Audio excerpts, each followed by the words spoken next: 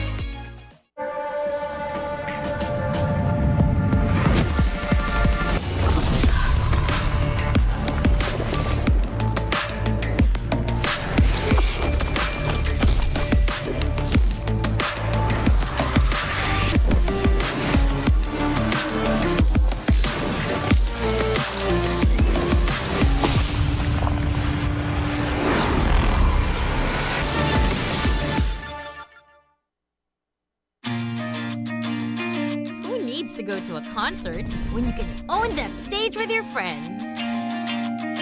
Enjoy a night of impromptu bowling tournament.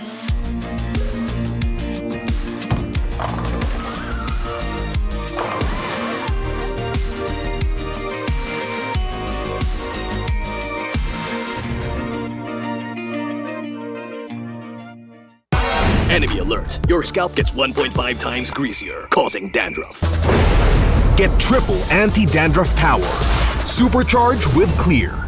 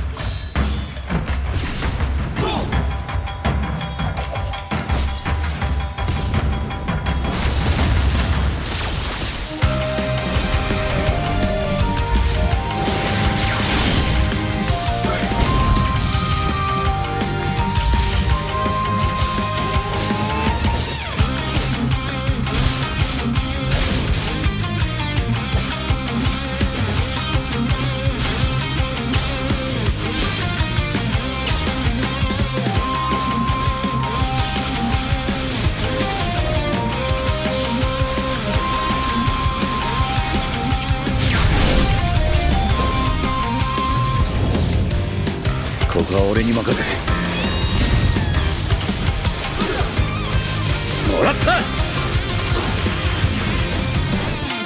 四代目他目を超える忍びはお前しかいないと俺はそう信じた。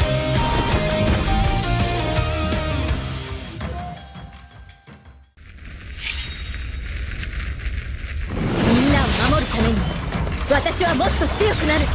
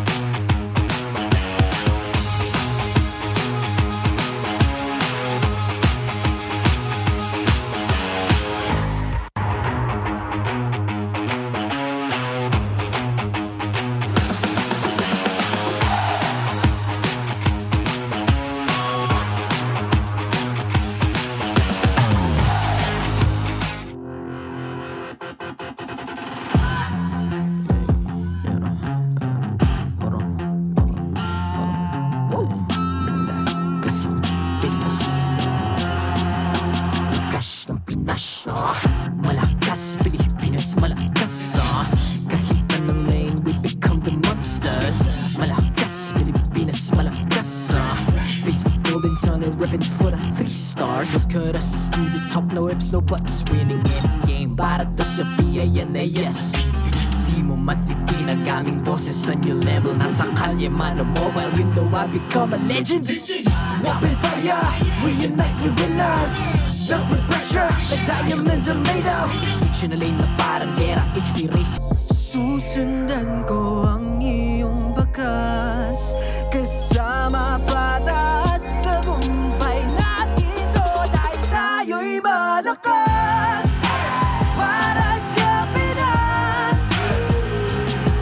Nasa amin ang alas, hindi to atras. Kinikilala sa taas kasi kami ang malakas para sa Pinas. Nasa amin ang alas, hindi to atras. Kinikilala sa taas, ganito kami sa Pinas. Wow! Hold on, hold on, hold on. Yeah, wala ka sa Pinas. We are laging MVP, no surrender, no retreat. Pag nagsama-sama, just imagine what we can achieve. Laging MVP, no surrender, no retreat. Giving 100 all my all, cause we just cannot be defeated. We are unstoppable, immune and invulnerable. Ready ang equipment, lahat frozen, malang crowd control. Pakita ko na jab like pow, east to the southeast. Takas sa watawat, proud and loud, cause every enemy we devour. Susundan ko ang iyong bakas, kasama patas, tagumpay natin to. Dahil tayo'y malakas para sa Pinas. Nasa amin ang alas, hindi to atras. Kinikilala sa taas kasi kami ang malakas para sa Pinas. Nasa amin ang alas, hindi to atras. Kinikilala sa taas, ganito kami sa Pinas. Wow!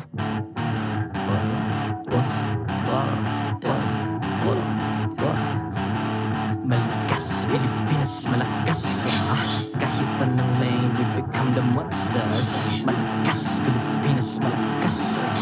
Face the golden sun, I'm repping for the 3 stars.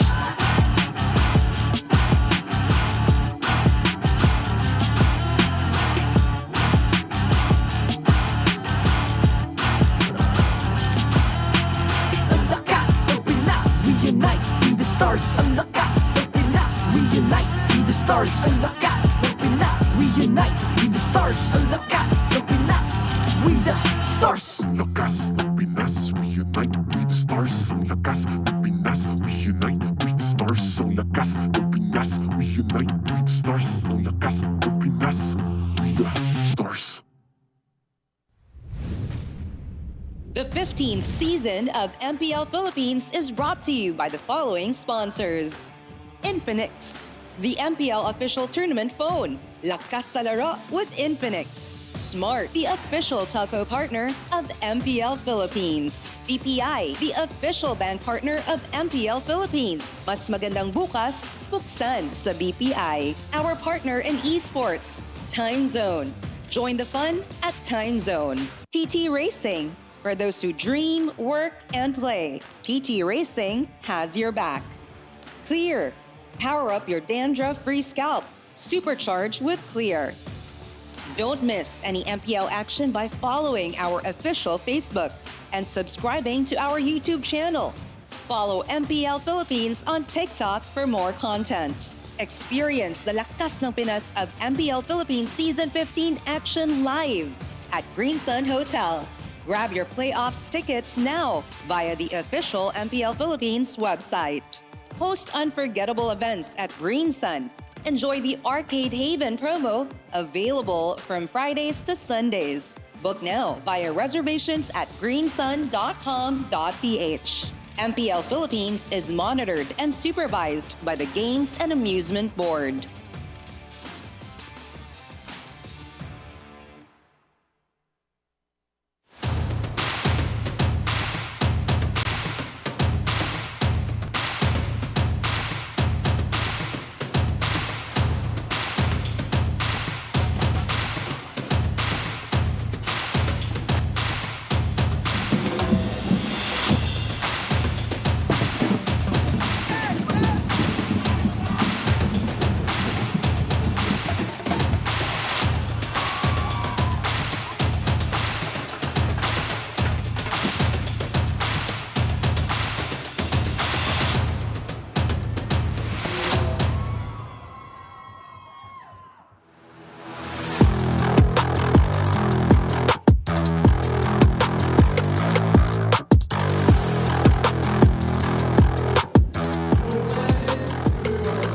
Ang laban ng pinakamalakas sa Pinas. Ito ang bakbakan na tungong itaas. May bagong kampiyon na ba natatayo? Twisted Minds! Arang-aral na, ito na ang Twisted Minds. Unli baon, unli plano, unli pa ang surprise. Kakayanin for the minds, kahit pa na ilang tries, ay nalinan dito na. Twist the game, Twisted Minds! Twisted Minds ang sobrang bisa, hindi mapigilan. Talaga namang hindi na natin alam kung anong gagawin nila today. Alam natin na gagalingan. Ngayong araw, Twisted Minds, unang-una na. Fire burning heat, hindi mamamaliit. Try and make them this, oh, dito please. Lalabas ko na kapis, ganang history, easy go. Yung lahat, we are one, we are twins. We will make these dreams, and a lot of screams. Napiling bawat kita and pinking, yeah. Yeah, it is one, yeah, it's a one. But, ano ba? Twisted Minds. Dito na tayo, lalaban na to, let's go! Oh, lalaban hanggang dulo! Pero mag-iingay tayo! Twisted Minds, let's go!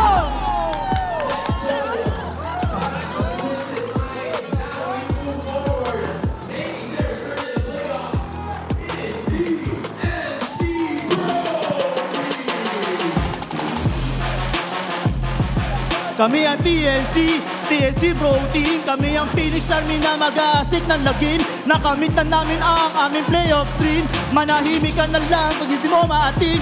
Oh, yawi penny lang si Lord Magsayda. Concentrate si Coilo, isama mo pa. Lahat sila display of ay handang-handa na. Subukan mo pigilan, baka tumagos ka. Ilang season din namin tong hinintay. Daming beses na kami ay namatay. Pilit pa mo bang, trip mo bang sumabay. Ingat ka baka sa playoffs, ikay mapapay. May kagalingan, baka mapuntahan ni Yawi para gilingan. Marami pa surpresang dapat niyong abangan. Kung di ka patitigil, lagot ka! Di magpapagape, di magpapaape. Sa dami ng pinagdaanan, hindi na makate. Ngayong playoffs ay handa nang gumante. Kami ang TSC with the next champs!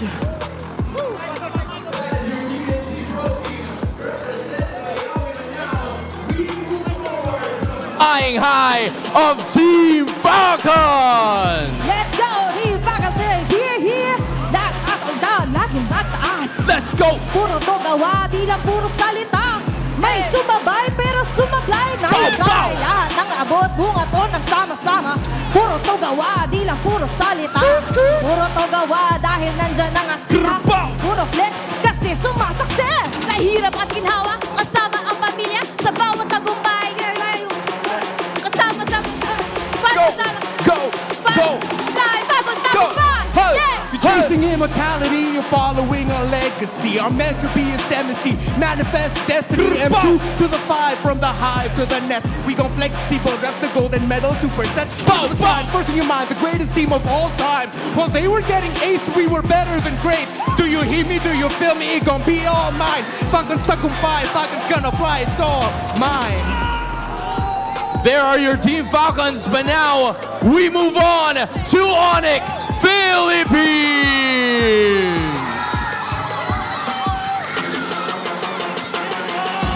Hero rep the super fan, my name is Ari. Para sa lahat ng son, ito 2JB. Leo at your service, this here is Joseph. Yeah, everything we do, yeah, we do it big. World champion status, but this season 14. Yeah, go back to back, they're a dynamic team. Coach One out in Hayes, gone drop instructions. Onic PH playoffs, no distractions. Here we go, start with cut, always makes it work. Kel, Ross, Beatrix, go in.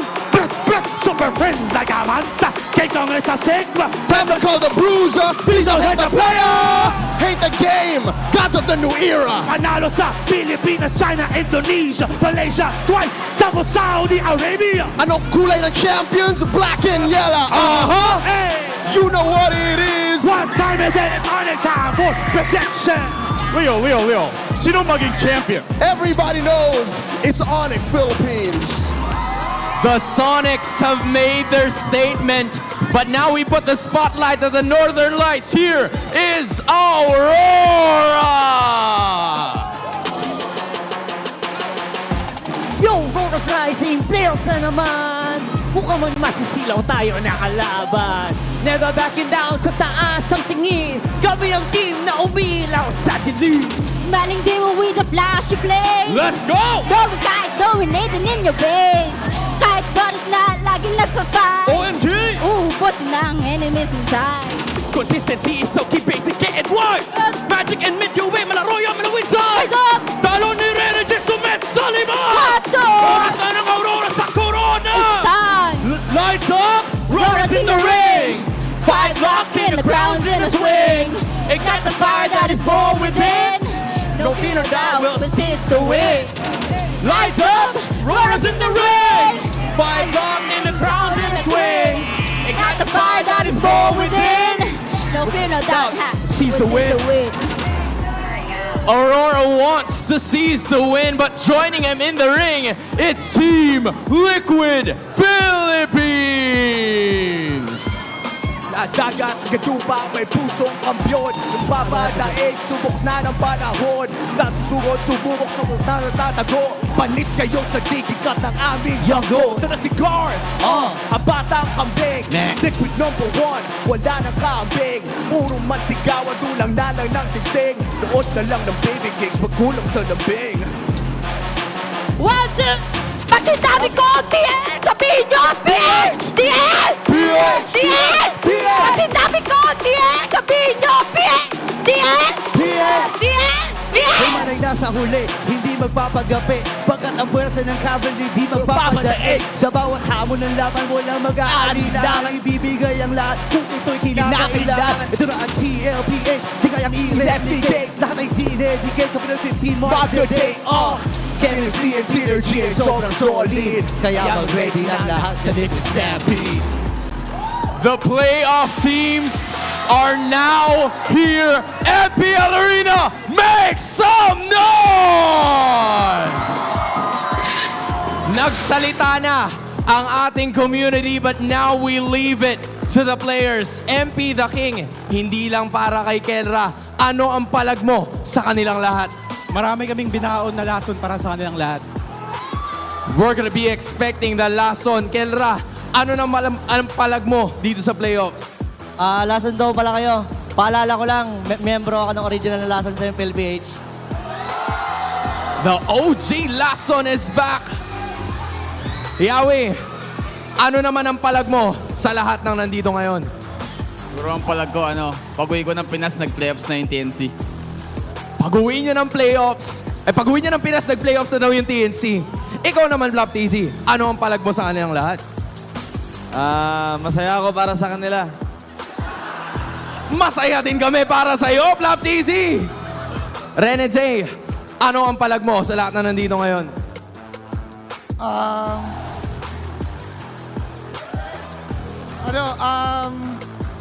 Kami nasa taas ngayon, so palagan nyo na palagan yung lahat. Kami papalagan nyo sa uli.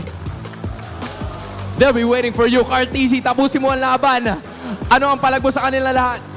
Lason, playoff, sino top 1 ngayon? Lason, playoffs. Sino nga ba ang top 1 ngayon? Yan ang bigay ni Carl TZ. Nagsalita na ang ating mga manlalaro. 6 teams, and in 5 days, we will be crowning the champion. Ladies and gentlemen, this is MPL Philippines Season 15, The Playoffs!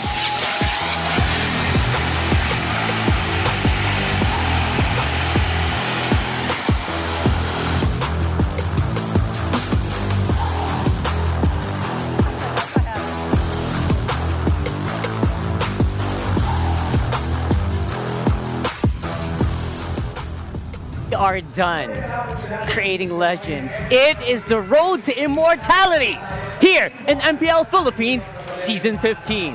I'm Rockhard, and with me is the lovely Brigida, and I hope that you guys enjoyed that lovely pre-show we had for you guys. Definitely, I hope they did, since I feel like a lot of us actually strained their voices trying to memorize and deliver all our lovely lines dedicated to our teams, but that's just how heated our expected matches are supposed to be heading into the playoffs, and I liked how we wrapped it up with all those lines from our specific players earlier. Right. There were some really heated exchanges, you know. I mean, look at Yawi.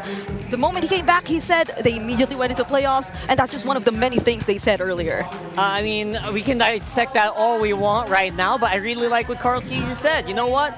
You can say whatever you want, but right now, let's see who is going to come out on top here in the playoffs. It's a full reset for all of our teams. A few of them are actually going to the basically play-ins today, where 2 teams will be dropping between our bottom 4, and then top 2 is going to be playing tomorrow. That's Aurora and TLPA. Yep, I absolutely cannot wait for those matches, but all the more for the play-ins, which we are about to experience and witness today, since we did have quite a long break. Yeah. Definitely, and I believe all of our teams, especially those who are expected to play for the play-ins, have really prepared to ensure that they will be able to deliver for today's matches. 3 weeks in a patch that feels like it was barely explored here in the last 2 weeks of the regular season. Yeah. So I feel like with all of that time, so much time, so many international tournaments actually happened in between. Yep. All the qualifiers that are leading into MSC for different countries, I wonder which one of those our teams actually picked up so they maybe can use it for this weekend. They have definitely watched some of these international tournaments, right? I mean, if you personally, watching this right now, last week, just decided to jump into, let's say, MPL ID and all that, you would have probably saw the Paquitos, all those surprise pickups which eventually came out. But personally, if you were gonna ask me, I'm wondering about a couple of picks, you know, like specifically in the jungle. What about the Lings? What about the Yisun Shins? Like,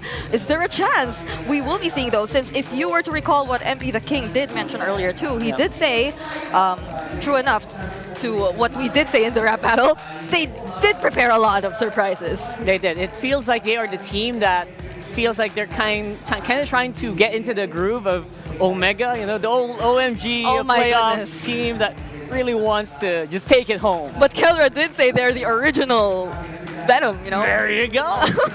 And we're having the community parade right now alongside the player arrivals where this is just how you really expect to see Onic, you know, like prior to a match. All just that chill. That's their vibe. And this is obviously Twisted Minds, who have been basically, what do you call this? Foreshadowing on social media that they're probably going to show off some pretty interesting stuff in the coming playoffs. I really like that we also saw some jeepneys out there. Yep. Very Filipino right here in the MPL, or the Champions Arena in the Green Sun Hotel in Makati. I mean, that's the mastermind, as they say. That's Bon Chan. And I feel like in a few moments we will be actually talking about everything this guy has been through, everything he's been able to prove, even though it does seem like at the beginning he does have those unique ideas. It just needed a bit more fleshing out, and then eventually he is able to pull them off. But these are the champions, you know, of all the past season.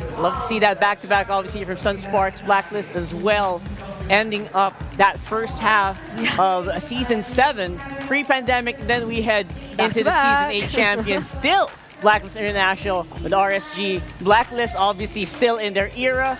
And of course, the Orcas starting to rise. We also saw the golden year of AP Bren and Echo stampeding it out with another possible golden year this time around in the form of Onic. Man, look at Falcons, AP Bren, look at Echo, look at MDL PH, look at all these teams who eventually did undergo quite a slump, you know? But now in Season 15, we see them back, almost back in shape. And I feel like it was a bit it was a bit of a shorter time for Onic Philippines. I believe a lot of us were questioning what happened during the off-season, because as soon as we entered Season 15, it didn't feel like we were seeing the super family we know, but it just took them 8 or 7 weeks. It was to completely, get back. a completely different vibe. I actually completely agree. So I really wonder as well, like, what did the Onic fam cook with? You know, we saw some of their coaching staff walk by. One of them is very looks like very prepared. And obviously the super fam is all here. You guys can see it right there. The Onic side is brimming. People are standing way at the back, waiting and hoping for a seat here. But yeah, overall, I feel like the Onic fam is here. And again, Twisted Minds might be up for a bit of an uphill climb here. But of course, you can't do that climb without the equipment that you need to get through the day. Equip all day 120 FPS system, the next gen Infinix GT30 Pro. And it's the new official tournament phone powering the next seasons of MPL Philippines. That's GT30. All right, we're moving a generation up. It's not the 20 anymore. It's the 30 now. And I feel like you guys should check it out if you do decide to come visit us here at Green Sun Makati, since this is where the playoffs is happening still. So there are a couple of booths. There's a big area downstairs you could also check out too. That's right, and that's free admission, I think. The fan area. The fan area. So check it out, guys. And speaking of fans, MPL fans and ex-fans, get ready to witness the best student teams battle out for glory at the Infinix Campus Cup Philippines local group stage. This will be live streamed from June 14 to 15 and the national finals will be happening on June 28, only on Infinix Philippines Facebook page. This is XCCPH, hashtag where legends rise, and may I just tell you that if you are a collegiate player watching this right now, I believe you should really have considered this. Sign-ups closed back in May 23, but the prize pool, it's just so massive. So I feel like we will be seeing a lot of competitive collegiate players join this tournament. It really is massive, and it's going international soon. So I don't know if you guys saw that, but here is something you need to see. These are the teams that are playing it off for the playoffs, for the Immortal Cup. we have TLPH and Aurora, first and second seed, respectively, followed by the teams playing today, Onic, Falcons, TNC, and Twisted, who are going for elimination. And if you would recall, we did spend the entire 8 weeks trying to figure out who will be the final 6 teams heading into the playoffs. And up until the very last minute, the last 2 days, we were still unsure as to who between Twisted Minds, AP Bread, and Smart Omega are actually gonna take that final spot. And they did fight for it, you know, especially AP Bread. I personally felt very proud of how AP Bread and Smart Omega decided to end their seasons, but it just feels like it's such a waste that they weren't able to do this kind of performance earlier on, because it probably would have been a bit more competitive in the lower half of our standings, but this is just how it is right now. And a lot of us really have our eyes set on the top 2 teams. Yeah, the top 2 teams are going to be playing tomorrow, so they have a little bit of time. And speaking of, this is the bracket we're going to see here. It is basically 3rd seed versus 6th seed, that's Onic versus Twisted, followed by 4th seed versus 5th seed, that's Falcon and TNC. They're playing best of 5s today, and the winner of respective matchups will be facing against their upper bracket counterparts. That's going to be Aurora and TLPH waiting on the games tomorrow for their own best of 5s. It's officially all best of 5s starting this day onwards, and on the last 2 days, we're seeing best of 7s for the lower bracket finals and for our actual grand finals. So this is gonna be a really long 5 days, I believe, especially considering how competitive it's starting to be for all of our teams. And Aurora, TLPH, they're definitely on the lookout, whoever is going to be winning these first 2 series of the day. That's right. The first 2 series here, of course, it is like we mentioned, it's 3rd seed versus the 6th seed, Twisted Minds, our first matchup for the day, and followed by Falcons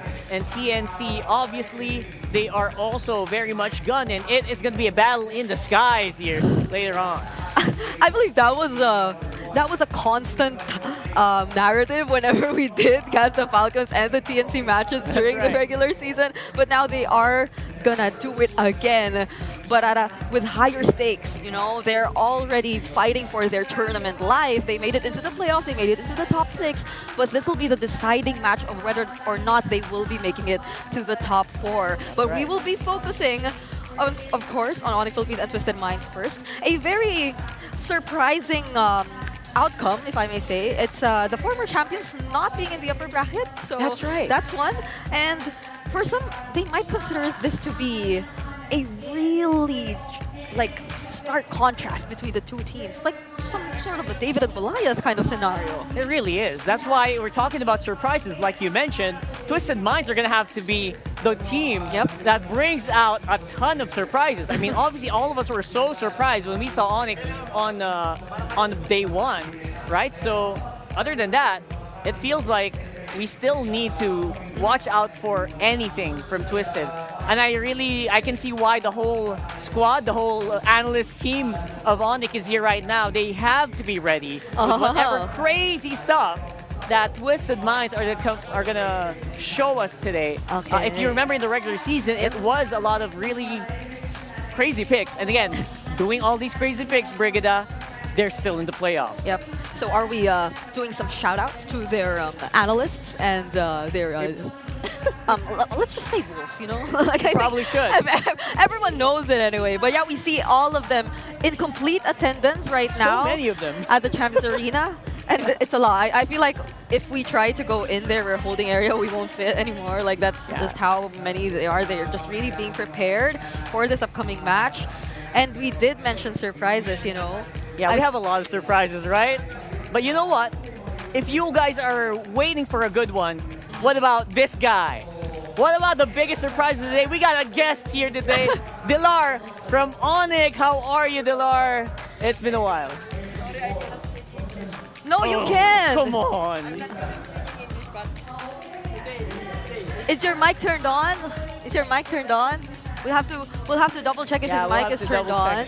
Okay, I think we call back our surprise in again, okay? But for now, you guys saw it was Dilar. Personally, I was surprised to see him here, you know? I didn't know he was back in the Philippines. He is. He's like Mr. International right now. So he has so many appearances online. He has so many advertisements. And so many ads, exactly, right? So he's obviously we're gonna try to talk to Dilar later on about like how his experience is with Onic. Yep. And since he mentioned he's not super good in English, maybe he can talk in Bahasa later. Oh. Maybe we can flex the Bahasa things. But here is where Kings fall. Obviously, we're talking about Omega, the comeback Kings. They fell, and TLPH, they're the defending champions. They also fell during the play-ins last season. Yep. Interestingly enough, we also talk about third seed versus sixth seed, that was Blacklist last season. Yes. They were sixth seed, remember? Yep. But they surprisingly pulled off a sweep against Smart Omega, who were literally embodying the definition of comeback kings. They were performing really well, and they were really challenging expectations in every single matchup that they go up against. But if we were to look at history, every time there's a third and sixth seed matchup, it's been only twice that the sixth seed has actually won. That's right. And those are very low numbers. And if we were actually to look at the bigger picture, it's so hard to say that there's a high chance for this to happen too, you know, because like overall it's only been what, 6 out of 22 matches where 6 seeds won against higher seed. Every time a 6 seed team fought against a higher seed team, it's like less than a fourth, like 25% of the time approximately. So 1 out of 4 times they would only win. So that's what we're talking about when we're talking about Twisted Minds having such a low chance to win this if you're just talking about history numbers, right? Numbers. Especially, I think one of the most specific instances which we could probably apply to this scenario was that if you're really after the top 2 spot, because that's where you get to secure your MC spot, right? It's only been Omega in Season 9, which was the 6-seeded team who advanced to the grand final. So it's only been once in the entirety of MPL history where a 6th seed made it all the way to the top 2. So that was like Season 9, basically 3 years ago. 3 years ago was the last time it happened. Right. Which is obviously it's one of the goals here for this Season 14, right? Where I can also hear really different things. We have to really talk about what we're gonna expect here for MSC. Yeah, and I feel like we are supposed to look at how Twisted Minds is supposed to do all this, because these are the specific outcomes which we did mention and tackle earlier. So you see how difficult it is for them to actually pull off this upset. I think we can officially call it an upset if ever it does happen, because that's just how difficult it is for Twisted Minds right now. Yeah. And by the way, Dilar is back. Can you hear us? Yes. There you go. Can you hear me? Can you hear me? Can you hear us? Yes. All right, we're having some we're having a bit of a time reaching Dilar. We'll try to talk to Dilar in a bit. Yeah. But yeah, for the meantime, this is what we're talking about. Like that very low chance, that win rate, 27% is not a lot. It's not a lot. But then again, that's the reason why we're here, right? We see teams to try to beat the odds. And that's what Twisted Minds has been for the longest time. Yeah. That's what they've been trying to be for the whole regular season. I mean, looking at the bigger picture, I feel like Coach Bonchan, being the mastermind himself, it's like he's been constantly trying to pull off this against all odds type of mindset, trying to change things up and set the standards for themselves. But, you know, these are just some of the things Twisted Minds has to take into consideration. Like all of the very recent achievements that Onic Philippines has already gotten throughout the years, you know, starting Season 14 all the way to SPS. So this is the thing that this is what they're trying to deal with. Yeah. And this might be a bit of an uphill, but then again, we have to remember, Onic did not like have the cleanest start. Yep, they and did. That's something that they will try to fight here again, try to prove to the whole world that they are still the standard to beat, right? So that's something that is going to be up for contention. If you guys really remember, they are our defending world champions. They are. They did win the SPS as well in very beautiful fashion. Yes. That happened a few months ago. So all of this just shows you how Onic can have a little bit of a drop And I think I heard something. Hey, did we hear that? Did we hear our guest? Oh my goodness, finally! Finally here. Okay. There you go. What's up, Dilar? How have you been today? Yeah, I'm good and yeah, I'm not good in speaking English, but I will try. But you speak Bahasa? Yeah, I can speak Indonesian. Okay, so you're gonna translate for us to our Indonesian fans. It's okay, it's okay. Right? Okay. What can you say about Onic in Bahasa? Kayaknya si Onic yang paling kuat sekarang di MPL playoffs. What does that mean? What does that mean? I say that I think Onic will be the strongest team in here, strongest team here in MPL PH. Oh my goodness. Okay. We didn't need to ask him his predictions. He comes in here saying that he predicts Onic Philippines to be on top. Like despite them not necessarily being part of the top 2 seed. Yeah, probably top 2. Oh, okay. So can you just give us a little bit of insight? Why do you think Onic is the more prepared team today? Yep. I think they have a good scrim with other team, like especially Onic Indonesia, and I think they learn a lot from them. I mean, just recently, right? We saw Coach Yeb come back in also. So there have probably been a lot of minds in work, right? Preparing Onic Philippines. And you have a this. very beautiful analyst. You know, that bearded guy I saw earlier. So I know. So I get it why. But what do you think is the biggest weakness of Twisted, since we have you here, right? Yep. What do you think is the biggest weakness of Twisted Minds compared to Onic? What can Onic do against Twisted that Twisted might not be prepared? I think their chemistry is not good as Onic Philippines, something like that. But I think they prepared a lot. Yeah. They do look prepared, but again, we talk about like Onic is like the whole team is here. I saw your whole analyst squad is here. They are. So like it's the super family chemistry, and you believe that no surprise from Twisted Minds can challenge that. You know, like whatever they bring out, you think the super family and their chemistry is gonna come out on top. I think they can, but or at most one game, 2 games. Onic is same lineup, right? Yes. So yeah, same lineup. It's gonna be an advantage from them. Oh, I mean, if we were to recall what happened in week 8, there was only one game where Twisted Minds played and they decided to field out Sensui, right? Yeah. So they were probably trying things up until the very last moment, and that's what Dilar's trying to say, that if they've been trying to go through some experiments on the Philippines, they've just been refining their own lineup, right? So just playing together as a 5-man over and over again, very comfortable. Maybe that might be the key to beating Twisted Minds. But if we're talking about surprises, I just want to hear this from you. Oh, yeah. Because you play, I know you still play a lot. What do you think is the biggest possible surprise pick? Yeah, I want to hear that too. That might appear from Twisted that we haven't seen before. Utility jungler. Because Sensui, we know that Sensui can really play jungler tank. Right? Hello. Oh, there you go. Speaking of questions, we have our casters here, Naisu, Ingan, and Renmar. Hello. We have Dilar here, guys. Hey, Dilar. Woo! Wow. Hey, Dilar, your English has improved so much. We're so proud. See, that's what we were telling you. We don't believe you when you said that you can't speak English, because it's been a very smooth conversation so far. And we did ask Dilar about, or we didn't ask him, but he did say himself what his predictions are going to be. I feel like we're going to talk about ours in a few moments. So that's right. Are you asking us to predict, guys? Yeah, let's go predictions right now. I'm going to go with Onic. I mean, I just did the rap. I didn't rap, you know. Yeah. I mean, I was there in the jacket. Can you say it again, Naisu? Your Leo, line? Sino Mugging Champion?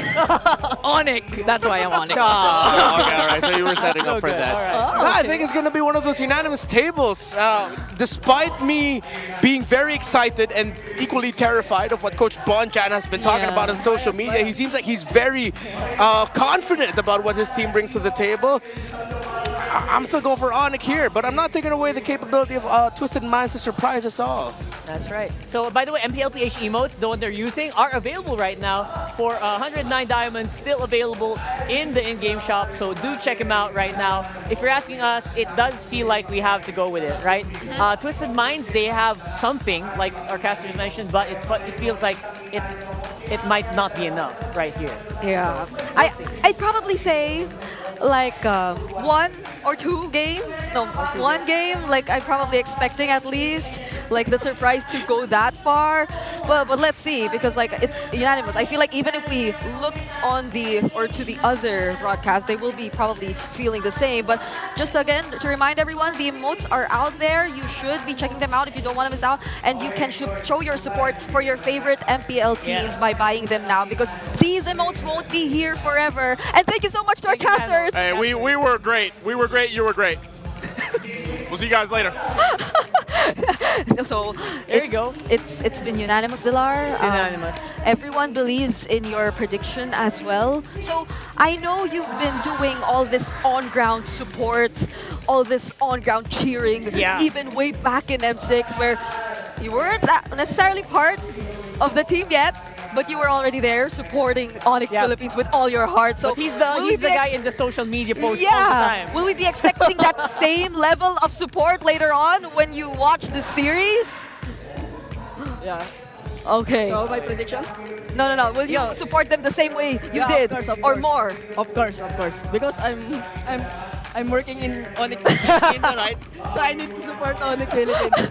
But you trust them. You trust them very much with this one. And I'm also a former Onic Philippines player. You're one of the OG Onic Philippines players. What are you talking about? Oh so I know. We know what you mean, because you started in Onic in Season 4, right? And the first time that Onic Philippines entered the country. But my question is, does he look like he aged even just a bit? Yeah, he looks like he's like still our little brother, you know? So, guys, if you're out there and if you have your own thoughts about this, because it's been a while since I've last seen Dilar, but he looks exactly the same. Yeah. So I don't know what is with the Indonesian climate or atmosphere that. I think almost same, but is it the food? Maybe. This is kind of like a hot seat. So, which food do you prefer more? Is it here or is it Indonesia? Honestly, here. Because I really like the spiciness and the other. I like that. Okay. In fairness, he grew up here since he was a kid. So yeah, I don't blame you. But yeah, I feel like at this point, I just want to ask, like, how has your experience been in Onyx so far? Because we know you haven't.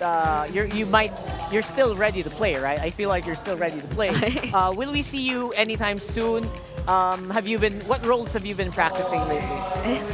Maybe soon I will play again, because I really like to play, but right now I just want to rest and focus on my career, on my new work and experience. There you go. All right, we'll talk about that a little bit later now. But for the meantime, it's going to be our teams walking into the Champions Arena for the game. To oversee and uphold the tournament's integrity, guiding us through this match, Chua, Chico, JJ, and David.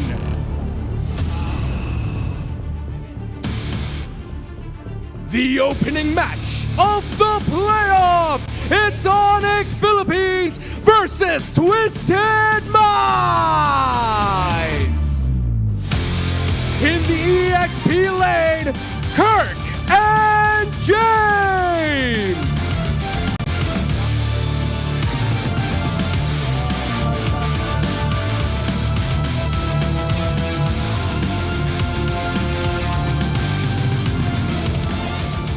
In the jungle, King Kong and MP the King.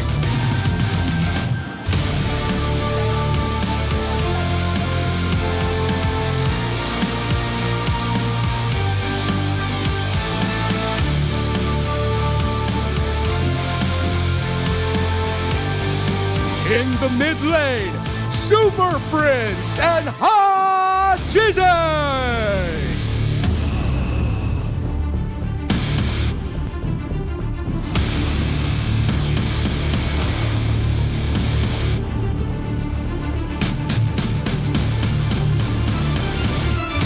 In the roam, Brusco and Escalera.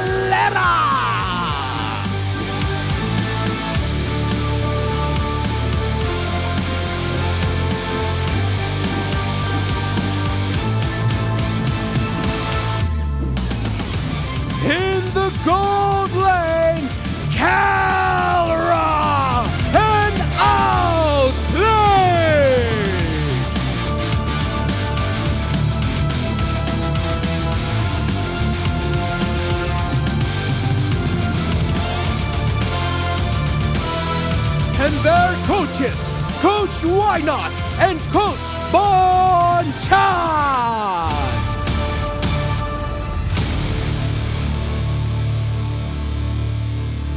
The first match of the playoffs begins with the defending Season 14 champions and the twist of the season. Get ready for an epic series, super fans! It's game time!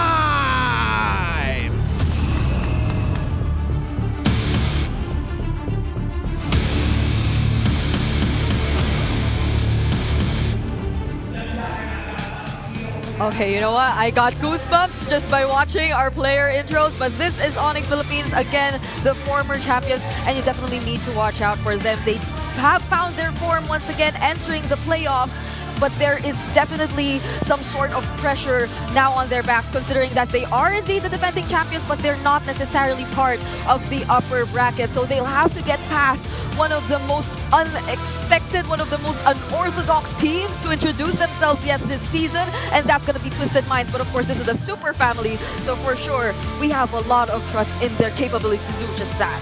100%. I feel like Onic is still the team to beat, despite not having the upper bracket slot, just because of how they perform in game.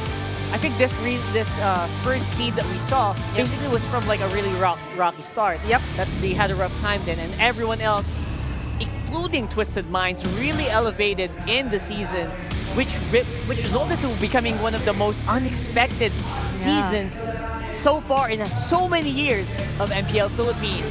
This lineup is composed of a lot of former Black International players who, like we mentioned earlier in the season, in the previous season, also pulled off some unexpected stuff coming in from against Omega themselves. That's the Blacklist DNA you're trying to talk about that we might be seeing from Twisted Minds, since their lineup feels weirdly familiar. It's like very similar to that lineup we saw for them in the previous seasons, but this is I'd say a bigger picture of like how we're supposed to expect this the outcome of this series. Twisted Minds definitely have a lot of work to do, especially considering, like, I'd say, of course, not just the game win rates and all that, but their ability to just establish a solid execution of the early stages of the game. Because I fear that they really want to go for the team fights every now and then, but when they are unable to do that, I don't get to see the trades either. Like, it's almost always the need to convert, but even that, it feels like a big task for Twisted Minds, and I hope that they're able to overcome that heading into this first matchup. In fairness to Twisted Minds, they do kind of do what the other teams do, including Onic. They kind of do that early game, very aggressive invasion, and then we go into a transition where they sometimes kind of just lack of a plan in the mid-game to the late game, but then again, they do find those moments. That's the reason why they are our 6th seed slot. Welcome back, ladies and gents.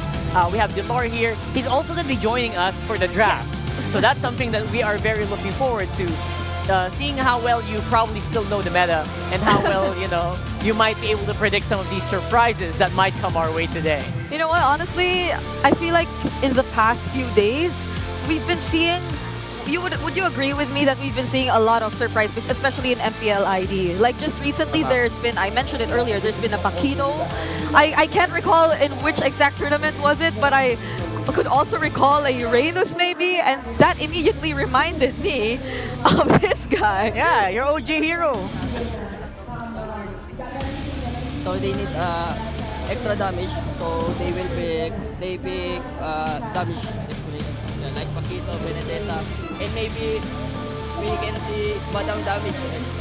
Badang damage. But like, what are your thoughts about the other XP laners nowadays? Like, would you think there would still be the Lucas in the EXP? Because I feel like we don't get to see that much anymore, right?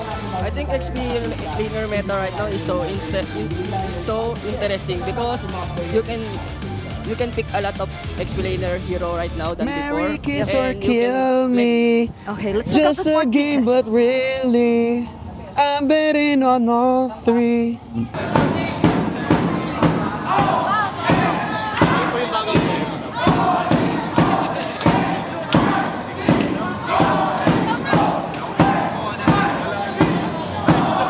Sa susunod na punta ko'y pagbuksan mo na sana kasi kahit anong mangyari ay di ako mawawala ng pag-asa.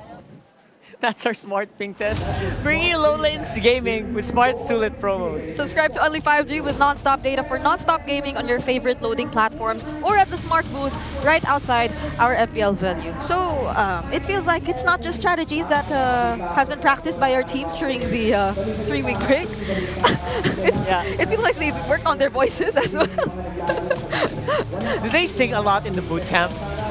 Yeah, do they sing a lot? Even in M6. Okay.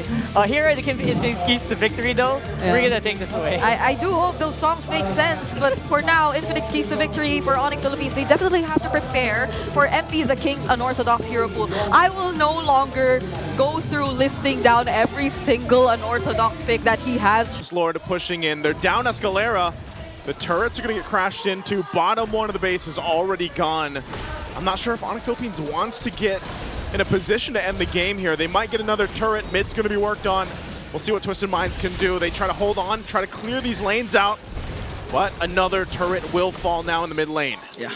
They're utilizing the time that Escalera is still not in the picture, and at the same time, James doesn't have his flicker. Yep. So there's no setup here for Twisted Mind, and Keller just cleaning up the map. 3 inhibitor turrets taken down. That's just the first Lord. Yeah, I have a bit of an unsung hero here for the game so far. It's Brusco. He's 2-4-3. We did get to see that one big combo that was clearly the turnaround moment, favoring for Onic Philippines. That led to them getting the Lord and getting all the towers. But it's how he's just showing up himself in the front line in the siege moments. Yeah. When they were taking down the towers, he was like, all right, go ahead. Throw everything you got on me. Bring me down low. I don't care, because I'm just trying to see if I can force a reaction out of you, because with Twisted Minds wanting to damage Brusco, that's an equal threat. Brusco can at any time go in with a fist break, flicker into the fist crack that Twisted Minds has to watch out for. So he's just doing roam things, but very bravely so. Yeah, and apart from that, the secondary roamer Kirk also he literally learned from what Escalera did during the second turtle, the flicker in ultimate that caught Onic off guard. That's why this time, every brush that he sees, he's going to step on it, make sure that there's no initiation angle there for Twisted Minds. Yeah, the hard part about it is, even when you're looking at these items for both the teams here, like you guys mentioned, Brusco, he's kind of just a distraction, does just pick up a Radiant Armor, so he's able to deal with some of that magic damage a little bit more, because his job is that, like, let me surprise them with my flicker combinations that are going to come through with that Bedeng. And then also, like, Kirk, he's a menace too. Like, if Brusco already did the main job, Kirk can also go in and clean up alongside King Kong. And Kelra is free to do what he wants and even play around Super Prince. And that's why this composition seems to be working out so well. Both sides, though, you could really look at it and be like, all right, both sides, both compositions have a great coverage from all the way from the early game until now even. And even in the damage profile, Outplayed is still having a good game. But he's just got to be able to go ahead and utilize this Kimmy in some of these fights. Yeah. Now they give up the objective, so we have to look at, all right, how are they on the base defense with this lineup? Are they where they need to be, even though they're, what, 6,000 gold behind? One of my favorite ways to play MLBB, throw bodies. Onic Philippines can do that. Once they get to the base with the Lord, as long as their minion waves are good, as they just need one minion wave already threatening into the range of the base, then they can just throw bodies, hero lock, while having 1 or 2 heroes trying to just focus down the base. It could be a simple end here for Onic Philippines. Yes, they'll have to watch out the positioning of the Farsa and the Kimmy, because if they leave those unchecked, yes, it could be incredibly punishing. But again, you can throw either the Badang, the Joy, or the Hilda. Hell, throw all of them just to force the Farsa to get bursted down and the Kimmy to get bursted down, so Onic can end this. They can end it here. We'll see if they're going to be able to do it. Lord is in the base now. They're going to hold it down with Fettered Airstrike. Brusco again, but didn't connect with the ultimate. Now the punish from Twisted Minds. They're going to bring down the Bruiser. A mega kill coming in from King Kong, though. Kelra locking on the base, and Onic takes game 1. Throw bodies. Throw bodies. That's game 1. All Kelra had to do was like, you guys got it. I'll lock on the base, and it's done like that. Game 1, man. That was quick. That was clean. Quick. From Onic Philippines. Yeah. Back and forth at some moments. Yeah. Twisted Minds definitely surprising Onic Philippines at some crucial moments, but in the end, they recovered, they hit their power spikes, and they didn't let go right after that Lord. apart from that, this could be a bad sign for Twisted Mind because we all know that when it comes to James, Phobius is one of his main heroes that gets banned out actually, and despite that. Well, let's see what the panel has to say about game number 1.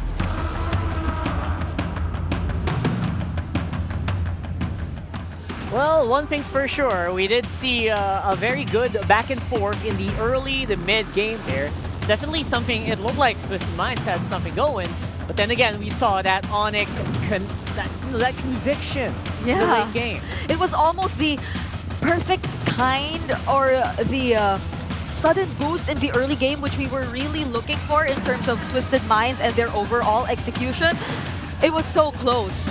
But Onic Philippines, what showed in this game was what we always know of them. It's that kind of individualistic start to things wherein they just try to accomplish what's needed of them even when they know that the situation's not entirely favorable, and just acting on whatever is in front of them when they know that they already have the right tools to deal with it. And that is exactly what we saw from them. Just the right amount of patience and being consistent. And even when we thought Twisted Minds nearly could have pulled off something even without an unorthodox pick in the bag, it's still Onic Philippines, it's still the Super Family winning this team fight overall. That's right. Speaking of tools that you can really use, there's King Kong. He's going to be your MVP for this game. I actually really agree with Renmar. There are a lot of unsung heroes here. Brusco was a huge one. Yep.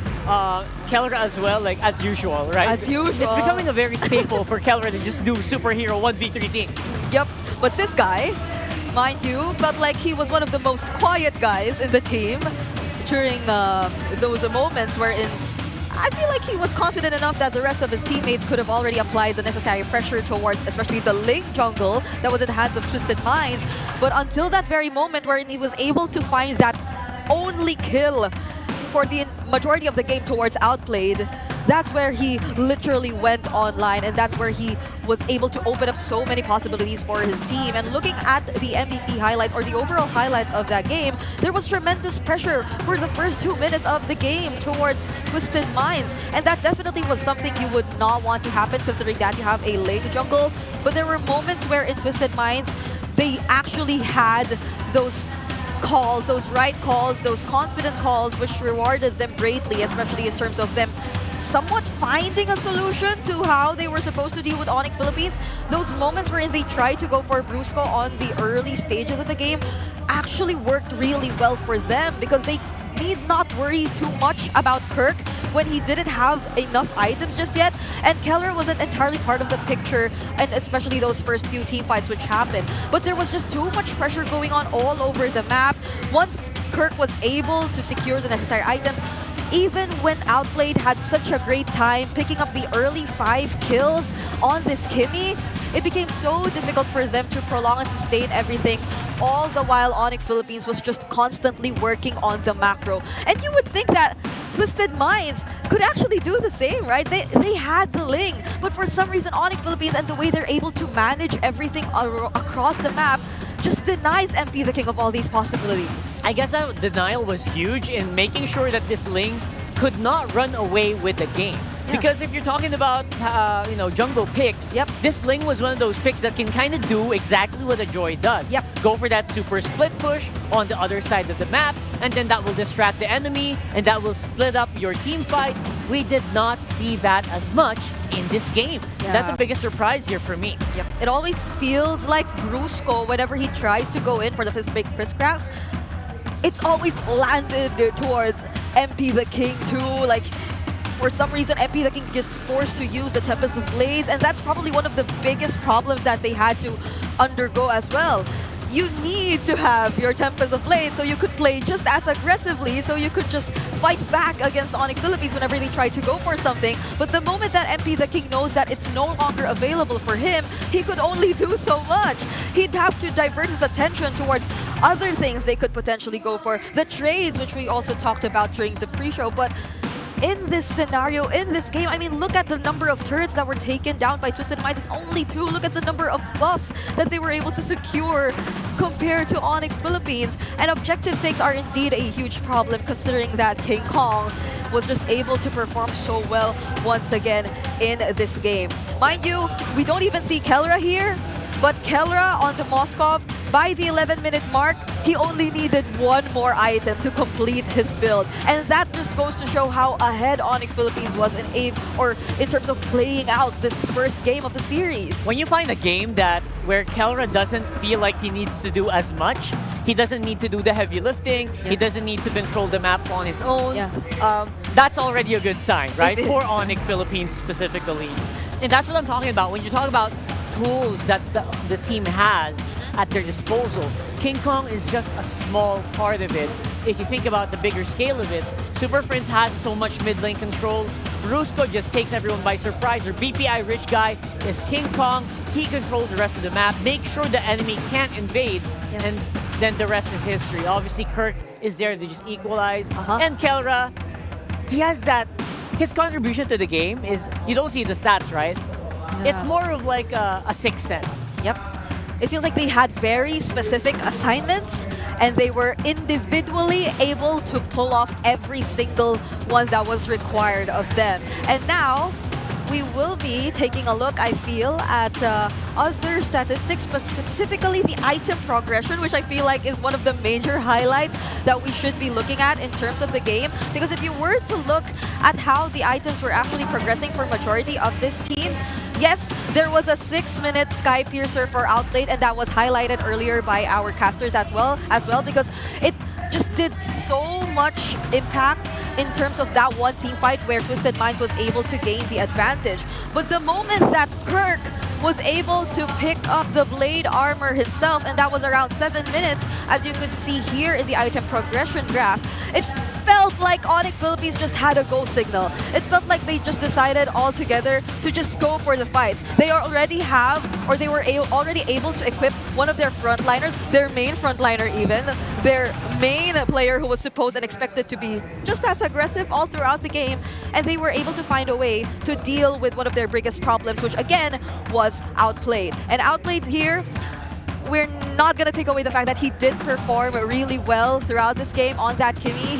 There was just this one moment where King Kong was already able to gain access to him, but again, that was a collective call, I feel, for Onic Philippines, because they were just waiting for that moment wherein they felt that they already had the necessary tools to deal with what was, or to deal with the problems that were at hand. And for the meta check, let's take a quick look at what we actually have observed from Onic Philippines throughout the regular season as well. So it feels like in this particular game, give or take, they did secure one of their best performing heroes. They did get to take their hands, or they did get to take the joy, and that was definitely one of the, I'd say, unsung heroes too in this match, which just gave equally massive impact in terms of how they were able to win out the game. And this is just one of the many scenarios that you have to watch out for in terms of Onic Philippines. I feel like Twisted Minds really drafted so well, and there was so much promise in terms of how they could have pulled off that entire draft. But this is the super family that's literally activated and back in shape. Yeah, it's a super fam that's trying to cement their legacy with the Joy pick here. Yeah. With, of course, the upcoming skin. We all know it's gonna happen. Yeah. And I guess they're trying to show that, you know what, this hero is still one of the best heroes to pick up. It was picked up on the first rotation for the draft, and they were very happy to just insta-lock it almost. And it came to a point where, yeah, that pick really was so crucial, making sure this Kimmy cannot wreak havoc like it destroys my ranked games. That's already a 7-3 record for King Kong on the Joy.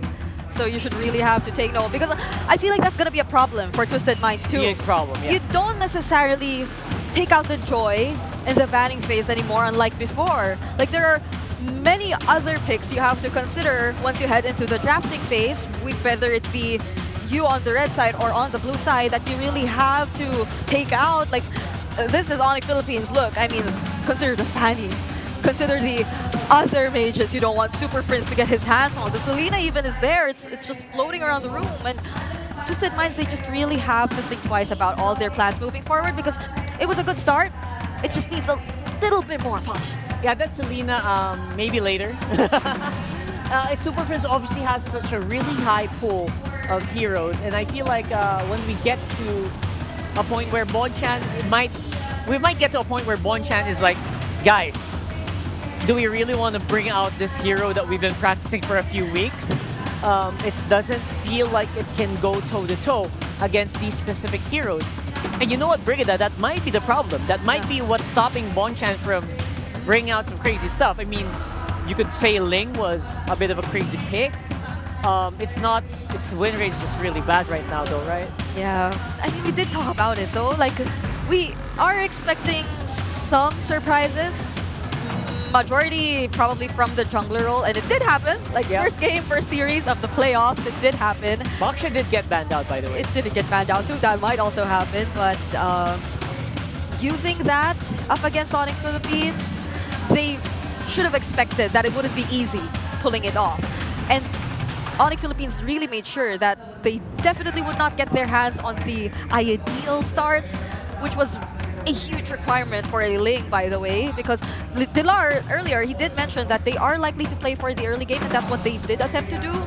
But once they got shut down, how do they recover from that? Actually, that statement from Dilar did kind of really happen here. And I guess that's also one of the indicators that, you know what, Onic, they did their homework. They did their homework very well against a team that everyone is afraid to face because they might become the next Omega. You know, that's what we're saying. That's what we're hearing.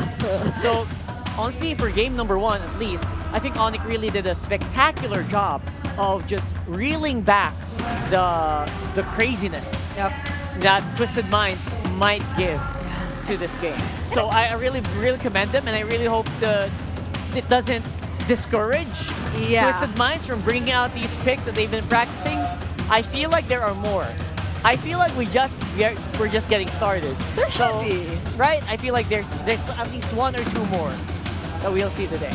And they have at least 2 more chances. 2 more chances. Of doing just that. Minimum 2 more chances. Minimum 2 more chances. Because if Onic decides to just ride on the momentum and carry this over to the next few games that we'll be seeing in the series, then it'll be very unfortunate for Twisted Minds if ever they do get to encounter a sweep. And that's exactly what they want to avoid, because they were so close. Like, this is probably one of the most decisive versions of Twisted Minds that I've ever seen, so we definitely want to see more of that. And we have a smart power post though. If this is something you want to see, we are giving away in-game codes to our... Wait, that guy is like... Oh my god. And he has red hair! Oh my god, that might be King... No, I know, it's not King Kong. I thought it was... he was just pretending, but no, that's not. Are we really not giving it to him? We should be giving it to him. We need someone to fight, maybe? This guy kind of looks like Super Princess SDZYZ combined in one. So maybe 1v1, there you go. This guy's just too good. Come on, Smart. Come on, it's too good, right? It's too good. Oh my god. They're gonna be redeeming in a redeemable get. There's another. Is that actually SD? No, it's no, not. that's another red hair. It's a red hair guy. Red hair guy's in the house. Oh my god. Everybody's having some fun with the red hair. So is this the King Kong effect? That might be the King Kong effect. Is this just how Sigma he is, and is this just how influential he is? The only thing is that he reverted back to black. So, oh yeah. You know, that was earlier in the season. So either way, congratulations. He also has the Riz. He also has the Riz, so you gotta look at that as well. By the way, if you do decide to bleach your hair though, and if you go red, and you decide to color it black again, there's no going back. So you need to be very sure. I think this guy can attest to that. Yes. You cannot dye your hair black again and then just, you know. It's going to be a journey. It's going to take you long. So, yeah, hopefully you guys are having fun with that first game. And obviously our audience they are having fun. We have a jam-packed day number 1 here, which very rarely happens. And it's a weekday. It's literally Wednesday. So it's a work day. Everyone took their leaves. Everyone's just so excited to see who is dropping today and who will proceed to our day number 2. But for you guys, of course, you can also just watch at home, play anytime and anywhere with Smart's Powerall 99. Now with 10 gigabytes for all apps, plus your choice of only Facebook, Messenger, and Instagram, or only TikTok, plus only calls and texts to all networks. So if you decide to come visit us here, there's also a smart booth right outside, you know, so you can check it there. Of course, and from esports content, while you're already online, to your favorite Filipino movies, Watch app is here. Go to watchup.ph and load Video 10 to stream your favorite movies and shows. No apps needed, smart data only. There you go. And after one game, you gotta watch one stream. Load Video 10 now and hop on to watchup.ph on your phone. There's so many things you can do once you decide to load that promo. Load 10. Load 10. And just... I want to clarify, is that 10 pesos? Hopefully. Maybe 10 days. I think it is. Let's see. Let's see. Let's see. You can check it out. Like, come visit us here. I hope video streaming. Yeah, I hope you do. And I hope you got to secure your tickets because, you know, like, I feel like it's been in demand. It's so in demand. I swear it's so in demand. I think we sold out like a few hours after. It feels like a concert ticket like selling. concert ticket, right? Yeah. So yeah, and again, we hope you use those tickets. Go here, and if you don't, there's also an MPL playground at the ground floor of Green Sun Hotel where they're also holding watch parties, and you can also buy team merch. And there are so many events. There's also performers happening. Like I believe there's gonna be a performance from MNO 48 later. Oh yeah, I think I saw that. That's amazing. But you know what else is amazing? MP the King. Yep. Despite losing out game number 1, he has been on a journey, a very storied journey throughout the past few years. Yep. And I mean, Coach Bonchan, he really made a decision to scout this guy, right? Like after everything that he's been through and he's been able to prove, even at one point, serving as a playing coach, right? If I'm not mistaken. And that was, oh my goodness, that was against Onic Indonesia. Like at the time, they were playing up against that team and he was in that kind of role. So he's been through a lot. MP the King, he was able to experience doing so much. There's been so much responsibility on his shoulders. And it's been an up and down trend for this guy in terms of what he's been able to achieve, be it internationally or locally. But now this is potentially a statement, you know, like he could really solidify like his impact to a team once they get past the play-ins once again. But basing it off game number 1, it's going to be a challenge for Twisted Minds. And for MP the King specifically, this is as close as he can get to that coveted MPL PH title. It's definitely one of the most difficult titles to achieve in the MLBB scene. I know he has achieved it in other regions already, but if you can ask anyone, like MPL Philippines is, even their high star rank games are like disgustingly difficult. I mean, just look at Onic Philippines, right? How many interviews have they been through where they mention that they have a harder time playing in the Philippines rather than they do when they play internationally? So that's a statement from the world champions themselves. That's right. That just goes to show how competitive it is once they're back in the Philippines. And I feel like the Minds have so much hopes for Twisted Minds, honestly. You know, For like sure. they're at this point, and now what other plans could they potentially bring to the table? That's what we're gonna have to find out as we load up into the draft for game number 2 of Twisted Minds versus Onic Philippines. We also have Renmar here from the desk to help us out with the draft, specifically with that first one. What did you guys think about that? Ooh. Well, I mean, the first draft, I kind of leaned with what Delar mentioned, that he was going into that liking the Twisted Minds drafts a little bit more. But then again, at the end of the day, execution, Onic was just better all throughout. So, looking back now, it seems like it's the exact same fan approach. Matilda, Angela, Baksa, yeah. So, let's see if we're just going to get like a version 2. However, Twisted Minds has opened up the Harith this time around by taking away the Juicin from Onic Philippines. Yep. And although there is still the Phobius though, which earlier Twisted Minds did decide to pick up once they were in the red side. But I can't entirely say the same for Onic Philippines. You know, I feel like Kirk wants to go with something similar to the Hilda, really. Like that very aggressive individual playstyle kind of EXP lane. It kind of serves him very well. It serves the rest of the team very well. 2, they will have a possibility of picking up that Phobius though, which does Yeah. I mean, it kind of fell off in the last game, but this one, it could be really strong. Yeah. Paired with the Joy as well. Yeah, I agree with what Rockhart mentioned. The Phovius rush doesn't look too crazy for Onic Philippines. They don't go for it. They are willing to give the Phovius, despite them picking up the Harith. They are dead set on getting the Badang, playing around the flexibility of that hero. So yeah, Twisted Minds can definitely still go for the Phovius here.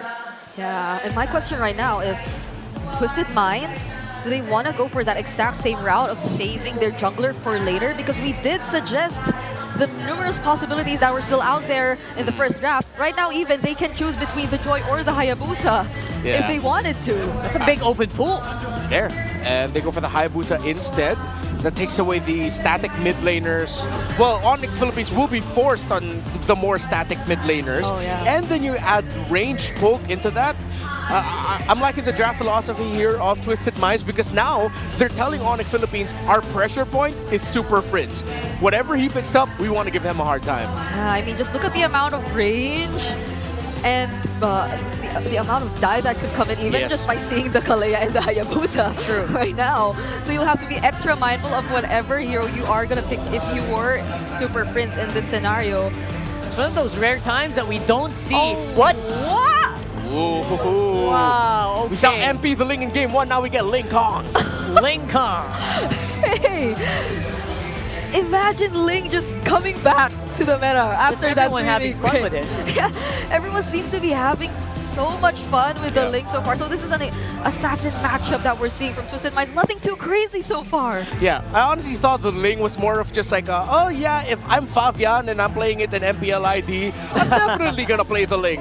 But maybe it's because did King Kong go to Fabian and go, hey bro, how's Ling in the meta? It's good bang, go play la. And then maybe that's what happened, but it's not just in Indonesia. You're seeing other regions pick up the Ling more, and there's a reason for it. Yeah, big reasons as well.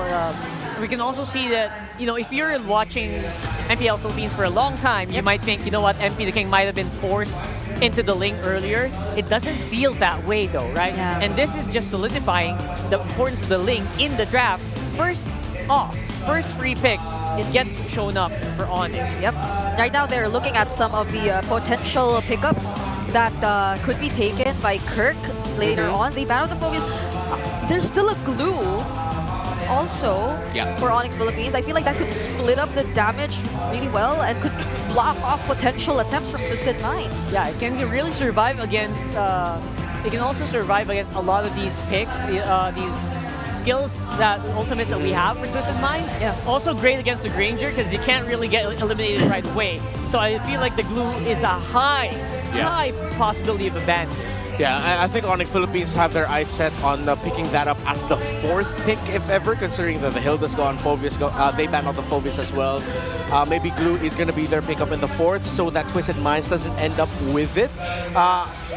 I like the Glue more on the side of Twisted, but I wouldn't be surprised if Onic just decides to pick it up so that they can just take it away as an option already. Bit of a counter pick as well. You'll notice the low priority on the Kimmy and the Selena that we're talking about earlier. Oh my. Is popping up. It's Super Prince on the Selena once again, who, if he gets to play very aggressively again in the early stages of the game, I feel like MP the King won't be having that much of a great time either. Yeah, he's becoming one of those Selena prodigies. So here in this one, again, not gonna be surprised if Kimmy makes an appearance. That might be a little too problematic if that happens.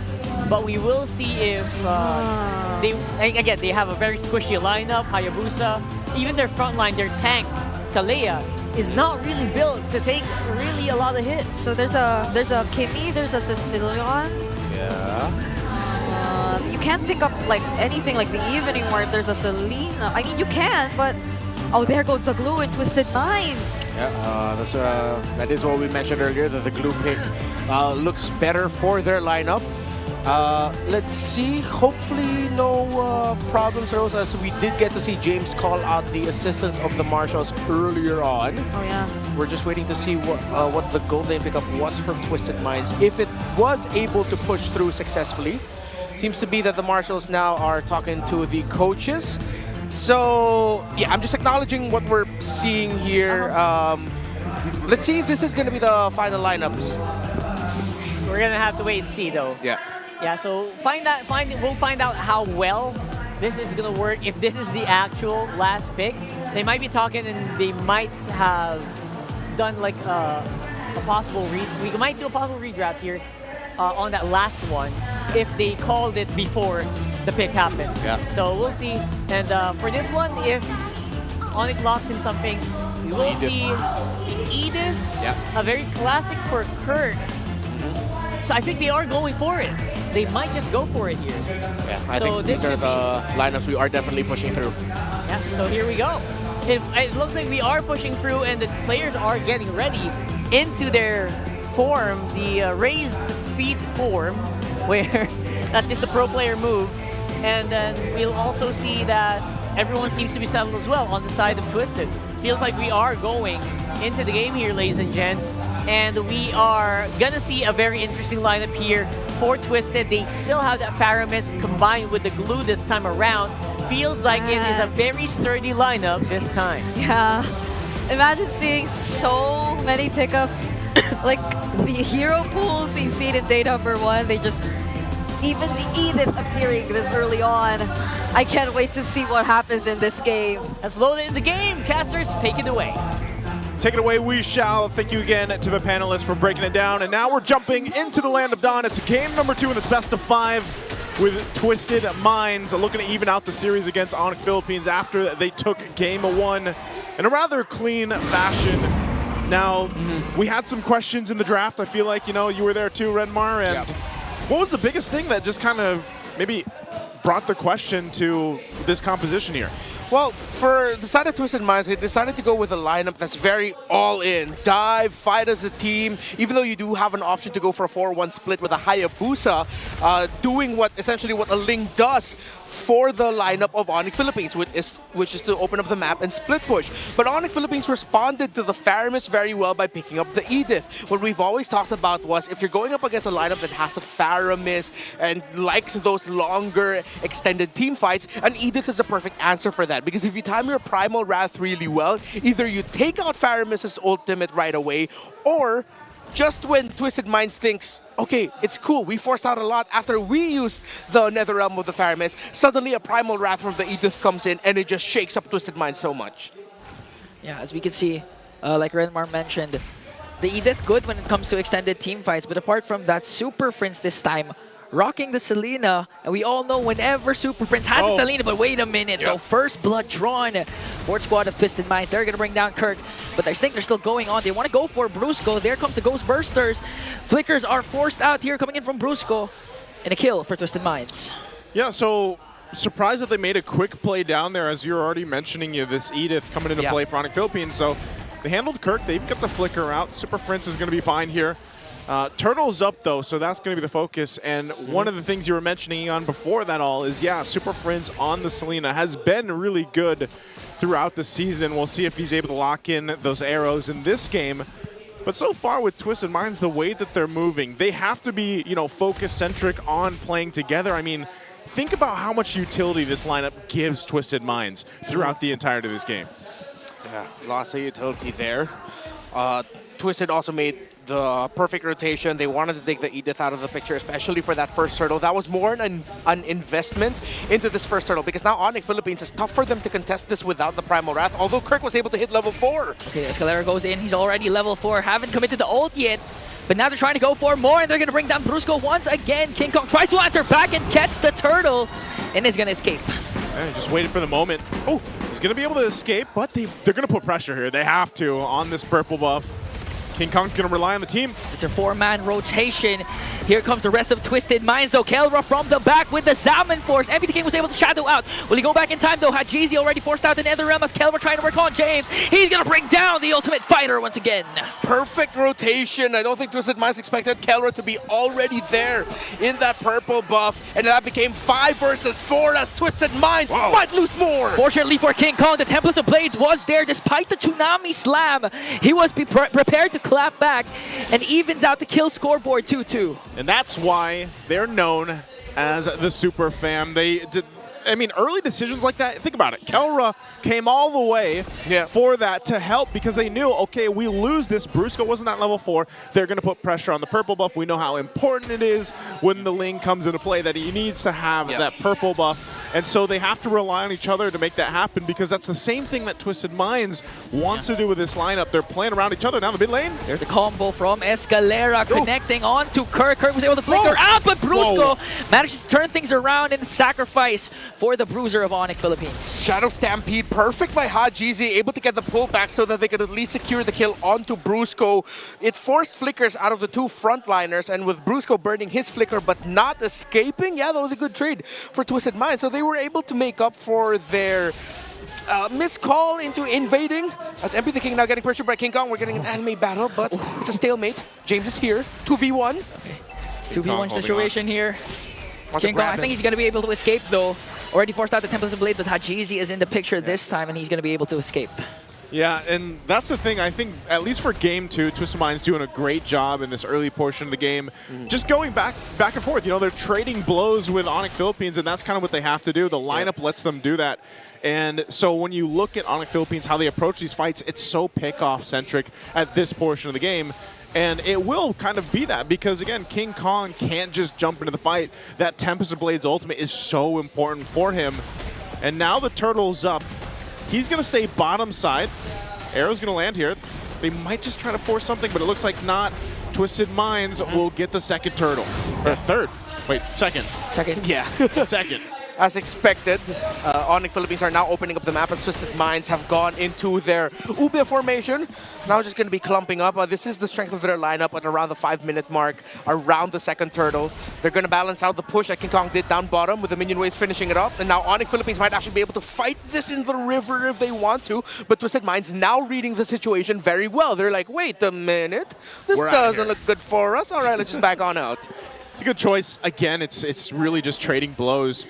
They're finding what they can across the map. They know that, I mean, part of this too, think about the previous game where there was pressure across the map with Kalra on the Mozcop, but this time around it's King Kong with this Ling, and we know that that's always something you gotta watch out for. So Twisted Minds wants to get that scaling going. And MP the King's had a rather really good, comfortable start. You know, he hasn't had to do too much. He's building up quite a bit of damage already this point on. So even as the Hayabusa, knowing that you have a Faramis with you lets you be a little more aggressive, I would say, in comparison to, for example, King Kong, where he's really got to choose those fights properly. Yeah, King Kong's still very fast with the leveling, though. Seems like for the past 2 to 3 minutes, always a level or half a level ahead of MP the King. He's a level 11 now. MP the King level 10. Looking at the gold leaders, of course, King Kong and Kelra doing good for Onic Philippines. The main damage dealers of this composition, while Outplayed has had a very comfortable time farming. Yeah, we almost saw an anime battle down bottom. I believe the 2 junglers already used up their ultimates. And this time, MP the King making sure that King Kong won't be able to just split push for the side of Onic. Man, I feel like there'll be a true anime battle if they just, like Ling needs an anime skin eventually. I don't know which one that's going to be. What other collabs are going to come, but hold on. They're going to commit the Tsunami slam onto Kirk, but Brusco with a beautiful fist crack once again. Hajizi goes in with the Nether Realm. Keller just dancing in the middle of everything as Everything picks up a kill onto Brusco and to Kirk. King Kong enters the picture now. Outplayed though. Tempest of Blade already casted. King Kong able to get away from this. Twisted Minds going to be continuing the turtle, and Onic Philippines will have to drop it. The ultimate of the Faramis, the utility of the Nether Realm. Perfect King Kong! MP the King delivers the final blow! And Twisted Minds, that was a 4-kill swing for them! They got a whole lot, and they're going to get more off of it. They take the orange buff as well. It doesn't matter if King Kong's building up the levels, man. If they lose team fights like that, if they can't go and just pick off the right members. I mean, think how much was thrown to even get outplayed, and they just didn't have it.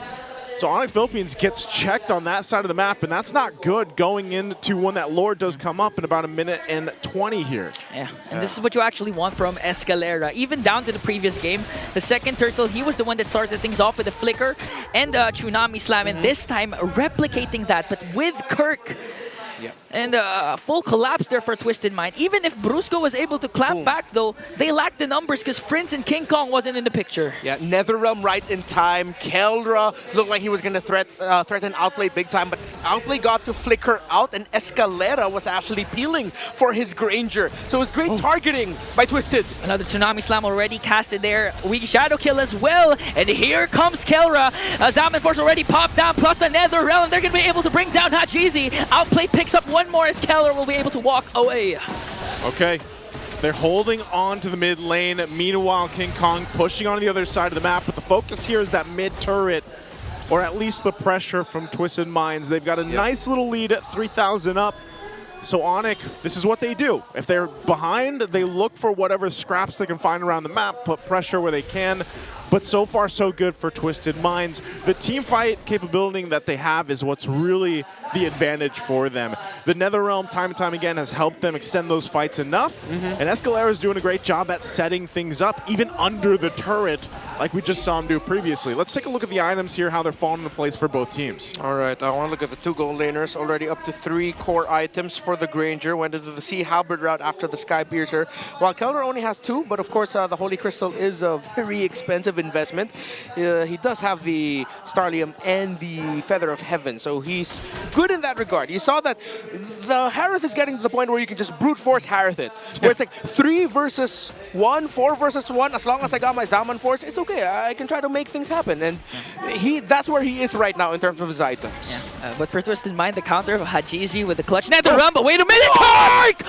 But still, Tsunami Slam already connected. Brusco goes from the back with a fist break, fist crack combo.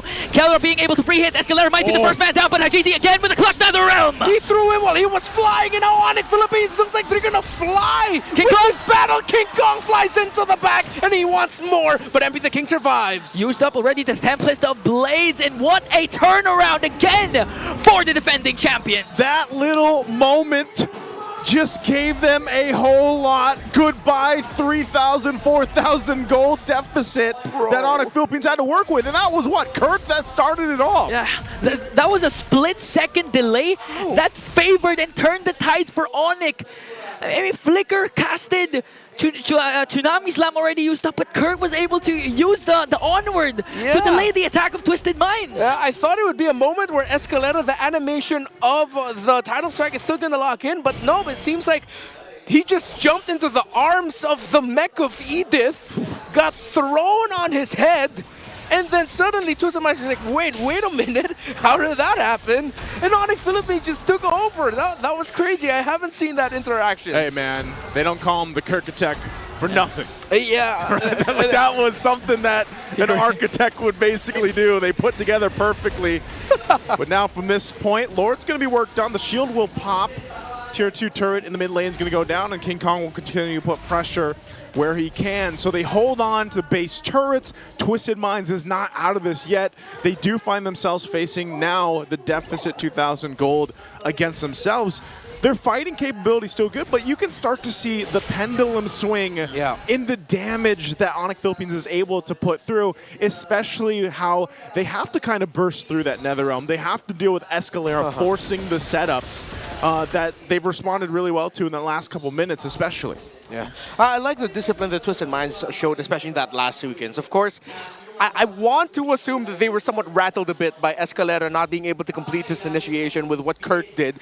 But at the same time, Twisted Minds backed off at the right time. It could have been much worse for them. They waited for the entry of King Kong. King Kong was even put a bit in the red. The King Kong had to go, all right, I'm going to use my Tempest of Blades, but it's more of like to just deal a bit of poke damage, get out of here, I'm zoning out. Because if he decided to full commit that, he would have been punished instead, and you wouldn't want to lose the Ling in that situation. So Twisted Minds know when to back off. Seems like they've learned from that mistake that they did at the beginning of the game, wherein they invaded the purple buff, not expecting or respecting Kelra being able to rotate down there. Arrows again. This is where the thing, too, comes in the clutch for Super Prince. The scouting capabilities with the arrows, the traps, too. Brusco also playing front side, and their turn to go ahead and put pressure on the purple buff here. They still got 20 seconds for the Lord to come up, and they'll go ahead and take that. Now, MP the King, you know, at this point, he hasn't died. He's been able to relatively do well. Yeah. But when we think about this next objective coming up in 10 seconds, what does Twisted Minds need to do to win that fight, to secure themselves an objective and possibly be able to push towards the base of Onic Philippines here? Yeah, it kind of has to start with Escalera again, connecting his Tsunami Slam, catching Onic off guard. So just not let Kirk do that again. Yeah. If he'd be able to catch up onto Kirk and he won't be able to utilize the Primal Wrath, that would be a good sign because that means that Hajizi will be able to use the Nether Realm for the Zaman Force of Kelra. Yeah, I also like the more counter-punch approach that Twisted Minds is going for here, playing around the Nether Realm. Just continue that. They're not completely in the red. It's only 2,000 of a gold lead for Onic Philippines at this point. They can definitely turn something around, but what hurts is they're losing that push up top. They need to send the Hayabusa to push there. So the 4 that's going to be left around the Lord bit have to do what they can to make sure that Onic Philippines can't rush, which they're rushing. Okay, they're trying to rush the Lord. Brusco goes in for the delay. Kelra as well. There's the early engage for Onic, but Brusco is going to fall down. James leading the charge for Twisted Minds. Very early for Brusco. Yeah, that was not what they wanted to do. He also had to burn the flicker in that. So Onic Philippines might adjust it. Even down Brusco, it looks like they'll just go ahead and keep putting pressure. They know the purple buff's going to be up shortly too. King Kong will focus on that. So this is actually a window of opportunity that Twisted Minds could take advantage of. Oh, narrow. Oh, they have to play this right though. They cannot bait out the Nether Realm. King Kong knows he's there. They have the information. Oh, they're going for it. King Kong from the back!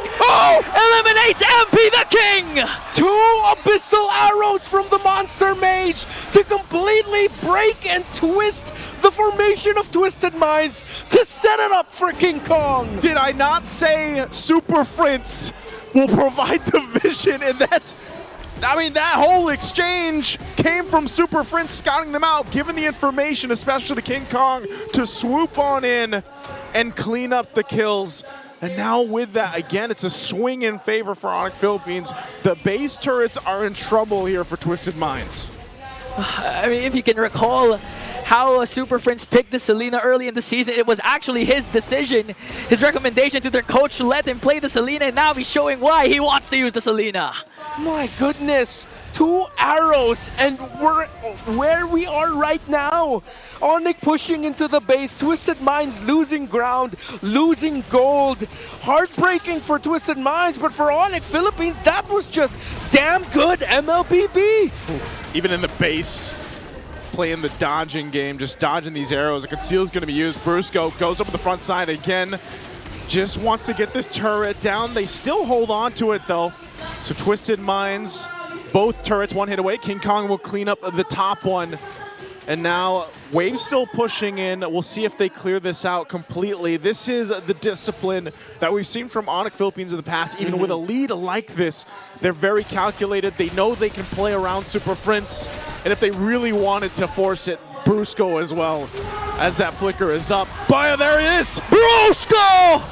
With the combo though, but he's gonna fall down. That was well worth the trade. They were able to take down the inhibitor, but they were going for more. Another Tsunami Slam committed onto Kirk. He was able to cast the ultimate, but he's gonna fall down in the hands of Twisted Minds. 2 members down for Onic. Let's see if Twisted Minds can get more. King Kong has to run away. 3 members of Onic left of the map, but the map state does not look good for Twisted Minds. Yeah, they can't even get a clean push down the middle of the map. The side lanes are not going to be good, despite Onic Philippines losing 2. They took down all the towers. Let's see if Twisted can convert. It's going to be a difficult conversion, though. Yeah. It's like when you saw that and we mentioned, well, Brusco can start it too, and he gets taken out. It's, in a way, you're wondering, is it worth it? Was that worth the fact that Brusco and then eventually Kirk went down? It will be if Twisted Minds can get some of these turrets down, so they will get mid tier 1. They're managing the pushing happening on the other side of the map. This might be a little window for them, a little win, if you will, for Twisted Minds, but they have so much ground to cover. And it still doesn't solve the issue of once this Lord is up, are they actually, is it questionable to say, can they actually go in a team fight against Onic Philippines? Yeah, considering the fact that there's constant pressure also from Onic to try and divide Twisted Minds. And they, of course, for Twisted Minds, they want to group up and make use of that Nether Realm. So now, Twisted Minds, it's going to take a miracle for them to come back or even just steal away the Lord, because Onic, they can play this systematically. Yeah. We are now in HLG, hella late game, as the 2 gold laners are now barefoot. They both sold their boots, bro. It's all damage items. Is that a regular abbreviation? No, or- this is my my addition to the abbreviation dictionary. All right. I'm one of the few ones to, send submissions. That's my first one. Hopefully, it gets Okay. accepted. Hopefully. Who's the deciding factor of that? I believe it's Leo Is and it Leo? Mirko. Okay. Mostly Leo, because he's the one who started the whole thing. Yeah, I think. Leo's Mr. Abbreviation, man. Right now, the Lord is up, though. Minions. James gonna go in forward. Okay, Twisted Minds forced to fight. Minions are there for on behind, but Brusco again! Connects with the flicker. Oh, an This arrow. Flicker combo to bring down James. The arrow connects onto Escalera. King Kong just playing with his prey. Forced out the Nether Realm. Templars and Blades will connect. Kelra from the back as well. They're just bringing down bodies for the side of Twisted Minds. In a 4-kill swing for Onic. MP the King trying to delay, but Onic says 2-0.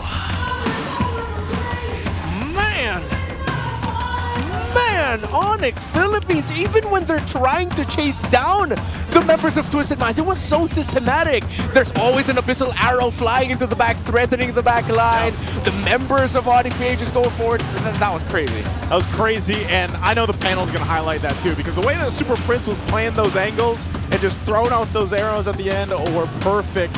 Again, a dominant, strong game for Onic Philippines. Let's see what the panel has to say about this one. You know what? They're right. They do be crazy. That was super crazy for me. That we get to that point where it was just beautiful to watch for Onic Philippines. It felt like they were like pincering their opponent in that last one. Oh my and Super goodness. Prince could do no wrong in this game. And to think that we didn't see much from him during the first few minutes of the game.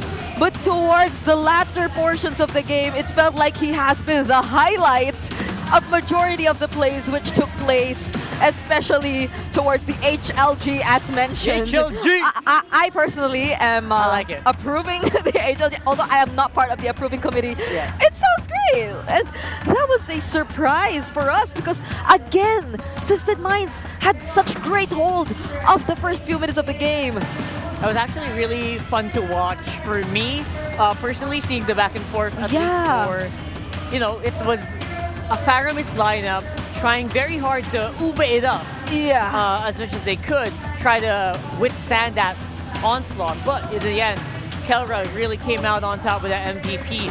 His Harif really shone and really gave the damage that Onic needed to close out that game. Yeah, honestly, Kelra felt like he went unnoticed for majority of the game, and until that one moment wherein they had a team fight where he was just too free to deal the damage, it felt like Kelra served as a great way for Onic to save a lot of the unsuccessful attempts that were done by, let's say, Brusco, because we can't count out the fact that there were some fist break, fist crack combos which were either too early or which put them in a slightly dangerous position, but to consider that there is still Kelra with the Zaman Force that's readily available to at least provide the damage during those scenarios, you still can't fully commit even as Twisted Minds. You were saying, word for word, Brigida said earlier there was so much gigil from Brusco, and I think that is correct. We did see a lot of that, and then again,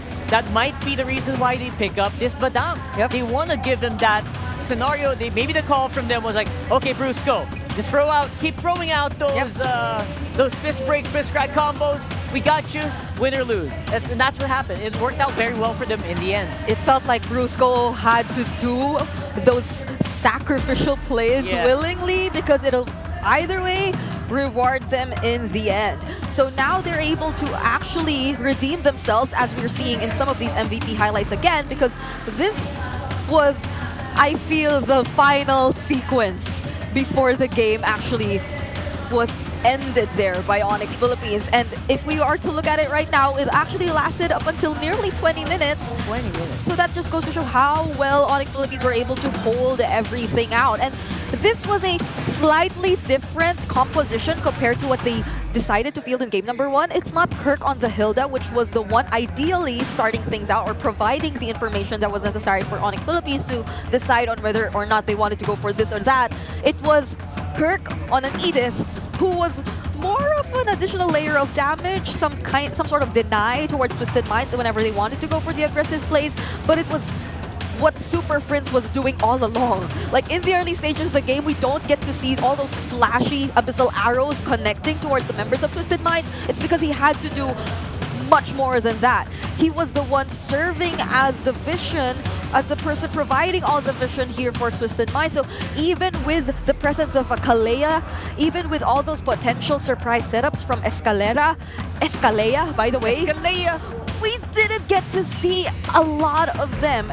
There were multiple times or instances, however, where Twisted Minds definitely they were on a roll. MP the King, he felt unstoppable on the Hayabusa, even trying to hunt down King Kong all by himself.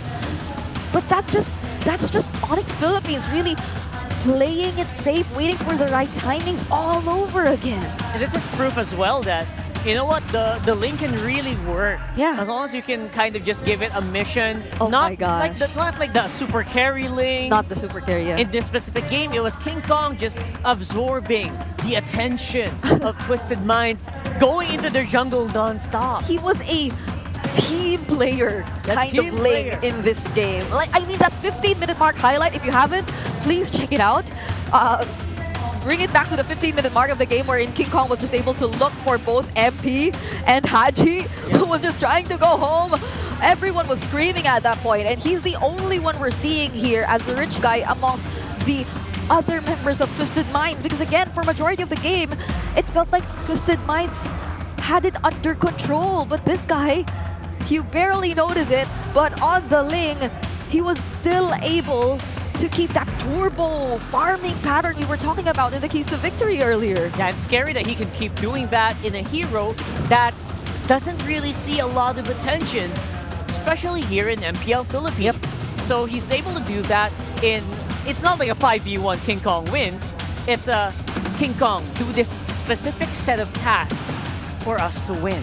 Yeah, and he did not have to worry about his other teammates because they did their jobs too really, really well. And I feel like we also have to dive a little deeper onto the other aspects of which took place in that particular game number 2, which again nearly reached the 20-minute mark and was really close. Twisted Minds nearly had it, but for the gold graph, I believe we have to do a quick recall of what happened, because earlier it was actually Twisted Minds starting the first objective, but King Kong went in for that sudden steal. But after that, Twisted Minds no longer allowed it to happen, and they were just really keen on taking control of the game, as you could actually see right here where it felt like it was just really tight, like they were just close to each other for majority of the game. But during the 7-minute to the 9-minute mark, that was when we felt how Twisted Minds was almost in full control, literally pressuring even King Kong in his very own jungle. But this is also the part wherein other members of Onic Philippines really went unnoticed. Like, you barely got to take note that there are other members doing things on opposite sides of the map, that there was Keller just farming things up, because we had majority of our attention, especially on Outplayed, who, by the way, by the 13-minute mark, already had his complete item build, and he was the first to actually have his complete item build. But that was all the while Onic Philippines was slowly regaining control and the lead in this entire game. And now we are gonna look at one of our key players in this game. Not necessarily part of the winning team, but I feel like it really deserves to be discussed, because MP the King, during the mid stages of the game, this was the moment wherein we saw in the graph Twisted Minds officially took the lead. This was the moment wherein he was doing a spectacular job on the Hayabusa. And this isn't something you'd usually see from MP the King, because it almost feels like every single time opposing teams find a way to limit his movements. But this was a scenario wherein he was clearly free to do what he wanted to do, even exceeding the average stats that we usually see in terms of this kind of situation. And this has been a very unfortunate outcome, especially considering if you are Twisted Minds, you have to go through a hard reset heading into the potential last few games of this series. Especially MP the King, you mentioned it in this game, it wasn't like they had a bad one. Yeah. It wasn't like they had a horrible, or they woke up in the wrong side of the bed or anything like that. It just so happened that they were really pincered, outmaneuvered in very specific moments by Onic Philippines in this game. So you're right. After a game where you felt like you did everything right, you feel like I did my part perfectly. What happened? From those kind of games, these are the games where you really need that big reset.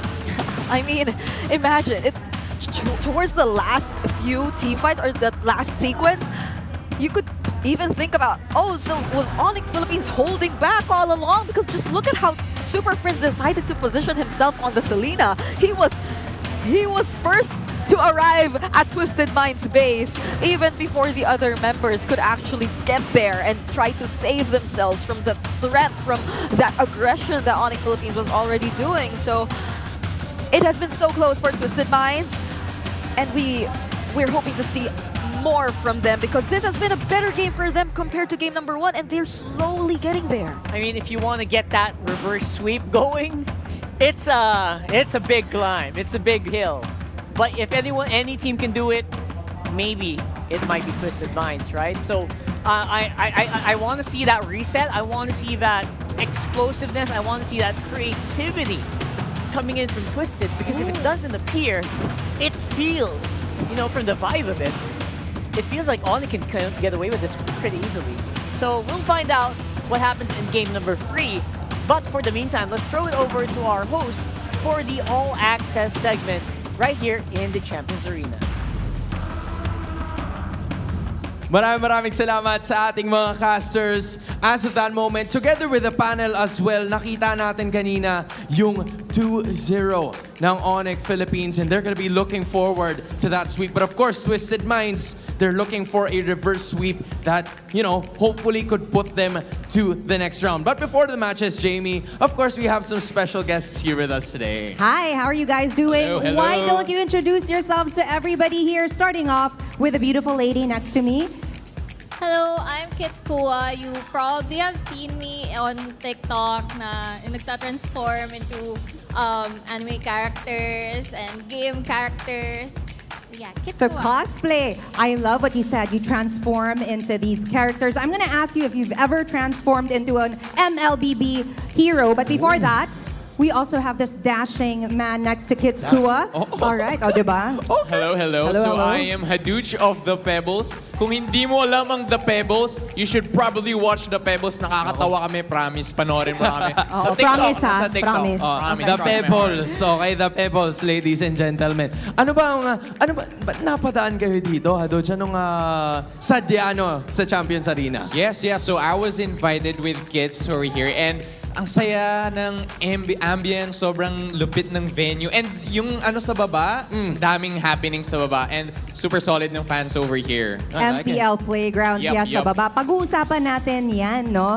Pero before that, is it your first time here at the MPL? Well, actually, at the Champions Arena. Is it your first time to watch live? Yes. It's actually my first time, and I'm enjoying right now. I like it. I'm happy that you're actually, nakita mo kanina, napanood mo yung Game 1, Game 2. You did tell me about it. And that was pretty cool considering that you're watching all of the things that are happening right now. Kids, gusto ko ring malaman more about, the characters. You said you've been covering gaming characters, video game characters. Was there an MLBB hero that you actually covered already? Yeah, I did. Actually, sa TikTok, yung pinakauna kong viral video was my low-cost cosplay ni Laila. Oh, gusto ko makita. Baka mamaya pakita mo na lang sa akin. Transform siya, Nag-transform? I like it. Are there other mo? Actually, lately, meron kasi kami nung Naruto collaboration. Right? And I know for a fact that you are a Naruto fan. So, are there some other, characters and anime characters from Naruto that we can look forward to in the future that you'll cosplay? In the future? Yeah. Yes, what do you want to do next? So, since nakita ko yung collab ng Naruto at ML, kinosplay ko na si Naruto, yung guy version, tsaka yung girl version niya, pati si Sakura. So, tapos na yun? Tapos Okay. na yun. So, gusto ko naman itry si Sasuke. Tsaka si Kakashi. Bubuoy niya yung Team 7. Bagay kasi bilog na bilog yung face ko eh. So, Di naman. Grabe ka naman. Bubuoy namin yung Team 7. I like it. Aabangan namin yan. Oo. So where can they catch that, by the way, kids? Where can they follow you and see how you transform? you can follow me at Kids Kua on Facebook, TikTok, on Instagram, YouTube, saan pa ba? Twitter, On lahat SoftNet. Oo, lahat na. Kids Kua is the name to remember. What about you? Do you cosplay as well? I don't plan, but I don't mind cosplaying. Yeah, why don't you guys do a collab as Yeah, you well? should do that. Oo nga, Team diba? 7, no? Team 7. Gusto na lahat, the Pebbles. We want to see Yes. that. That would be nice. That would be nice. In the future, abangan nyo guys. You know what? With that being said, where can we follow you, Haduch? You can follow us on Twitter, sa lahat ng social media. You name it, handong kami. Even illegal.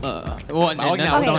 Yeah, basta yun na yun. Yun na yun. We good, okay. Alright, Ano bang mga dapat abangan ng mga MPL fans whenever they visit your page? Funny skits, yun na lang. If you're stressed out with your life, check nyo lang The Pebbles, papasahin namin kayo. Nako, maraming stressed sa buhay nila. Lalo na ngayon, kasi intense yung games. Oh, yeah. If you want to break and you want to have fun, watch the Pebbles. Habang break, they can go ahead and visit the pages of kids. Yep.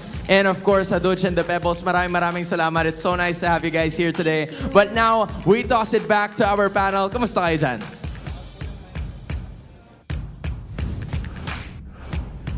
We are doing great. Honestly, we're still recovering from that last one. Especially if you guys really don't see this, but while cameras are turned off, she just jumps around a lot. Oh my goodness. She's really engrossed in the game. So I was kicking the air. just kicking. Because there were so many unbelievable plays which took place in that game. Some super unexpected turnarounds. Crazy stuff, honestly. Honestly, it was. If you're probably part of the Minds, you're really devastated by now. But we have a lot of guests, by the way, here at the Champions Arena. It's really nice to see that we have so much guests, even in as early as day number 1. It's pretty cool. It's pretty cool. And the Pebbles, they're really funny. That guy he's telling the truth. So check him out on TikTok. And here is Super Prince Playoffs KDA so far. Looks like he is having a pretty solid time, I'd say. First in all time, honestly. In the playoffs, he is ranking 2nd so far overall. And in MPL Philippines, he is ranking 7th in Season 15. Yeah. Earlier when we were with Dilar, we were talking to him. All the while the player entrance was ongoing, the walk-ins were ongoing, and he was just very vocal about how much he looked up to Super Friends. Yeah. Like if there's one player he really looks up to in Onic Philippines, he said it. Like, it's really Super Friends. He just looks up to this guy so much because he plays so well. He's just such a standout in terms of the entire lineup. And on the other side of the coin, we got Haji, who seemed to be, again, when the season started, he's Hajizi, rather, not Haji. He changed his name. And at the beginning of the season, he said, you know what, I'm hoping to change my name because I'm trying to get that KDA machine back. Because when he was named Hajizi, that was the time he was like the leader of the KDA. Yeah. And so far, it has been a bit of, again, very difficult. The competition feels so strong right now that it's proving to be very difficult for him to actually get to that point. And then again, I guess KDA doesn't really matter as much as long as you get that W. That's true. And I mean, like, Haji, despite all that, he's been one of the players still to be really dependable. He's just so versatile, and you can like expect him to be one of those mid laners to really bring out the unusual picks, the unorthodox picks. So much like, I don't know if you'd agree with me, but for some of the international viewers out there, similar to what you typically see from Team Flash, maybe like that's probably the extreme version of it, right? But Haji's just that kind of player. He's just really flexible. He knows how to play multiple roles, and history shows just how much he's been through.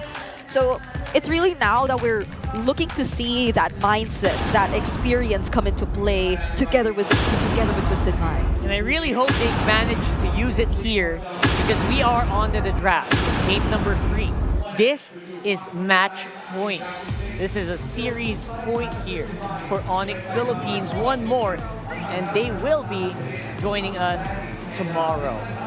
And now, of course, joining us is going to be Renmar Santa Cruz all the way from the land down under, under our stage.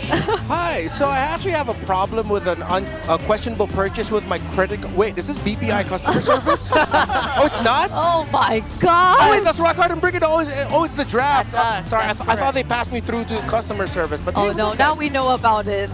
Now we know he has credit card things. It's fine. Customer service with BPI is fantastic. They usually solve all my problems.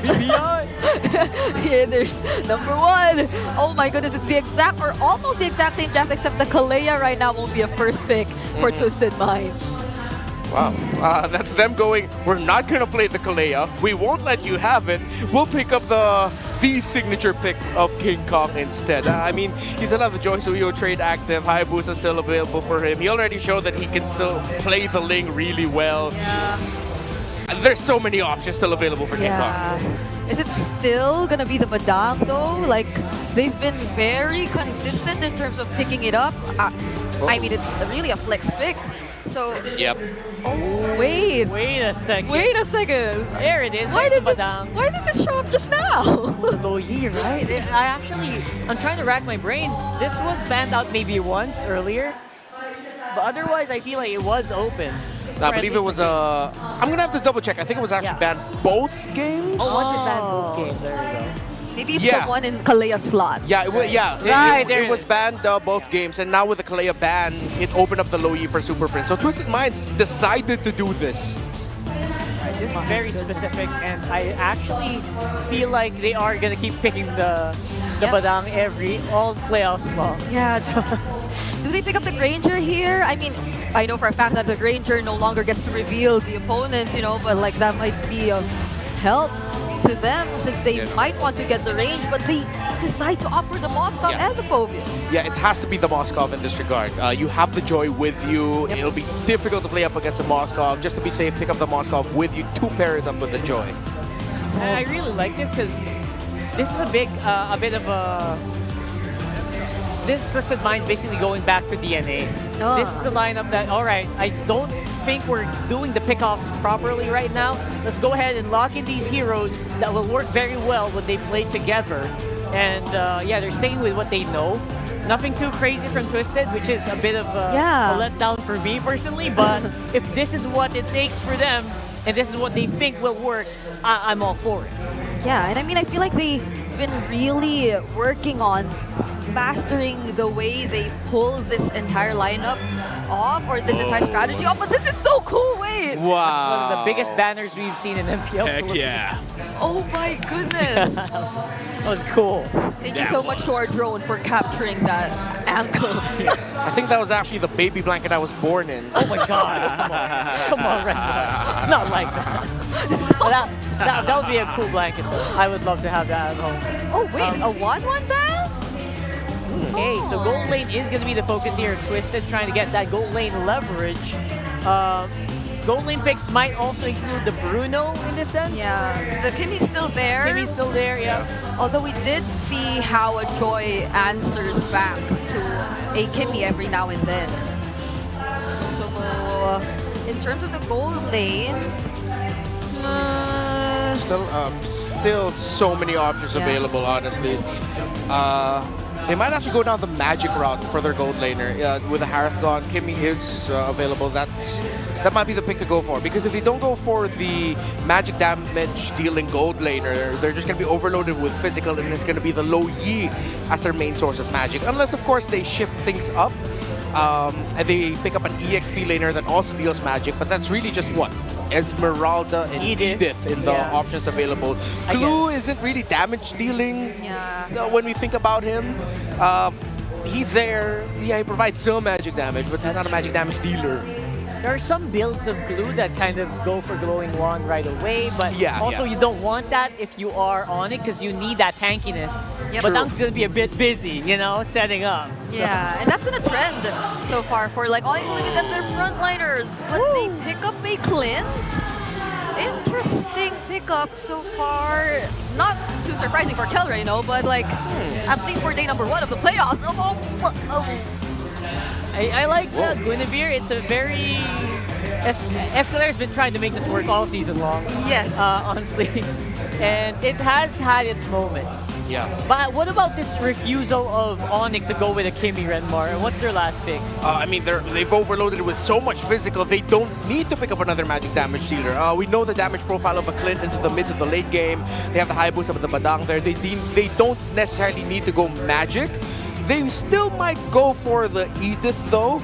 But at this point, you need the strong frontliner. Oh, that's another one that deals good magic damage. You go for the Gacha up against the Farsa. So they still go down that route. Good balance. I like the Clint pick. However, Twisted Minds has a great answer with the Farsa. It's going to be a lot for Kelra to deal with in team fights, though. Yeah, that's probably one of the biggest influences too as to why they opted for a Gacha. So there's some sort of threat for the Farsa and for it to not be as free in terms of just throwing out the feathered airstrikes, because that's going to be a problem definitely for Twisted Minds later on if ever they're unable to do that with Haji on this Farsa. That's right. So overall, if this is the biggest surprise that Twisted can do, by the way, just a reminder, this is do or die for Twisted right now. They lose this match, Onic is the one going tomorrow. And we will see if there is going to be some fight in this Twisted Minds lineup. Let's throw it over to our casters to give us, or take us into the game. And we'll take you right into the game. Here we go, ladies and gentlemen. Game 3 upon us. It's match point right now for Onic Philippines. Can Twisted Minds hold on to the chances of moving on? They need a win here desperately to stay in the series. Once again, it's me, Naisu, Ingan, and Renmar to bring you the action in this game as mid lane is already seeing some early poking happening here. What do we think of the lineups that are presented by both teams for us, Ingan? For now, I mean, the Clint in the picture for sure will be able to dominate the early stages of the laning phase, so they're going to have to watch out for that, and for Twisted Minds to be able to hold on long enough for MP the King and Hajisi to eventually scale up. Yeah, Twisted Minds, you see outplayed, struggling in lane against Keller, who decided to play very aggressively. Brusco supplementing King Kong's invades, making rotation for Escalera a little bit difficult. Onic isn't giving an easy time here for Twisted Minds. They know they have Twisted with their backs up against the corner, and they really just want to end this series right here. If you give Twisted some wind, then Onic wouldn't want that. You know, Renmar, I gotta ask you, because I feel like you're the one that usually gets excited when the Clint gets picked up. You know, I feel like I haven't heard enough yeehaws. And yeehaw. Thank you. That's what I was waiting for earlier. But, you know, why the Clint? Why does Kelra go ahead and lock this in? How is this going to give him an advantage? Is it in the lane, or is it just kind of as the game progresses here in the way that they've been playing throughout the series? I think this is something that we see from teams in MPL Philippines for the first in the play-in round of the playoffs. You want to see them try stretch the capabilities of the meta. So Onic Philippines, I feel like this is one of those picks where let's see how the Clint will work. This is Keller going in here thinking, okay, I can use him to dominate up against the Moskov in lane. When it comes a little bit later in the fights, yeah, he'll have a lot to deal with. They pick this Clint knowing that the Farsa is still open, but they have full faith that the presence of the Gacha will be enough to take the Farsa out right away, so that Keller will just be left untouched. Because Onic Philippines have a very strong dive forward lineup, which means that the Clint could be untouchable. Early pokes on Escalera, forced out the flicker already, plus spatial migration. Meanwhile, James on the chase onto King Kong, but King Kong still secures the turtle, plus a combo onto Brusco. Kirk trying to catch MP the King, diversion play. Ooh. They're gonna go to the purple buff of Twisted Minds. Oh, James! Whoa! Okay, up against 3, was able to take down 1. Paired up with the Revitalize, he's able to go for more against Kirk and Brusco out of nowhere. What happened to... What did James just do? Well, he took, like, I assume what is a 380-pound muscled man and just jumped on that ninja. It's that simple. Yeah, ladies and gentlemen. I mean, this is what Phoebus is built for. Even early on in the game, especially when the other team doesn't have a lot of items, you can bully 2v1, 3v1 as the Phoebus. There's almost always going to be a trade if you're not careful. Yeah, I'd be pretty scared of a guy that's... What is he? He's got what? I don't even know what the weapon is. It's like a. It's literally, I think, a piece of a tower, like an obelisk or something. Yeah, an obelisk. Is that how you say it? Obelisk? Yes. Obelisk. I'm playing the wrong game here. Monolith. Man. It's a big. Is it rock. not obliques? It's not that. Is That's that a muscle different? group. That's a muscle Oh, group. I'm sorry. He's pretty Probably muscly, though. yeah, he does have hella obliques though. Yeah, he does. I'm pretty sure Ingan is already imagining a cosplay of Naisu as Phoveus. Ah. In all of his shirtless glory. Let's not expose Ingan here. You know? At least keep it together on day one. So they find themselves at pretty much a standstill for now. They're going to go ahead and take their time. Again, we're still 30 seconds away from the next turtle coming up, and it was Onic Philippines that got the last one. So now we'll see how they rotate based off this early game. Again, outplayed, has to just farm up. He's going to be able to go ahead and put pressure on later on. So really it's just up to how they rotate against each other here. Turtles coming up. James is exactly where he needs to be. And so we'll see. Again, how often have we seen teams before ban out the Luoyi against Super Friends? Yeah, it's really cool because now you're seeing Twisted Minds. They want to spend a lot of time together and they're checking shrubs while doing it. While Onic Philippines went from a 2-3 split into a 4-1 into a 1-3-1 all in one go just to find an opening across the map in different parts of the map as well. So Onic Philippines, again, this is just them showing off their flexible rotation style very well, checking things, which leads them to this. Now they have the info where the turtle is. Twisted Minds, yes, they've gotten here first, but Onic Philippines know that, okay, we need to allow Twisted Minds to go first because they need King Kong to get in his buff. Now that he'll be in a better set, this still could go good for Twisted Minds if, and only if, Outplayed hits that Spear of Destruction. Yeah, and not to mention Escalera also with his combo. And he needs to set his eyes onto King Kong and even force out the Purify of Super Friends because so far Onic has been controlling. There's a migration. This is the combo we're waiting for. King Kong obliterated by Twisted Minds. Brusco is the next target in a double kill for Escalera. Damn good read for the Magician. 2 kills, he got the pick to start things off, and everything that Onic Philippines did to dance and jockey for position, taken away in an instant by Escalera. As soon as Ingan said it, it happened. Yeah. And that's exactly what Escalera needed to do. The fact that he got the 2 kills off of that are going to help him go ahead and scale up a little bit nicer. Here on this Guinevere, you can already see some of the items coming into play. The first items are locked in, and that's going to be crucial. And for Onic Philippines, you know, the farming has been happening in the gold lane. You already got the endless battle there for Calra, but even on the other side, Corrosive Scythe working still on the next for Outplayed. And so gold laners are just going to do their things, man, but I feel like Onic, when it comes down to the 4v4 without the gold laners, they have to be so crucial on avoiding whatever Escalera decides to go for. And then on top of that, it's like, how do we even get through James? The front line for them, because there's just so much burst potential magic-wise between MP and Hajizi. Yeah, and not to mention if Brusco misses with his combo, or even Kirk with the AOG, it's going to be hard for Onic to continue out the battle, especially if it's a long-drawn fight. But even if, for some reason, even if it reaches the late game, despite the Twisted Minds having Outplayed, again, they can utilize, Onic can utilize the fact that they have a Luoyi and Hayabusa and just play around the macro once again. Look at the reach on that cowboy. He's got the gun now. He's got the beloved gun too, so... You got my gun. It's gonna be even harder. It's gonna be even harder. I got the range now. Yeah. Sorry. So at some point, Twisted Minds really needs to start helping Outplayed, man. Okay. All right, we'll see if they're able to do that. They're getting in position, though, for this next objective to come up. 20 seconds away from it. They're going to do a little swap-a-rooney down, too. Kelra goes down to push down the bottom lane to set things up. So this is it. This is, you get the objective here.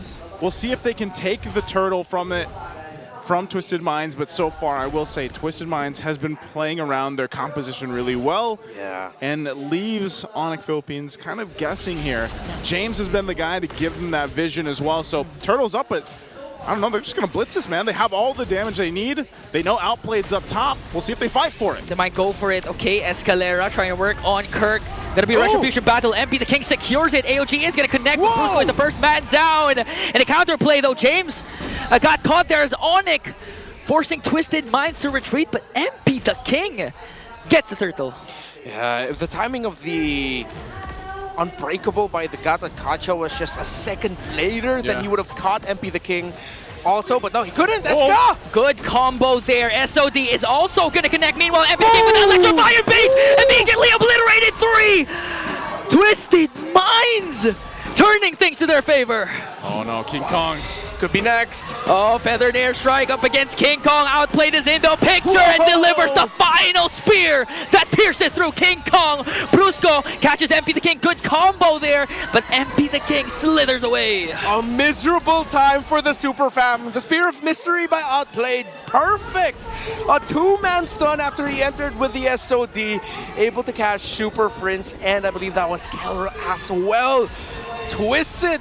They have turned it up in an instant after, again, a surprise initiation by Escalera. So far, it's been him leading the charge and setting up the potential game-winning MVP place. Yeah, again, this is what you just talked about. Boom! Great usage of the Spirit of Misery, too, as Outplayed shows up, and then they're just gone in an instant. I'm actually so surprised how that played a part, too, and then King Kong, of course, has to deal with it as well, so that's a massive swing now for Outplayed in general. But, you know, like you mentioned, Escalera doing so great. And it's not often that you see the Guinevere, you know, come up to play. And this has been the story of Twisted Minds all throughout the regular season. The draft is what people wanted to see.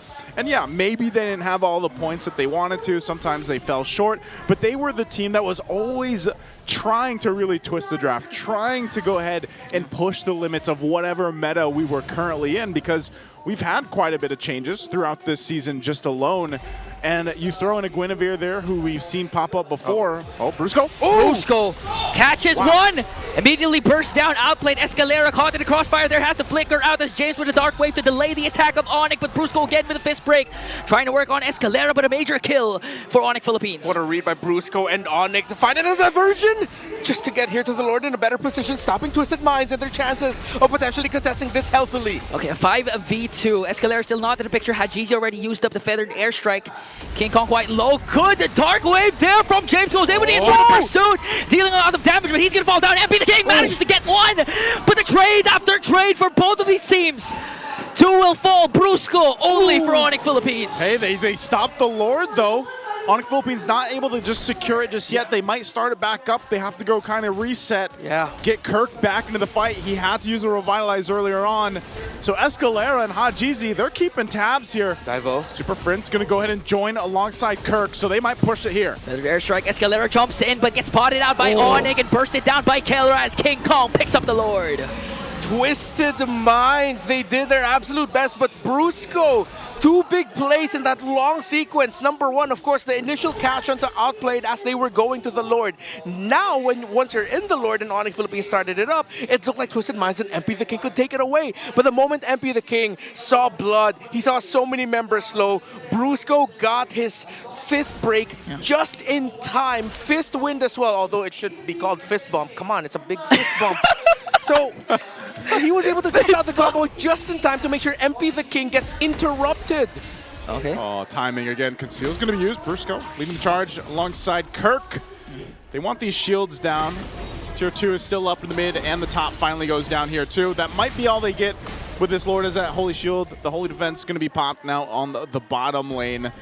So Onic Philippines, being down a few thousand gold, earlier on, have now just turned the tides with the recent interaction. And Brusco, man, he's been doing this all series. You know, he's been the Badang. 3 Badang games. It's just like, I don't want to say it's an easy job for him, because sometimes we've seen him get caught out. Yeah. But it's literally what Renmar said earlier. Just throw bodies. Like, that's what Badang does, and maybe that's why he's so buff. But, like, you just throw the bodies at them, and you're probably going to force a reaction or something else from Twisted Minds. Yeah, that's why he's been so good.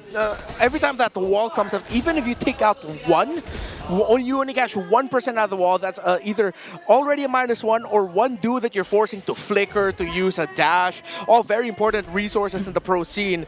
And Brusco's been fantastic so far in the recent sequences. Diversion. Okay, it's not going to lead into anything too crazy. And equally, on the other side, of course, Twisted Minds, it got to this position because Escalera's been great on this Guinevere. So it's like a roamer battle to see who could have the better set. Okay, gonna fight for the purple buff, but MP the King goes in, forced to use the Retribution, but now Escalera trying to work on Kirk. A good dark wave there from James, forced out the flicker. AOG! And Brusco connects as well. The ultimate fighter for the side of Twisted Minds will fall down. What a jump. Man, Gatot and Badang together. What a read by Kirk. The patience. It was like, wait, Have they used everything? Yeah, Kirk, go ahead, just jump in, man. And then Brusco was like, let me add him in a little bit more. I also have something with me back available right away. MP, no way, no way, no way, no way! So they also connect, outplayed versus Taylor! Pops his Wind of Nature, working on Brusco against 3. King Kong is in the picture this time. Hajizi, he doesn't know where King Kong is, but they do have minions and the numbers. And now Twisted Minds twist it to their favor. MP outplayed. My God! Earlier was the whole gatot badang. All right, let's bruise him up, and then the Joy and the Moskov suddenly makes magic together as well. Fantastic back and forth by these two. Oh goodness, and that's gonna get them the objective too. What did you call the Moskov earlier on? What was he? A spear-wielding hottie. That was spear-wielding hottie. I was hoping you'd forget that. Well, we didn't. And now they remember if they missed it earlier. Oh, man. Wielding hot. Again, we're about to approach the 15-minute mark. What do we call that again, Renmar, after the 15-minute mark? Gotta go to the bathroom. Hey, at this point, he's got his Malefic gun now, too. So Outplayed is locked in. He's got some extra range to work with. He's ready for the contest against Kelra here, because Kelra had that earlier on. He's still working. What is he going to go, BOD? Yeah, it's all about who has a longer reach. Longer reach and more damage. That's what it's all about. It's about the long-range pokes. I want to hurt you, but from afar. From afar. From afar. It's like sending your most hated establishment a very strongly worded letter. Yeah. Or a bad review. I was going to say reviews. Like now, I mean, we are in 2025. Yeah. You want to send a letter, go ahead. But I don't know if they're going to get that. Now, the base siege. Twisted Minds. We'll see if they don't press it in. Kirk's in trouble. Kirk. But he decides to walk away as Onic Philippines will take care of this Lord. All right. Twisted Minds doing what they can to force reactions out of Onic Philippines, especially with a feathered airstrike and, of course, Escalator going. Ingan, chill, man. Chill, Ingan. I mean, you can take a drink of water. How can I chill if King Kong does something like that? Almost, though. You're mid-drink and, like... Didn't cast the Wiki Shadow Kill because he saw that there are a lot of members for side of Twisted. Yeah. All right. That would have been cool. Let's see if we can get another chance at that. Maybe they were just like they were stretching out the muscles to see if they were going to pull off that play, try to get the shadow and whatnot. Let's see. All right. Well, back to it. Twisted Minds has gotten themselves the lead that they need. They should be able to go just in this next load that comes up in about a minute or so. Kind of take control of the area. You saw the Divine Glaive picked up by Hajizi now. He's been really good with the feathered airstrikes and just surviving too. And that's always one of the advantages of having that Farsa there.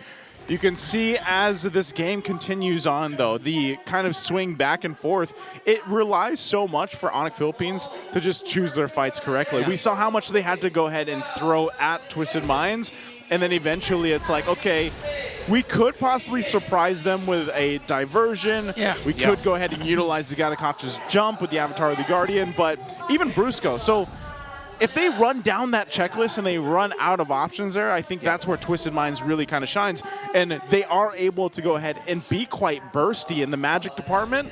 But then you kind of throw in the focusing mark emblem there too, and that helps with some of the bursts that we're seeing and why I feel like Onic Philippines is left in check in some of these fights. Because if they get even a couple shots down with a feathered airstrike, we know how aggressive Hajizi is with a Farsa. That's a lot of times where they're just kind of left there being like, all right, we probably don't want to take this fight. So they don't take that diversion. They're going to conceal.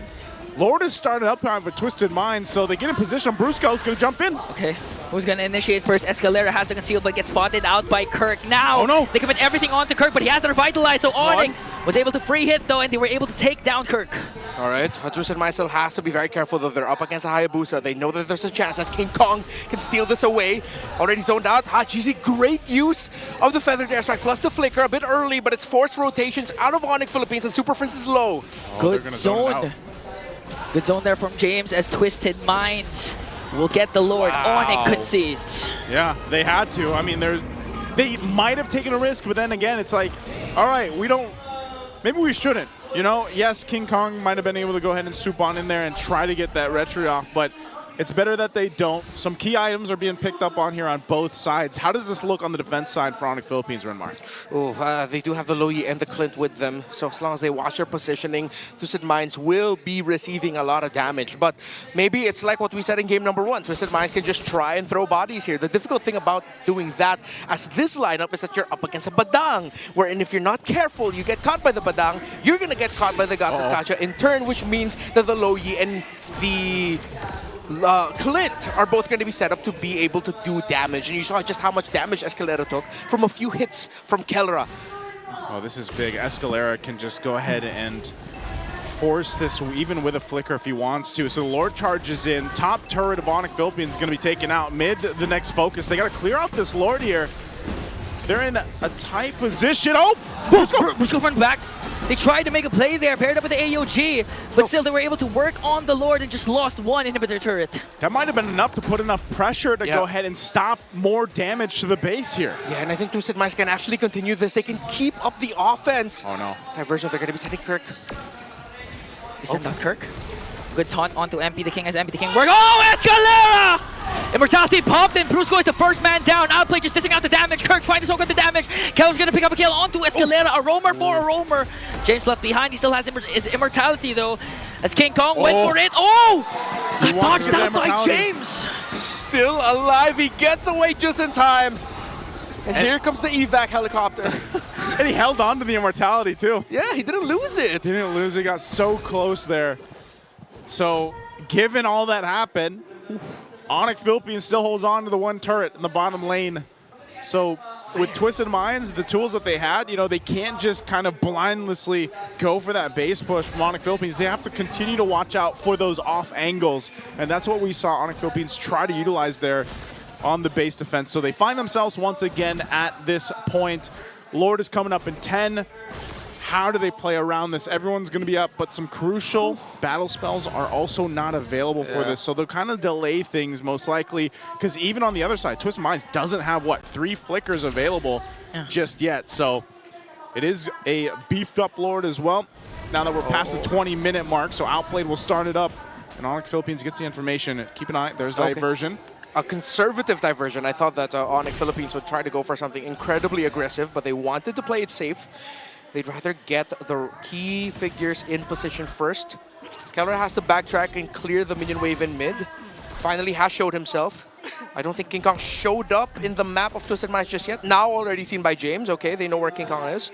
General idea. So now they're both just jockeying for position, trying to get a better one. Look at While Escalera. Escalera, exactly, might pull off the play of the series so far. If he can get a massive conceal, knock up full Violet Requiem in, and save Twisted Minds' hope of chasing the Immortal Cup. Immortal Cup at stake here. Escalera waiting patiently on this side. Go! There's a diversion also. They're trying to send out Kellera.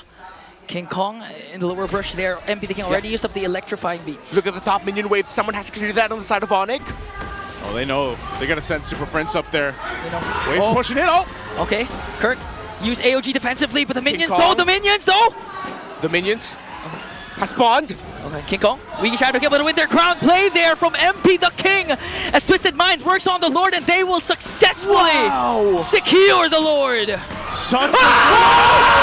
Escalera picks up King Kong, popped his immortality. MP the King working on the back, and they were able to burst down the 2 junglers. Keller dishing out the damage onto James. He still has his immortality, but another pickoff, another setup from Escalera. Magic made indeed. They needed a moment. They needed something. They needed hope, and it came in the form of Escalera. Both junglers down, though. Twisted Minds, can they end it here to force this series to go on? Can their chase for the Immortal Cup in the Champions Arena live on? Gonna have to do it. GZ going up on the top side. Brusco, and now the force to fight. Okay, good. Cancel. But the Feathered Airstrike, Brusco already used up his ultimate though. Keller being able to do it, damage Escalera here. Brusco again trying to soak up the damage as James goes in. Kirk being able to dish out damage onto the Lord. Inhibitor turret down bottom has now been exposed, and Onic will be able to clear out the Lord. That was a great defense. They had to juggle that around properly. And yes, both junglers being gone, Onic Philippines holds on. All base turrets down though. a little bit of damage to the base, but ultimately still in this game, almost at the 24-minute mark. A question that might haunt Twisted Minds, though. Did they play that too safe? I understand why they were playing it safely. Them getting wiped out at that moment meant that Onic can just rush it straight into the base, and it's going to be what? MP the King, most likely the only one left to try and defend it. But could they maybe have just stayed a little bit longer to try? It seems like they were trying to count King Kong's respawn there, who was very close because they knew him coming in with a shadow kill. But my mind cannot stop lingering on the thought of what if, right? Yeah. What if? Yeah. And that might be the question. Yeah, they need to start throwing bodies like what Onic has been doing. And now, 24-minute mark, Renmar, this is your HLG. Yeah, another hella long game. Yeah. Hella long game. This is a hella long series. It was like almost 16 minutes in game 1, 19 minutes in game 2, and we're getting close to 25 minutes in game number 3. And it's a best of 5 series. That's great. I hope we get to witness another game here too with Twisted Minds. The way that they've been playing this, they should have total control of this next Lord even. You can already see the positioning happening here. Yeah. King Kong will go ahead and scout some about. I think we have to see Onic Philippines pull some of their own magic, you know, utilizing Super Prince especially for this. But it just seems so difficult to get an advantage in terms of positioning around these objectives for them. Yeah, I mean, we're seeing MP the King pull off some magic as well. It was him who was able to stop King Kong twice in that long Lord dance, the last one that we saw, and him able to use the Winter Crown at the right moment so that King Kong's shadow kills effect would be minimized, forcing King Kong to shadow out. So MP the King is showing up some magic here, outplayed the rest of Twisted Minds. So it's just like, who can be more magical at the right moment, the right time, the right trade? It's so crucial now. 25 minutes in, getting closer to 26. And Onic are trying to open up the map. They're trying to apply pressure. They're sending a 3-man hit squad of the Lo Yi, the Clint, and the Badang. The two fastest damage-dealing heroes you have, but it was spotted out by Twisted Minds with the Sentry. Yep, so they're just going to go ahead and pop the diversion. They already know, you know, the plan was foiled. We got to go back from this. And so it's ultimately just grab your buffs while you can, and maybe we'll meet at the Lord here as they go ahead and get ready. 26 minutes in. Gold lead, it pretty much doesn't matter at this point. What really matters is how it's executed with the tools they have. And realistically, it just seems like Onic Philippines has had some trouble getting to these targets. You know, the Immortalities, they really haven't been able to even pop some of them in some of the exchanges that they had because there's just so much mobility you could see from Twisted Minds too. So once again, kind of just staring off here for this Lord. It's going to be quite a bit of work to actually take this one down already. And the waves, you know, you see the mid lane, it's going to be met with that wave, that fresh wave pushing in. They still have to clear it though, and they can always rely on Super Prince, and that's why you have them staying so close to Super Prince so that he can just kind of send in who he needs with that diversion. Oh, Twisted Minds. Diversion, where's it going? Okay, they're going to wait for the diversion though. Onic was able to clear out the minions down bottom, so they have enough time to actually make a play here. Still, they don't know where they are. Diversion is there. They're going to send him back. Unchecked. Oh, MP's there, though. He sees them. Okay, Brusco already committed. Oh, my goodness. And Killer got eliminated immediately. Twisted Minds was ready for the attack of Onic. Blasted Onic Philippines. The gambit. It didn't work with King Kong. King Kong found MP the King. Okay, but in exchange, Super Prince also got taken down. King Kong under Shadow. Escalera on the chase alongside Outplayed. Kirk with the AOG. Beautiful cast over the Wiki Shadow Kill. Will he be able to escape though? As James working on Brusco. Kirk caught in the crossfire there. Had Cheesy used up the feathered airstrike. Good pin down there from Outplayed to force out the Immortality. Winter Crown Blade. Is this enough time bought for the Sonics? That might have been enough time. I mean, now with Twisted Minds 4 members up, they can force into the base. They know, what do we got, 30 seconds away for Kelra and Super Prince. It's Brusco and King Kong only. Okay, James, Hajizi, Spear of Destruction is not going to connect, but the minions are here, and backs against the wall. Twisted Minds, they don't care. They extend the series. It ain't over just yet. I can hear Brigadus' reaction, and I will mirror it. Oh my God!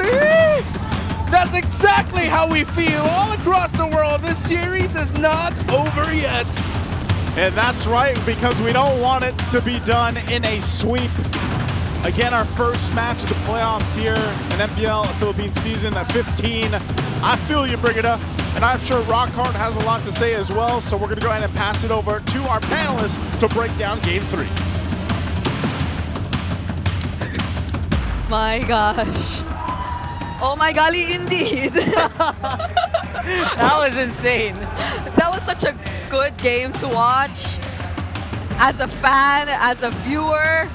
And I could definitely feel the energy from our audience earlier. That was nearly 30 minutes, by the way. Yeah, that was a huge game for Twisted Minds. A very long one. It wasn't as easy as, you know, getting a game 1 snap. It was 30 minutes. They were in the base, they backed off again. They're in the base, they backed off again. They were trying to be clean, they're trying to be sure, and because of all of that, we have game number 4. Hats off. Hats off to our game MVP. That's going to be Escalera on the Guinevere, who I believe was one of the very few people to actually try and be consistent in trying to prove and pull off this unorthodox kind of a pick, because there were some ups and downs in terms of their histories in using the Guinevere during the regular season, and there were some moments where they indeed were able to prove themselves, and this is probably the best game where they were able to so far. 100%. We had our doubts when Escalera just, you know, insta-locked the Guinevere earlier, but you know what? He's proven us wrong time and time again in that last one. Again, not the perfect Guinevere game, but just enough to really put a wrench in the cogs of Onic in that one. In both the early stages of the game and the late game, the HLG, the Hello Late game, there were so much key spatial migrations coming in from Escalera. During the early stages of the game, he gave way to the first 3 kills to be easily taken there by Twisted Minds. And then towards the latter portions of the game, he just always consistently found key targets. And this is where he found King Kong, where they handed over 2 consecutive deaths onto King Kong. And that's something you're not used to seeing from the King of the Jungle. Yeah, not everyone can do that. That's also one of the impressive things. I mean, earlier on, King Kong already had a bit of a tough time dealing with Outplayed with that one, dealing with the Farsa. I mean, Haji did it so well on the Farsa right here. You expect the Farsa to die so much, but it didn't. He barely did. He barely did. We are going to double check in our post-game stats the number of times, if any, that Hajizi actually went down. Because as far as we could remember, we were already past 20 minutes into the game, but he has not died once. Not once on this Farsa, even despite the presence of a Gadot, even despite the presence of a Badang, who could have potentially always looked for the Farsa. He was so on point in terms of positioning himself every single time. And mind you, even towards this moment, the way Haji was able to position himself here and land those feathered airstrikes onto Kelra, it spelled out the end for Onic Philippines. So impressive. Again, it's difficult enough to do it with the heroes that they have, but to also survive that against the world champions, against the season 14 champions, is already a feat in and of itself. So big props to Twisted Minds here. Hajizi definitely a bit of an unsung hero in this one, as well as Outplayed. Obviously, well, Outplayed was like the spear, the spear wielding hottie. you know how, as they say in ancient times. I don't want to say it. Thou art a spear wielding hottie. But it's a cool way to call Moscow. I mean, just look at how impactful this guy is. Whenever there is a spatial migration landed by Escalera, and when it's close to a wall, it's almost always a sure kill when Outplayed is within the area. And when you need him to either do the split pushes, when you need him to catch up using the SOD, he's a very reliable gold laner. Yeah. Even dying just once in this game. And to confirm, yes, Hajizi did not die at all. He's 407 on this Farsa. So Onic Philippines were not able to deal with him at all. Yeah, again, it was so difficult to deal with just because I think at most parts of the game, the glint from Kelra didn't do as much burst as we thought it would. So this is the biggest surprise for me from Onic's lineup. Super Friends even doing more damage than the Clint did in that game. Yeah, if I'm not mistaken, and we will be confirming this later on, Kellera immediately picked up the endless battle into the Sea Halberd and the Malefic Gun.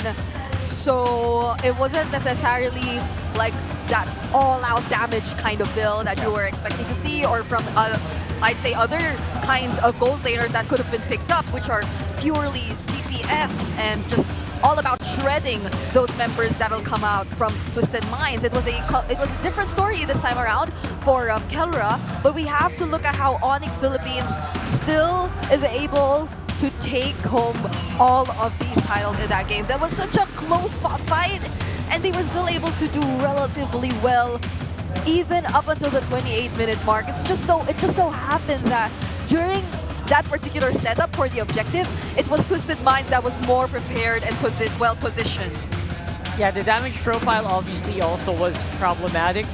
It still felt like an Onic that we know and love. Yes. They're the Onic that kind of just plays it out, knows very well how to position themselves, knows how to start those team fights, but the follow-through was a lot different. It felt like it was lacking in a lot of these fights. Actually, earlier for the first two games, Brusco on the Padang felt like he was always eager to start things up. But now, up against Joy, up against MP the King, it's almost like Brusco had to do something to stop him. He had to respond and deny MP the King of whatever he wanted to do. And now we will be looking into, I believe, the item progressions as well, which took place in this game, because it has been very interesting. We put a lot of highlight on our game MVP. That is none other than Escalera. And if you would look closely at the item progressions here, actually, he never went for a full item, not until the 14-minute mark. He decided to go, as we call it, the chop suey build, only picking up either the Dreadnought armor, either the magic robe, up until that moment where he decided to pick up the immortality as his first item. So you know that he just really wanted to go in for that well-rounded defense, be able to sustain things a little longer, because he was there to set things up. That was his main role on the Guinevere, and it is very commendable how he was able to carry out majority of it, especially in key moments of the game. That is both, again, in the early and the late stages of the game, and especially when it came to the late stages where he was much more equipped. He had a lot more of the items that were necessary to deal with the damage. That was where he probably felt that, yeah, the damage profile really feels lacking for Onic Philippines, because especially on the targets which were most accessible to them, they could barely deal the necessary damage, and that's on Escalera. It's one of those games where King Kong was actually struggling to make pickoffs happen, despite having a bit of a good early game anyway. I mean, they were trying to steal his purple buffs a lot, but he was actually coming out on top with those.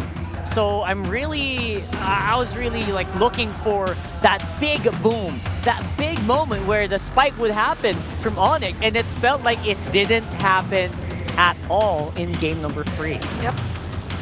Here though, definitely, that mastery on the Guinevere provided to us by Escalera, no one should be questioning it anymore. That's right. After this game. And let's head into a quick meta check this time around for Twisted Minds. And as we've seen in that previous game, of course, what we're seeing from here are statistics coming in from their regular season performance, and we're not seeing those high numbers similar to what we saw from Onic Philippines' side. But at least you see here how the Joy seemingly makes a really huge difference. There was a Badang, there was Brusco on the other side, there was that on Onic Philippines, who every now and then did a great job in stopping MP the King, but this felt like literally MP the King unleashed, you know? He was just able to do everything he wanted, and there was seemingly no threats from the damage dealers of Onic Philippines. That's true. That's what we're looking for here. A big question for that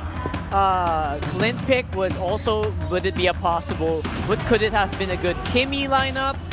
Could it have been a good Bruno lineup? So those are things that might be answered by us later for Onic. But for Twisted, they do have a lot of picks that they have tried out right there on the lower left that didn't really get any wins. Yep. It's a big list, guys. It's a big list. It's a long list, and there are some unique heroes too that you could probably see on the lower right portions, but we're yet to see something similar to this again. And that's probably one of the most interesting things so far about this series because it does feel like Twisted Minds, although they keep on teasing us about all these surprise picks and plans they have, it doesn't feel like they're actually showing us any of that.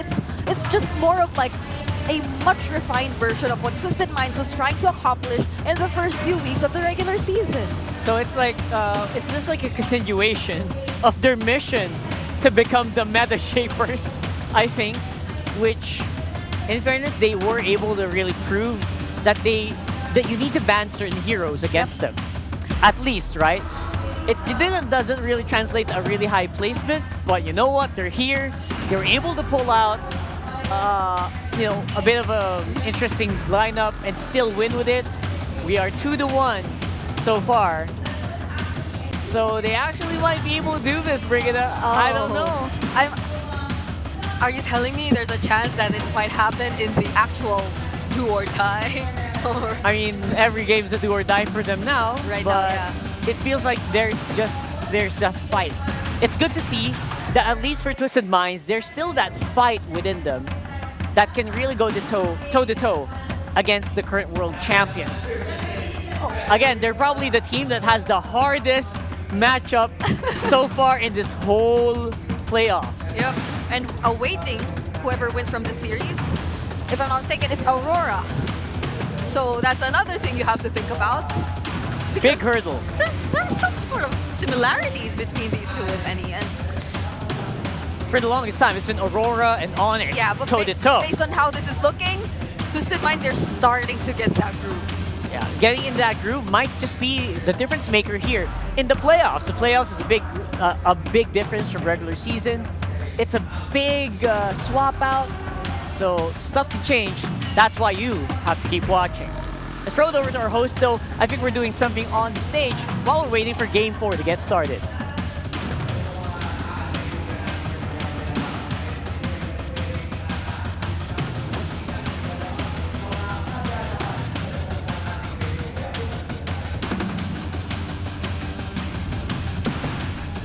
Thank you to our panelists, Womi and Chantel. Nararamdaman niya that they will continue to twist the game. Narinig ko nga kanina si Midnight sabi niya, they're twisting the game, let's do the twist. Mangyayari kaya yon sa Game 4? Pero you know what? What? Before we see that, Hans, we have champions in our mids here. A big round of applause for our MDL Season 5 champions, Onic 9 Lives! Gusto ko yan moves na yan. Paki-flex naman ang inyong trophy. Ayan. Trophy, raising it all up. And hi, guys, welcome. I know na you've been here for a while kasi nakikita ko rin kayo every now and then na nanonood talaga kayo ng MPL dito mismo sa arena. But now the spotlight is yours. Go ahead and introduce yourselves para sa lahat ng nakakita sa inyo for the first time. Ako po si Kane, jungler ng Onic 9 Lives. That's Kane. I'm Sean po, post-for ng Onic 9 Lives. I'm Kaloy po, Rom ng Onic 9 Lives. Lanzo po, explainer ng Onic 9 Lives. Coach Wright, coach ng Onic 9 Lives. Rex po, Godley ng Onic 9 Lives. Kryptonite po, tank support ng Onic 9 Lives. Dasha po, Godley ng Onic 9 Lives. Wow, thank you so much for joining us here. Unang-una, before we talk about your kuyas right in front of us right now, ano yung feeling na hawak-hawak nyo na ang MDL trophy nyo? Yeah, Kaloy, kamusta? you wanna take this question? All right. Anong feeling na naging champions kayo for this season for MDL? Nakakaisip po ko, taas po, di po kami mapaniwalang champion kami. Coach, what about you? How proud are you of all of them here na kayo ang naging champion? Sobrang saya po. Tsaka proud na proud ako sa kanila kasi yung iba dito, rookie lang pero nakuha na agad nila yung champion. Diba? Grabe. Yeah, So, isa pa coach, I'm sure you're proud of all of them here. Pero as I said, yung mga kuyas nila ay nandito and they're fighting for their chance to get the Immortal That's Cup. right. Yes, so what is your message for Onic right now as they're about to have Game 4? Sean? Gusto ko lang po sabihin sana ma-close out na yung series tsaka good luck sa mga future games sila. Tapos ayun, get the championship na mga guys. get the championship, Kuya. So, okay.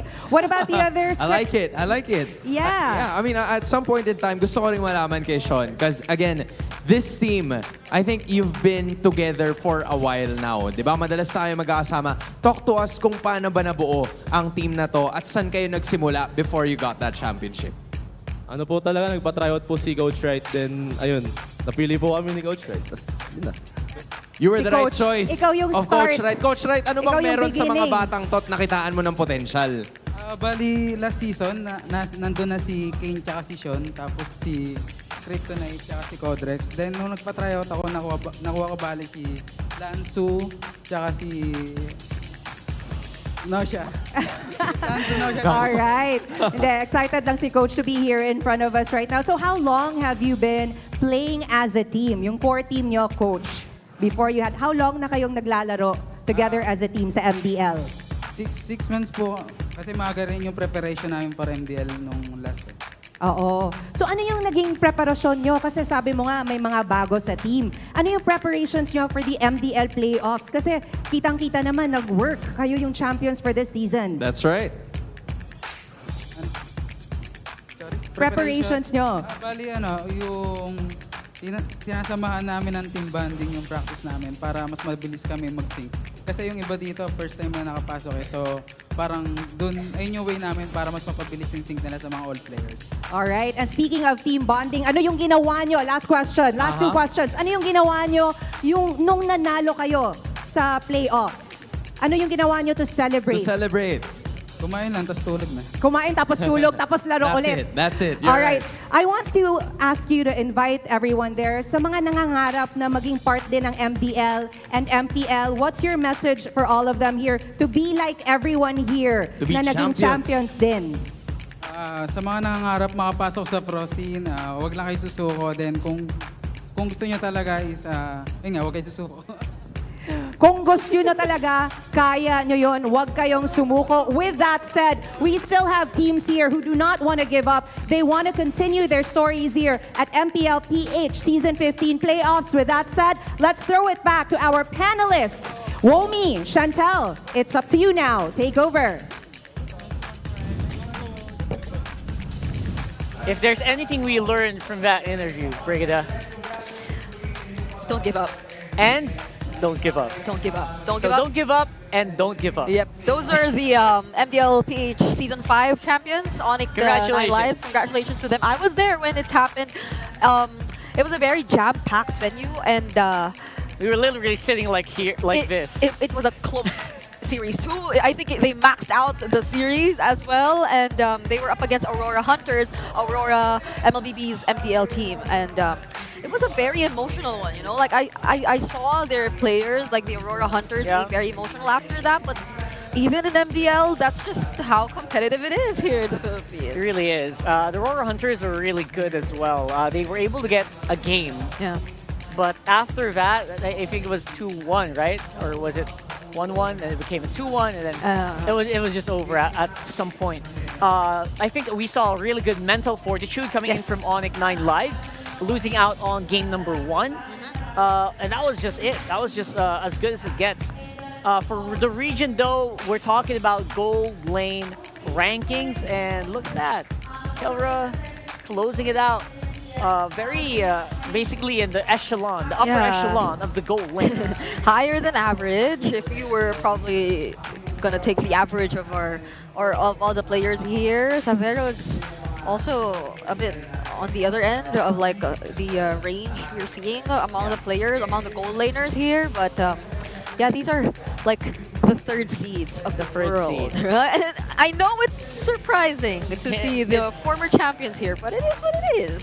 It is, and again, very notably, 2 Onic players currently on third seeds. So that's something. That's something.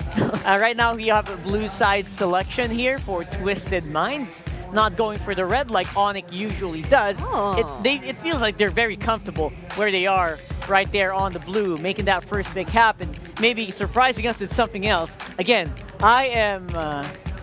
I'm keeping my fingers crossed for something really crazy. Yep. We're going to the draft here for game number 4 though. And we saw it earlier, right? You saw when we were peering down the players. Twisted Minds goes very, very calm. Yeah, Coach Boncha was all smiles while they were preparing themselves for the draft. And I believe we'll be alongside Redmore again. I hope he didn't take the wrong call. I hope he's already done with the customer service. Yeah, no, it's all good. It's all good. Okay, joining us, Renmore. There you go. I hear him. Okay. There you go. Is the Joy first pick appearing soon again? Or does Twisted Minds have a different plan in mind? Because it did work really well for them earlier in game number 3. Game number 3. You know what? This is funny. I was thinking about like possible hero picks to make an appearance here that Twisted Minds might force. I was actually thinking they will go for healer roams. Which is something that happens a lot in high-rank RGs here in the Philippines. Like the Florians like and all the Florian, yeah. But apparently they're not really going that route quite yet. Very happy to just deny that joy away from Onic. Yeah, I mean, they're top 1 in terms of average heal to allies, but a very much more like Onic first 2 picks are appearing so far. It's still the Padang, but this time it's not the Clint, it's the Moscow for Kelra. Yeah, Renmore, what do you think about this?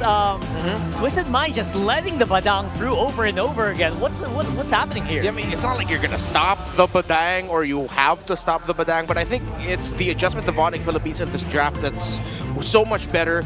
In game number 3, they picked up the Badang and Lo Yi. I really thought that they'd rush the Moscow pickup then because that's your main answer against the Joy, but now that they pick it up, they don't have to worry about the Joy so much. Now, they have to worry about the Baksha, which I think might actually be going into the roam here. Because you already see the Fulvius EXP, the Joy in the jungle, it's 100% a roam Baksha, something that we've been seeing pop off more in global MLBB. Yeah, because I mean, these 3 roles revealed so far by Twisted Minds are the roles where a Baksha can go into. But you've already revealed that it is potentially going to go into the roam, which I feel really suits Escalera and the playstyle he's been showing us so far. It really does. He just keeps going in and looking for the targets. It looks so good, not to mention it also has that added benefit of basically disabling any hero roams. Like, I know it's not going to happen, but that's a side benefit. Yeah. Also works very well against Kimmy in this current meta. Well, they did ban it out though. Yeah, I mean, they didn't need to ban it out, but you know, if in case, you know, Onic thought about picking up the Kimmy, it was a very good pick against it. So now we're trying to see if we can get back to that mid focus. How has Super Prince been doing on the mid, Renmar, and what other heroes might you want to see from him?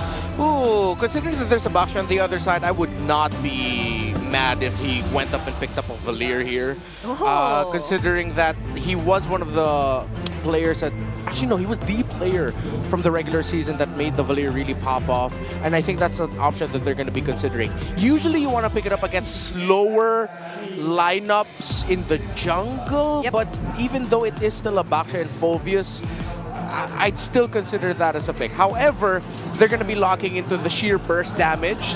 So they might still go down the burst damage route, but I wouldn't mind the Valir. Like, something about it just seems like it'll be a really good pick. Although it doesn't necessarily match, like, or it doesn't directly answer, like, the speed and the aggression that can potentially come in from Twisted Minds, it can serve as a great way to punish. Like, whenever there is gonna be a failed attempt from Escalera, there's almost no way out once you already decide to commit your Baksha Shield Unity and you get to put yourself in a position right in front of the members of Onic Philippines. So that can be a potential route, because if it's just about punish, the Valir and the Padang together might be lethal for Twisted Minds. And there you go! Oh man! Called and I actually got it? Cool! You did. Looks great, doesn't it? I mean, that does work very well against the first 3 picks of Twisted. Yeah. It also kind of leaves a little bit of a wiggle room. Kind of just can do whatever you want for that last pick here. Oh, dang. But there's the Eve, kind of just has pretty good range, decent range against the Valir. Also doesn't immediately die against the Valir as well. Granger, and the Granger, there you go. More mobility, kind of needs to, enables them to dance around the Valir as well. Yeah. So at least they get to control the box to some extent, and they just allow for more room, again, for MP the King to really find his targets. But they complete their lineup with a Cho. So right. these are multiple setup heroes that Onic Philippines are deciding to show us. Yeah, thoughts about this, Renmar? That was a really good shift that Onic did there at the end of their draft. They are now a much more mobile lineup with a Cho in the rope, and then they sent the Badang into the EXP lane instead. That means that what I thought was a very, very good Eve pick for the side of Twisted Minds and Hajizi might mean that this is going to be too mobile, too crafty a lineup that they have to face against. It does feel like it. The Cho oftentimes might just be the one to force you to use the real-world manipulation, even during timings wherein you do not want to use it just yet. And for Onic Philippines, probably they're sensing that they really need to find an answer to Haji, because Haji has done a spectacular job in game number 3. Let's see if he can repeat that here in game number 4. Throw it over to that casters. Thank you so much, panel, for breaking it down. Again, it's game number 4 upon us. They extended the series off of an amazing long game for Twisted Minds. Can they do it again to take us all the way to 5 games? We'll see if it happens. Brusco early on. Whoa. Oh, MP the King, first blood drawn. Man. To the Bruiser. Oh, that's not good. That is not the start that Onic Philippines wanted. They want them dictating the tempo, but I think up against this Baksha, I just realized Baksha can roam around the map really well too, very quickly. Oh, even Hajizi actually stopped the recall of Super Friends there, so enough time bought again for Twisted Minds. Yeah, that's... I don't know, man. Maybe Brusco is just like, man, I'm tired of playing Badang. Like, Kirk, you play him. And your turn. Your turn. So, like, I don't know. Maybe because he's played them the past couple games, he's like, oh, yeah, oops, I forgot I'm playing the Cho. Like, you know, and ends up dying early on. So, Twisted Minds with that little bit of an advantage. And mind you, that little bit of advantage going to MP the King on the Joy is going to pay dividends, I feel like, especially into the first objective. You can see how aggressive he's being, right? He's on that side of the jungle, and Kirk is there, gives them the information, so they might try to make a play before even that first Lord comes up, especially if Brusco does happen to have that Way of the Dragon by the time the turtle comes up. Then maybe they can make something happen. But this debut pick for Escalera, whoa, Hajizi, Forced out the flicker. How's this Baksha roam work, man? Like, statistically, I know we've seen it around the other regions, but how good is it? It's the speed, bro, and how tanky you are. The fact that you're also providing a healing reduction. It's just a solid pickup. I'm not sure of the total win rate globally, but it does pop up often that I ended up having to make a post about him. You made a post about it. Well, right now, that'll help him go ahead and secure the first objective. Turtle secured. And outplayed too. It looks like he's going ahead and winning his lane against Kelra right now. So a lot of good things happening for Twisted Minds in this game 4. And yeah, MP, like I said, the fact that he's got this early start's great for him. I'm wondering how King Kong's going to go ahead and play catch up here a little bit, or if he's able to just kind of farm up, you know, do his thing. Yeah, he might even pull off his very own turbo. Is that turbo jungling pattern?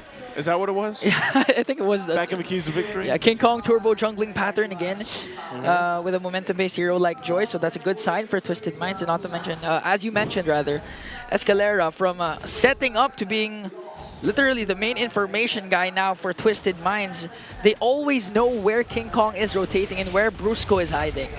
Brusco's level 4. I don't think you kick Escalera, obviously. Escalera, by the way, previous game, just had a hell of a game. I like to see that we are in this portion of, well, I guess Twisted Minds has always been like this. Escalera playing the more unorthodox picks. You know, the Guinevere, and now you have the Baksha here. Really takes a certain type of player, but also team to go ahead and let that happen and play around it.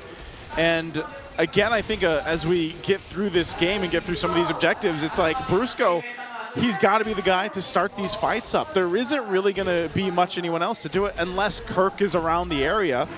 But he's kind of just forced to be in his own, you know, lane and follow around James. And we know that James has been the player, or like the guy to play the Phoveus to a pretty good game. They might not have win all the time, but it's usually James that is just kind of wrecking the opposing teams when he does get his hands on the Phoveus. Yeah, this might be one of those games where it's just going to be determined a lot by the major objective team fights.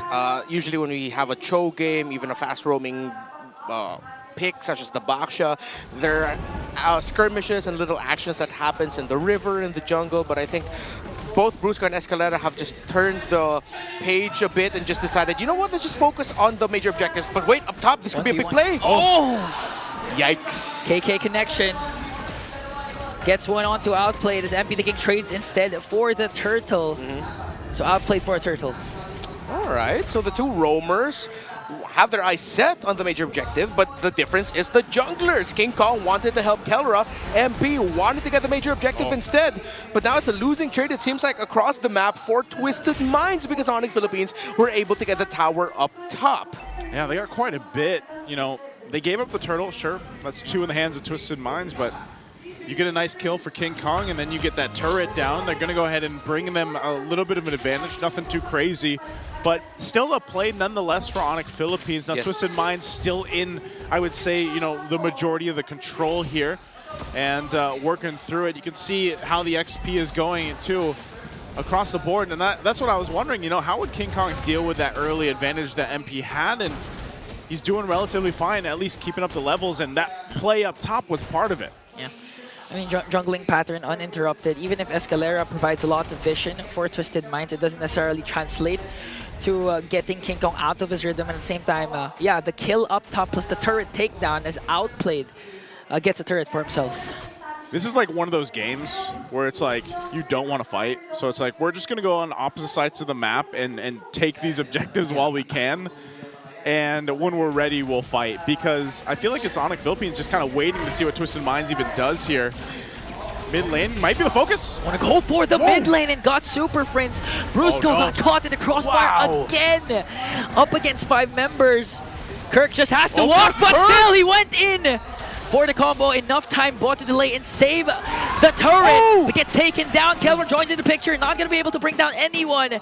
And Twisted Minds, everyone survives. This is exactly why I was gushing over the Eve pickup. Although, yes, there's still a possibility that it would struggle, but that was one of the best scenarios for Hajizi to drop down the real-world manipulation, bring down the star field down to the gods themselves, and now it leads to this. Another turtle taken by Twisted Minds without a problem, and a lot of threat in the center of the map now that Brusco and Super Friends are getting checked incredibly well by Twisted. Looking at the items, up to a Sky Piercer for the Granger. I was worried about the development of Outplayed in this game, but now he has a very slight lead over Kelra in the gold.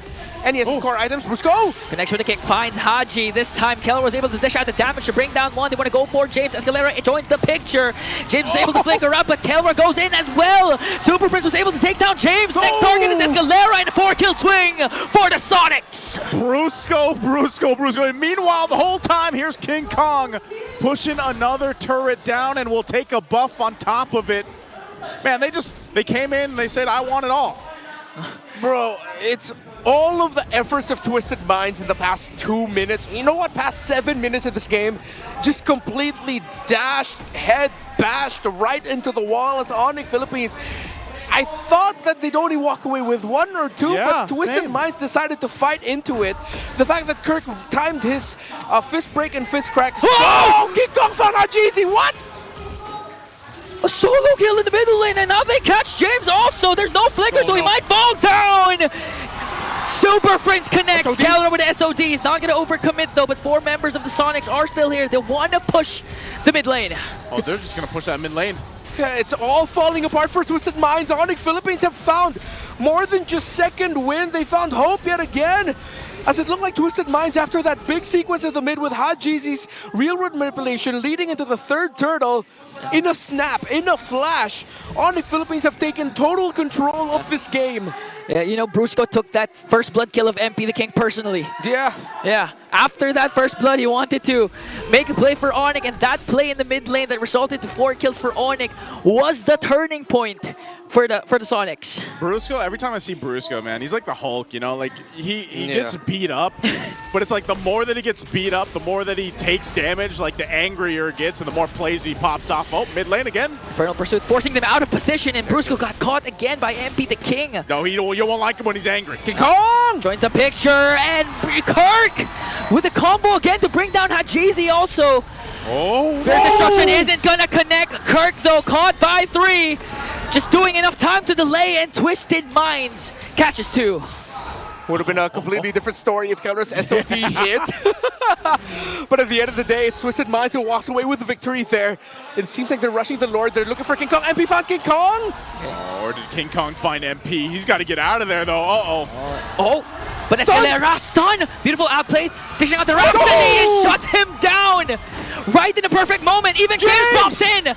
Beautiful cast with Dark Wave plus Flicker, but Super Friends was able to cast that ultimate, so it's King Kong down for Onic. This game, it feels messy, but they're making so many good plays where they need to. The fight for this Lord, though, is crucial.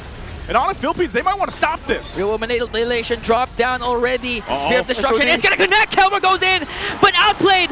Not going to be able to sustain it. Kelmer just wrecking havoc. Going to pick up 2. James might be the next target here. Super Friends in the picture. Will they still be able to take down Brusco? A double kill for Escalera, but an answer from Super Friends. It's only the Magician left. The Lord will be marching out. Onic did enough to minimize what could have been an absolute destructive Lord take for Twisted. They'll be able to stop the Lord. Now Twisted has to recover from this because it looked good for them. While Onic Philippines, both of them recovering, tripping, falling down, getting back up again. It's a back and forth in the most epic proportions.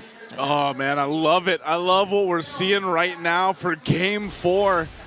The biggest thing that sticks out for me too for Onic Philippines really is Super Friends again on this Valier.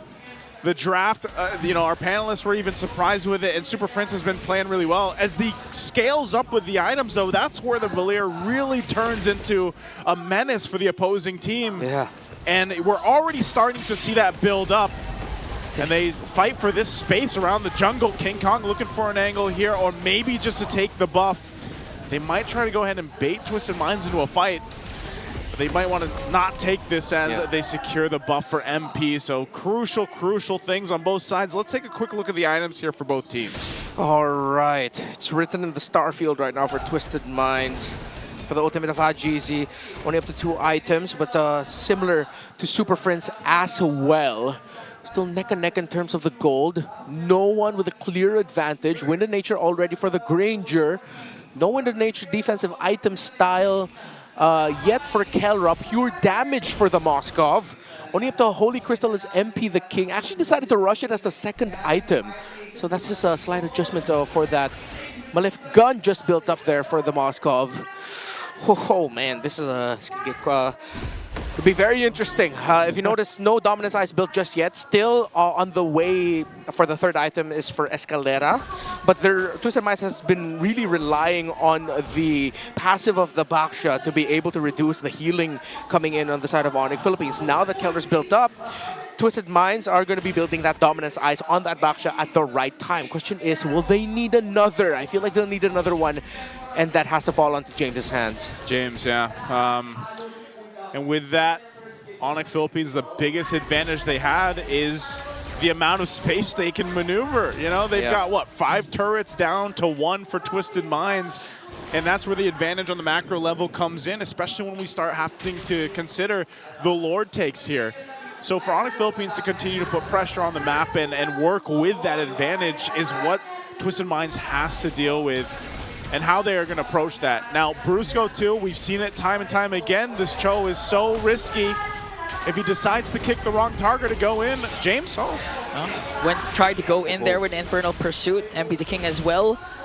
But Twisted Minds decides to back off. Yeah, you see the threat there of that Valier. Once he got the Vengeance Flame up, the Burst Fireballs. Stopping Twisted Minds just enough. MP the King really thought about popping his ultimate, but decided, no, it's going to be way too risky for me if I did that. And now the space provided means Onic Philippines will be able to start this Lord comfortably. They're just going to be waiting for Keller to get here with an SOD later on. Twisted Minds, if they can pull this off, force a game number 5, momentum will be in their favor. Okay, Lord is up. Quarter of the health is down. It's going to go for some resets, though. Kelro will stay bottom side. I feel like that's what we see every single time we have the Moskov come to play. We're just holding our breaths once that Spirit of Destruction is thrown out. But it looks like he's just going to join this one up. as he makes his way for this fight. Oh, hold on, Kirk. Already committed the combo there. On to James. King Kong enters the picture. Oh, no. MP the King. Oh, a beautiful kick from Brusco though. But no follow-up for Onic. King Kong got caught by James. But is able to cast a wiggy shadow kill and brought down James. One more hit. Hajis with the RWM to bring down King Kong. MP the King working on Super Friend takes him down as well. 2 kills swing for Twisted Mind. But the base, Kelra working on the turret. Okay, it's Hajizi. He got back in time. Can he stop Kelra? Can he stop the Moscow? Twisted Minds are able to get this. Kelra! Okay, Kelra with a beautiful knockback, working on Hajizi with the ground play. This time connects. Escalera, Kelra. Escalera wins the fight. Escalera and Hajizi just in time, stopping the split push. The Lord marching with Twisted. This could be road to game 5. Oh my goodness. Oh my golly, as Brigida would say, because that could have been way worse for Twisted Minds. But they made it happen, and good thing that is a boxer in the hands of Escalera to join the fight that fast. If this was a Grand Prix, Twisted Minds literally just changed to the hardest of tires, and it's working out very well for them. No way, don't tell me Twisted Minds will actually force game 5. It's a 5v5 though. Okay, they're trying to deal out damage. James goes in as well. As Escalera tries to zone it out. RWM already cast it down. Kirk got caught again and got bursted down by Outplayed. That's 2. But MP the King will fall down. That's 2 for Onic. King Kong, Kelra working. That's 3. 3 members down for the Sonics. Kelra versus James. KK connection. Will they be able to do it though? Kelra was able to walk away as King Kong with a wee shadow kill. Gonna bring down James. Outplayed. Escalera has to back off, but they got one inhibitor turret. And it's not over yet. KK holds on for the gods. King and Kelra holding on for Onic as Twisted Minds have solidified a lead here. It's not the lead, it's just a lead for a moment because the towers are too close and this game is too close to call. Oh my goodness, taking a look at the replay again, this was a crucial defense for Onic Philippines, but even with this, again, that Spear Destruction, Kelra and King Kong, they're together to deal with that and even get James. What a play coming out for Onic Philippines. But man, you gotta remember, Twisted Minds is facing elimination from the playoffs with this. They have to win this game to get to a game 5 to keep the hopes alive for now. And once again, we're gonna look at the items here before this next objective comes up. Winter Crown on Hajizi. We saw it in play earlier during the attempt of Kelra to finish the game alone, but that is going to be the item right now for Haji.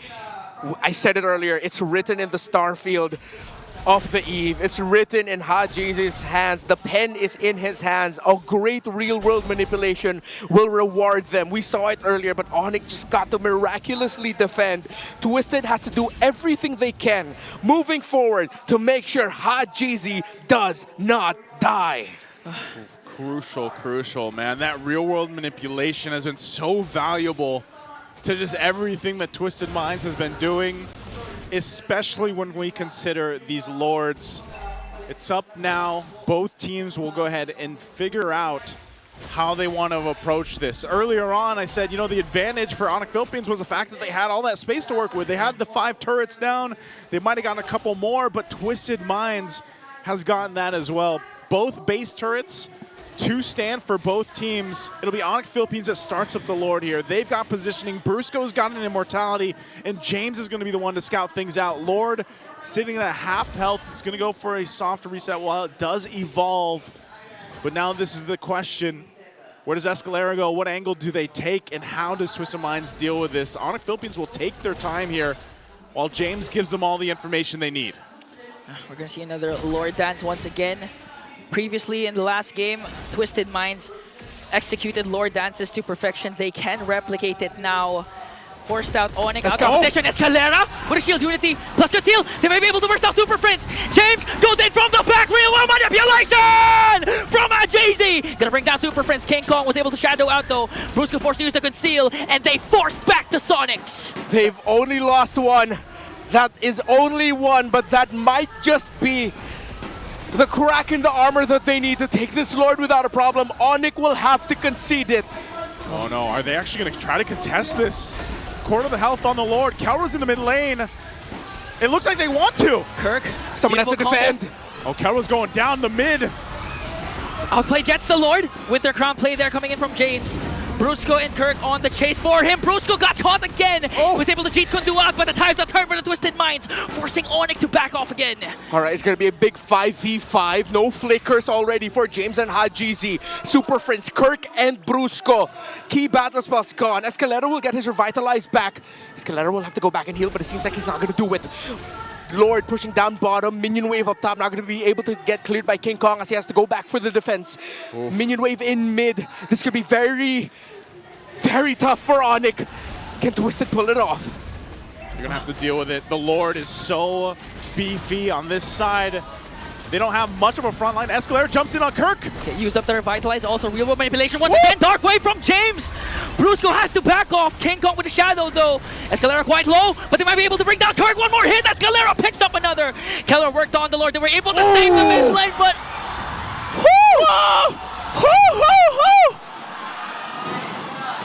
All right. Which side was this on?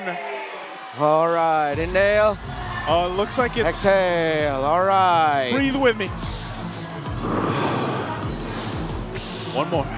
It happened right as Kirk went down, and there was a lull in the sequence. It looks like it's on... We get, as of now, we cannot tell which side called the pause. Called the pause, excuse me. But we are 20 minutes in. Oh, there, it's up there in your corner right now. So it is Onic. To the side of Onic Philippines. Man, talk about a series, right? I mean, this is a 20-minute game we were just talking about earlier. Yeah, and as I was saying, literally everything that Twisted Minds are doing in team fights is to keep Hajizi alive. They either die with a Starfield or they don't. And so far they're picking the route of let's make sure he just doesn't die. We use this real world manipulation, we make the most out of it, and if we need to go back to just make sure Hajizi stays alive, then we will go back. They're living and dying on the hill of Haji. The hill of Haji. That's what they've got right now, man. Ooh. They're in his world, and it's not manipulated. It's real, though. Onic's world right now is they have to defend the push of Twisted Minds with just 4 members. Kirk again got bursted down. Although James had to back off, he was 1 hit away. And prior to the pause, he was, I think Super Prince might be able to take him down with the burn effect of his Valir. We're heading in. So let's we're see. About to head on in. We got to catch up. What are we looking at with this base defense? We get a nice look at that turn in the mid lane. It's going to go down. They hold on to it. Oh. Okay, they do hold on to it. They can clear out the lanes. But Onic Philippines ultimately still in the game despite a demolished or nearly demolished base. Not yet done for Onic. We thought this story was so obvious that everyone knew how this was going to be told, but I don't think anyone expected this. A game number 4 on the way potentially to a game number 5 with Twisted Minds 6th, barely making it into the playoffs, taking it to a team that has won in Malaysia again. Did they win in Indonesia? Yes, they did. They've won in so many countries across the world in the past few months. You saw the if you missed the graphic that we showed earlier in the broadcast before the series even started, it was all the accolades and achievements that Onic Philippines has achieved just throughout the, last year or so. And right now with Twisted Minds, this is why I was saying going into this, I was like, yeah, they had their, downtime in the regular season and they probably didn't perform, but they were the team that was testing the limits of the meta. Yeah. And you can see it here. It is actually really working in their favor. Those 2 weeks, 2.5 weeks or so that we had off from the regular season and going into the playoffs. Yeah. It seems like Twisted Minds is a different team from what we saw in the regular season. And in case you missed the one important plot hook that was discussed in the panel, Coach Bonchan has never been dropped in the first round of the playoffs. I'd say that's a Bonchan bless. It's the Bonchan effect. Now for Twisted Minds, 1.1k gold lead. Lord has spawned, but Onic Philippines putting a lot of pressure, trying to push in the lanes up top and down bottom. They actually created a slow push down there. Wow. Kelra even getting a little more defensive. Picks up the potion here again, quite locked in. What is that one called again? Is it rock potion? What's the defensive potion called? I actually forgot. It's the defensive one. But it's the yellow-orange one. The yellow-orange one. For some reason, I feel it's a rock potion. Wasn't it rock potion? I remember it. Yeah, I think it's rock potion. Don't doubt yourself. Picks that up. A little more. Okay. Okay. Prior to the pause again, Kirk already committed the fist crack. So no ultimate for the Badang. Yeah. Okay, I have to correct one thing though. Rock potion. No. Not the rock potion. Coach Bon Chan, specifically at the beginning of his coaching career, yeah, he hasn't dropped out of the first round in a while. He actually has. Only once though. When was it? It was in Season 6 against Omega Esports. The score then was 3-2. Man, that sounds like a long time ago. It was a very long time ago. Season 6 would have been what? 3 years? 3 years. No, excuse me. Four. Yeah, it was 2021. So it's been a very long. No, excuse me, 2020. Wow. It was like, yeah, we were like in lockdown. I remember what happened in 5 2020. years. Yeah, I was locked in my room in 2020. That's what. We definitely weren't looking at each other. Yeah, we weren't. I didn't know you yet, sadly. So, yeah, it's been 5 years since Coach Bonchan has been dropped out of the first round of the playoffs. But ever since he started racking up championships in Season 7, yes, he hasn't been dropped from the first round since then specifically. Yeah, but at least one thing for sure is he never got swept in the first round at least. Yep, that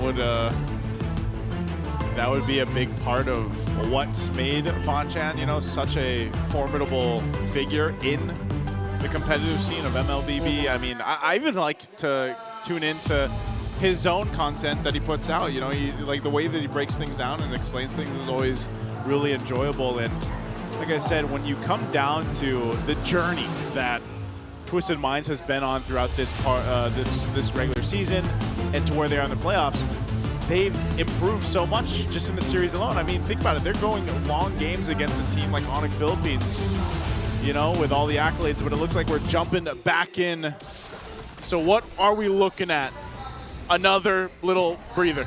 That's what we're looking at while we get things situated here and figured out. So, you know, man, I don't know. That Lord is up. Yeah. That Lord is up, and this is high stakes for both teams because honestly, I feel like for some, like I'm a little like I've been, you know, like super fan, but I feel like when they're under those pressurous moments in some of the series, like let's say we get to a game 5 with this kind of drafting from Twisted Minds, it might be enough to kind of like maybe mess the super fam up. I don't know. Yeah. The last time we saw Onic in a situation similar to this was last season's grand finals up against Aurora in that game 7. And that game 7 could have gone either way. It looked like Aurora was on their way to winning a championship. But one final play. What are we looking at here? That he was able to complete the Naruto's game collection, it looks like. I only got 3. But again, imagine if Onic loses, not just this game but the series, it's the second consecutive time that a defending champion got dropped in the first round. Bro, yeah. Bro, I wouldn't be surprised if at that point, if we actually get to like game 5, Coach Bonchan's gonna go, Escalera, it's time. Play me Estes. Let's run it way back. MP, you know how to play Jungle Aldous? All right. Nah, I mean, I don't think that's gonna happen, but it'll be funny. They're like, come on, it's... Coach Bonchan on social media has been very vocal about his confidence in his team in this series. I mean, you can't blame the man. Like, you have to hype up your team as your head coach, saying about how it's like... one of the things that he was telling his team is that Twisted Minds, our team should be the team that teams in the playoffs should be wary about going up against. Because... No, that was it. It ended there. He never explained it. He never explained why. He just said... Just one of those mystery moments. Yeah, one of those Bonchan mystery moments, you know? Bonchan mystery moments. He's had so many of that, but... let's see what happens. I did not expect the very first day of our playoffs to be like this. but I'm very glad it is where we are right now. I mean, I wish we weren't in a pause, but you know what I mean. Yeah. I think a lot of people, and I saw this even on socials, like leading into the series, a lot of people are throwing out sweeps. Yeah. Like they were throwing out sweep predictions for Onic. I mean, they did go 2-0. So imagine if what we see here is this game 4 wins and then Twisted Minds reverse swept. Yeah. Like, what does that mean for the rest of our playoffs, man? Yeah, because if ever Twisted Mind wins game number 4 and then wins game number 5, they snap 2 streaks. The win streak in series that Onic Philippines ended season 15 with, which was at 10, and the championship streak that they've had. Ever since MPL Philippines season 14, every tournament that they've been part of, they've been champions. What is this pose, by the way? Why is everybody doing it? I don't know. Why are we like putting our hand there and sticking our tongue out? Like what are the kids doing? Is that the trendy thing? Hang on. I don't know what the Lord's doing with XR. He's got the drum. Oh. Okay. There's the boys. Oh, there's the boys. Hey. This is just the default reaction for Burrito now. Like I feel like. Actually, yeah. You know, like whenever the camera. Oh! Let's go in back to the game. That's my default reaction when I see our boy bring us back to the land of dawn. Here we go. Lord's already half health, and it's Onic. Onic. They're taking it. Control of the Lord pit now as King Kong jumps in. They're working on Escalera. A lot of combo committed, but he's still alive. MP the King is in the picture as well. It's going to be Retribution battle! And King Kong will secure the Lord. Don't tell me it ends this way. With 1 red tree, not even a kill trade. King Kong, the red tree to potentially put an end to Twisted Minds' hopes.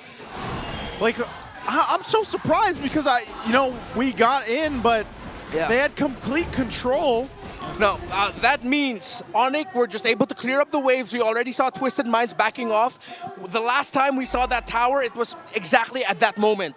Still very close to going down, but not down just yet. So logically, that means Twisted Minds backed off, played for Lord positioning, and it just turned into a dance, leading to Onic Philippines getting better positioning. How, unfortunately, we can only assume how they got into better position. Yeah. But it led to this. Twisted Minds had a very good shot at that, but MP the King just straight up lost the red tree battle against King Kong. Oh, this is going to be a tough one now. They're on the defense. Again, Onic Philippines lost the 2 base turrets earlier on, and with this beefed up Lord at the 24.5-minute mark in this game 4, they're looking to punch into the base. Last base turrets, 2 in base Twisted Minds in the mid and top. Waves are pushing in. They want to put the pressure. A couple of immortalities here are available, but they're going to have to deal with the Lord here. Super Friends already casted the ultimate. Brusco has his flicker. James got stuck. Immortality will be popped. Tajisi dropped down to RWM as King Kong works on the top lane. Lord still up. Twisted Minds trying to defend as much as possible. King Kong jumps in once again, forced out the Winter Crown onto Ajizi. Discipline not over yet. Onic Philippines, though, might be able to continue the siege with focusing on the tower in the mid lane. No more real-world manipulation for Hajizi. Oh, watch Brusco. Watch the Bruiser again. They're not going to overcommit, though. As Twisted Minds clears out the minions. And they hold on. Twisted Minds will not lose that mid turret. And so both teams holding on to the mid base turrets. A little bit healthier here on this side for Twisted Minds, but ultimately Onic Philippines was able to make a play based off that Lord. They didn't want to risk too much, though. You saw how they went according to that fight. Yeah.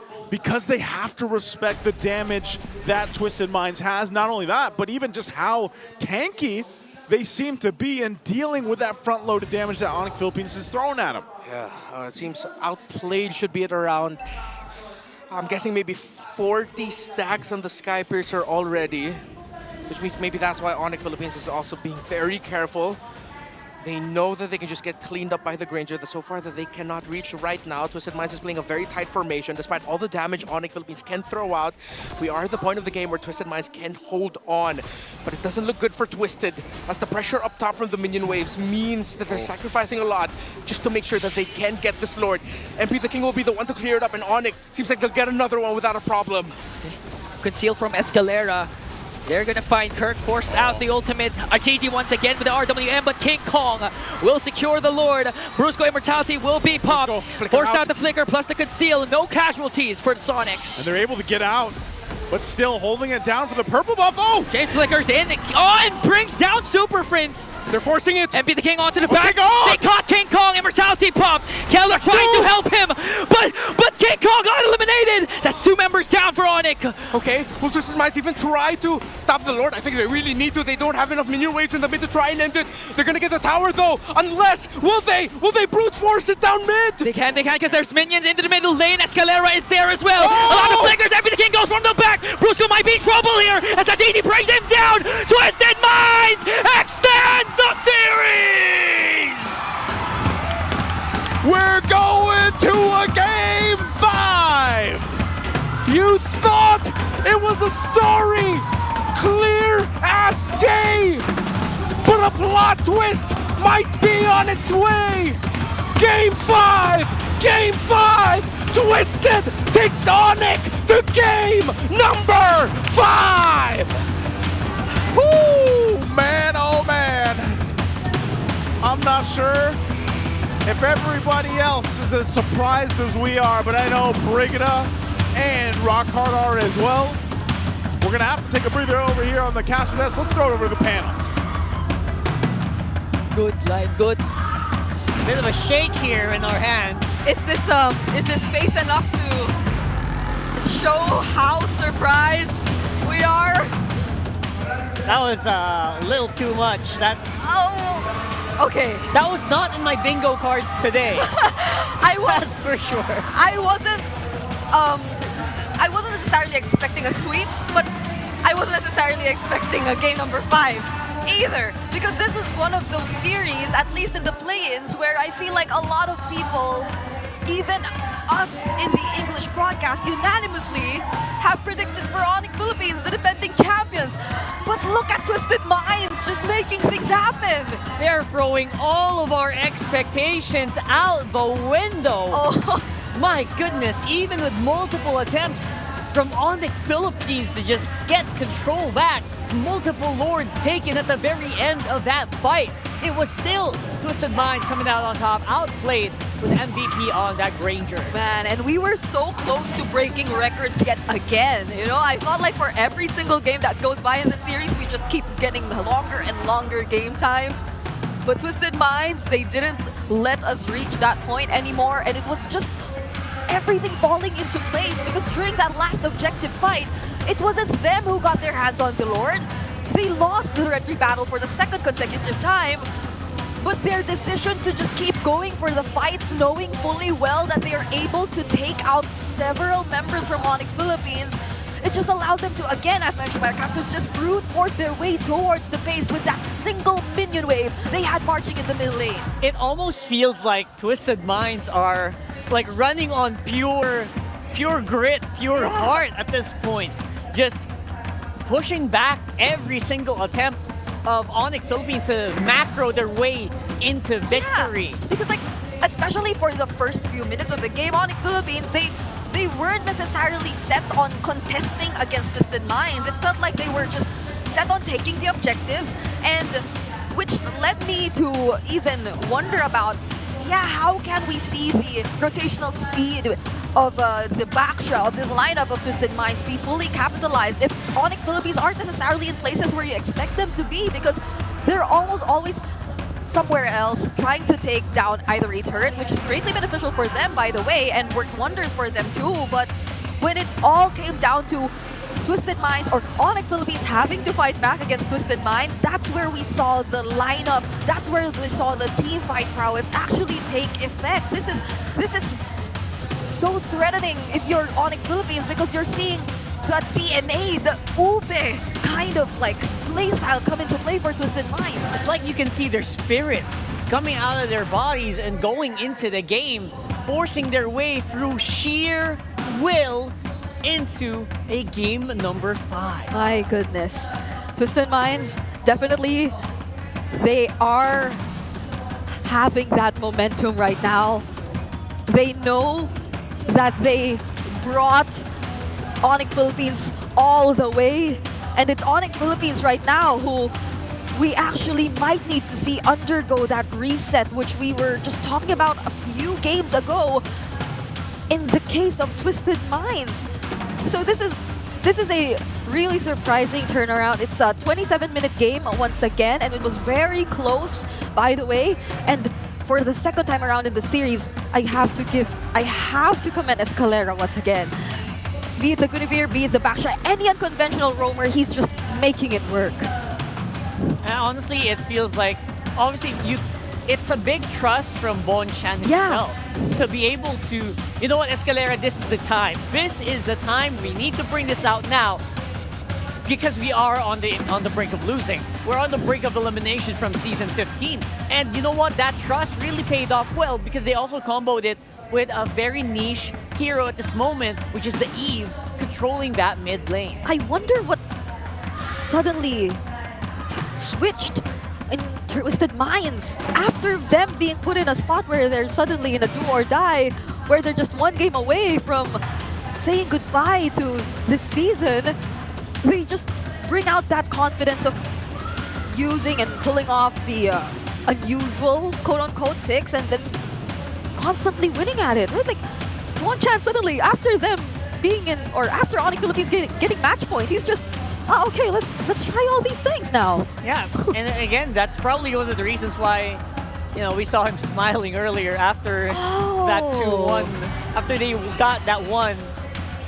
It feels like they could control, or he could kind of just foresee how his team was going to perform in game number 4, where it felt like there was a lot of pullback as well, and they're able to like kind of read Onic's movements in the jungle. King Kong did not have an easy time in the jungle this time. If any, the other half of the KK connection though, which is Kelra, as we see right now as the BPI rich guy, he was that one player from Onic Philippines, I feel, who always forced a reaction out of Twisted Minds. Like, he was constantly there with the pressure on the waves, and that, if I were in Twisted Minds' shoes, I definitely would have panicked multiple times by now. And I think we saw it too, based on how they just were trying to respond from everything that was happening. There were not just one, not just 2 times wherein Kelra actually decided to go for a split push attempt. There were multiple times where he actually tried to do that. And now I feel like we should also be taking a look at the overall goal, the difference timeline, which took place between these 2 teams. And compared to that one game we saw earlier, this is a way closer goal difference timeline. You could see how there were barely moments where a team, either Twisted Minds or Onic Philippines, held the lead for more than 5 minutes because it was a constant up and down. It was in a constant back and forth. Literally what we would consider as a seesaw battle, if some would even say. And this is, if you would look at the 7-minute mark, that was the first time we felt a significant difference. That was when Onic forced a team fight up against Twisted Minds, and they were able to go straight towards the mid lane, taking down the necessary turrets away from the mines. But then, come to the 14-minute Lord, we see another switch, which significantly favored Twisted Minds, and then it just happened over and over again, even all the way to the 22-minute mark. There were so many split push attempts, and I feel like those are the things, or one of the many things which really balance things out for Onic Philippines, because you cannot deny the fact that Twisted Minds were really playing out of their minds, like constantly winning the team fights, constantly winning the aggressive plays, and finding a way to deal even with the presence of a Valir even, which was a major highlight too, by the way, while we were discussing the draft earlier. But it just felt like they were able to find the right footing. They were just able to really avoid all those sudden denials that could have came in from Super Prince. And I feel like Super Prince too has had his fair share of instances where he just gets found out here by Onic or by Twisted Minds, or just he gets spotted out and just gets eliminated away by Twisted Minds. And that too is probably one of the biggest factors that I feel applies to both teams, because even Haji, he didn't have the exact same I'd say experience as when he was playing the Farsa in the previous game. He had a much harder time trying to pull off the eve in this particular game because there were so many members of Onic Philippines constantly trying to hunt him down. And that was another crucial thing which really allowed for Onic Philippines to take advantage of the situation whenever they were able to ensure that Haji wasn't able to land his real-world manipulation perfectly, or whenever they were able to ensure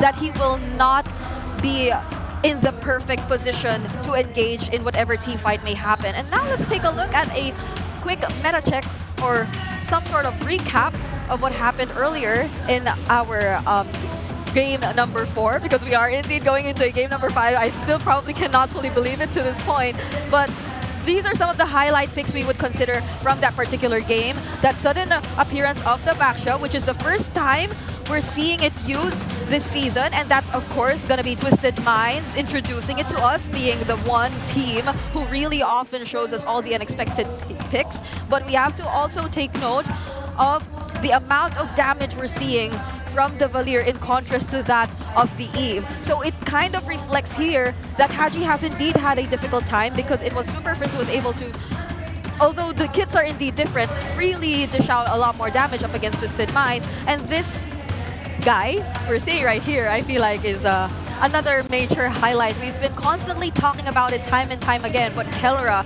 definitely, that 78% turret damage has left a major impact in how the game has actually turned out to be this way. And this is, like, on average, what you really expect of Kelra when he's using the Moskov in the gold lane. This is just Kelra literally trying to do Kelra things on the Moskov. And mind you, I feel like in this particular scenario, we've seen a lot of KK connection plays. Yep. But it was more of a Kelra game, I guess. That's true. And if we're talking about like what happened to Kelra in this game, and I think I will reel it back into that Baksha, because Baksha's passive really, the Moskov is like super high, like really fast attacks. Each one of those attacks are significantly reduced against a Baksha. That's the reason why the Twisted lineup can actually stay into the fight a lot longer than most teams would. If that was not a Baksha, if that was maybe a Khalid or maybe a Hylos, that would have been shredded like seconds ago. I mean, but that small amount of HP really reels it back in and allows Twisted to actually escape as a 5-man unit. Yeah, because if it were any other roamer, even the Guinevere, like just miss that spatial migration, it's over. Like Kelra would just immediately reposition himself and throw out those spears again and again, and you will not be able to fully engage or commit in a fight, not until you have that spatial migration ready or up again. And that is that timing that Onic Philippines will likely take advantage of. And that didn't happen at all in this scenario because, again, it was a Baksha, so it could just constantly stand there and tank all the damage and roll around and throw out those mini plates. but either way, this was a really commendable performance from Twisted Minds. Absolutely. Game 1, Game 2, Game 3, Game 4, they just keep improving and adjusting on the fly. Yeah, these adjustments are really good. The Baksha itself wasn't like a super big surprise, because if we go back to the draft for game number 1 and game number 2, it was actually banned out. Yeah. So it's not like something that's impossible to handle, but you know what? They were able to deal with it, they were able to use it. We might see it later on again. But, fun fact, MPL PH playoffs history, only 10 out of 128 matches won our reverse sweep. So less than 1 in 10 games. That's only 8%. Yes. And Twisted Minds, they're so close to being the 11th match. Possibly number 11. Oh my, and I think that's another thing we need to like lay down for everyone right now. It's the reality that there is a chance that a few moments from now, we aren't seeing the former champions as part of the top 4 of the season anymore. That's right. And we're talking about top 6. That is Twisted Minds for us. These are the standard average kills of all the top 6 seeds on the region. Fabian, very close by as well. CK and Cayman and Isaac. Yep. This is another, I'd say, example of there's so much that can happen in a short amount of time. Because even just recently, like December last year, everyone was looking up to TLID, like that sudden boost or growth that they've experienced, that timeline, which is very unusual to see from a team who just gets introduced to the professional scene, who just gets to be given a chance to play in the professional league. That's something Team Liquid Indonesia was able to show us all. Yeah. But now we're seeing them in 6th seed, barely making it into their own playoffs. So literally anything can happen in a short amount of time, and there are just so many teams already stepping up. That was a big skyrocket, obviously, from Team Liquid Indonesia. But like we had Dilar here earlier, and he was. I think when you ask like who's a really good guy that you learned from, Dilar kind of still mentioned Fabian. So I think he's still doing something very, very good there, despite their placement right now. Yeah, and I mean, Fabian, he's gained a lot of like Filipino fans. I thought, yeah. Oh, absolutely, yeah. Just by his personality, just by how Sigma he is, similar to the Sigma we have. The actual Sigma of the Philippines. The actual Sigma. Yeah, King Kong right there. And by the way, speaking of Onic, look at that. They took a really big hit on their red side win rate because of that. My. From 82 something to 77.78%. Unbelievable. And they are going to be going red side this time still for 5 games in a row, I think. It's been a trend right now for both of these teams. They've been sticking with their sides, and it's crazy. Just in a single series, that's how much you could affect the numbers of Onic Philippines in terms of their red side win rate. So Twisted Minds, they're definitely doing something in this series, and they are literally 1 win away from making a huge statement in the history of MPL Philippines Season 15. This might be the scariest comeback we'll ever see. We are going into game number 5, joined by Renmar from the caster's desk. Oh, wow. Wow.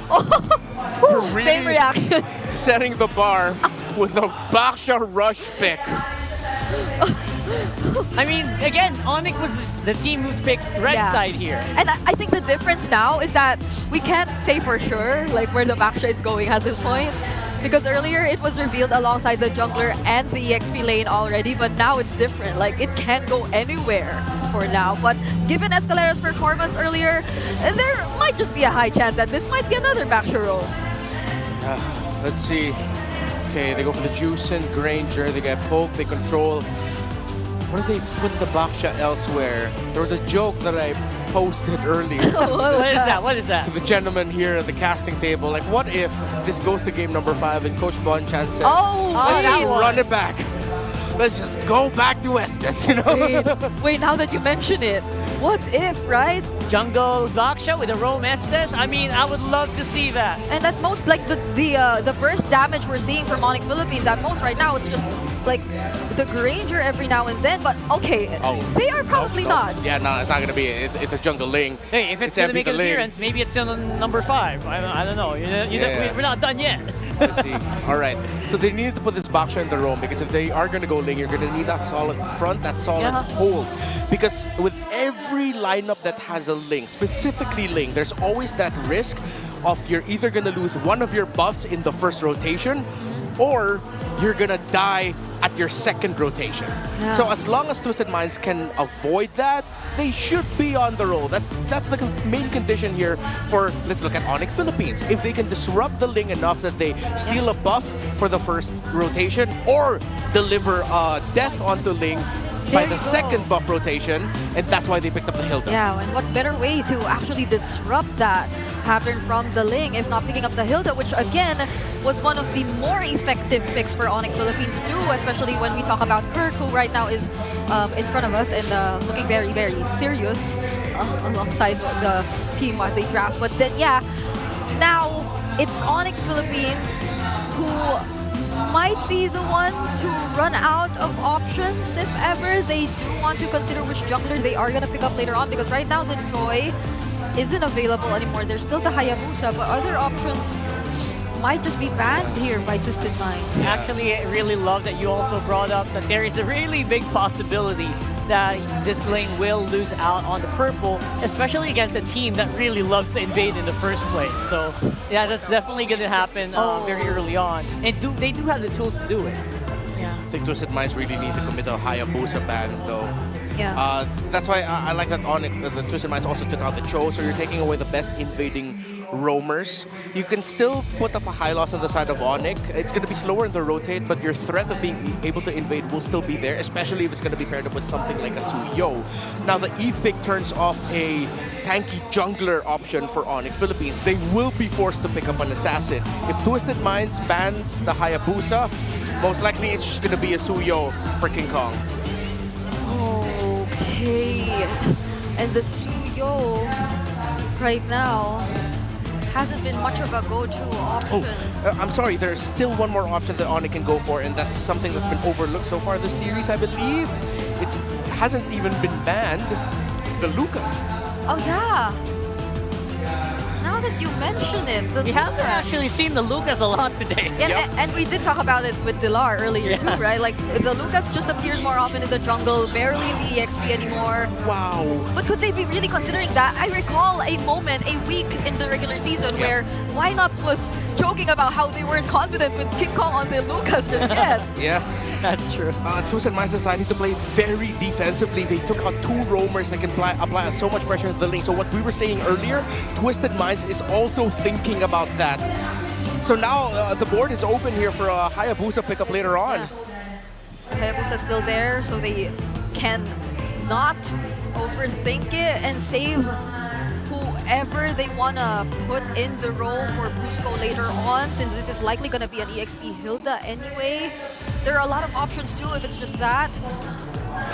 But that's going to be... Whoa! Oh, Wow!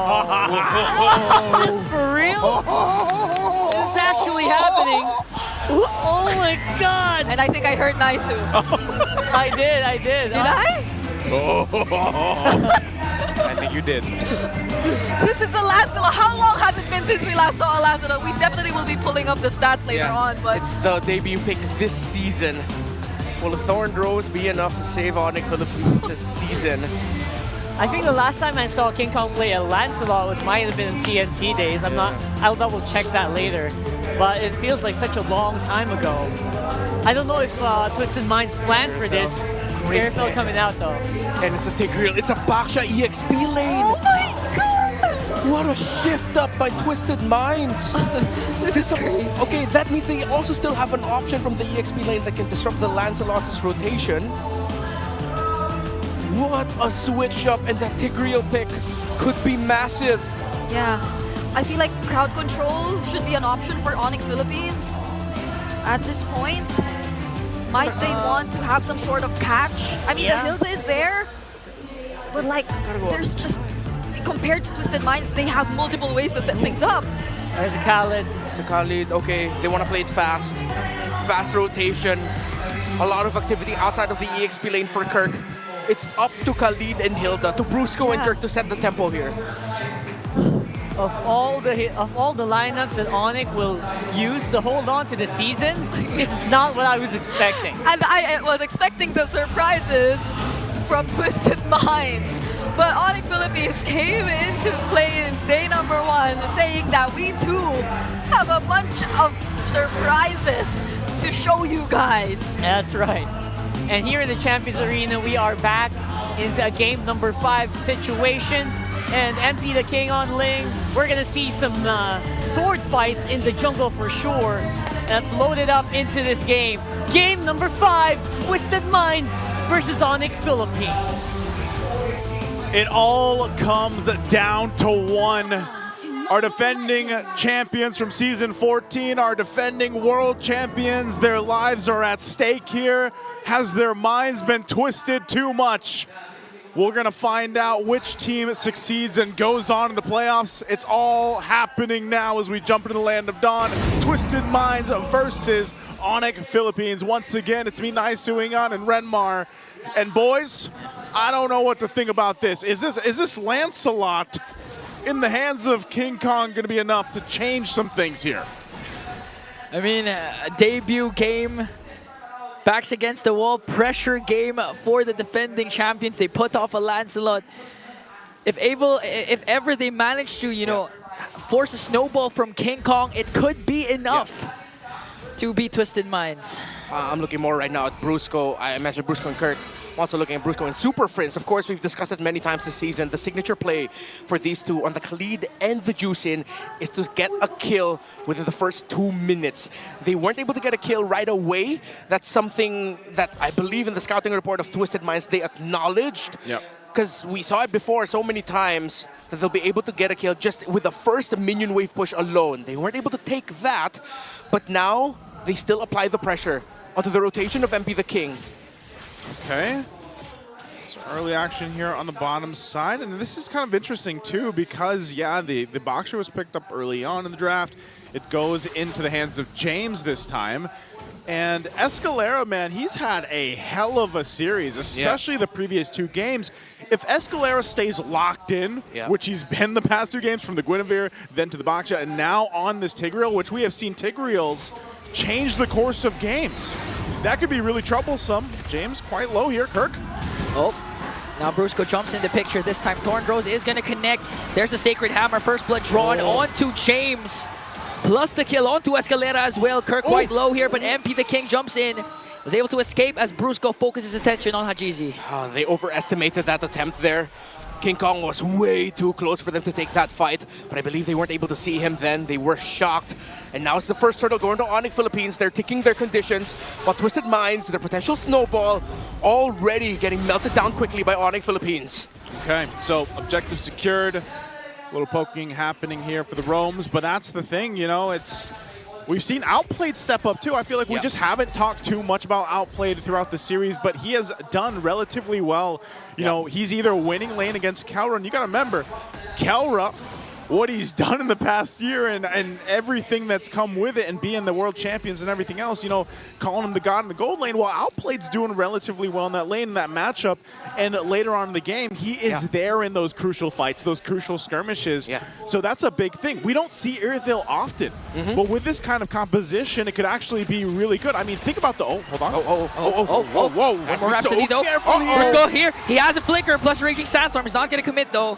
Oh, Super Prince. And they still push this. Wow, they got a flicker out. Okay, so they use the Raging Sandstorm, but yeah, again, King Kong's down. And now next target might be Kirk here. Getting ganked up by 3. Brusco doesn't have resources. Kirk might fall down. As James picks up one more. Brusco might be the next target. Forced out the flicker and escapes. Live and die on the hill of Hajizi. The Eve yet again. Great real-world manipulation there at the tip of it, able to catch King Kong to secure the kill onto there. So that balances out the difficulty that Onic Philippines was providing for the early game rotation of MP the King. Now, let's look at the all-time hero stats. King Kong made a name for himself back in MPL Philippines Season 11 with this hero.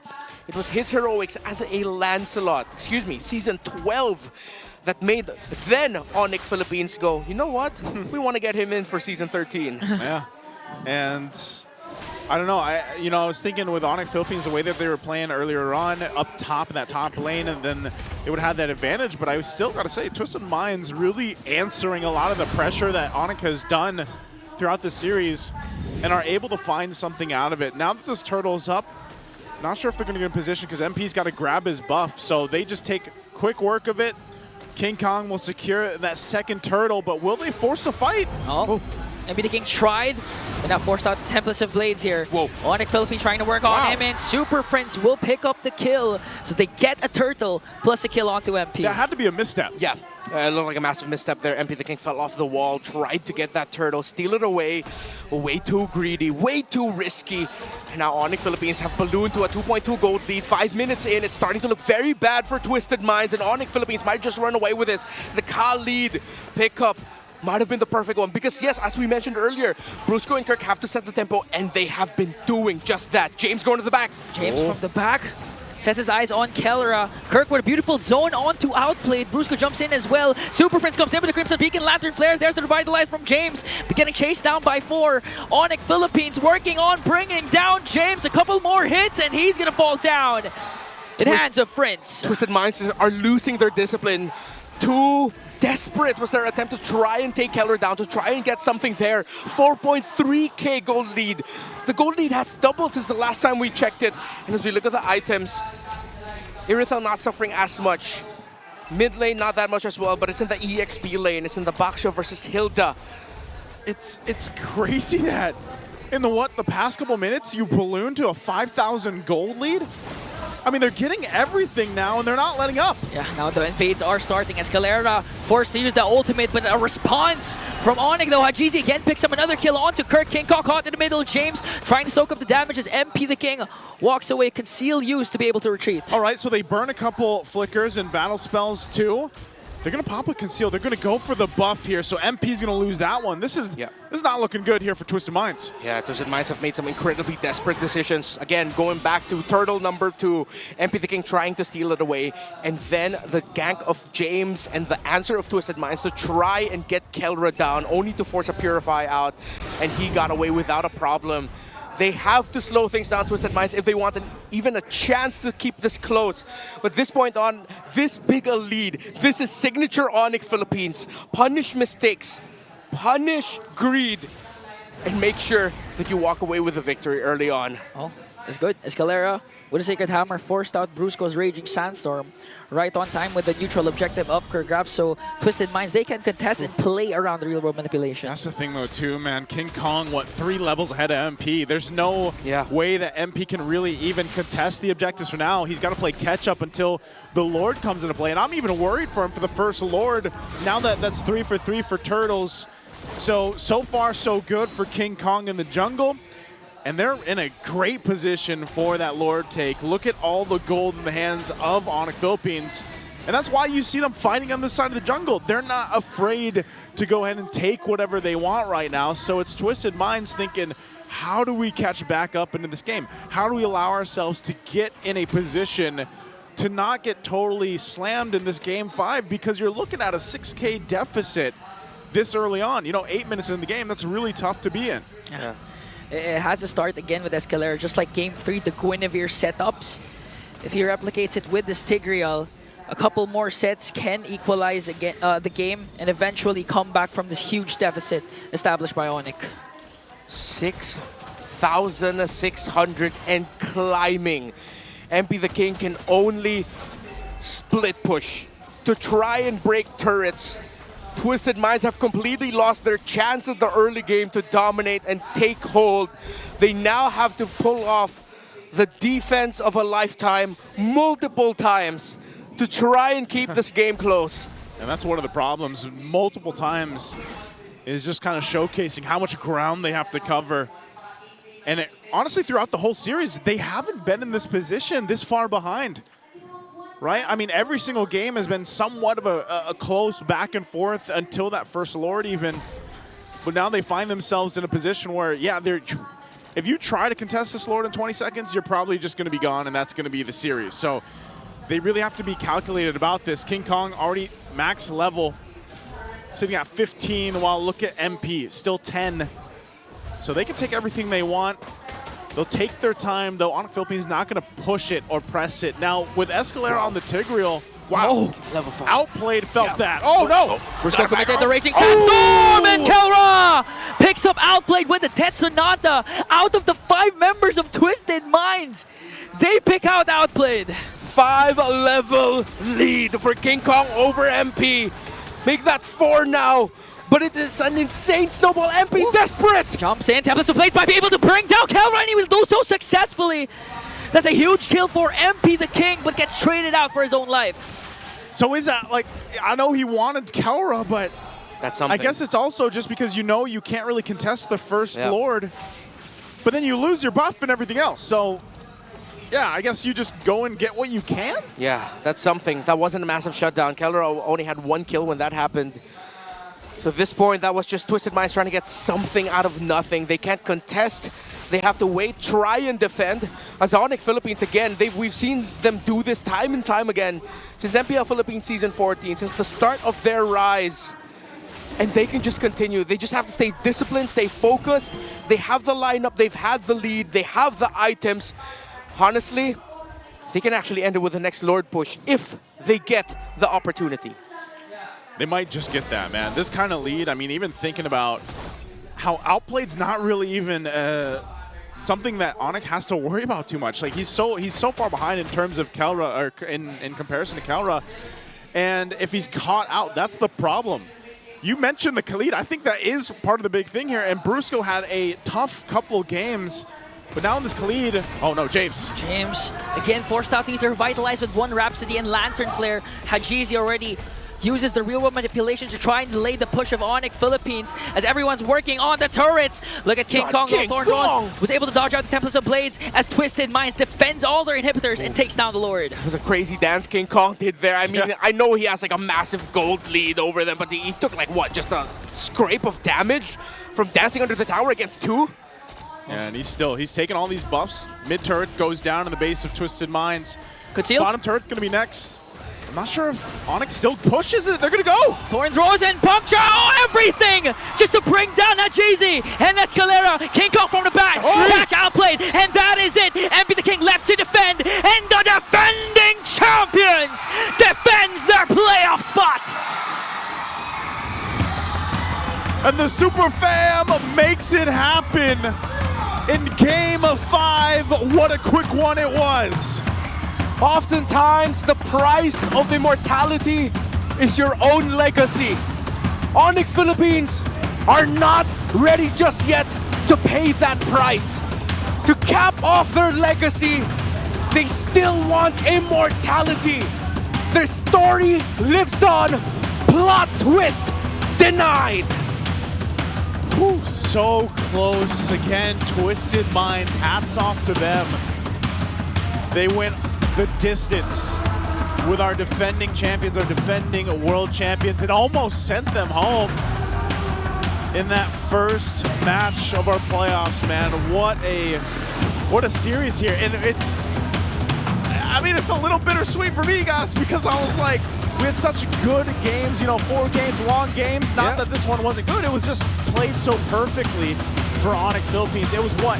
The first Lord push? Yeah. That, hey, if they want to do it like that, they're going to do it like that. And Onic Philippines accomplishes that. And you can see the Super Fam out there feeling good because I know they were on the edge of their seats for that one throughout this series here.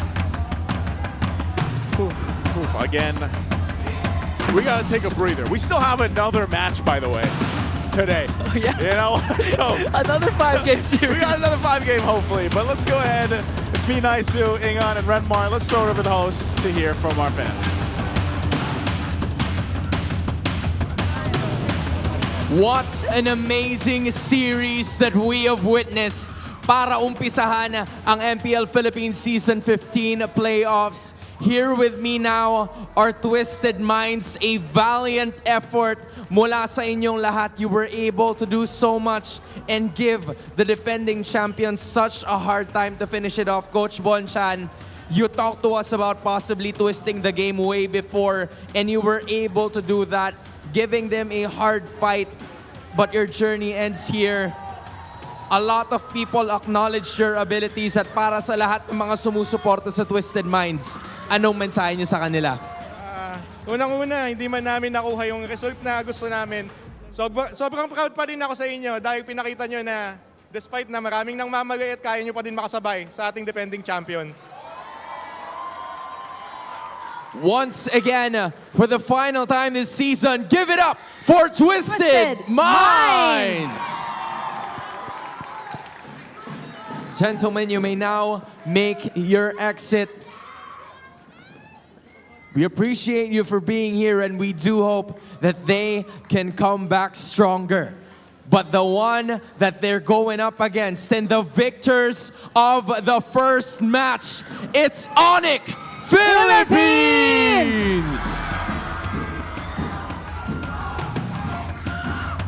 Gentlemen, congratulations. Kelra, I have to go with you first. It was a series that not a lot of people were expecting. Hindi in-expect ng mga tao na magiging ganun ka-intense yung series na yun. Talk to us about the past 3 weeks. What can happen with 3 weeks preparation, especially with all of the teams heading into the playoffs? Yung preparation namin nung sa loob ng 3 weeks, nasulit talaga namin eh. Pero yung ngayon talaga, parang expect namin na yung Twisted talaga yung parang sa amin eh. Parang, ayun sila talaga yung parang may kaya. Para may kami sa kanila, tulog. May tulog talaga kami sa Twisted. May tulog sila sa Twisted. Kasi sila yung parang team na hindi mo i-expectin ko ano yung mga gagamitin na hero eh. Tsaka mga gagawin sa game. The unpredictability was there. Well, Kelra, you guys won once again. First of all, what time is it? Kelra, ikaw na muna. Oo. Kelra, so congratulations on making it to the upper bracket semifinals. Bukas, yung makakalaban nyo ay Aurora. Ano sa tingin mo ang kailangan nyong gawin para makontinue nyo yung win streak nyo dito sa playoffs? Tingin ko yung kailangan namin gawin, panoorin namin yung laro namin kanina sa Twisted Minds kasi sobrang dami namin matututunan doon sa mga pagkakamali namin kanina sa game. Speaking of Aurora, Kelra, ano yung message mo for Domeng Kite? Message ko, good luck, galingan mo bukas.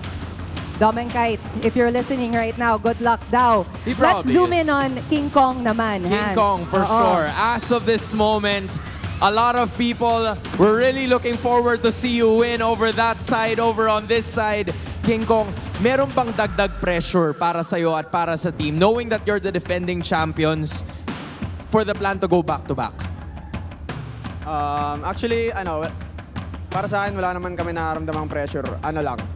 Mas nakakatuwa lang kasi mas dumami yung mga tao na sumusuporta sa amin. Yan. Tapos nakaka-proud sila, ang dami nila. Definitely, for sure. Kita mo, everybody's streaming here, Jamie. Yes, they are. They're so excited. They're so happy for you guys. King Kong, I'm one of them. I'm so happy for all of you. Well played, guys. Now, gaano ba ka-importante sa inyong lahat to win this playoffs and then to be one of the representatives of the Philippines? Para sa MSC.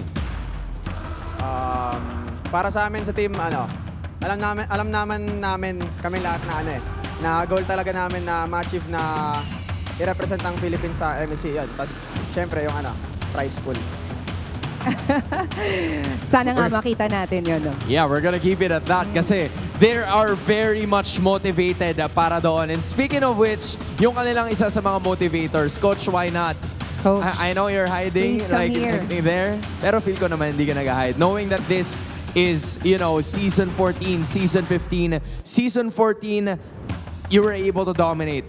But for season 15, ano sa tingin nyo yung magiging difference as you move on the next preceding days? I think wala naman masyado eh. Kasi kumbaga season 14, competitive pa rin naman lahat eh. Ganun pa rin yung nakikita ko ngayon. Siguro lang mas gutom lang din yung ibang team. Pero I'm pretty sure itong mga to gigil na gigil eh. So, very happy na Twisted Minds sa kalaban namin kasi dinala na nila kami sa last game eh. And with that, ang daming lessons na naman dyan na I'm pretty sure makakatulong para sa mga susunod namin laban. May mga nakatulong sa mga susunod din yung laban. And I think I haven't talked to him yet dahil wala pa siya dito for every time you step on here, right? So si Wolf ba? Do you mind talking to Wolf this time? Because Wolf... Where is Wolf?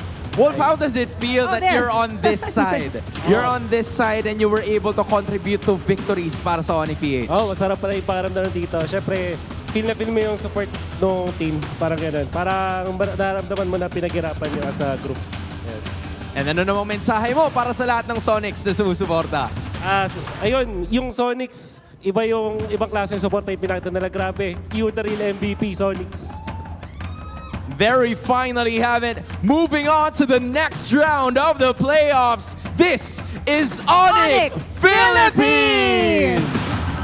You may now take your walk of victory.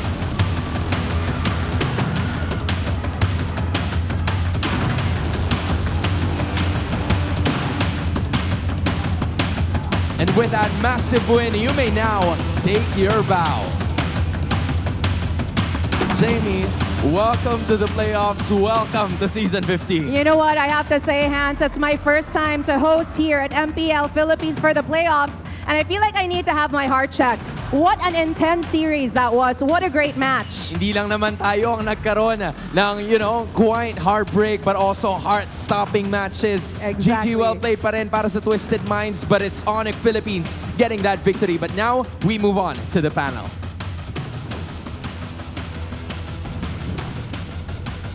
I, for one, also need to get my heart checked for sure after that match.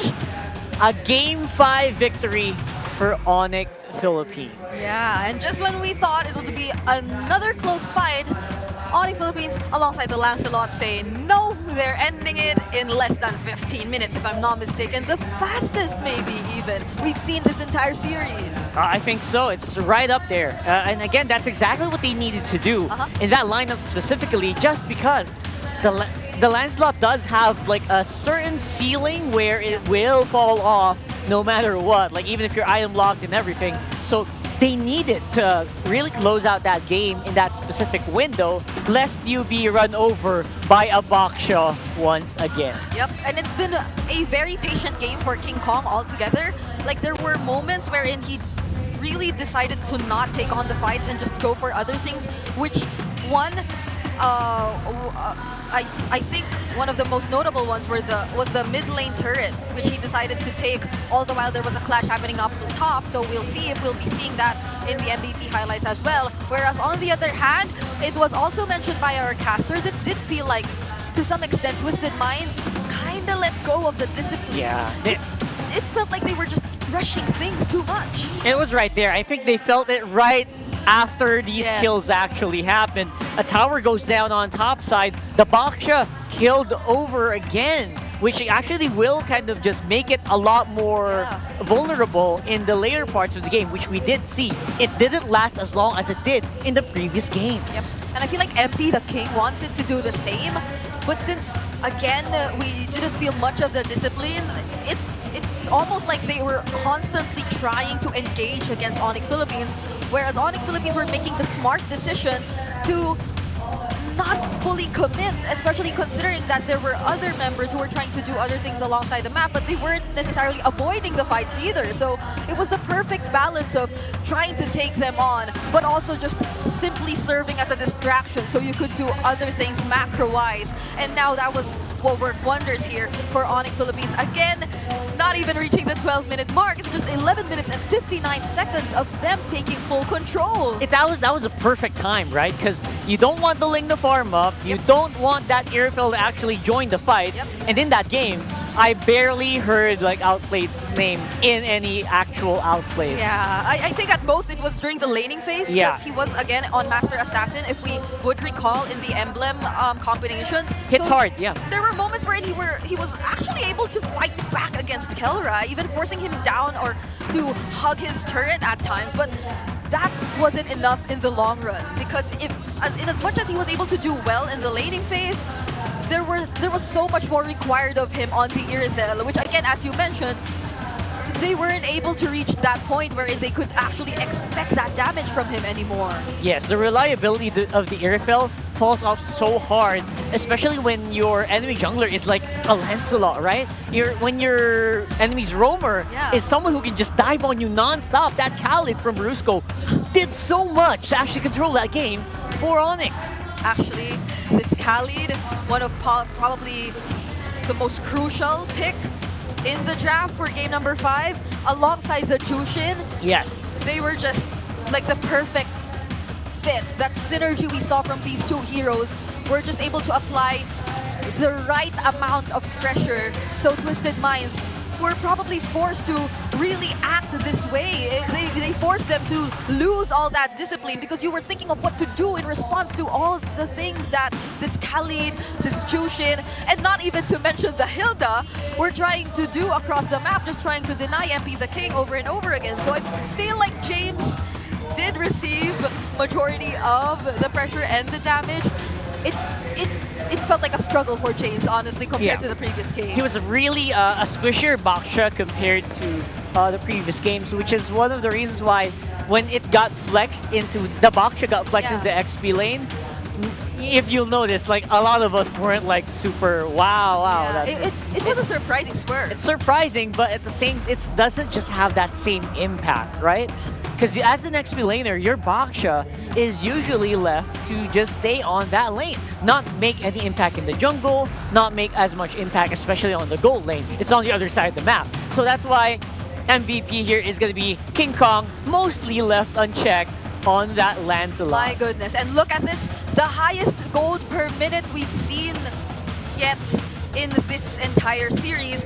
And possibly this number might be the only one we'll be seeing that's this much high, 978 GPM, because our average is ranging between 800 to 900, and that's already considering a good game or a fast game. But now I think we should also be diving into the item progressions, and one thing I mainly want to highlight, which just solidifies the entire idea of how fast-paced this game actually was for Onic Philippines, would be that 5-minute Sky Piercer, or nearly 5-minute Sky Piercer pickup, which we saw earlier. No, it was around the 5 to 10 minute mark that Kelra was actually able to secure this item, and you would already start questioning the number of stacks he possibly already accumulated by that point, because no one in Twisted Mind's lineup could actually go for Kelra at that point. It was just so hard. It really was. How can you reach that guy when he has a Hunter Strike already and Sky Piercer stacking up, going into a Malefic Roar? Yeah. It felt like it was so scary, man. It's like, how do you actually do that? And there were multiple bodyguards, honestly, just trying to guard him from all the threat that Twisted Minds were trying to do. And Escalera, towards the 14, I feel like this is earlier, since again, we did close out the game in less than 12 minutes, desperately picked up the fleeting time, even.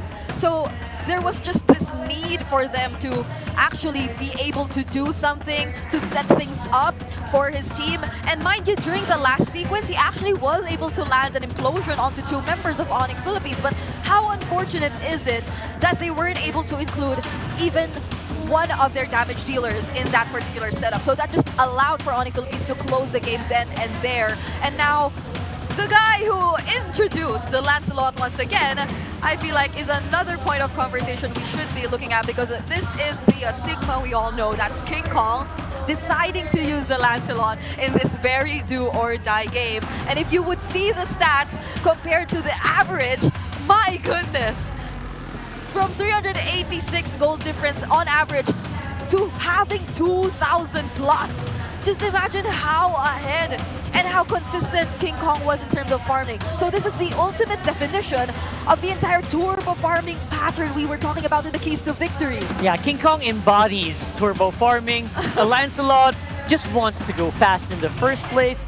So who else is better to debut a Lancelot for Season 15 than the Sigma himself? And I have to admit, the Lancelot was not the hero I was expecting for the Game 5. Yeah. It really blew my mind, and maybe it did blow some Twisted Minds out of the water as well. Oh my goodness. And even looking at the levels, usually on average you see a 12.15 on at that mid game, at that point in time, but he was already level 13. And King Kong has been the guy who introduced to us this entire 9 minutes level 15 kind of trend in the jungle. So it's been something I feel like Moonton has also been trying to address, because what does this guy do in the jungle that allows him to level up so fast? Multiple patches have been tried to be implemented in the game just to try to slow that down.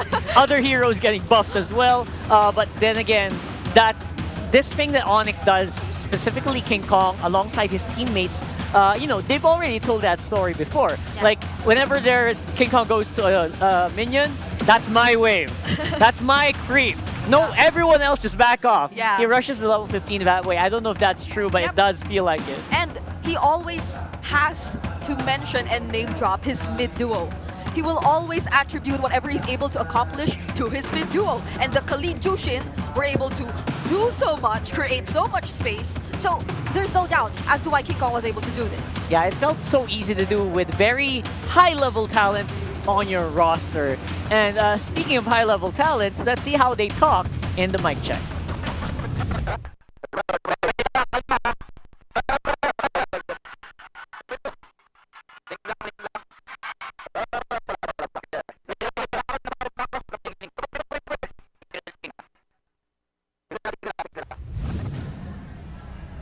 And that is how high-level how high-level talent talks on the mic in our Infinix mic check. Very clean, very objective-oriented. Very Onic, Single target. Let's talk about that, right? So that's very Onic. It's almost always like that whenever we see their or hear their mic checks. So it's nice to see how composed they remained even during that very dangerous game number 5. That's right. And for Onic, of course, we'll see them, or there's still a possibility to see them at EWC and MWI, of course, MSC participating countries. We have so many things happening right now. We have the allocations for MSC 2025. This is going to be happening in July. So 2 slots for Indonesia, Philippines, Malaysia, and the rest will get 1. We also have a wild card, which will be competed with by 8 other countries. We are going to see the reintroduction of Japan, by the way, who has a wild card called Zeta Division. Coming in the MLBB. I know that's a very familiar name for sure for you guys. China also will get 1 main stage allocation and 1 wildcard allocation. That's very, very interesting. Malaysia also is obviously on the dominating. They are the current defending champions for MSC. Selangor Red Giants, also known as OG Selangor Red Giants as well. And of course, MWI is bigger than ever with Myanmar, Africa, and Turkey joining us for the first time. Imagine that. This has, or the number of teams we'll be seeing this year compared to last year, they increased so much. And even in MWI, the Philippines will actually be getting 2 slots. And if you were able to watch the Athena League, you know that it's Navi PH and Team Liquid PH who will be representing the Philippines. So they definitely by now are practicing really hard for this upcoming MWI. That's right. The EWC is happening in July in Riyadh with a free $1 million prize pool. I'll double check that. I think that's still it, right? So obviously MSC is still a very elusive title for the whole Philippines in general. Just a recap of the MSC winners by nationality.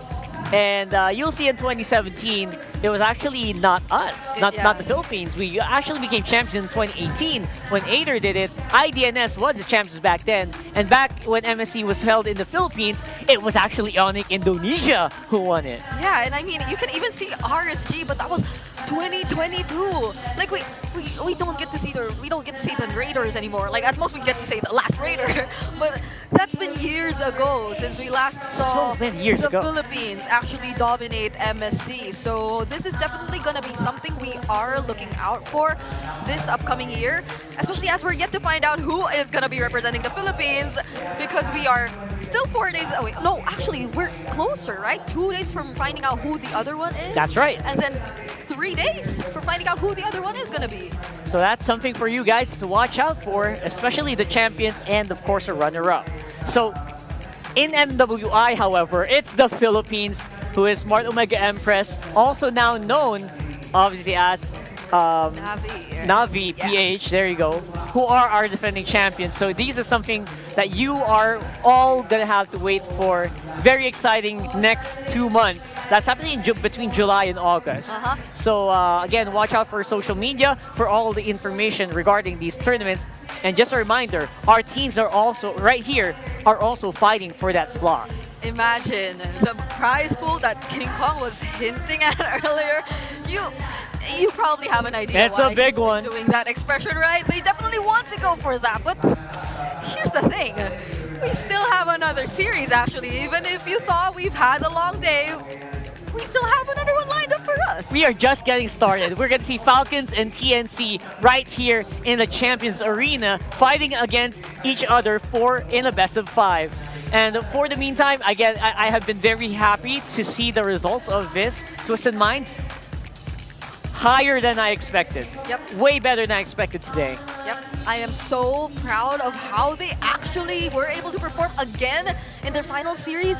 Just the same as Smart Omega and April Brand, but this time around, this is different. Like those were literally the world champions, the defending champions that they brought all the way to a Game 5. That's right, as highlighted by Bonchan. So Bonchan and the rest of the team, good luck on the next ones. And Onic Philippines will be joining us tomorrow with another big one against Onic.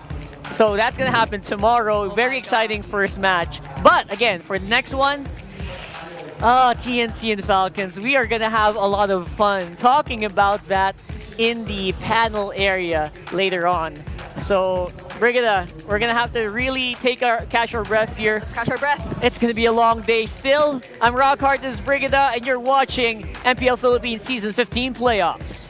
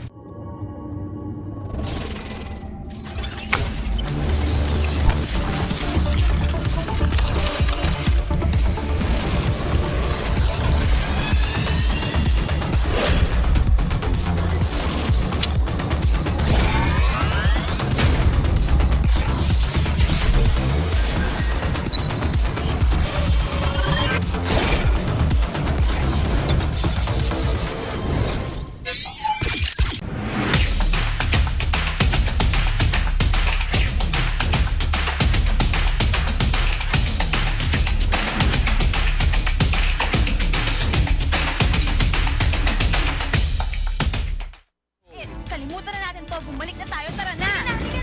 Teenagers? Ako! Nagpasagulo ang mga batang yan. You make a move.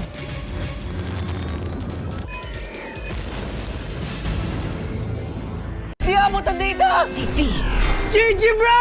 Don't worry. The Only with Smart Power All 99. Hindi bitin with 10 gig data to power your games plus Only Facebook or Only TikTok. Load now!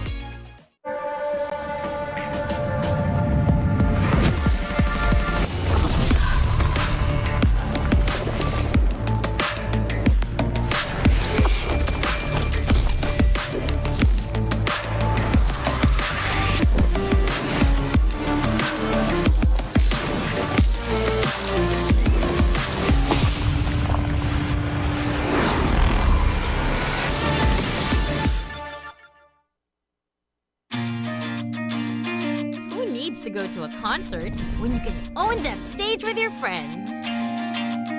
Enjoy a night of impromptu bowling tournament.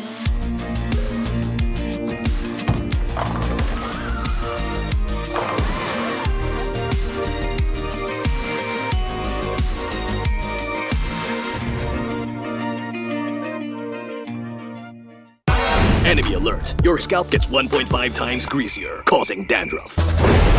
Get triple anti-dandruff power. Supercharge with Clear.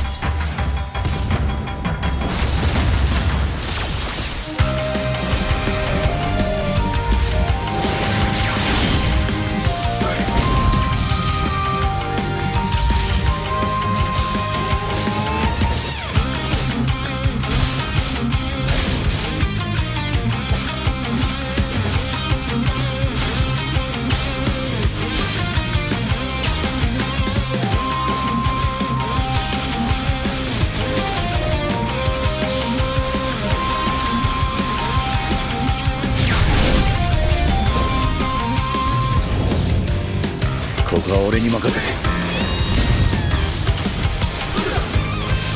もらった。4代目ほかげを超える忍びはお前しかいないと俺はそう信じた。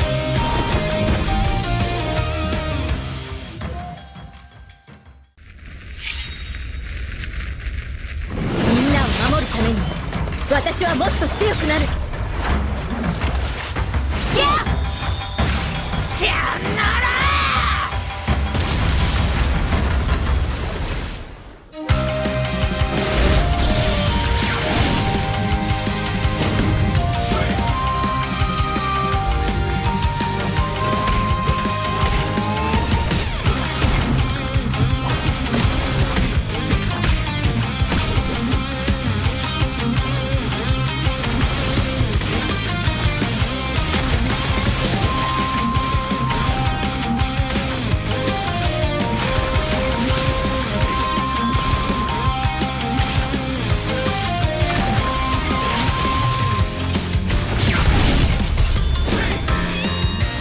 今度は背中合わせでいくわよ。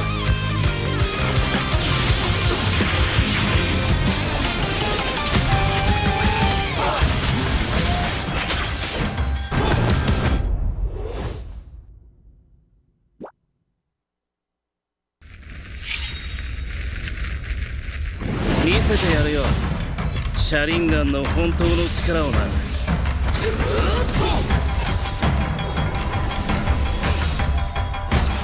力が湧いてくる。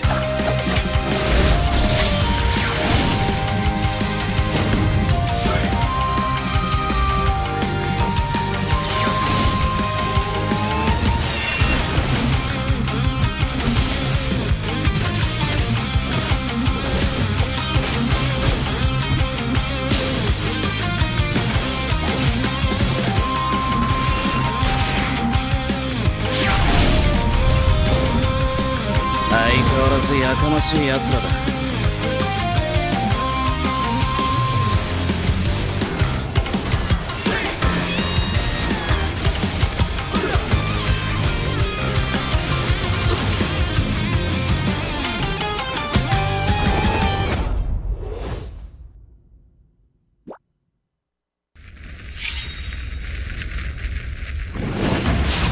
みんな、渦巻きナルトが帰ってきたぞ。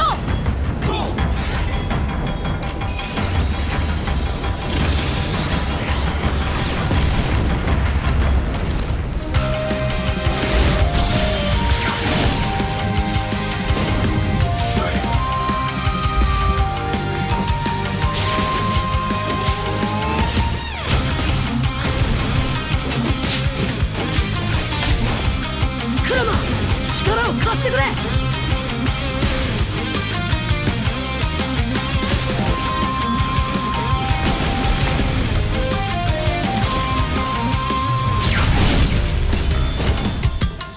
っしゃ、第7班ここに復活だってばよ。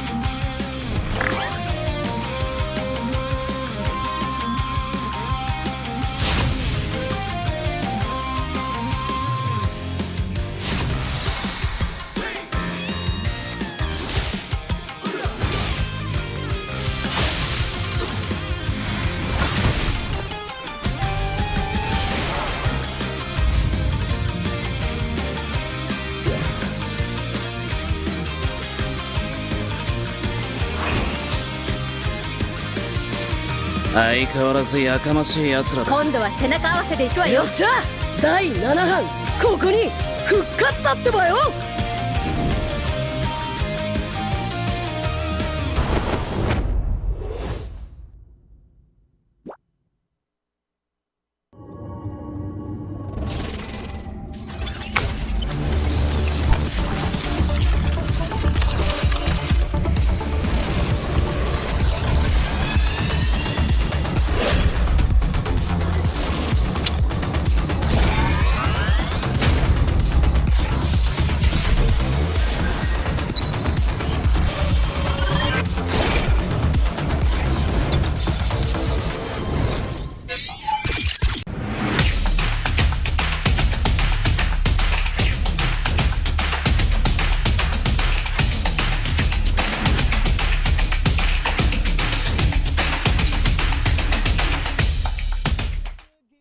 Kalimutan na natin to. Bumalik na tayo. Tara na! Teenagers? Ako! Nagpasagulo yung mga batang yan. You make a move.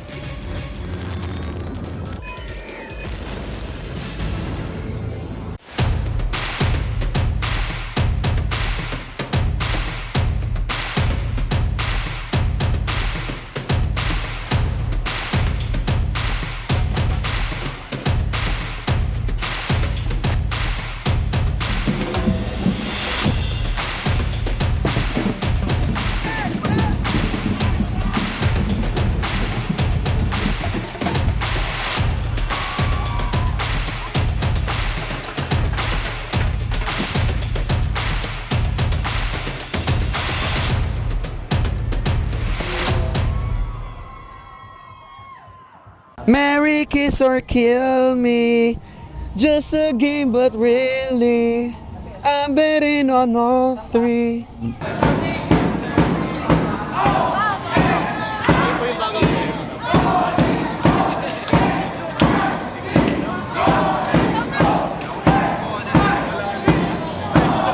Sa susunod na punta ko'y pagbuksan mo na sana kasi kahit anong mangyari ay di ako mawawala ng pag-asa. Pag-asa! Di ako punta dito! Defeat. GG bro!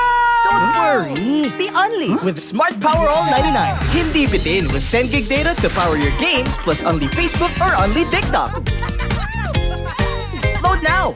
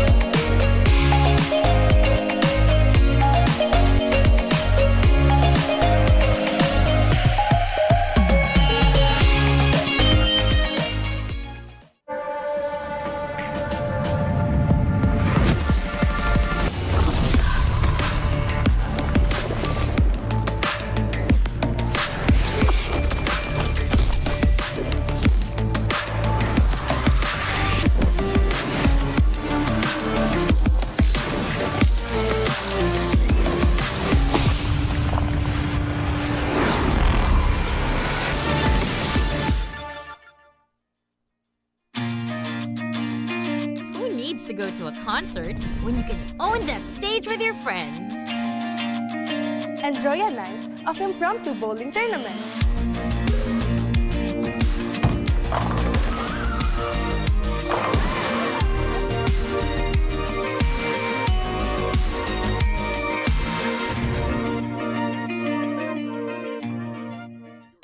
Enemy alert. Your scalp gets 1.5 times greasier, causing dandruff.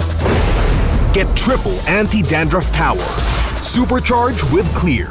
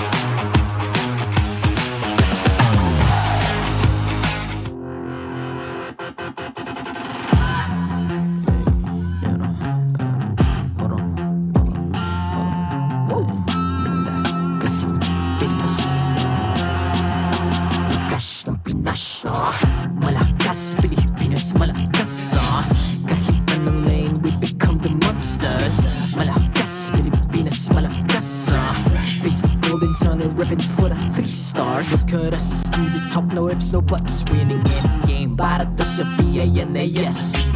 Di mo matitinag aming boses sa new level. Nasa kalye man o mobile, you know I become a legend.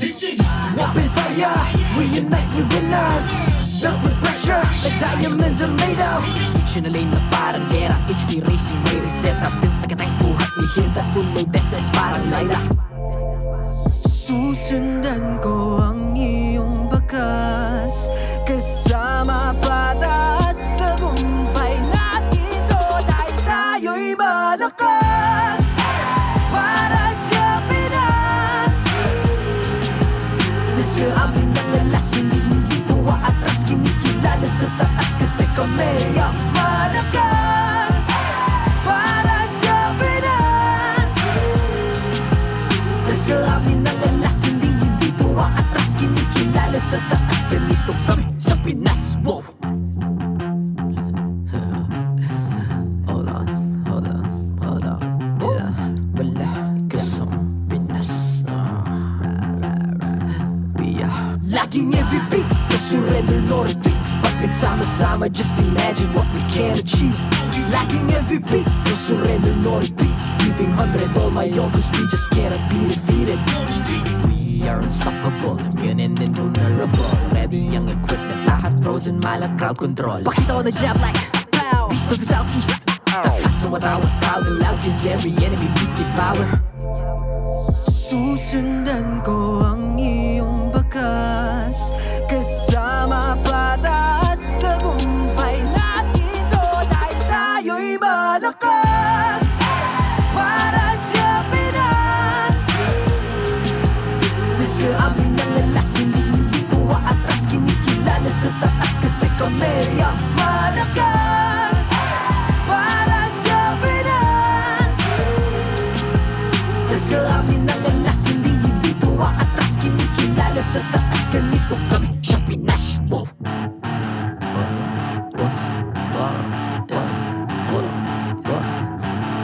Malakas, Pilipinas, malakas. Kahit anong lane, we become the monsters. Malakas, Pilipinas, malakas.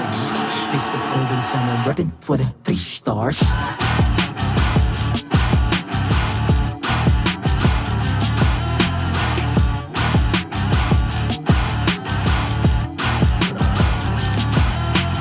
Ang lakas ng Pinas, we unite, be the stars. Ang lakas ng Pinas, we unite, be the stars. Ang lakas ng Pinas, we unite, be the stars. Ang lakas ng Pinas, we the stars. Ang lakas ng Pinas, we unite, we the stars. Ang lakas ng Pinas, we unite, we the stars. Ang lakas ng Pinas, we unite, we the stars. Ang lakas ng Pinas, we the stars.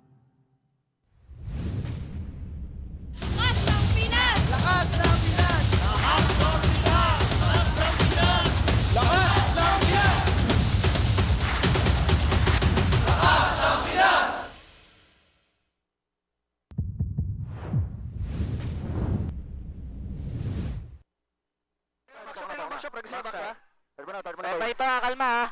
Kaya. Sabay ito. Ling lang. Wala pa. Okay. Napababa ako. Patay ito, pre. Tigreal King ah. Tigreal. Patay. Tingnan sa akin, boy. Ulti ang to. Walang boy, iri, pre. Iri. Nice stand. Patay. Tid. Kalma. Meron pa ano. Sa akin lang ako. Flicker na. Ulitig, pre.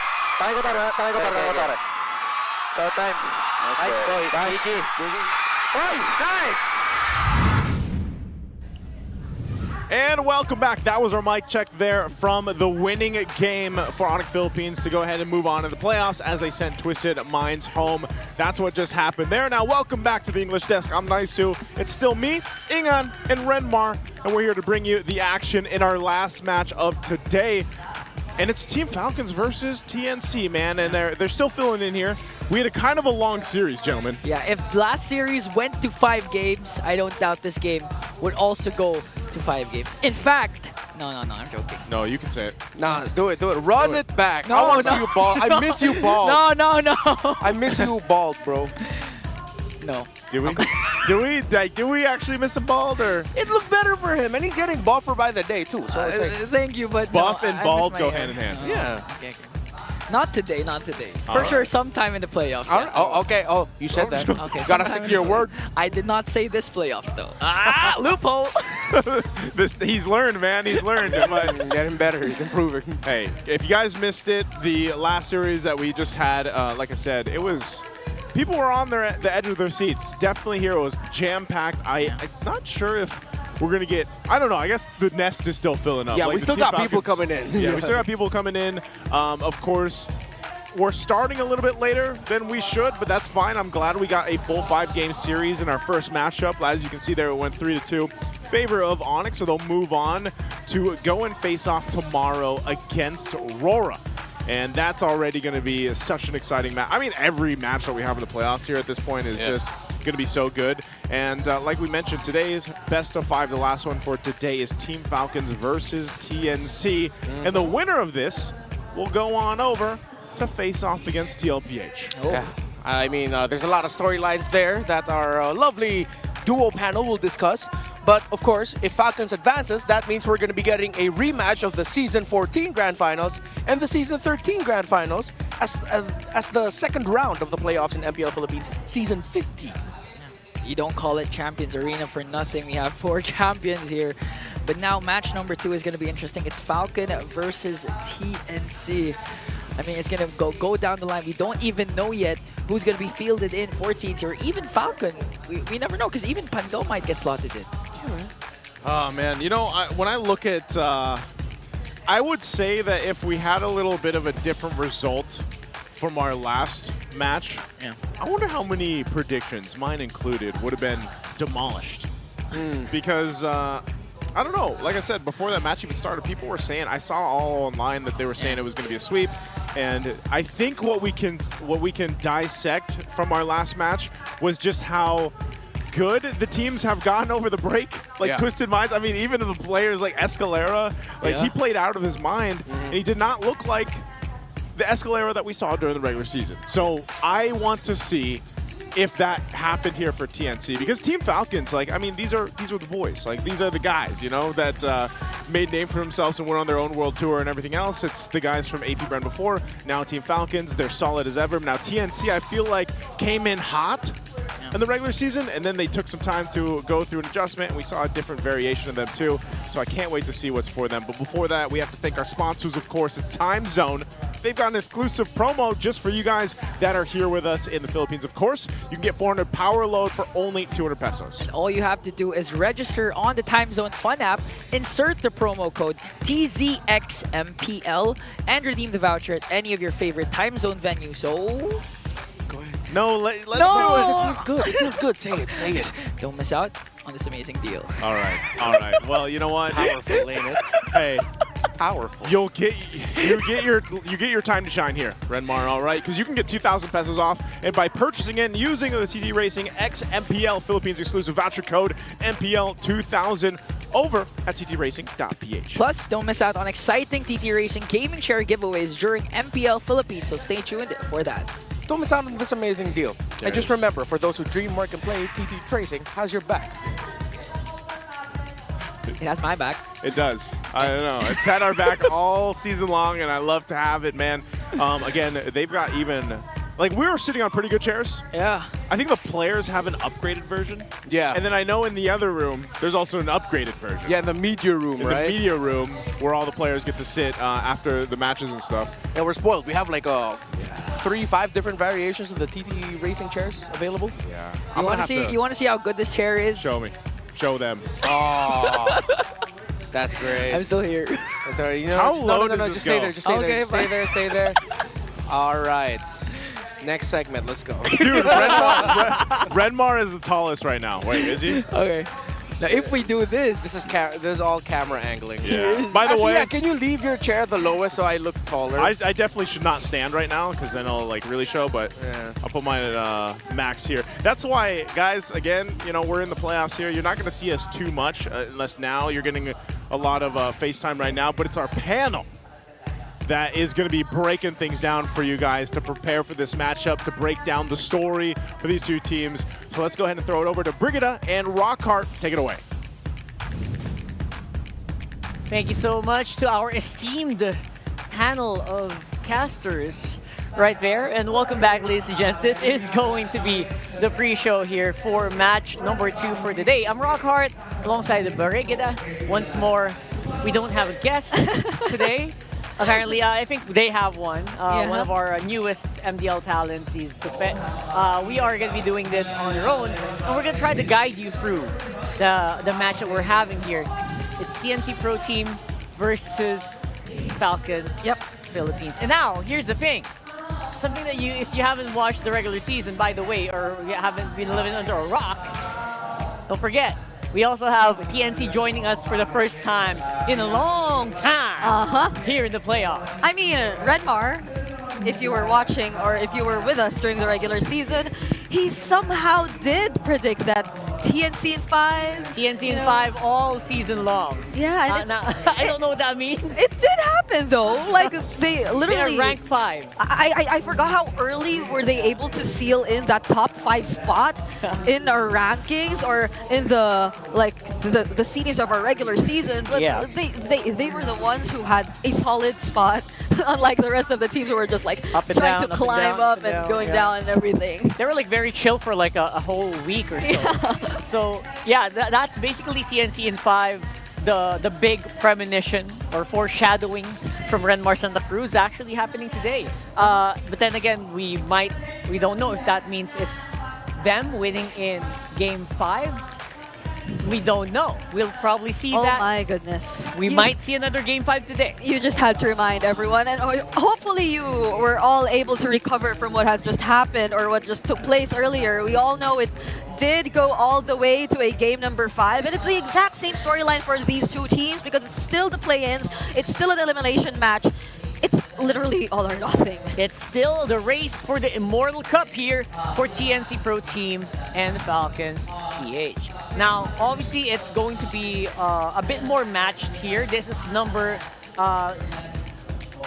4 seed versus number 5 seed. Yeah. They're closer together in their standings, and they have actually performed very similarly all throughout the regular season, specifically on the big surprising run that we have here for TNC. Yep, I know, and I feel like there have been a lot of eyes on Team Falcons, especially considering that they were once on top of everyone. They were once on top of the world, and they've been going through this entire world tour and all of that for the past few years, but it feels like they've been struggling to actually regain the top spot once you bring it back to the Philippines, once we look at it from a local perspective. And it can probably go both ways, that either teams have just been really stepping up and have been trying to show so much improvement, whereas they've been kind of adjusting to what Falcons has been constantly offering. But for Falcons, you could also say that, yeah, some teams are just really catching up, you know? Like, could we be hopefully seeing something more for them and all that sort? But if any, during the regular season though, they were somehow able to perform consistently. Yeah, they kind of just barely got to a point where they were playing consistently. So in my opinion, it was a very, I would say, they still need to work on a few things. Actually, both of them do. But they've definitely come a long way, and TNC specifically, like literally from consistent 8th placers to now they are number 5, and they're looking really, really strong. They're actually a lot of fans' favorites. Yeah. Right? So they can only go up from here. Yep. Even when you try to recall their the video that they released alongside one of their heads prior to the season, you would probably feel very emotional trying to look back at what TNC's journey has been before it before they were able to actually make it to this point of being able to join us once again in the playoffs. And I believe we might be seeing that guy in a bit because, of course, he definitely has to be supporting TNC at this point, right? Yeah. But it's been a long journey for TNC of not being able to make it, all the while Falcons has been all around the world, you know? So it's a stark contrast between these two teams. But definitely, they've had equal time to prepare for this and know who they're going up against. So this can be another series that could potentially go all the way. Yeah, it's between a team that has gone around the world, like you mentioned, trying to continue that legacy, and a team who just wants to get it started once again. And TNC has been really on the up and up. Falcons, they're also trying to regain momentum, our M5 world champions. So either one of them is going to be continuing today, and one of them are going to be saying goodbye for Season 15. Yeah. If you remember, Renmar, earlier in the rap battle, he did throw out this line while they were getting 8s. We were better than great. Oh, sheesh. I love that you pointed that out, by the way. And Renmar is always, you know, he's a poet, doesn't even know it, right? So let's roll over to Hans and Jamie for our All Access for now. Maraming salamat sa ating panel. Bago natin simulan ang ating magiging laban between Team Falcons and TNC Pro Team, this is MPL Legends, where we're going to be talking about players and coaches that have left a tremendous mark in the professional scene. I am currently right beside the Team Falcons waiting area, and I'm going to be talking about Flap TZ, who is part of the roster of Falcons that once walked as Titans, winning not just MPL championships, but also international titles all across the world. Ika nga ni Flap TZ, nung tinanong ko siya regarding this matchup for today, ang sabi niya sa akin ay nasanay na daw sila with the pressure that they've been feeling. Alam na niya kung ano ang kailangan niyang gawin. Being at the bottom, at least from Season 10, naigapang nila as soon as they became part of that national team. And ever since, they have never looked back. But it didn't take a while, or it took a while for Flap TZ para ma-develop niya yung kumpiyansa na meron siya ngayon. Because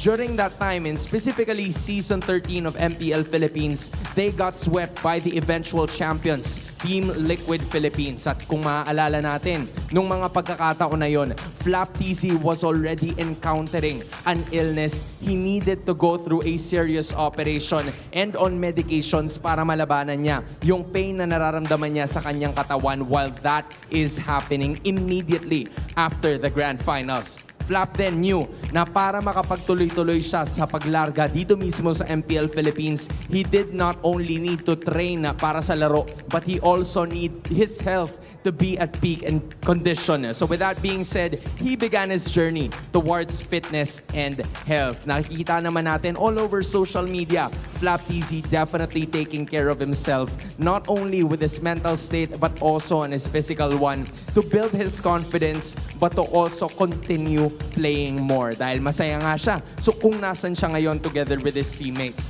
he aims not only for another shot at MSC, but it's also a title that they haven't gotten last year, kaya gustong-gusto niya talagang bumawi. Ang kanyang pangarap ay maging parte ng isang team na patuloy ang pagkuha ng napakaraming international titles all across different tournaments, as well as repeating championships. Just like how the roster from before, back in his old days, were achieving 2 M-Series World Championships, he wants to be part of something more and something even greater. And that is what makes Flap TZ legendary. Throwing it over to Jamie. If that is what makes Flap TZ legendary, well, let me talk about this next MPL legend. There is no MPL Filipino fan that does not know who Yawi is. With local and international championships under his belt, he has always been destined for greatness. Now, with that in mind, it pushed him to test his abilities in a different country. He joined MPL Indonesia for 2 seasons. And during our talk, he talked about how he transitioned and adjusted from being a Filipino player here at MPL Philippines to being a foreign player in MPL Indonesia. In just a month, he was able to master the language and adjusted well. He was able to find ways to keep himself satisfied and happy over there, but it just wasn't the same. The Philippines was calling his name, and here he is. When he got the call to come back to the Philippines, sabi nga ni Yawi, napasigaw siya, yes, sa Pinas na ako next season. And aren't we all happy that he is here? I asked him what's next. He says he wants to prove that he has the potential. And with this being TNC's first appearance in the playoffs in years, he is more motivated than ever. He's really riding on the desire to beat champions once again. Sabi ni Yawi, namimiss niya yung feeling na nasa stage siya with his teammates being declared as the champions. Is this the season for them to do that? Will the Phoenix rise to the very top once again? Panelists, what do you think? Over to you. The inspiring stories of our players, everyone just starts from something. Oh, I remember very, very clearly in my mind, M2, Flap TZ, literally kids alongside Carl Keys himself. Yeah. That was way back pre-pandemic. That was very interesting times. And Yawi as well, all the way from NXP days when they started off. And I really badmouthed them that time. But, you know, I kind of recovered from that very well. And it was really, really fun times. I love how we're doing all the throwbacks here. Yeah, big throwback. If you've been part of it ever since then, you've been here for a long time. Yeah, the Bardagulan days and social media. I love that time. Yeah, I feel like the community has been through a lot, but just the same, these two players that we recently talked about too, they've definitely been through their respective ups and downs. Yep. But that just all contributed to how inspiring of an overall story they've been able to establish for themselves. Almost, you could say, that they already have that legacy in them and that impact that they've left on the community as a whole, on the esports scene as a whole. And now it feels just like the perfect opportunity for them to cement that once more, for them to get back in that spotlight, because for Falcons, they've been wanting to do that. They've been having that spotlight internationally, but not just so locally. And Yawi, he's been through international championships too, you know? Like, definitely he would want to experience it coming back to the Philippines. Yeah, M4 was a very fun time. Everyone remembers that fondly way back in Echo. And then they're definitely going to be on the road to do that again. Although he did win the championships in Indonesia, like he mentioned, it's just not the same. So again, going to that world championship again and becoming a champion in the Philippines, again, hard server, right? So it just really is a bit of a difficult journey. Yeah, and you know what? If it does so happen that TNC actually comes out on top, I feel like our casters already touched on it earlier, then there's a chance that they get to reunite once more, you know, coming into the upper bracket semifinals. And that has been something we constantly talk about during the regular season whenever they go up against Team Liquid. But if we're talking about playoffs, that's a completely different story. Yeah, and what's better to talk about it with than our panel, our casters as well. So back at it again, we got our esteemed panelists. We got Nice to Ingan and Renmar. Actually, we're the panelists. I'm sorry. Yeah. So.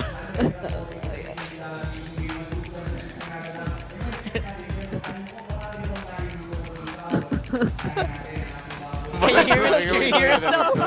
I think you can hear us. Yeah. I can hear Britta. Britta. Britta. I can hear Britta. Hey, turned into a guy, man. Nice. What happened? I don't know, Britta. You tell me. Yeah, we've been better than the other one We've the been other through day. 5 games. I think that's enough explanation. We went through 5 games. We refueled, we hydrated, and we're ready for this one. Because I wish I don't want to spoil it, man, but I'll tell you what. Whoa, that's a big bird. Don't spoil it. Don't spoil it. Wait, what? That's a big bird. They saw a big bird. Is that what they're trying to not spoil? Massive. Ah, no, now I know what Ian they're already trying said not it, to so- spoil. How long is that? We'll probably see it later. 7, 8, 9. Hey, let me get. Yes, that's a very tall bird. Let me tell you guys what. Since you can't see Brigida or Rockhard anymore, boom, the emotes. Boom. Wait, Boom. should we say our predictions? Because you can't see them. Maybe I'll start first. I'm going with the Phoenix Army. Oh, really? Go with the Phoenix Army. There it is. Oh, Okay, okay. okay. So we got 2 members of the casting desk voting for the Phoenix Army. Wait, what? You're Phoenix, Wait, man? wait, What? yeah, You're wait, Phoenix? What's your no. prediction? Brigida, you didn't ask me. Oh, I thought you. Nice. I haven't predicted yet. I haven't. Yeah. What? Okay, It was just me. Normal counting, Brigida. Like it's only one guy that wins. okay. So Who's what next? is your prediction then? You're next. All right. Clearly, I mean, Clearly.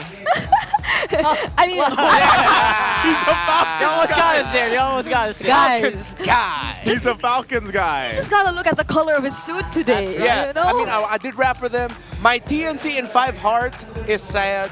Hey. I mean, I was rooting for these guys to show up. I'm sure they'll show up in this playoff series, but my prediction has to go to my boys in green and yellow and white. Okay. So that suit is green. Yeah, that's why I'm wearing green. That's why I'm wearing the fit right now. But I hope they put a good showing. I mean, So we're a little split here. I think with the red, I think Yeah, we're gonna forget have my for this prediction. one. Oh, What about you? I'm joking, Rockhard. I'm sorry, I'm sorry, nice. Well, I saw it now. I Oh, saw there it it is, now, there it though. is. we got Spiels. Okay. Are we doing these? Wait, You can also get the new emotes like Rora, TLPH, Twisted, and if you haven't gotten them yet, Onic, Omega, and TNC's Battle emote have made a return. Show your support for your favorite MPL team and buy them now at the in-game shop. Don't miss out on these amazing oh deals. my goodness. Okay, we got all 3 of them. I think it's our turn this time around. And you were saying you're wearing red, so what does that have to do with your prediction? I'm going TNC for this. Oh, Yeah. because red and orange. I actually predicted they would do it in week 1, and we are here. So sorry, Naisu. Don't fight me later. All right, I'm going for Falcons then. All right. Split. We'll see you guys later, by the See you way. guys later. Bye. It's a split decision. Split. Right there in the middle. Okay, So that's obviously that's the first time that's gonna happen. Yeah. Usually we're very we are You have a unanimous decision, yeah. We have meetings. We are very ensemble usually, but there are times like this where your brain goes to different things. Yeah. Different memories about these teams, different moments in the game, in the season. Yeah. So yeah. I like it when it gets split, so that you know. Yeah, honestly, I personally had quite a difficult time trying to decide whether or not I wanted to go for this team or that team and all that. You know, like you could feel the fire within these teams. Like Every single one of them. every single one of them making it this far, even based on what they were able to show us during the regular season. So I'm just hoping for the best yet again in the second series of the day. I absolutely would not mind if they once again go all the way. They deserve to actually be able to show us all that. 100%. They absolutely deserve it. For the meantime, though, let's see the players walking in on stage. It's TNC and Falcons. Champions Arena, please welcome our marshals for this match. Joshua, Juvin, JJ, and David. The final battle for the skies. It's Team Falcons versus the Phoenix TNC Pro Team. In the EXP lane, Flop Teasy and 3 more Teasy.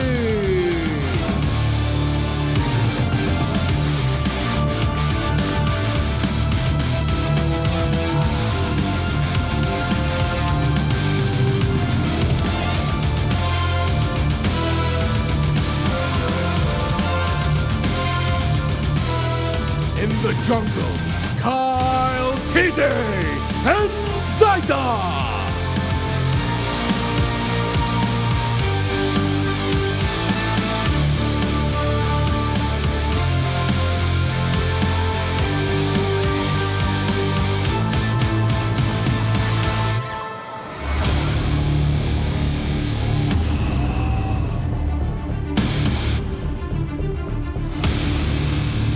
In the mid lane, Few and Lancy.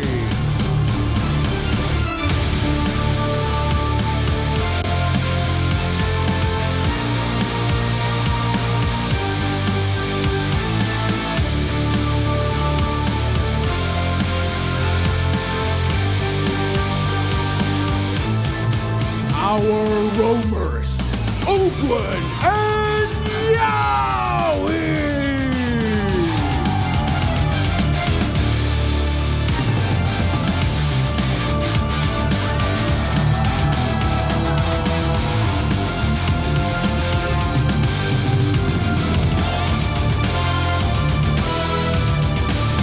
And in the gold lane, Super Marco and Benny Cutie!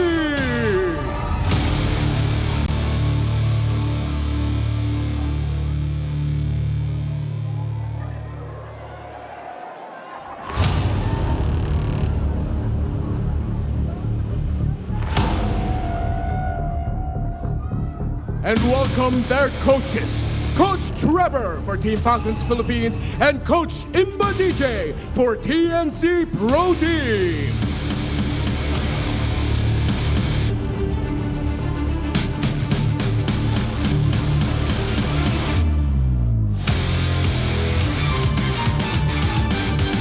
Falcon or Phoenix, who will soar higher and whose wings will clip and fall. This is the epic conclusion for the beasts in the clouds of the land of dawn. Champions Arena, it's game time!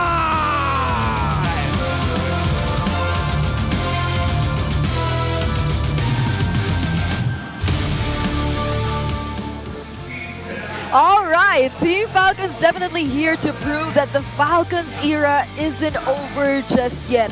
From the very moment they were able to start out their world tour to actually securing the title of being one of the titans of MLBB, they are definitely here to reintroduce themselves and show what they've been preparing for and capable of doing up against TNC, up against the Phoenix Army. Of course, once again, with Few as the leader of this entire team. Non-stop since Season 1, Mr. Few, El Capitan, idol of the kids, has been leading this pack. So many ups and downs so far. Definitely. And I think that they have really hit their high in the previous years, and they're really hoping that they can get some of that back right here. And of course, that journey for 2025 is starting now. TNC Pro Team though, like you mentioned, way before, that's how many years that they have not really seen the light of the playoff stage. It's been such a journey for them with a revamped roster, with getting Benny Cutie in, getting Yowie, flying him all the way from Indonesia, Lancy, Zaida, Free Martizi, all from different teams, getting into a lineup that can be comfortable to make it here in the playoffs as the 5th seed. And I feel like they're very comfortable if it's just looking at the lineup and the potential chemistry you could assume just by looking at these players, because for those of you out there, probably you could see some remnants of Echo just by looking at their lineup, right? It's very similar to what we saw of them in the previous years, but this is the overall team head-to-head that we will be looking at. Very or relatively close statistics for both sides. Only that I feel one of the things that we should be paying attention to, aside from the fact that there is a higher significantly first blood ratio on the side of TNC, is what about the other end of the game? Like, if it's not about the first bloods, what about closing out the game? Because I feel like that has been one of the problems that has constantly been taking place for TNC. That's like true. The way they cannot fully close out a series or a game, even though they are always almost up ahead. And that's something that they have been definitely working on for a long time. So it's something that we also want to see if they've been able to like patch up those holes. Again, you already mentioned it. They're like this sort of like a Season 30 rematch of the old Echo as well, where we saw Echo Proud, Echo Loud. A lot of them are really mashed up together as well there in TNC. And it's basically like AP Bread, right? So a lot of old rivalries getting back into this one. Let's have a look at the Smart Pink Test though and see what they look like on stage.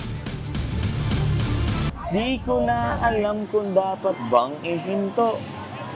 Di alam ang sasabihin, di alam ang aking gagawin. Kung mananatili sa'yo, minamahal kong estranghero. Kaboses ko yung, cup of joe. Teka mo. Oh, ito ka na naman. Umiiwas ng tingin. Nababalot ng hiwag at humalina sa akin kahit na ikaw hindi ko maintindihan. Di pipigil hanggang ako nang dakilarin yung ngiti. Misteryoso. Ayos ba yung mga, mga songer skills ko dyan? Good.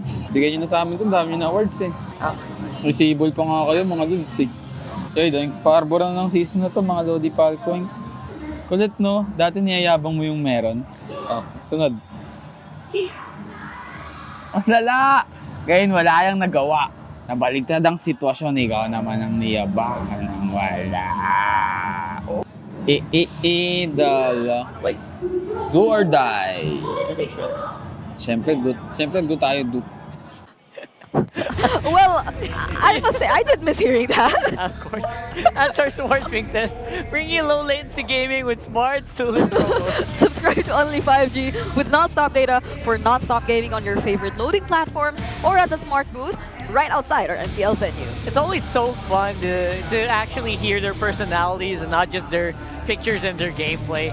That's why you always want to also follow them on their social media. Yep. Whenever they go live, it's always so much fun. Here are the Infinix keys to victory for this matchup. And it's very timely that we did wrap up our previous conversation talking about TNC and their inability to actually close out a series or a game cleanly, because this is exactly what they need to do for their keys to victory. It's to polish their mid to late game decision making so they barely allow or not even allow any room at all for the opponents to turn things around. Whereas for Team Falcons, they need to challenge TNC's late game and long series endurance, which might feel like a little bit contradicting, but this is exactly what we see when you look at the stats. TNC, they tend to have and go for the longest games, so it goes both ways, right? It's either they find it hard to close out the games themselves, or they are able to prolong the games and defend their base for a very long time, even when the opponents are actually trying to close it out too. And for both of these teams, they definitely have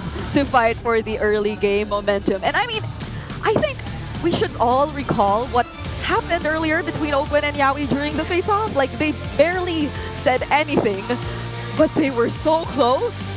And I feel like they've been telling each other something all the while they were looking into each other's eyes, you know? Yeah, that was almost like super close for telepathy or something. And we're gonna see Falcons on the blue side with almost the half win rate on the blue whenever they go to that side. Now, I think I really love that last point because no matter how you look at it, TNC has always been such a good early game team. Even in the games they lose, they usually end up with a big lead early on. The times that they lose actually come from them like losing grip of the game. Yeah. From minute 12 onwards. To put numbers into that, if you look at both Falcons and TNC and their turtle control and lord control percentages, they're just right beside each other. Like Falcons, they're second, and TNC follows right after them. So you know that the objectives are going to be something both of these teams are going to fight for heading into this game as well. And this is very exciting. Two new teams, we'll be looking at what happens in the draft this time around. Yeah, joined by our desk analyst, Redmar Santa Cruz. Hello there. What's up, Falcon Man? What's up? I'm Falcon Man now?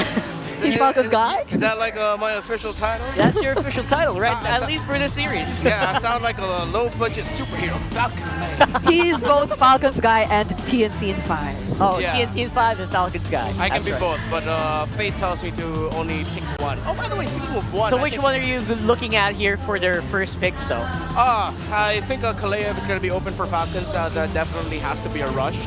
Unless... what Twisted Mind showed that Baksha is such an important pickup means that it bumps up in the drafting order. Now, I still think this is going to be a Kalea. Put it in the hands of Ogwin, take it away from Yawi. Yeah, that has to be. Master Ogwen has been one of the first players to actually play out the Kalea really well. Even looking at some of the other international tournaments where we've seen them play this hero. So let's see if that is going to be the priority here for Falcons. Because if not, like majority of the trades, they're still out there. Honestly, like the jungler trades, they're still possible for either of these two teams. Yeah, and I actually really love that Baksha as well. Free players here can play the Baksha very well historically. Flapteasy, Kyle, and of course Ogwen. I just want to say it's very rare to see a Juicin rush pick in the current metagame, especially with the Kalea coming in. Of course, Suyo Joy usually favored. Lo Yi actually even is a more favored first pick, but then it was banned out by Falcons. So they're putting a lot of importance into taking away some of the best options here for Lancy. I think that's why they put the Juicin in the first pick right away. Yeah. Much attention onto Lancy, although Lancy has been one of the mid laners who, even like historically, some of the picks I'd really recall whenever we talk about Lancy even goes as far as the Faramis and all that, or even the Lilias, right? Like he does play those heroes really well, but now it's another surprise priority pick for TNC, an immediate 1-1 pickup. Yeah, I think we're seeing a philosophy of slow front to back popping up even more often, considering that the Kalea is no longer something that the 1-1 has to use the needles and flowers to cleanse the crowd control of that hero out of. They just go ahead and pick up the Kalea and 1-1 early on. And of course, this is Benny QT's favorite hero, named his daughter after 1-1. Yeah. So, come on. Yeah, and I mean, like, the mere fact that they have the Kalea too, regardless if Falcons wants to consider either the Hayabusa or any of that sort, they have some sort of direct answer and chain crowd control to use up against that Hayabusa, but instead they go for the Baksha, which you were talking about earlier. Yeah, I really love this. Not to mention they also have just a really good follow-up with the Granger. So overall, the first three picks of Falcons feel like it's a really solid core lineup that can really roam around the map efficiently. And it might be a challenge for the 1-1, especially in the early game. Personally, I have played 1-1s against Grangers, and I've had a very, very bad time. Yeah, the laning is probably going to be a problem for them, so I'd probably consider a hero that could create like space or like provide AoE for TNC, especially considering the team fights that could happen later on. There's the Farsa and the Eve that could still come up. They decided to go to the safe route though. They want to pick up the Hayabusa right away. They can get their jungle option. If you're Falcons, you're not gonna commit a Farsa Eve ban, right? Right? Right? Question mark? You're not gonna think on that too hard, right? So that's gonna be up in the air. So TNC Pro Team playing it safe. They pick up the jungle that they need, and at the same time, a jungle that, well, if they didn't give it, would have given the Farsa and the Eve problems anyway. Yeah. Only, I guess, if they're just really playing it extra safe.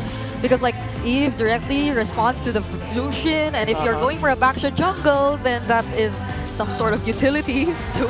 So you might want to not go up against the real world manipulation. And okay, they battled the Farsa first instead though, so Falcons. Okay. That's pretty good. That's pretty good. You're not gonna ban Farsa and Eve, right? Well, not Eve, yeah, right? Eve feels like it's next on the chopping board, honestly. I was more leaning towards, okay, maybe just the Eve, but they battled the Farsa instead. Yeah, I mean, there's like another. I think they can give the Eve. If ever, because Falcon still has a lot of room in their lineup to pick up something like a Gatot Kacha, maybe even a Cho Flex for the EX, the roamer, and then you, for the EXP lane, then you put the Baksha in the roam in the hands of Ogwen. You give Flapteasy the Cho instead. TNC smartly take out the Gatot Kacha. So I'm looking at a potential flex Cho here in the hands of Flapteasy for Falcons. Oh, the Cho, rather, like they're really going for setups rather than an additional layer of sustain. Yeah, excuse me. Oh, they do actually ban the Farsa and Eve. Oh, hey, they did. Oh my goodness. All right. So they're playing it extra safe. Yeah, sorry. Just one more I want to add. Hilda still on the board and actually very good for both lineups. The Hilda, since you don't see the jungle beside the Falcons yet, if it is going to be an assassin, can be the pressure you can apply there. While at the same time, Hilda would be great for Falcons if it's available for them. Yeah, they actually, TNC, you're actually right. TNC does need that front line. And FreeMartz very happy to pick that up any time of the day. Loving that Hilda pick. And again, heroes like that really compliment him. If you guys remember his Uranus days, he loves to throw it out there. Oh, it's a Josk. Wait, I mean, they ran out the even Farsa. They ran out. Oh, well, this too creates space, you know? Like, it creates a lot of space, and it kind of goes unnoticed most of the time whenever there's a really messy team fight that's happening. So Team Falcons has to be extra careful of that. At least they have mobility though, and a lot of blink skills to reposition themselves every now and then, but that might be constantly forced out by TNC. So they go for the Badang. Highly sought after so far in the day, and the Suyo appearing for the first time in the series. Sorry, the whole day. The whole day. Gonna be the first Suyo game. Let's see how it's gonna fare. It's paired up very well with the Baksha and Badang. Plus the center of the map, it's looking like it's gonna be a Baksha Juice in Suyo, high invading capability here. I think maybe that's why TNC Pro Team decided to pick up the Zask from Lancy. They need a little bit more bodies to help protect the jungle of Zaida on the Hayabusa. For 3 Martizi, I'm still leaning towards, Glue still actually available on the board. That's a fantastic pickup. It's a slow front to back style for Falcons, and they needed something like the Glue to help them out. It's a very powerful XP lane pick here that actually goes under the radar a lot so far today. Yeah, at least the Glue can, the escape mechanism definitely is still there. The spread, that's gonna help them a lot too, in terms of just blocking off Team Falcons and whatever they want to do entirely. And you definitely need this guy to sustain things, because the Kalea, as much as there is the sustain, the passive works as a form of sustain, but it's more on looking for the setup. It's more of catching members from Team Falcons. So now at least they've balanced out their lineup heading into this match. Yeah, and the Champions Arena is ecstatic for the matchup that we have here for the day. Again, only one solid front line here for TNC and a very well-rounded lineup. That Badang really making a lot of waves so far today. See if that's going to happen for Falcons as well. Let's go over to our team of casters here, Naisu, Ingan, and Renmar.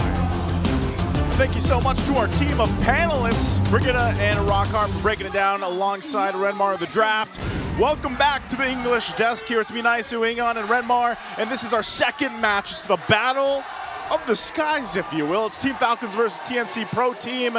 Who is going to move on forward to face off TLPH tomorrow? We'll find out. Jumping in, there's a whole lot of early poking. Early poking forced out Yaoi's flicker. Now a resource down for TNC.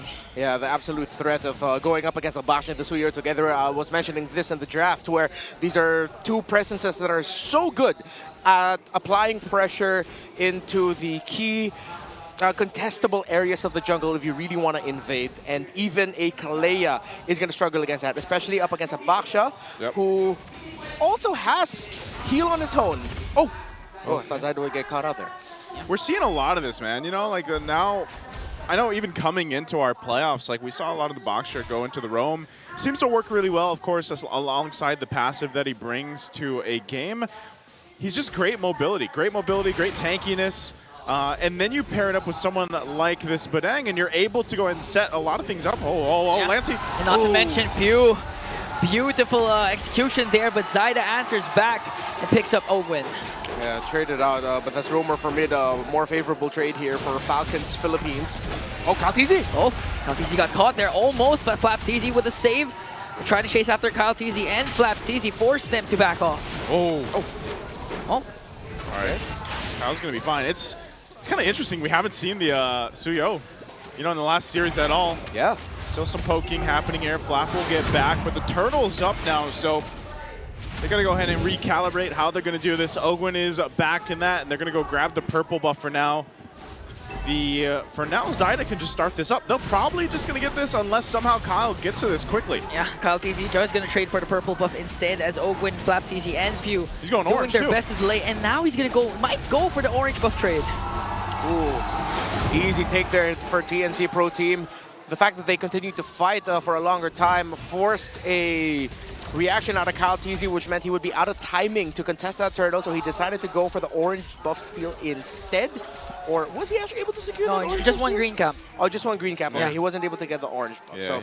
So Kyle TZ will be able to get his own. And yeah, we're just back to normal here. I think Falcons need to watch out and not get baited into these long engagements. I think that's something that has to be assessed and addressed. Yeah, also with this, all-time stats for Benny Cutie on the 1-1. Quite a few games, 21 played, 52% win rate, and a little fun fact too, doesn't he call his daughter Wan? Yeah, the nickname. The nickname of it, yeah. Nickname of his daughter. Yeah, Wan. Is Wan. One of his heroes that really, I think, probably has some of the most highlights that he's had through his career so far. So we'll see if he's able to pull that off here. There's not too many players that do bring out the Wan. And you could also say the same thing about his Ask. You know, I know you guys talked about this a little bit in the draft, but is it Lancey? This is the only. Was there one more? I think maybe one more player in the league probably played the Zask off the top of my head, but there's probably only 2 or 3 that have and found success with it. I'm not sure if one of them is Super Prince, but for sure Lancey is one of them. And going back to the draft, what Renmar mentioned, they were forced to use this Zask because... Oh, wait a minute! Zaida, we Shadow Kill. Few was able to Crimson Beacon out. Now the counter, Lantern Flare, Super Marco! Wow. Disintegrates Zaida. Now Yaoi caught there, has the flicker out. Here comes a re-engage from TNC, and Zaida is gonna fall down. Yeah, what a counter though by Few, able to use the Crimson Beacon out just in time. At the same time, force choking Zaida up to set things up for both Ogwen and Super Marco to cap off the kill. Bit of a misread there by Zaida. They were able to trade out the kill, but that's your jungler going down for the mid. Again, another favorable trade for Falcons. Yeah, so for Falcons, will now possibly get in position for this. The turtle is up. You've got Kyle just around the corner, but so is TNC. Zaida's buffed up as he needs to be, and they might force a fight here. Ogwen might look his own angle. Even go for 3 Martizi. Flaptizi already commits the fist crack. Good zone. Zaida still working on the turtle. Good zone from TNC. Yeah. Zaida picks up the turtle, but Flaptizi with a counter fist break. No ultimate though, but it was more than enough to bring down Yaoi. Okay. Yaoi goes down, but it's a trade again. Yeah, they were able to punish out. Good trade, but Falcons, if they break this mid tower, they win the trade, and they do. TNC Pro Team. They zoned out, they're doing everything again, but it seems like Falcons always has an answer to something that TNC does right. That's how you do it, man. Yeah, they open up the map. You gotta have a, what is it called? You gotta have the reaction to every, there's a reaction for every, there's something like that. Yeah. You know what I'm saying? Yeah, every action has a reaction. Has an equal and opposite reaction. All right, it's way longer than I thought, but. It's one of the laws of physics. One of the laws of physics. I haven't seen a whole lot of different physics reels on my algorithm, but yeah, really, I learned that in school, sir. Hey, we didn't have cell phones then, so. What? Turret goes down top side. It's Team Falcons that, you know, the way that Falcons is playing this is just so objectively, and honestly, if you've been watching them for a while, you know they play this game. Yeah. Like they are the macro team that likes to play through that, and then eventually they'll pop off right around maybe before the first Lord comes up or even in that fight. And you start to see them put pressure now. Now that they've got a couple turrets down, they can play around the advantage they have. Yeah, and now it's kind of balanced. They're just not banking on the fact that they have to wait for Super Marco to scale up. Even Kyle TZ and Few has been a great damage source for Team Falcons. So now they're standing on a 2.5k gold lead, and at this point, it seems like Yaoi is having a hard time trying to engage because 2 of his targets have Purifies, not to mention Ogwen has been zoning out TNC. Yeah, you're seeing Yaoi and, well, a little bit more focus on Yaoi because 3 Martizi is actually the roamer for this lineup, while Yaoi is more of like the backup, you know? Yeah. They're playing a little bit safe, while for Falcons, they're also playing it safe because they're always thinking about the guys we have to watch out for a glue. We're up against a glue. So it's like right now we're seeing 2 teams kind of overthinking, hesitating a little bit. Yaoi goes in, paired up with a flicker. He caught someone there. It might be onto Kyle TZ as Zaida picks up the turtle, but the clash still going on. Jomar TZ onto Kyle TZ, might be able to bring down 2. Owen is going to fall down as well. Shade for Yaoi now. Combo! A maniac! The Storm is online. The namesake of his daughter in his hands, and he gets a Maniac to open up the series. That's another reason why Falcons had to be careful. They're up against a 1-1, a very iconic one at that. Oh man, we talked about it early on. I said, Benny, he loves this hero.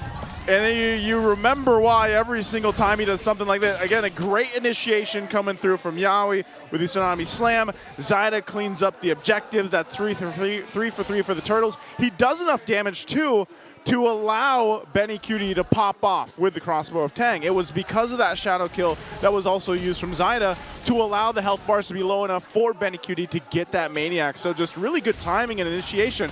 I mean, remember, before all that happened, Falcons was holding on to about a 3K lead. It's gone now, and TNC has flipped the table. Yeah, I'll also have to acknowledge, just as I said it, Yawi decided to make a play, a very sure one at that. He went ahead, jumped up in the air, flickered forward, landed the tidal strike, knocked up 2, grabbed 1, and that just set things up incredibly well for TNC Pro Team to follow up.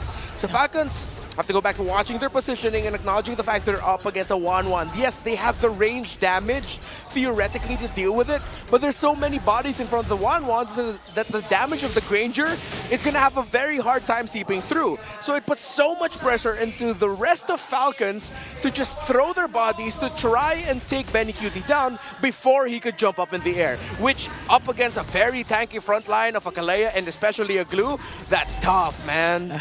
But up against a systematic team like Falcon, one mistake, they'll surely capitalize on that, especially if Super Marco starts to be online once again. First Lord up for grabs. It seems like all neutral objectives actually were secured by Zaida. Yeah, they're going to keep Kyle TZ down on that bottom side for now. Going to grab his buff. Lord is up, and TNC will have the advantage. Yawi jumps in. Yawi again with the flicker plus combo. He's going to catch Blapteezy. Falcons, 1 member down. There was a knockoff on the Lord. Owen trying to soak up the damage, though. And now TNC, it looks like they have to disengage. He almost blasted Zaida. He's forced to recall, get on out of there. Benny Cutie looks like he's going to turn TNC Pro Team. Are they turning? Falcons, TNC. Slow things down. Slow it down. Bring him back here. Flap's gone. But hey, that's what you expect with a Kalea. Those initiations, especially when the flicker's available, that's what you want to see happen. Yep. They're still going to fight for this Lord, though, trying to get the positioning they're looking for. Quite low already for Few and Ogwin. They're going to respect it. They're going to have to fall back. Zaida gets the Lord. Here, TC flickers in with a grab. Blapteezy counters! What a beautiful fist break, grab, but Benny Cutie again! With a crossbow attack, going to pick up 2. Might be able to make it 3, but it's going to be Lancey who picks up the 3rd kill. Double kill still for the 1-1. 6-0 and 2. The Titans of MLBB, at least one of them, are shaking in their wings. As the Phoenix is flying high in game number 1, they have a considerable lead.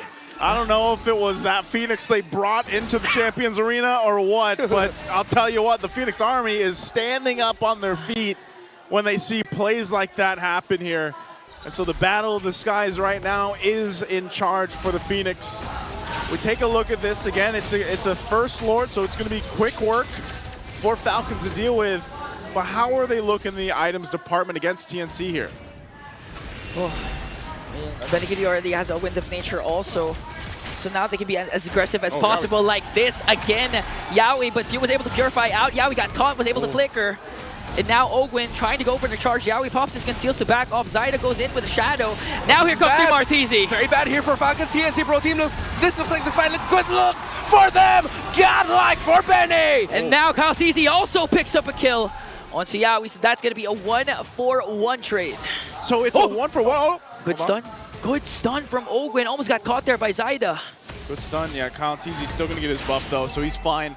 Big item pickup here defensively for Super Marco. Will get the Wind of Nature, though. But, man, some of these team fights, the way that they're breaking off, and, you know, and sometimes Falcons just has to respond to what TNC is doing here. Even if it's the little nightmare spawns, like, those seem to be causing enough issue, too, for Falcons to deal with. And also just how tanky, you know, 3mar and Yawi seem to be. And Benny Cutie is just untouchable, man. Yeah. You can't get to him. Exactly. Falcons PH, yes, they rush pick the juice, and again, this is why I brought up, it's so rare to see a rush pick juice in this early on. TNC Pro Team adjusted very well, building around this 1-1. Zask, so many frontliners for it. Yawi decides to go in, uses the ultimate, he catches 1. He got TZ, almost brought down low, and TNC Pro Team, this could be another fight. 1! Another kill coming in from Benny Cutie as Zaida works on Few. Benny Cutie leading the charge. Lancey picks up 1 more. 2 will fall down for the side of the Falcons. Woo, TNC. They are locked in this game 1. 25 seconds to the Lord here. They have so much control, so much confidence in the way they're approaching these fights. It's probably going to be another turret that goes down here unless Falcons really wants to stop things, man. 8-0-3 on Benny Cutie just gets the Malefic Gun, increasing that range even more, which just means it's even going to be harder now to get to him. That's already been the problem the past, 13 minutes of this game. Yeah, and not to mention, prior to that clash, Yawi already has a fleeting time. That's why he goes in once again, catches Flapteezy. Flapteezy was able to flicker out, plus a Winter Crown play. Now they're working on Ogwin. Benecuti's going to pick up a kill. Another crossbow attack. There's going to be a Winter Crown play onto Ogwin, but they catch him still. Zyda from the back, working on them with a Wiki Shadow kill as 5 members of TNC. Now they focus on the Lord. Okay, 5v3 does not look good for Falcons. They will not be able to contest this even with Kyle alive. TNC. All the flowers to Coach Semi and Coach Imba DJ of TNC Pro Team. They assessed the Juicin first pick of Falcons PH so well that they've built a lineup that faces off against that core pick and the Juicin to the point where Benny Cutie is untouchable. 3 Martizi, no deaths, 10 assists on that glue. I don't know, man. At this point, this is the storm. Like, how do you stop this, man? What do you do to stop the storm? He's 9-0-4, and like you mentioned, you can't. He's untouchable. Oh, Yawi again? With a conceal amidst the tidal strike. Okay, but Super Marco was able to purify out Zyda again with a Wiki Shadow kill. They're going to share the damage, but Purify was expended by Super Marco. Yeah, that's a Purify down. It's crazy too. 3 Mars, 0, 0, and 10 on the glue. He has done work as that stalwart, and now pushing it in the base of Falcons. Lord will knock down this top turret in the base. All right, Falcons will be able to clear this up. TNC, I don't think they're going to be rushing anything unless one sudden conceal force play by Yawi.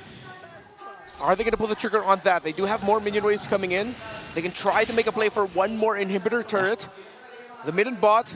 Here comes the middle minion waves. Yeah, 50 seconds. 50 seconds before Super Marco's Purify is active, so they can make a charge. Yawi again goes in. He's going to pick up Ogwin. Ogwin with the Winter Crown play, but they burst it down. Yawi being Shadow kill going there. Ogwin with the Revitalize, but still cannot out-sustain the damage of Zyda. Even with the Revitalize, it wasn't enough to keep Ogwin alive. Zyda still so sharp with his entries with a Wiki Shadow kill on point. TNC Pro Team, though, will lose one. They are not going to be able to complete their mission of taking down a tower. Both junglers neck and neck in terms of the items. Mid laners as well. Gold laners as well. Is in the EXP lane where there's just a bit of a considerable gap in the items. As you see, Flaptezy actually committing a Winter Crown rush. Similar to Ogwen, who after building the anti-Cuirass went for Winter Crown right away because they know they are going to be the most susceptible to unleash all the marks for the crossbow of Tang off the 1-1. That's why they bought those items so they can at least waste some, but Benny Cutie has been on point with the timings for the activation of his ultimate. Apart from Benny Cutie, even Zyda has been playing such a good game. Prior to the a couple of seconds back, he was able to steal away the orange buff against Kyle TZ and Ogwin with just the Shadow. And not to mention, down to the first minute, he was the one who got the first Little Wonder up against 3 members of Falcon with just a Shadow. So now Zyda has been showing that his fast hands, he has faster hands than Kyle TZ.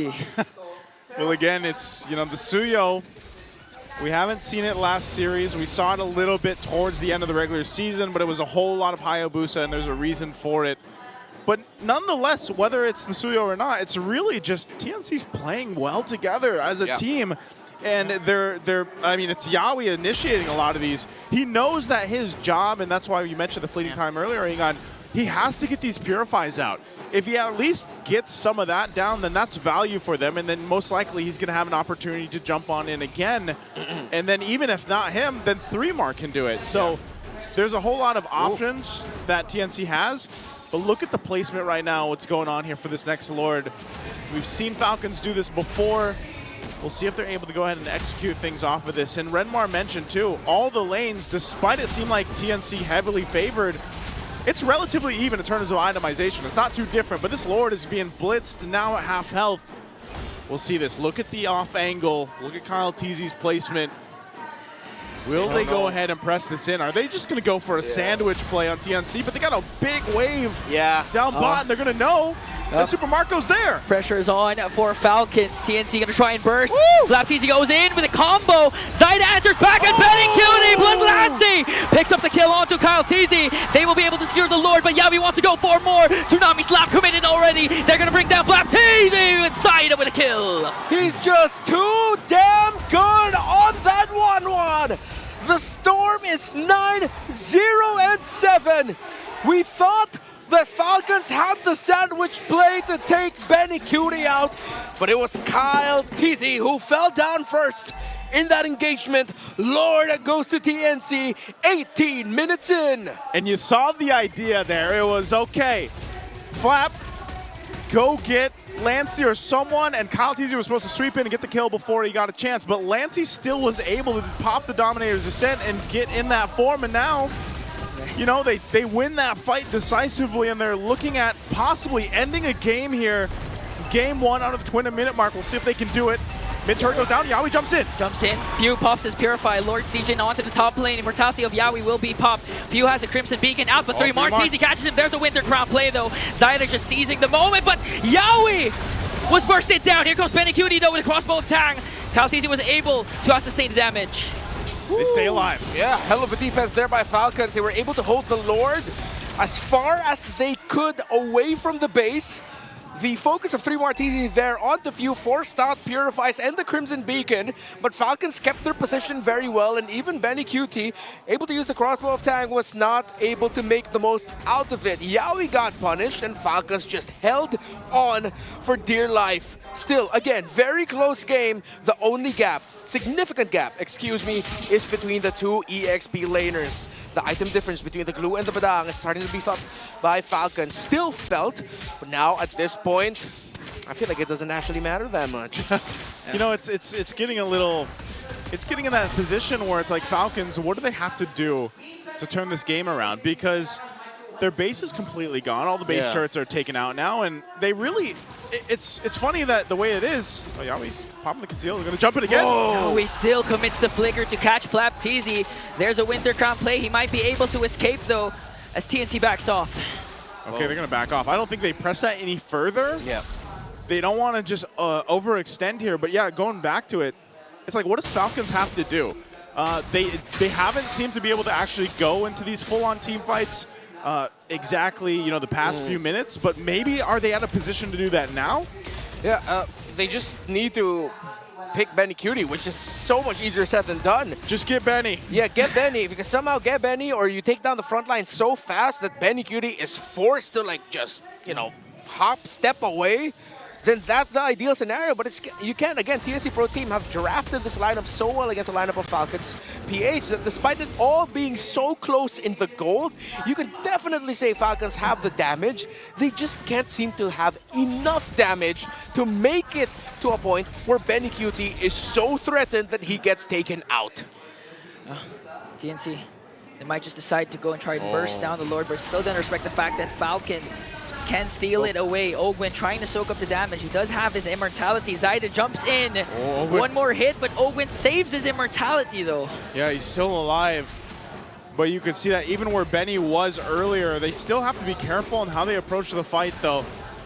They know the buffs are going to come up. They throw Zyda over to the purple buff. He'll grab that, and you have Kyle TZ doing the same thing, grabbing his orange. So it's just setting up for this next objective, take this Lord. And there's still the 2 Purifies for Falcons, so they can possibly go ahead and counterplay into the setup that TNC is going to be looking for. It's always been Yawi. It's been Yawi all day long. And because even he has that flicker available, they might try to this. So it's like, Falcons, do they push across the map? They do send Kyle over there. TNC's got that information, but they'll go ahead and start up the Lord. Benny QT sent over to deal with this, and I just think we have a standoff for now. Good macro. Whoa, our playoffs has been long so far. This is only game 1 in another the second best of 5 series of the day. It's 22 minutes in already. Wow. But there's been so much action, so many trades. It's a very active game. This one has been active, and they're going to press it for the Lord. Okay, it's going to be a retreat back. Oh! Kyle TZ secures it. TNC wanting to clap back. A weaky shadow kill for Zyda. Forced out the immortality. Ogwin is still alive with the revitalized. Benny QT trying to deal out damage. But in exchange of El Capitan and Ogwin, Falcons get the Lord. Oh, Falcons gets the Lord, but still, that was the question I asked earlier. Can they actually win a team fight? And the answer is no. They just got taken out after the Lord was secured. And so this could be an easy just clear out and push into the base unless Falcons can do something to buy some time. Again, they have the damage, but it just seems to be not enough. They can't reach Benny. TNC starting to siege in. Zaida goes for the zone and eliminates Super Marco. Wow. Pumps his immortality as TNC takes game one away. What a capitalization by TNC Pro Team in the draft. There's a reason Juicin isn't rushed first pick anymore. And TNC Pro Team adjusted to it, responded to it incredibly well. Incredible game from TNC to start off this best of 5. Let's throw it over to the panel. The way this is happening, I'm sorry. My hair is so messy. We were jumping up and down here. That was crazy for TNC. For this one, apparently Lords is only half the picture. Oh my goodness. Look at what we're seeing in as early as day number 1 of our playoffs. Season 15 is proving to be a massive roller coaster ride for a lot of us MLBB fans. Just look at how well these teams have prepared for one another, for each other even, specifically in this particular scenario where TNC, it barely felt like they were up against the Titans of MLBB. Yeah, it feels like a big paradigm shift. Wow, big words. Wow. It's a big shift in the way that the whole ecosystem has been going, with TNC just being so dominant from the very beginning of this match. Yep. You see how Yaoi just making use of the pressure on the Kalea, Lansy being there, being very solid guards too for Benny Cutie, who, by the way, got a Maniac in the first game, which is exactly why we're seeing, or one of the biggest reasons why we're probably seeing him in the MVP. 909 on this 1-1. He didn't even get to complete his build. It didn't come to a point where he had to complete his build just yet. It was unbelievable, honestly, with the way that he was playing the 1-1. It was not a late game 1-1, by the way.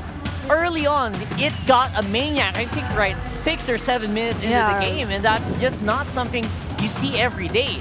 This is an example of one of those heroes that has so much mastery. Yeah.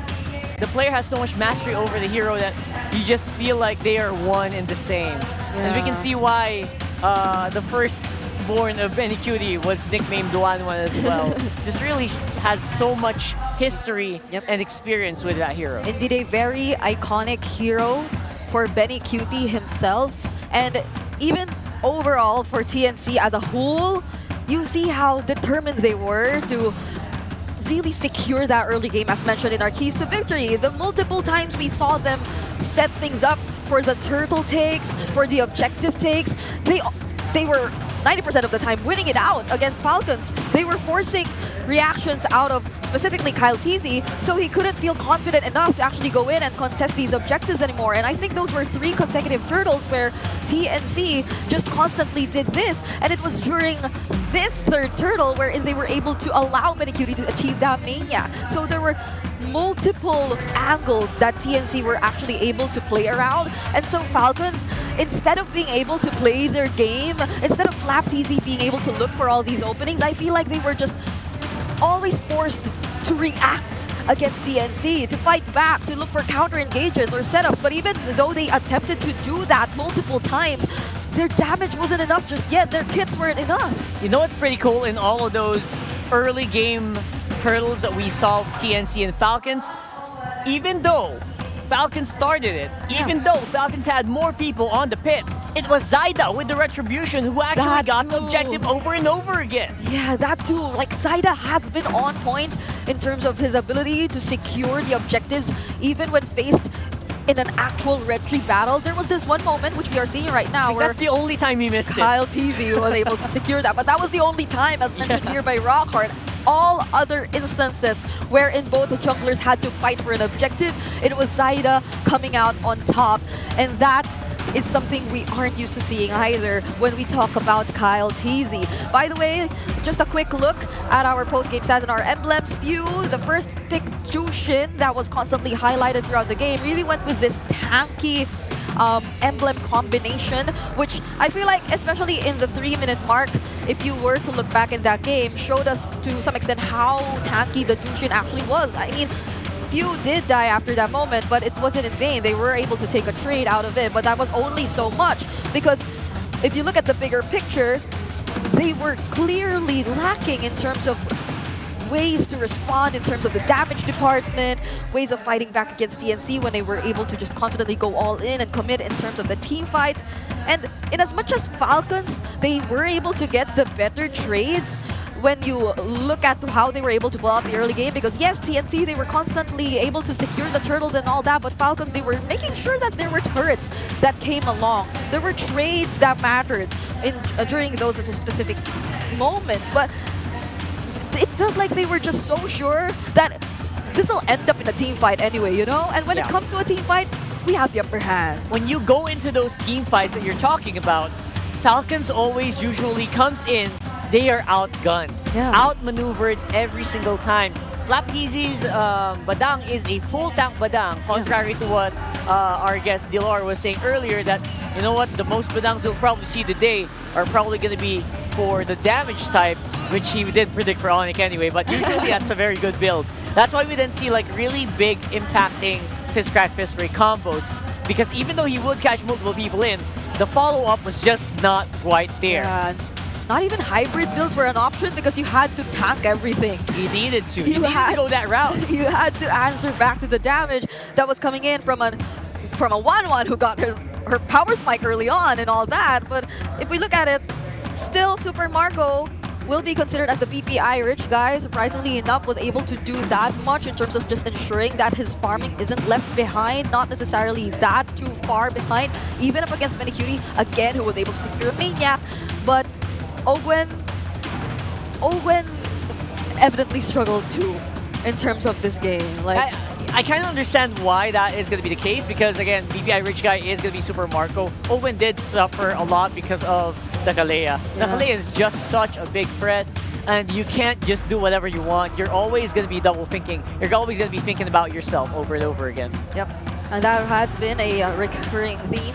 The recurring theme for the game that we witnessed just now. But also, to dive into the specifics, I feel like we will be taking a look into the gold graphs and as well as the item progressions later on. But first, for the gold difference timeline, as you can see here, we're Team Falcons, they're the ones in blue, and TNC Pro Team, they're the ones in red. So it has been Team Falcons, again, as mentioned earlier, getting the better trades, getting the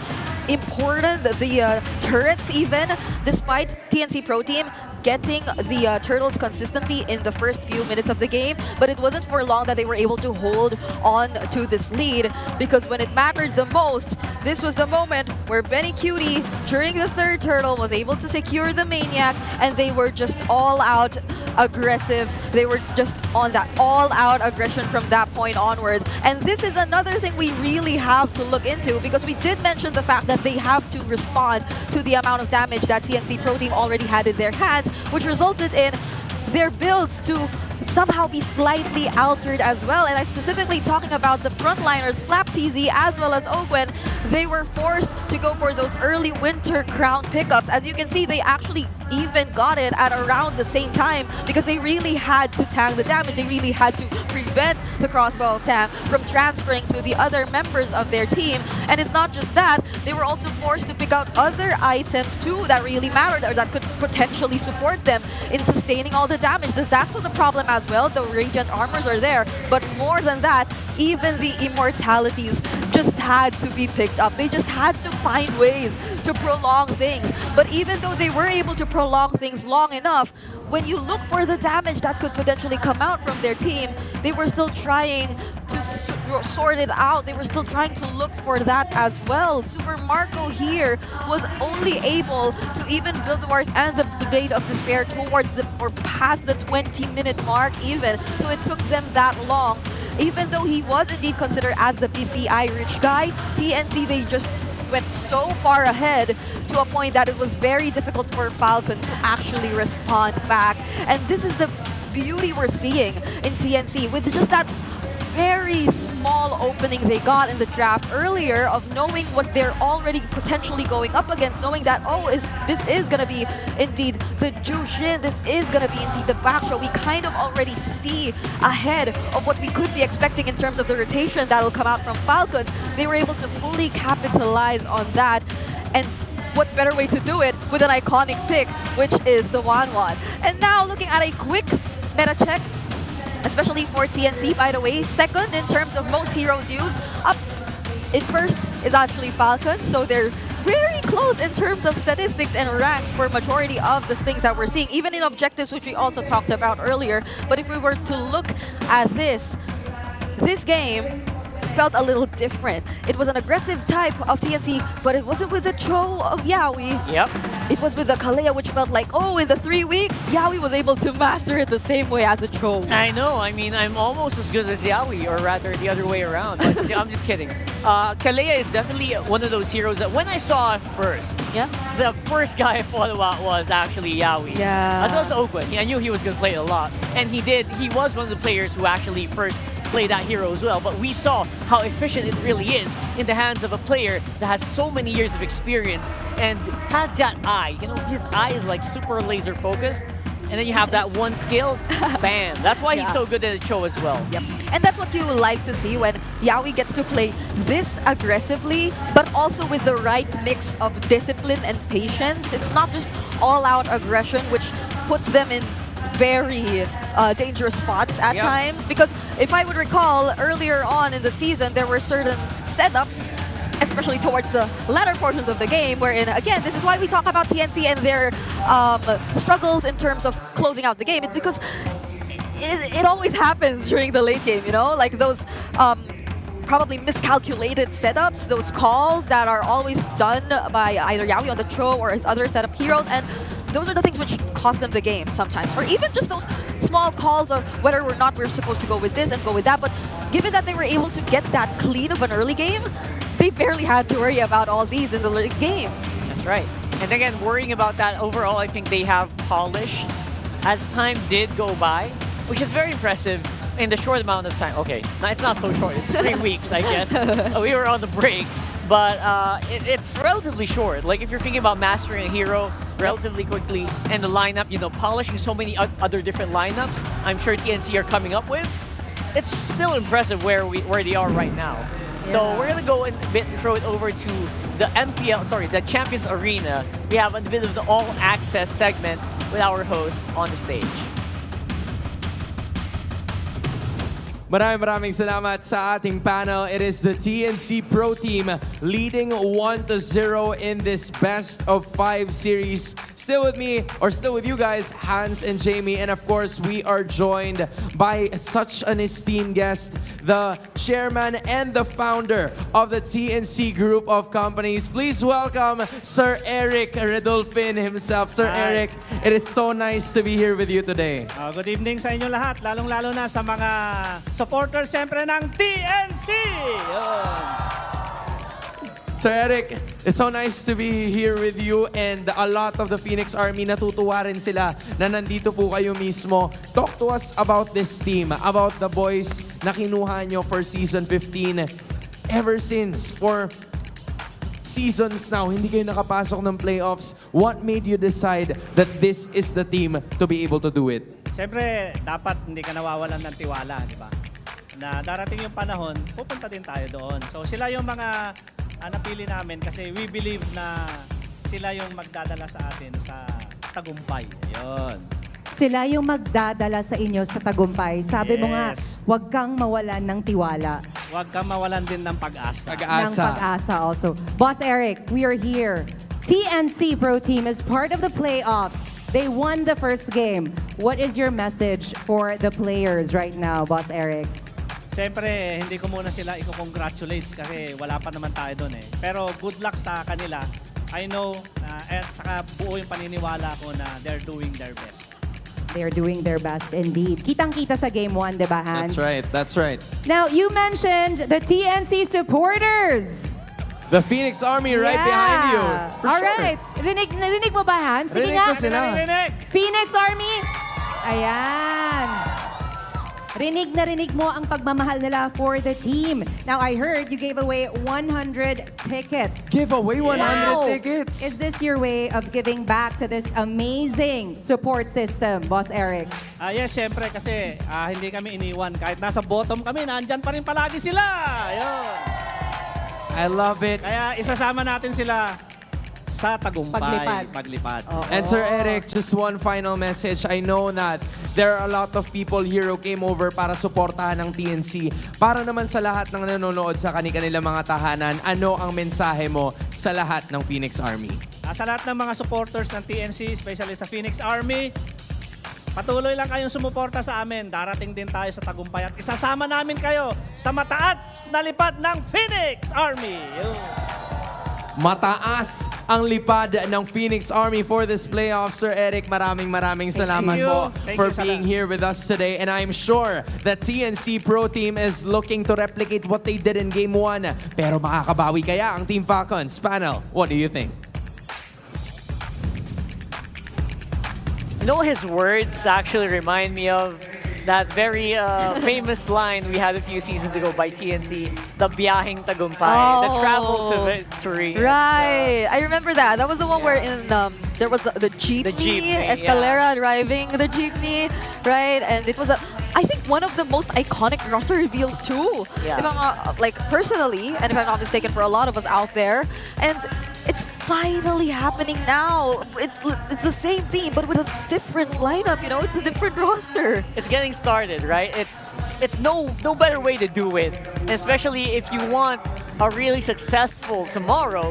Hatid na din sa inyo ng magandang bukas. BPI empowers Pinoy gamers with next-level banking solutions to help you level up in life with digital deposit accounts, insurance investments, loans, and others. Yeah, you can start saving so you could get a more epic tomorrow. Open a #SaveUp account today via the BPI app. One ID and 5 minutes is all you need, and you will be having your very own account. So open an epic tomorrow together with BPI. You can also check out their booth right here if you come visit us here at the Champions Arena. That's right.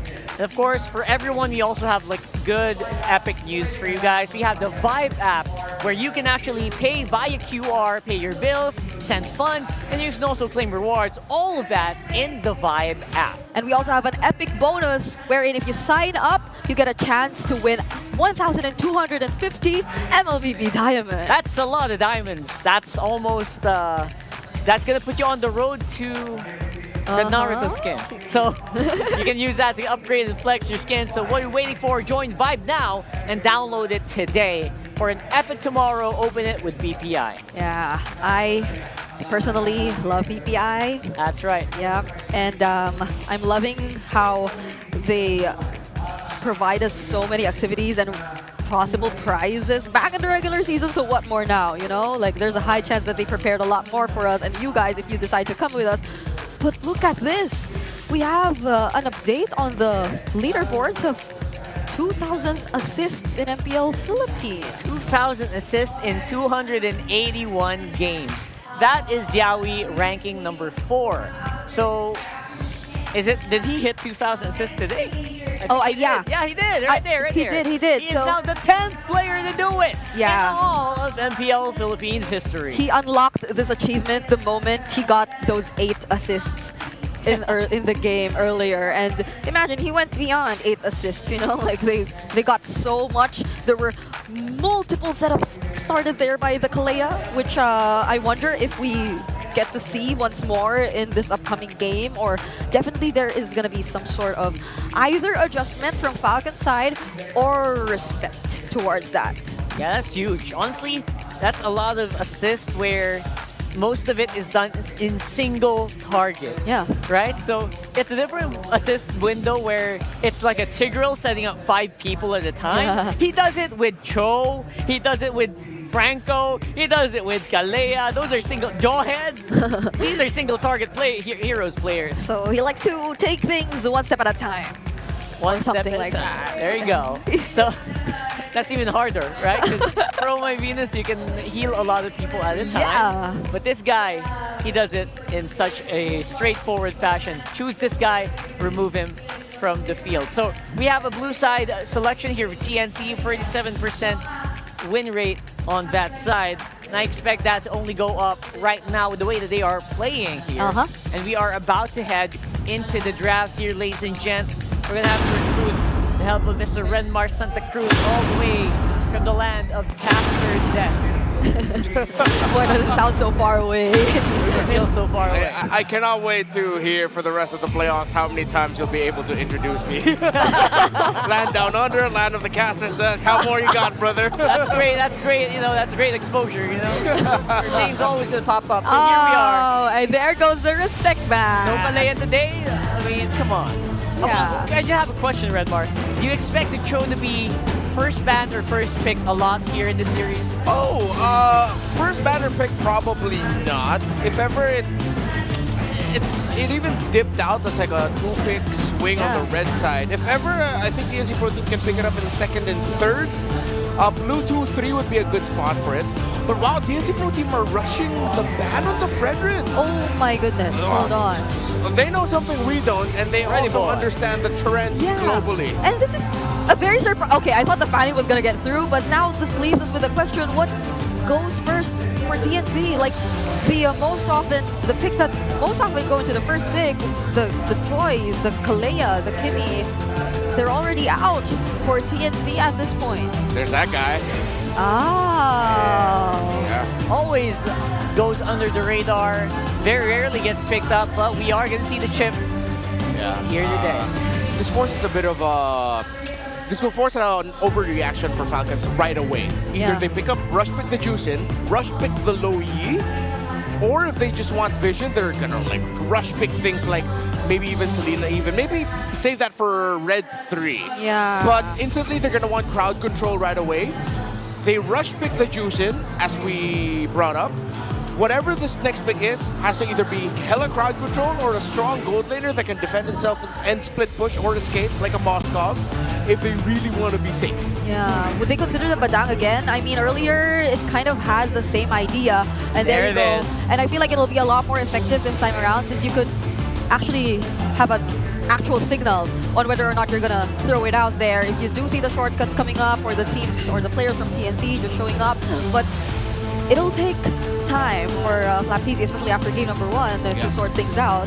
So TNC this time around, they're still the Hayabusa again. Yeah. If they want to pick that here. I think though, okay, so when you have a chip in your lineup, you're actually encouraged to consider picking up a very tanky style of jungler as well. Because, you know, with how the shortcut works, you can just steamroll with some really beefy dudes all across the map. This isn't a really beefy dude. They do pick up a Suyo, and then they have the Harith as well. So right now, TNC Pro Team have picked up 2 heroes that mesh very well with the chip playstyle. Yeah. It's just Falcons need to consider rushing way more crowd control here, that when TNC Pro Team go through the portals, they're just going to be met with getting force choked by the Juicin, getting caught out by the Badang, and whatever else they decide to add to that. Yeah, there's the Gatot Kacha too. Is there a chance we can see a Hylos or a Baksha here in this slot? Or maybe later on? It's tanky, although the amount of crowd control it can offer to several members all at once. Finally. Maybe you want your gold later? Oh! There's the Lucas! Where have you been? We have been looking for you all day, boy! Oh my god. Finally, someone decided to pick up the Lucas. And again, it goes again with the theme that we were talking about. Get caught out on the portal, pop up the Unleash the Beast. So Falcons, I feel like that's enough in terms of trying to respond right away to the chip style lineup. Yeah. Question is, in terms of the gold lane pickups, what are they going to go for? They need some instant damage. It can't just be the Lucas that provides that. Because we saw earlier, if it was just like the Juicin +1, nah, it's not gonna good. Go slow. Juicin +1, nah, make it a Juicin +2. You need something like either Moskov or Granger again, if you can. Yeah, and the timings too, like the power spikes, right? Because there are like a lot of options out there in terms of what they could offer, like the AoE, there's the Claw too, but it's gonna take some time as well. And if you don't want the same thing to happen all over again, you might want to opt for a gold laner that could potentially like speed things up or provide a faster power spike overall for your team. Yeah, I still feel like the Bruno is a little bit underrated in those scenarios. We saw a Clint today before a Bruno, so You're seeing the priorities. But also on the side of Falcons, it usually is a very bad feeling when you're a Lucas and then you unleash your full combo and then they run away with like a sliver of health after your full combo. So you want someone to be able to clean up. I wonder if any of these two teams are thinking about picking up an Esmeralda somewhere. Because there's a lot of shields going around. You mentioned Baksha earlier. I think Baksha would be good for either of these two teams. Could be good for Falcons. You get to roam around the map very quickly, check shrubs as well. But then the thing is, when you've used your shield Unity, you have no escape. And if you bump into the chip, he'll just call down a portal on you, and then suddenly you're caught out by the rest of TNC. I mean, even the chip at this point can somehow offer a certain level of chain CC, you know? True, like you that's just do that combo of your 1-2 or your 2 and your 1, and then you lay out the shortcut, and then there's an additional stun that you have to think about. So they just go for the Ranger that's at least range that'll keep you out of danger if ever the TNC does decide to go all in. Yeah, if we're talking about cleanups, Granger's great at that. Yeah, one of the heroes that we mentioned. I think a Farsa would be okay here for TNC Pro Team.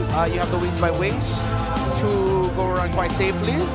The Harith, you have two strong sources of burst magic damage. Yeah. And then your EXP laner can honestly, no, it has to be something tanky as well because it's gonna be another roamer.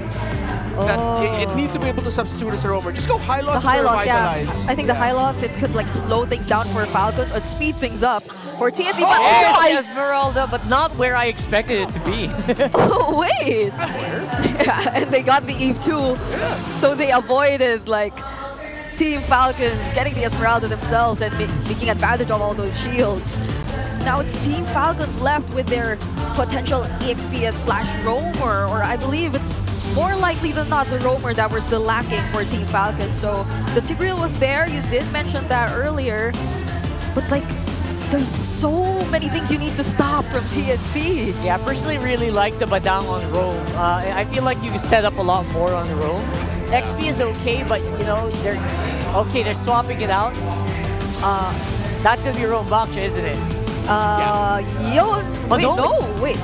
Oh, no, it's not.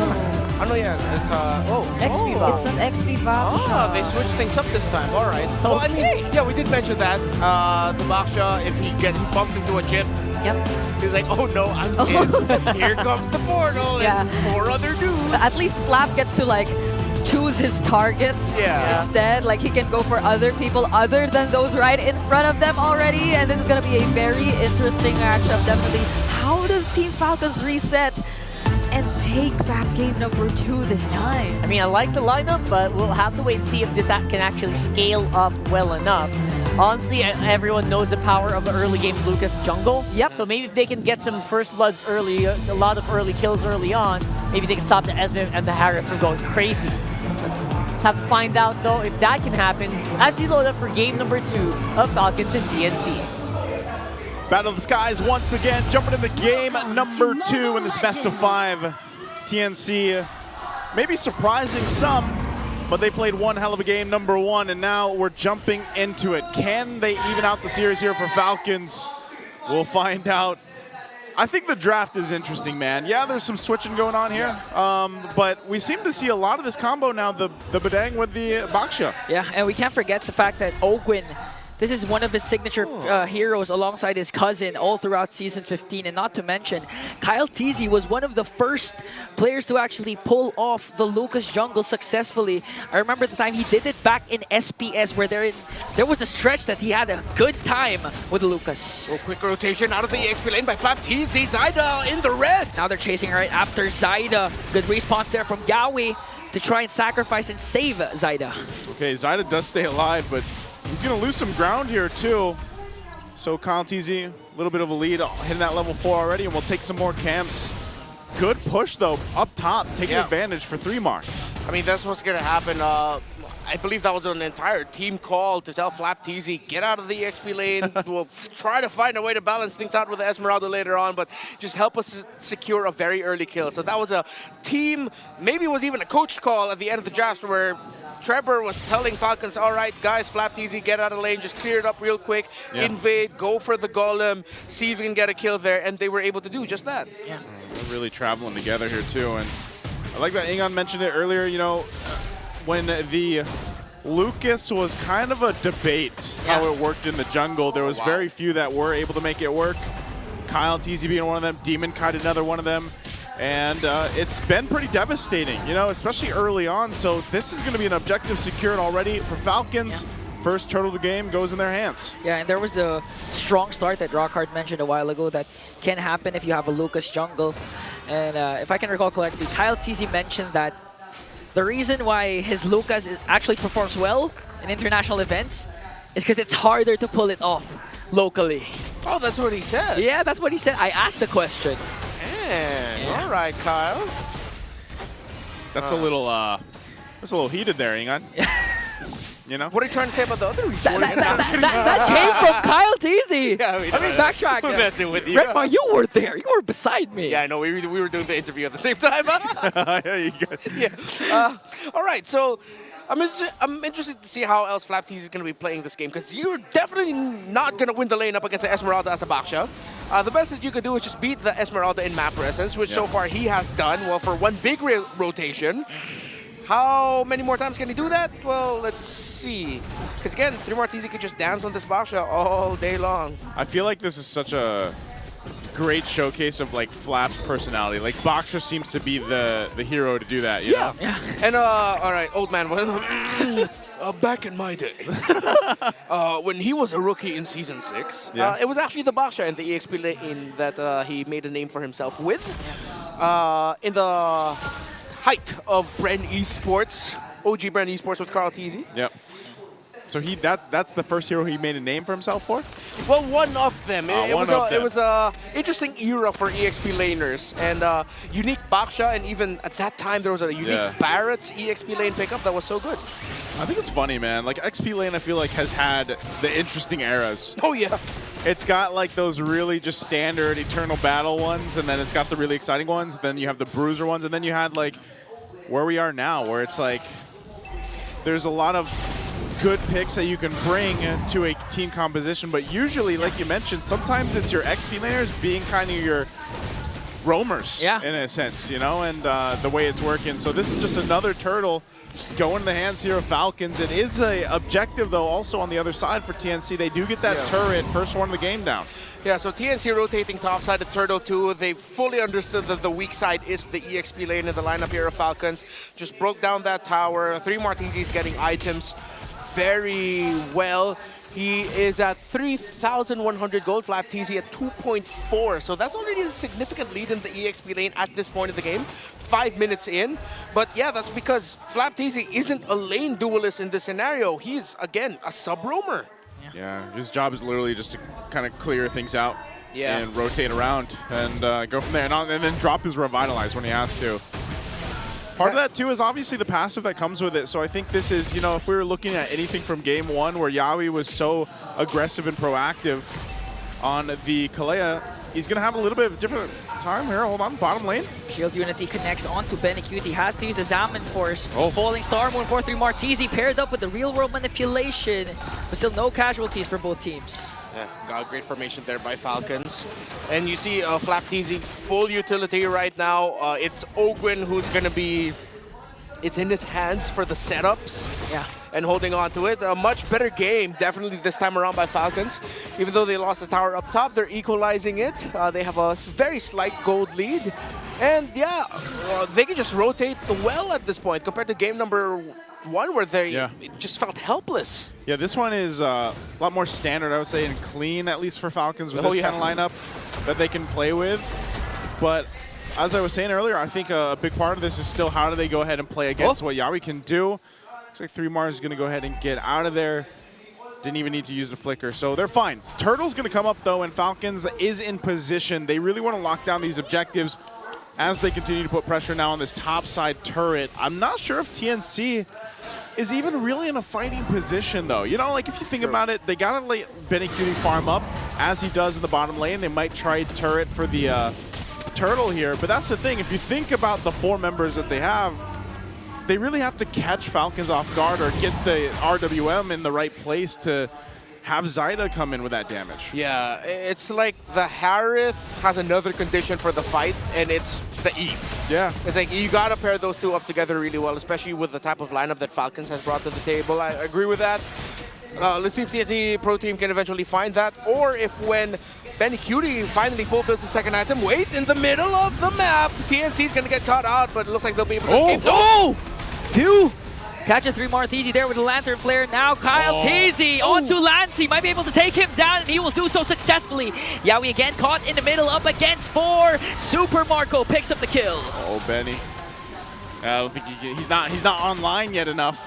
Yeah. And that's exactly what we were kind of segueing in, you know, into. Like, Benny's got his own thing he's got to do, and that's just farm up, because even if they find those moments, and let's say more members of Falcons were down, Benny just doesn't have that damage just yet on the Harith. Takes a little more time to cook there. So that's another turret that will fall. Falcons bringing the lead now just about to 3,000 gold or a little more. Yawi, he's going to pop that conceal. He's like, I got to get out of here. Yeah, he has to. Kyle TC spots out his oh, no. Y-Walk now. Even use the Red Ray up against 5. Yawi, where are you going to go? Where are you going to look? Who's going to get the kill? Of course, they're going to bring it to Super Marco. Ooh, turned him into a Sky Piercer stack. Yeah.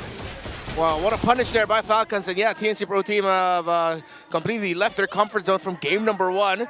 As it seems like what works for Falcons is to just pick up beefy dudes that can just run over you.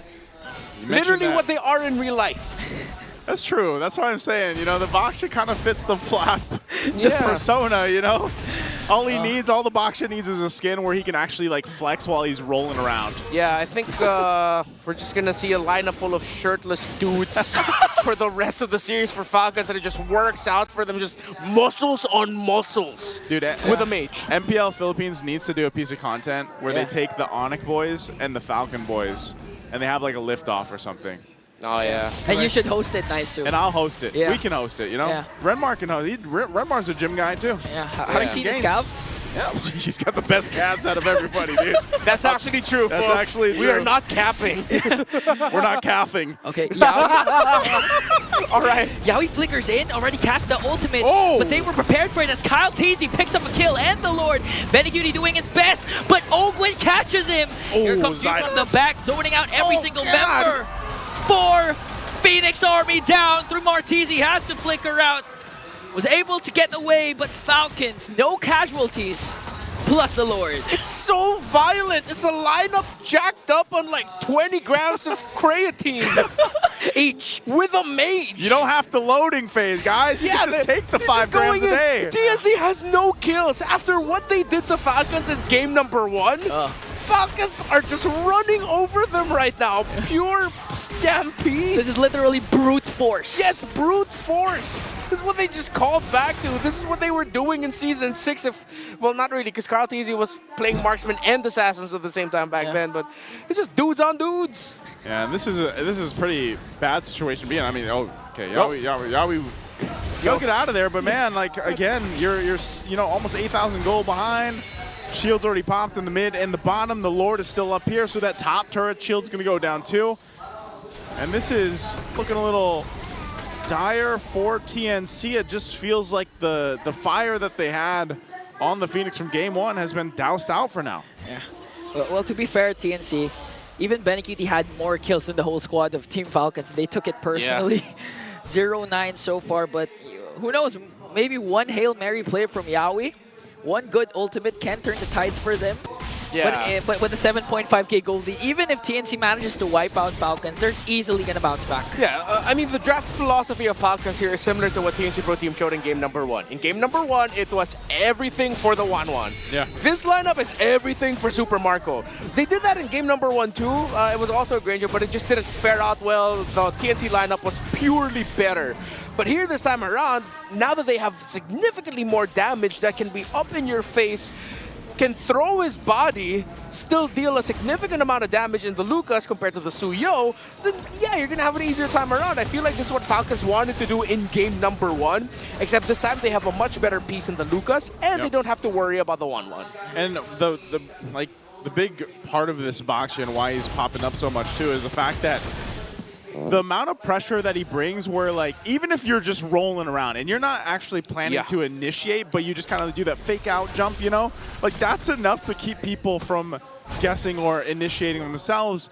And it's a way that Falcons can play, or any team rather, that takes that box shot. And mind you, this lets Flap, because he brought it in the XP lane, be a lot more proactive. If you think about the, for example, team fight participation in essence, when it's a box shot, you're going to have a way easier time to do it than really majority of the XP laners that are available right now in the current meta. So Flap's been a big part of why Falcons has just been winning these team fights time and time again, where it also takes some of the pressure from Ogwin away, where he can be a little more kind of choosy on how he wants to initiate with this Badang. So this Lord, it's just going to go in the hands unless Yaoi tries to do something. Oh, he charges on Super Marco, but Kyle TZ secures the Lord. Here comes the whole squad of the Phoenix Army. But the first target there is Benny Cutie as a Falcon clapback is there. They pick up 3 more TZ, surrounded by 5, and instantly demolished him. He walked into the gym without a membership.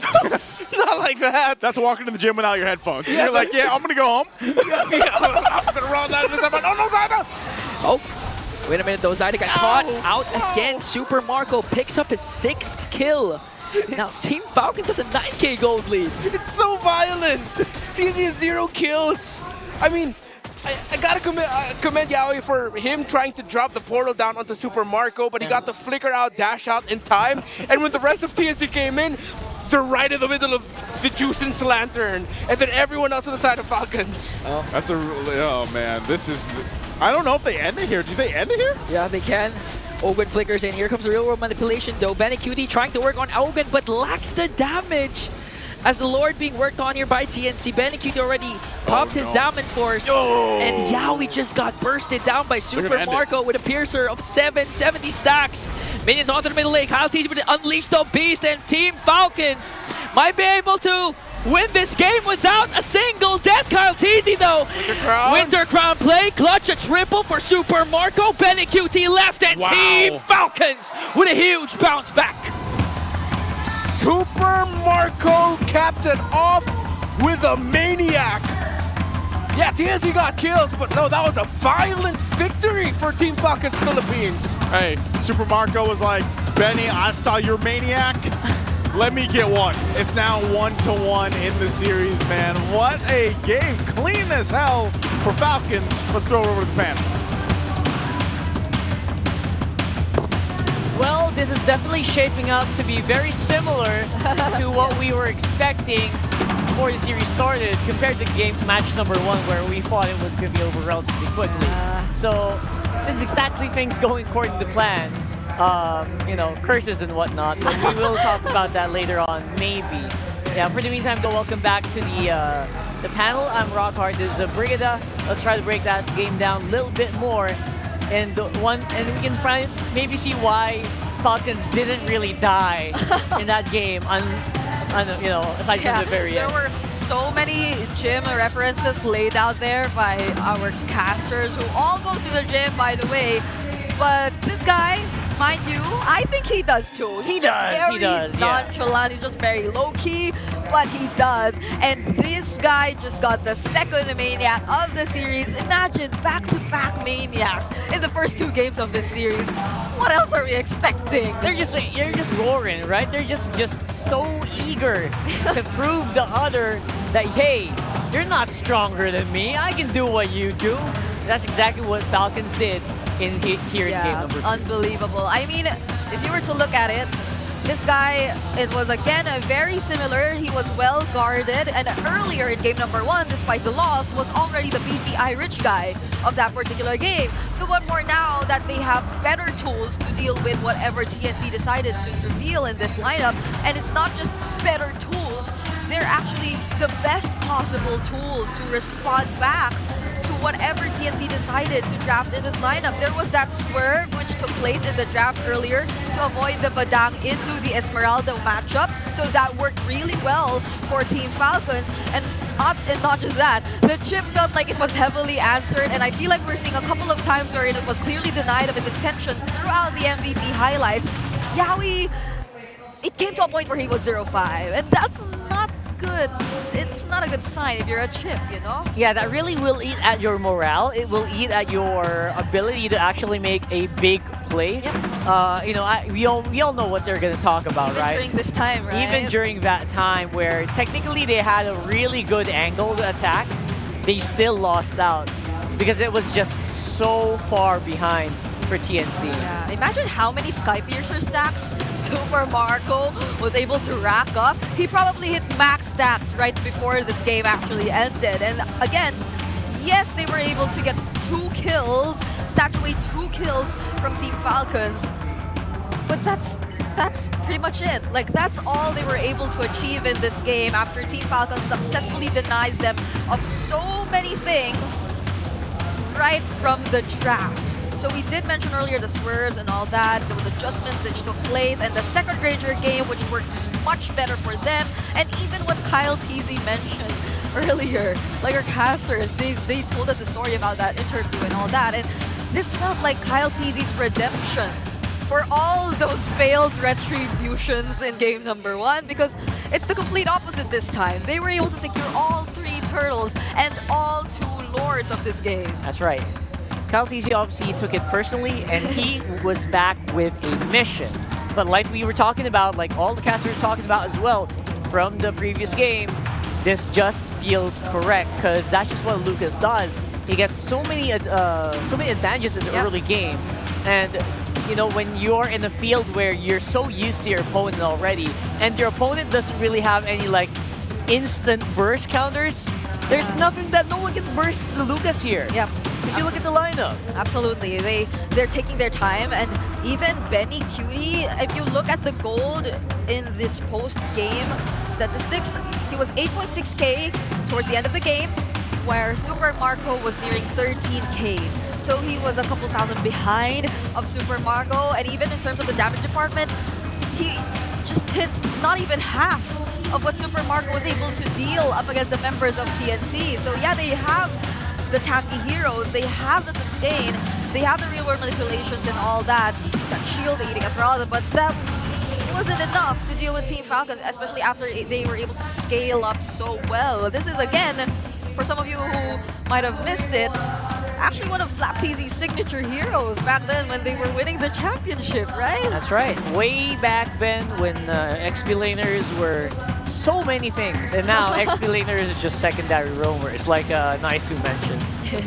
That's just where we are right now, and honestly, you can still have so much flexibility on the XP, but for the VPI Rich guy, there's no flexibility for that. It's Super Marco. Still Super Marco with a 915 GPM. Again, we did see one of the highest numbers so far in terms of GPM. Earlier, it was in King Kong's hand. That was 967 on the Lancelot. So we're yet to break that record. But this is a very commendable statistic for Super Marco, considering that it's been 2 consecutive games in a row, whether it be a loss or a win, that he's able to snatch away that VPI Rich guy. You gotta watch out for this guy, Like, there's so much that this guy can offer, be it on the Granger and other heroes. He also has a couple of signature heroes himself. But now let's dive in deeper as well to what took place earlier by looking at the gold difference timeline first, and how it probably looks like the farthest among all the goal difference timelines we've seen earlier today. So beginning the first few minutes, wherein again it was Team Falcons consistently being able to secure the objectives, in contrast to what TNC was able to achieve in game number 1, it just kept going upwards from that point onwards, because it wasn't just the objectives that they were taking, it was them winning the objectives, which TNC was also trying to contest, and making sure that they don't go away without some freebies, without any additional things that they get away from TNC. So they snatch a couple of kills, they get to convert into the necessary turrets, as you can see right here, where it's been very consistent from 5 minutes to 6 minutes. Almost in every single minute, they get an objective away from TNC, and that just adds up to how they were able to establish this much huge of a lead up against TNC, especially towards the 13-minute mark. And again, this is another point of conversation, right? It's been a fast game. It hasn't been that long of a game, so that just goes to show how consistent Team Falcons were able to pull off this entire early to mid-game to late-game scaling up against the Phoenix Army. So as we approach the 9-minute mark, you see how it's already ballooned to a difference of 24.6k to 32,000 gold already for Team Falcons, and it just keeps getting higher up until the moment where it nearly reached a 10k gold lead. This is already nearing that as well, and it's been higher, especially as they closed out the game with almost nothing that TNC could do, since their main option to set things up and to look for openings was clearly shut down. We did mention earlier the 0-5 stat that Yawi has unfortunately gained throughout this game. And it's not just that, he was also the first to fall, I believe, during that final sequence wherein Team Falcons were already knocking at the base of the Phoenix Army earlier. Now let's head into the item progressions for both of these teams.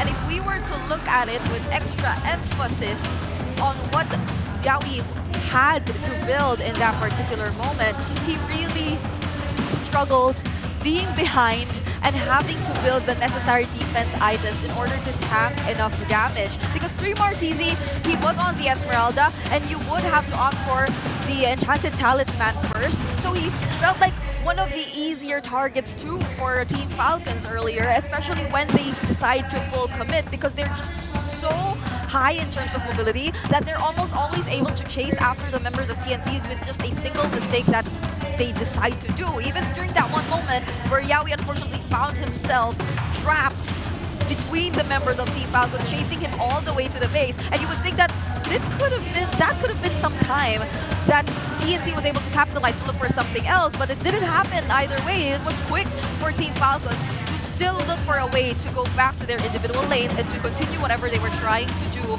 all throughout the game. And need we mention the early Sky Piercer pickup for Super Marco, which probably really did max out the stats towards the end of the game. It was a very clean game that we saw from Team Falcons overall, ending it in less than 14 minutes, getting all the necessary objectives, major objectives in the game, and not allowing for TNC even just the smallest room to breathe in that entire game. Now, to wrap it up, quick meta check for Team Falcons. So you could see here that 64 win rate and that 7-4 standing for the Ranger, which again, Super Marco was able to get hold of in this particular game. And this is just one of the many pieces that have really worked well for Team Falcons. Yeah, it's pretty interesting that they are first in unique heroes used. That is such, I think that belonged to Twisted Minds. I thought too. Recently.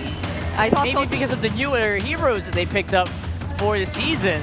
And yeah, right there. Very, very interesting. They're the only teams that actually use the Terizla and the FAM. So that's as good as it gets. And this is Falcons that is not afraid to try out new heroes themselves. For example, the Aurora, the Valier, they've been trying out the Bruno, the Angela with their very specific lineups. Obviously, those didn't win, but got them here, you know. So it feels like there has to be at least one player who has the tendency to pull off these kinds of surprises, right? Like earlier in Twisted Minds, it was Escalera, and now for Team Falcons, it's Flap.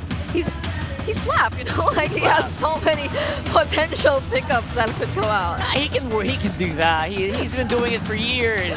He's won the World Championship in his rookie year. So, you know, that's what's it gonna take, right? To stop Flap easy. And I can kind of imagine maybe there's probably more in store here for Flap easy. Yeah, I love how he said, yeah, back then when the XP lane was many things. The XP lane was an evolving landscape. But now, oh, you kind of know what it is. I think it was a topic too in like one of the official podcasts that we previously had, that the XP lane feels like a very difficult role to fulfill. It is. Right now, it because is. It's either you just have to go in and die for your team, or it's either you don't get out of your lane and just struggle overall. You just don't do anything to help out, right? So I get it, and that's why I personally don't feel XP as much as I can. Aren't you XP? I'm Rome. Okay. I'm Rome main now. So yeah, maybe in another life, or maybe in another patch, throw it over to our host for another segment. To our panelists, we need a break from the intensity of the games. You know what? TNC took game 1, Falcons took game 2. That's right. We will find out who will win game 3. But for now, we're gonna interview somebody who is with us here enjoying the exciting things we have to offer to our MPL Philippines fans. That's correct. Benny Things, can Ben you hear Things. us? Ben Things? Ben Things. Andiyan ka ba? Hello? Hello, Ben Things. Naririnig mo ba kami? Things. You know, I know he's been here since the beginning of the playoffs. Ben Things. Hi. Ben Things, naririnig mo ba kami? Hello, Ben Things. Hello po. Hello, Ben Things. Ben Things, you know what? I know we talked to you during the regular season. You were with us here at the arena. Now, I want to ask, ano yung mga ginagawa mo since then? What have you been busy with, Ben Things? Ngayon po na-activate ako ng content na-invite po ako dito sa MPL Watch Party dito sa MPL Playground sa MPL venue natin. Sobrang saya po kasi iba-iba yung buhay na buhay yung tao dito. No?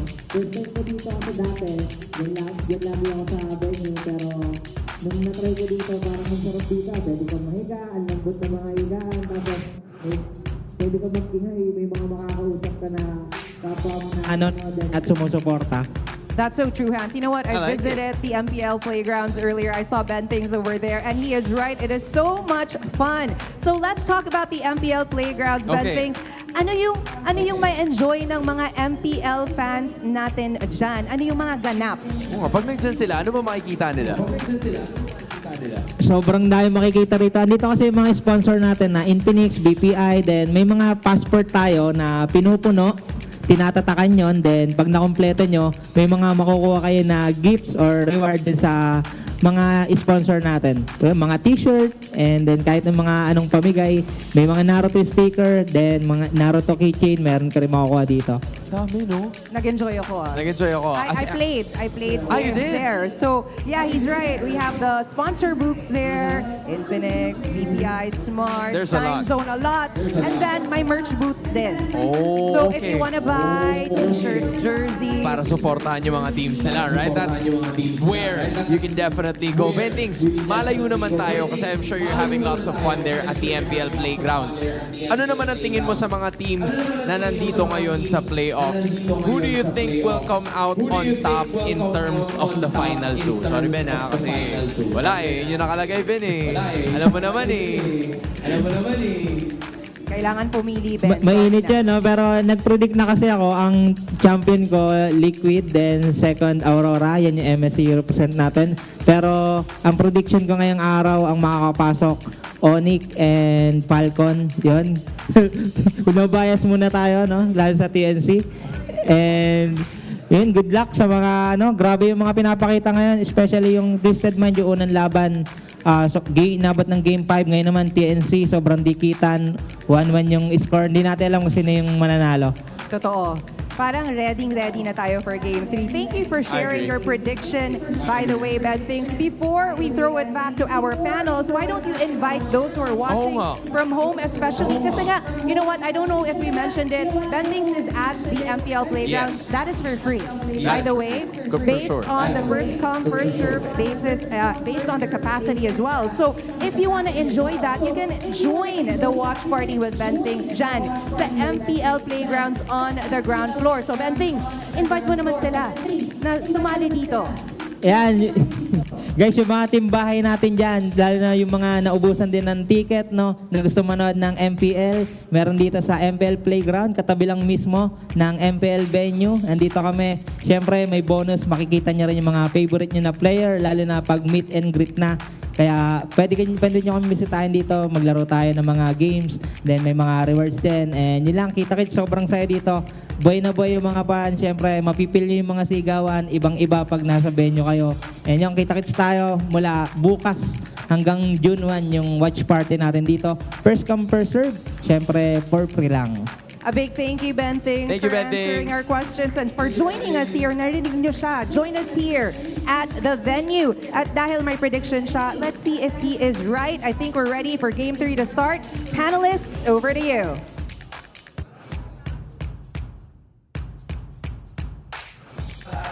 Always a pleasure to see Mr. Ben Things in the arena. Also one of a very, he's also an MPL veteran.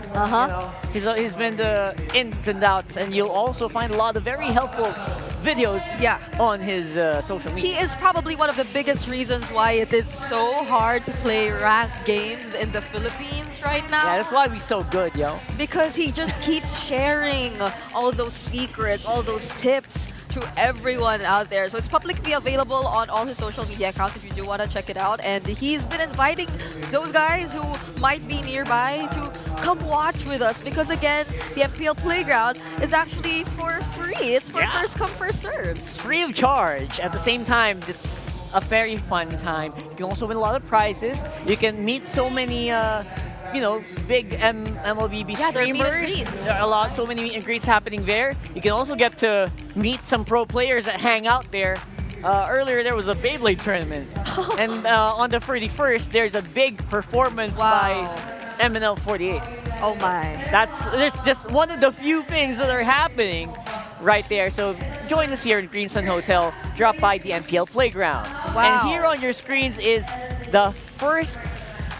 Apparently, he reached 1,000 kills in MPL Philippines. Yeah. It's Super Marco. Super Marco apparently is the 9th player to get 1,000 kills in MPL history after he got 3 kills this game. And he got 3 kills like in the first how many minutes? Because if you were to look at the 12-minute mark, the 13th minute mark, he was on 10 kills already on that Granger with a maxed out Sky Piercer stack. So he's been having the time of his life on the Granger, even though they lost the first game because he was still VP Irish guy. Let's see what happens in game number 3 if TNC still want that to happen or to get into Super Marco's hands. Yeah, Super Marco, he is so consistent. Even in the games they lose, he's actually such a high, what do you call that? He's such a high stat player. Yep.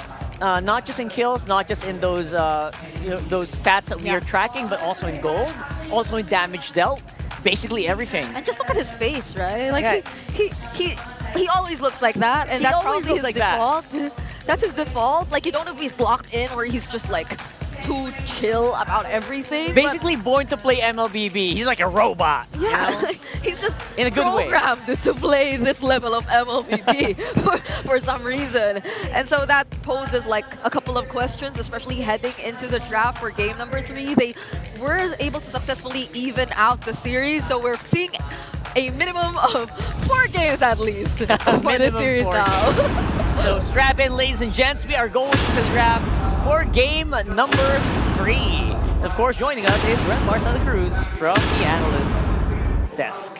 Okay, that's a different kind of introduction now. Yeah. I'm going to change it up as much as I can. All right, thank you so much. Okay, Falcons going to be on the blue side. Last time we saw this happen, it was a low-lead focus chip priority ban for them. While similar to their Game 1 bans, TNC Pro Team took out the Fanny Joy. So let's see if it's going to be a Chip and Kimmy ban coming in from the 2 teams, similar to what happened in game number 1. If I'm Team Falcons PH and the Kalea is open, please first pick the Kalea. Yeah, probably not the Jushin, right? Plays so good. It was such a... Or I feel like if we do see the Kalea again in the Master Open's hands, it'll be really a great performance for them. Pair it up with those other things that have been performing really well for Team Falcons so far. And there goes the chip. So this is likely going to be the Kimmy for TNC at their last ban. Kalea? Kalea? No? There you go. There you go. Beautiful. I'm sure TNC Pro Team though has something up their sleeves in terms of responding to this. It went so much more in their favor in game number 1 that I'm pretty sure they prepared something. Now they go ahead and rush pick the Juice in. Still makes a lot of sense as well in terms of the lineup. At the same time, the Juice in blocks off any possibilities of Falcons going for a lineup that is slow front to back, and especially with this pickup, with getting the 1-1, yo, if I'm Falcons, you pick up either the E for the far side now. Yeah, something to burst this down, right? Like, that was something they were lacking earlier, the burst damage to deal with the 1-1. And earlier, it was alongside the Kalea, so they had a reliable way to set things up, which I'm thinking if Yaoi wants to still consider, like those standard Yaoi picks such as the Chore, the Draw, and since playing those into the Kalea, right, you might want to think twice on whether or not you still want to go that route. Well, you know, there's also a way where you can, if you fight with the Kalea, a lot of you are going to pick up Purify, but you know, you don't want to do that as much as possible. There's the Hayabusa. Ooh, all right. They go for the 1-1. Crazier amount of damage. I think Eve Farsabans are going to be coming in, though, from the side of TNC Pro Team. 100%, yeah. You need something to protect that 1-1. And historically, that has been the biggest weakness of 1-1s, right? Yeah, well, the long-range mages. And earlier, the laning phase was already difficult in itself. It was up against a Granger, but in the long run, when there was no one to reach the 1-1, especially during prolonged team fights, I feel like the Harris might be the better pickup now. That's magic damage that could most probably deal enough against the 1. Yeah, close range though. I'd want to see more range here inside of Falcons, especially in the hands of few. They might even consider a Selena later on, but if they want to go all dive, up against the Ling, great pickup, yeah, because with even Farsa being some of the best options in the mid lane right now for Falcons, the Ling would decimate the formation really quickly alongside the Juicin. So I like the first 3 picks here of TNC Pro Team again because of what Falcons need to pick up to respond to this 1-1. They've responded to those future picks very well already. Yeah. So this is like a bit of a challenge, like, all right, go ahead, pick up that Farsa, I dare you. Yeah. It could be an option for TNC to ban out those other tankier heroes, which could be harder to deal with, considering the lineup that they have so far. Because right now, you could say the same for them. Like, there's no outright burst damage that you consider for TNC right now. It's more on that slowly trying to shred and deal the damage against the enemy's kind of composition that we're seeing. But they still banned the Farsa either way, so... Just to be said. Yeah. I mean, it did happen earlier too. We're not going to ban the Farsa and the Eve, right? But it still happened. Yeah. Alright, I thought the Falcons would consider opening up the glue, but considering like what it did very well up against the 1-1 lineup in game number 1, yeah, it was safe because one of the options I thought the Falcons might consider is go for the Faramis if they are committing to the full dive idea and they're gonna accept the fate that, yeah, we're probably gonna lose some of the best long-range mages anyway. But with them banning glue, it seems like Faramis is out of the table in consideration for Falcons. Right now, it's mostly like the only ones that are still out there, possibly. There's a Sicilian. The Zas? Oh, I'm glad you mentioned the Sicilian. Whoa, TNC still banned out the Faramis. Ah, all right. Okay, that's a historically really, really good hero for few. Yeah. So I kind of get it. Yeah, and okay, so they didn't fall for the bait. I think Falcons banned out the glue to make TNC think that, oh yeah, they're not gonna pick up the Faram. We're not gonna pick up the Faramis, but then TNC called the bluff, it seems like. Yeah. You mentioned the Sicilian, Brigida. That would actually be great, considering that you are going to end up having 2 magic damage dealers that are going to be very farm dependent, that if you lose the early game, it's going to be so tough to crawl back from. But it's a good substitute if ever you don't get your hands into something like the Farsa. However, as we mentioned, Eve is still open and would still be a good pick. That will be difficult to pull off up against a Juicin Ling. Yeah, I feel like that could like provide much more follow-up, however, though. So now they ban out the Cho as well, limiting the options for Yaoi. And the opts to go for Zagato Tasha. Okay. So, all right, from what I remember, I can recall, Gato Tasha doesn't really work as well as Yaoi compared to like the other picks. So we'll have to wait and see. They've been through a 3-week break, though. Yeah, that was a 3-week break, so hopefully they've been able to fix those. I mean, TNC did fix a lot after that game 1. We did see that they were able to really adjust their early game as well as their mid to late. So, let's see. Is it gonna be the Sicilian indeed? There are other options too, like the Selena doesn't feel like it's gonna. Yeah, it might be tough to pull it off here, actually. Especially with a lot of purifies for sure on this side. The Valentina's too lacking in range. Yeah, so. TNC Pro Team turned off the idea of an Eve, unless they still want to try and play with it. Oh, they do pick up the Zask there. You called it earlier, Rockhard. I mean, okay. I actually don't like the Zask. It feels like a band-aid right now. This is few though. Like he's pulled off the Nana. And oh, that's true. That's true. That's true. So I feel like he's really confident in doing this. So, but 3 Martizi. Okay. Famous joke. I don't know. He's going up against the Baksha, so you have to take that into consideration. Maybe this might be that game where we were talking about the export earlier. Oh. Or the CC still? Like Hylos is also the better one, but Hilda is option. So. Yeah. Okay.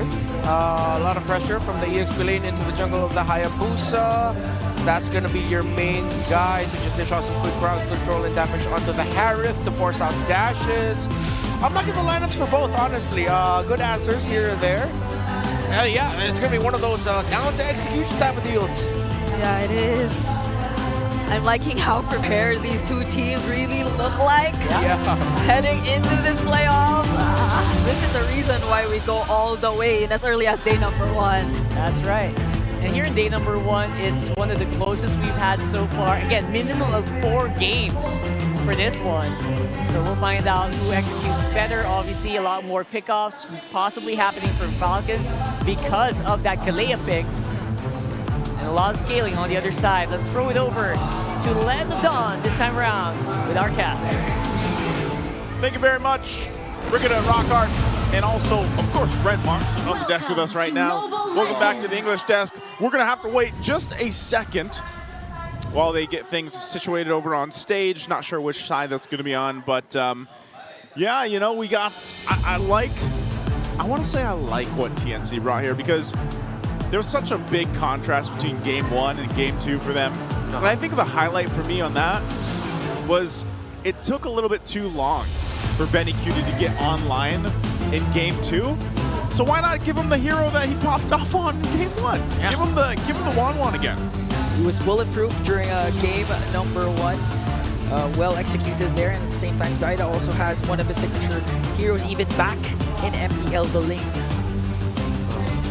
With the Link and 1-1 getting paired up together, you get good options there for if ever the 1-1 doesn't do well, you have the Link to cover and vice versa.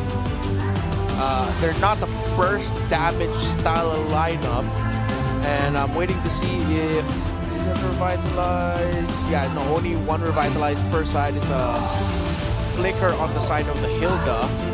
So yeah, actually, if you look at their lineups, they're quite similar. You have 2 assassins in the jungle, 2 roamers that can both dive, gold laners who, well, Harith is a little bit more up in your face, but it's a race against time of can you get the Harith down quick enough, or can you get the 1-1 down quick enough?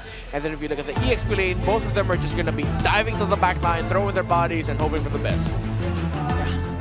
If we're going to recall back to game number 2, it was a very, very good start for Team Falcons, even forcing Zaidi to actually change the jungling pattern because of the presence of Flaptisi, but that actually that was traded actually for an XP lane tier 1 turn takedown. So if TNC decides to go for that again and capitalize on the fact that they can speed things up, even if they're up against a Harith, things should go well for the Phoenix Army. We're going to take a look at this too. Regional 4th seed jungle rankings. Average kills your Kyle Teasy there, 3.97. Yep. And wow, from Arrow, Hazel there. Yeah, Hazel. 5.1. Hazel. 5.1, man. Yeah, it's a high average amount of kills there. Of course, a lot of action going down in MPL Malaysia. He's a fanny guy. Yeah. Well, for the Super League in Myanmar, there's PS, Annabelle, of course, for Bigatron ID, and Hoda. 7 Hoda. I remember when we were all like pronouncing his name the first time when we first saw him. Yeah, it was 7 Hoda. We had to ask, like, yo, is this 7 Hoda or is it? Yeah. We were like, no, it's Hoda. Yeah, I remember that meeting for the M6 World Championship. It was a talent. Oh, where'd her hands go, though? Where's her gun?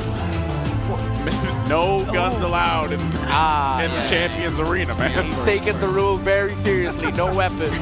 No weapons allowed. That was an M4 figurine. The M5 was Yuzong, right? Yeah, Yuzong. Yeah.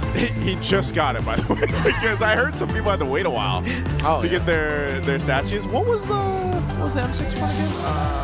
Claude. Because it was a 2-in-1. I remember we always said that, man, during the M6 World Championship. You're getting 2-in-1. You're getting Claude and Dexter.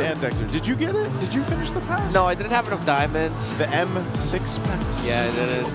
In M5, I had hella diamonds. I just dumped everything there to get the Yuzong. For me, I saved everything for the Naruto skin.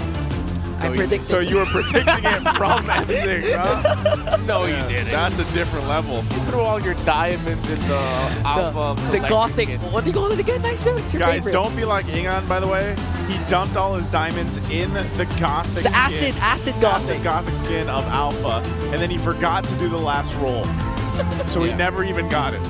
Don't be like he got it. And he didn't have enough damage for the Naruto collab. Hey, I got 3 already. I completed Team 7. Alright, good for you. Regional 5th seed gold lane rankings, this time average skills. Benny Cutie at 3rd. Arfi of Alter Ego, another team making a lot of noise there in MPL Indonesia. Nest Presk. I wonder how you get that name. Well, what a evolved name. Nest Presk. He was Nets, now he's Nest Presk. Imagine like the play-by-play in the middle of that. Like, that's kind of a tongue twister. Yeah, it's a tongue twister, definitely. So his hair is black now from, was it blue last year? I think maybe. All right, that's our stats god, Bok. Is that Bok? Yeah. Yeah, it's our stats god, Bok. Well, this is the guy to bring us back in the game. He had the side look just to make sure. And here we are, jumping into game number 3. Again, it's 1-1 for these two teams. The battle of the sky is going on here. The Falcons and TNC, a pro team.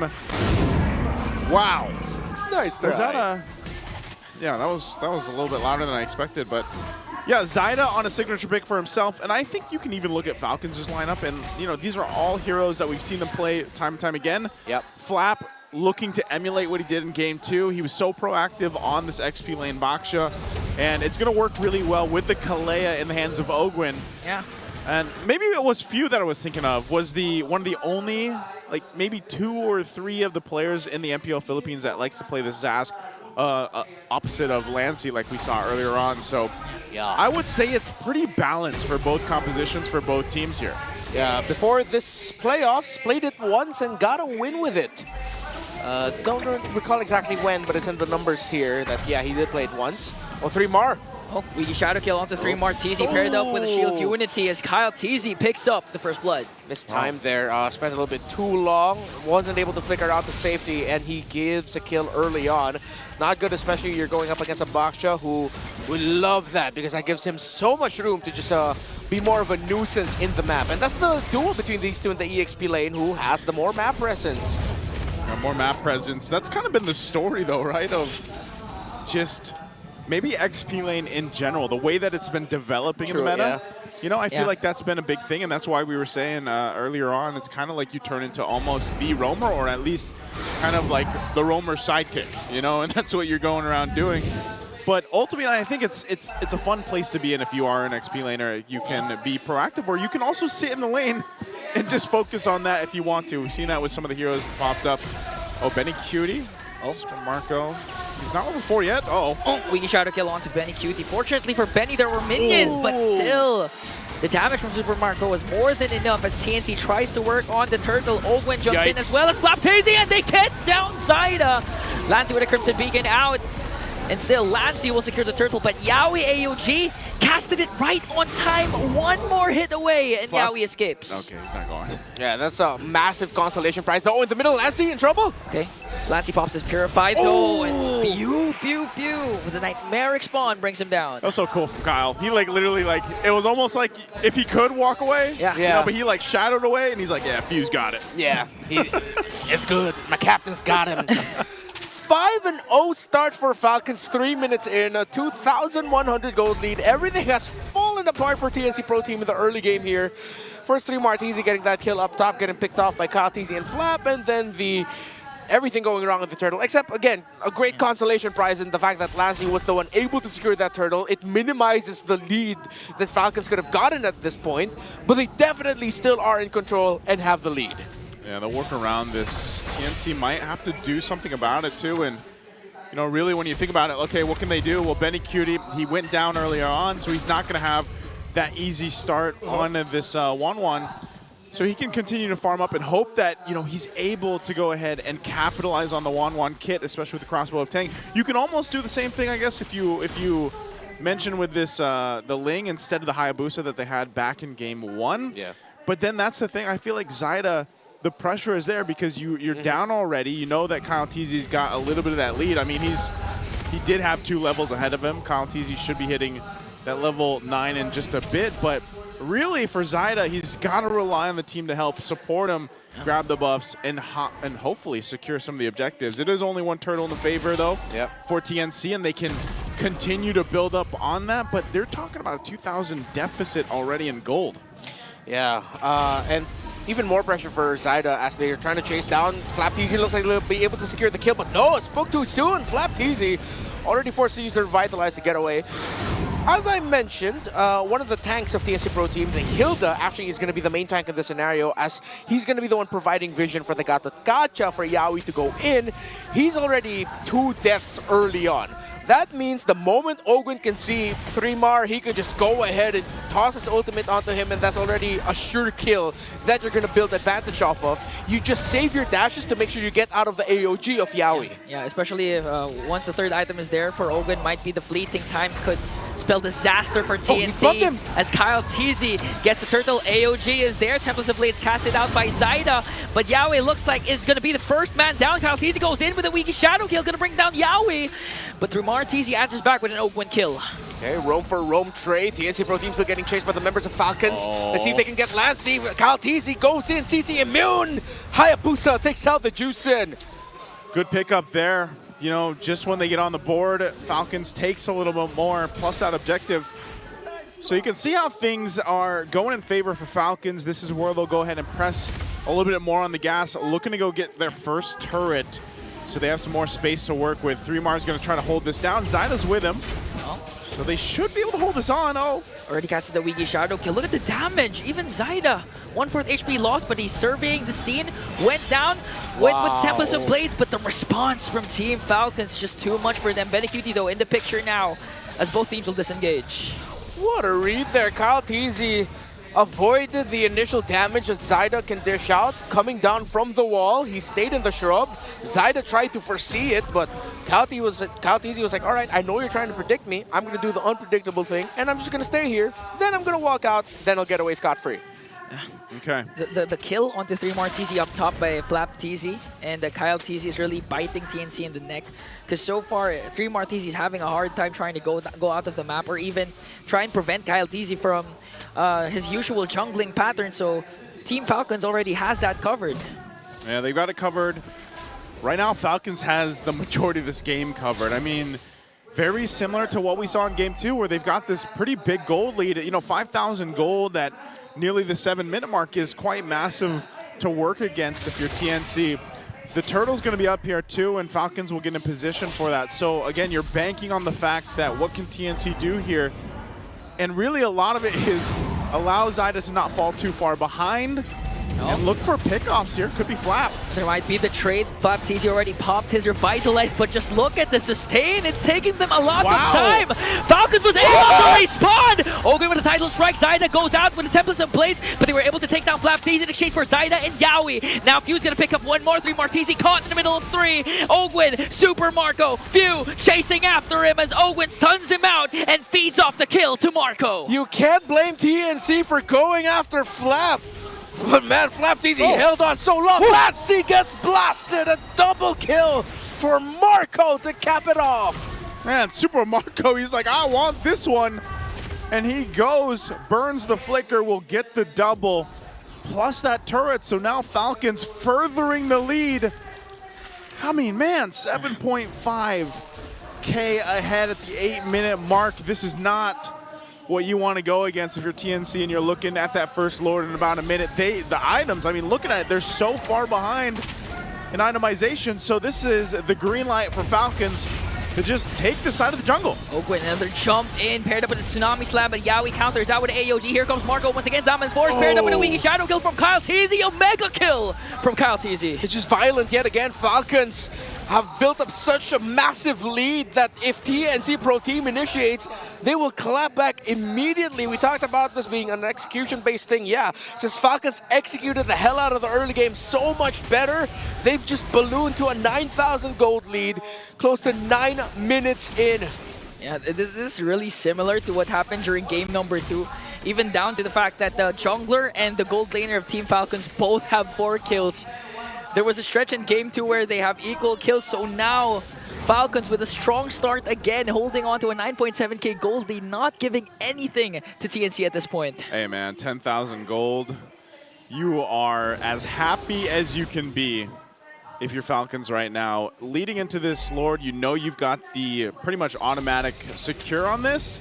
because TNC would be kind of crazy to even try to contest it, especially with a Ling. You know, you got to go ahead and just plant Zyda on the opposite side of the map and just try to farm up, get some pressure somewhere, because you're not fighting Falcons. You're not even going for it, so you might as well just prep up for the defense. Now, the problem with that is because of this lineup the Falcons have, it might be a similar cause where this First Lord is a game-winning push just because of how far ahead they are. And the fact that, again, Ogwin on the Kalea can just jump on in, force something, at least a response, and there's only one Purify over there from Lancy. Yeah, not to mention 2 core items only for Benecutie. The Corrosion Scythe is also there for him. So in terms of damage output, it's going to take a lot for TNT to just burst down. Even Flapteasy, like we witnessed a couple of minutes ago.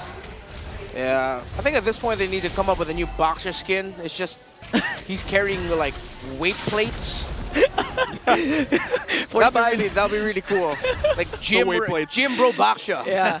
Hey, that's an idea. Right? That's right? actually a good one. Hey, yo, Moonton, hit me up. Yeah. Hit him up. He'll design it. You know, Yeah. I've seen him draw. It's pretty good. Yeah, Renmar changed career. Now a designer. Renmar the artist. No, not at all. Not at all. Well, right now it's the Lord. You expect 3 Martisi and Yawi to be the tankiest frontliners for TNC, but 2 Synchro Fishes for Marco is more than enough to half health 3 Are they chasing Martisi. Benny? Yeah, they are. Oh, they found 1-1. Oh, Shield of Unity is there, and Uigi Shadow Kill to finish him off.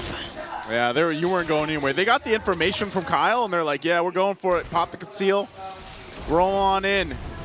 Lord is taking care of it, but there's the mid turret going down too.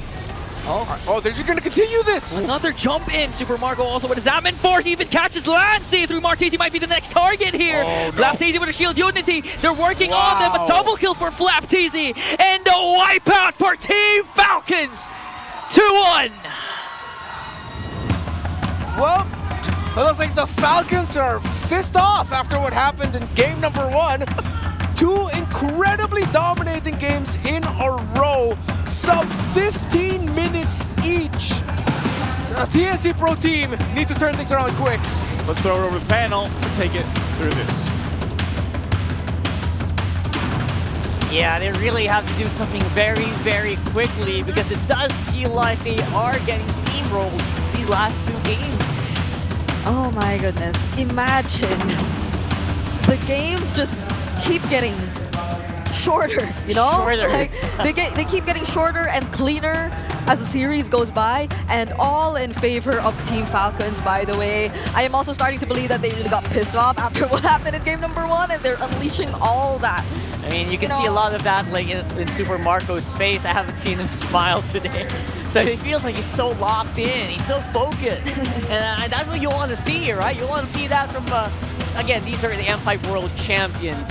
Yeah, they have so much. They went on the world tour, and they're trying to show that they still got it. And they have to show it against teams like TL PH, Onic, and everyone else. And I wonder who our MVP actually is after that game. I know now because I looked over to the stage, but you will be finding out soon too. It's none other than Kyle TZ. That's right. On that Kakashi Hayabusa. And I mean, look at this. It's just so clean. 506 on the Hayabusa. And this is... wait, is it higher by 1 compared to King Kong's GPM? We'll be double checking that later, but this is one of the highest. Yeah. Like it's 960 plus, and we rarely see those numbers nowadays. I would say they're all almost on par with each other. Yeah. Especially since Hayabusa usually can really move around the map really, really quickly, just like a droid can. So, especially with basically being uncontested in the jungle, because the enemy jungler is essentially super busy trying to survive on his own.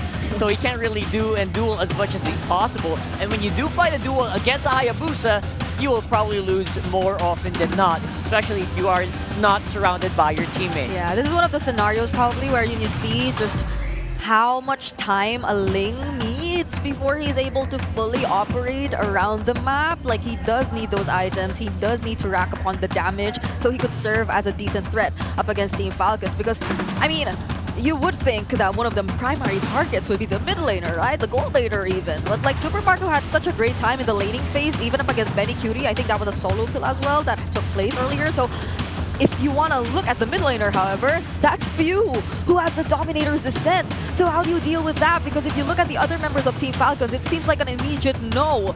You can't go for Flapteezy. There was a moment wherein Flapteezy was able to tank the damage up against 4 members of TNC and just, like, nearly still survive all that, you know? Like, there was that moment, and there were a couple of other moments too where even for Ogwin, like, he doesn't seem like the best target to go after. Yeah. So TNC, it was a struggle to figure out who do we go for even in this kind of scenario. And mind you, Benny Cutie actually, in terms of the emblem combinations, did decide to go for the pull yourself together. Like, earlier it was a threat, right? Like the constant threat of the crossbow of Tang, and even clutch moments of just surviving, because the Inspire battle spell gives you a little boost, you know, in terms of like the lifesteal you could gain in terms of when you throw out those basic attacks. So it could provide an additional layer of survivability. So as confirmed, it is the PYT, but it seems like it's been always that. The Inspire to try and survive, not to pose a threat against Team Falcons, because you could also barely get the stacks for the crossbow of Tang. That's true. Again, when I was watching this whole game, to be honest, I was thinking exactly the same thing. Where I'm thinking, all right, who's the best target to take out here? I can't find a good one if I was in TNC's shoes. And I guess that's also what they're thinking as well in their minds. Like, all right, guys, so no one's actually a good target here. The easiest one technically should be Super Marco, but that's a Harry. Should be, but it can't be because he's just way too ahead. I mean, look at this. It's only been 11 minutes and 23 seconds, but he's only lacking 1 more item. So that's how well farmed he is throughout this entire game, and he's dealt a total damage of 32,000, whereas if you look at Benny Cutie, and if you look at whoever dealt the highest amount of damage on the side of TNC, it's actually 3 Martizi with a total of 18,220. So you see just how massive a difference there exists between Team Falcons and TNC in their execution of this game. Even in terms of Kyle Teasy, you know, the MVP, the game MVP, he dealt a total of 40,000 damage against TNC. And who do you expect to tank all that? If you're on the side of TNC, it's really mostly Yaoi, but like, you have to think of so many things at once. You tank all the damage, you try to look for the counter engages, the set, because you're the only one who can do that. So it's become a very difficult game to pull off for Yaoi. And there you go, the VPI Rich guy was again Kyle TV, the carry as well. And so it's just an addition to the number of clean games that are pulled off by Team Falcons. That was super duper clean. 2 games in consecutive where it felt like there was very little to no comeback for TNC, and that's a really bad sign, right? I mean, we were already talking about like how difficult it was for TNC to actually like get into a place where we could confidently say, you know, can predict about them in a positive light. And you know, when you see games like this, you're thinking, all right, where was all the work that you put in for like 3 weeks of non-stop action, non-stop practice from your boot camp?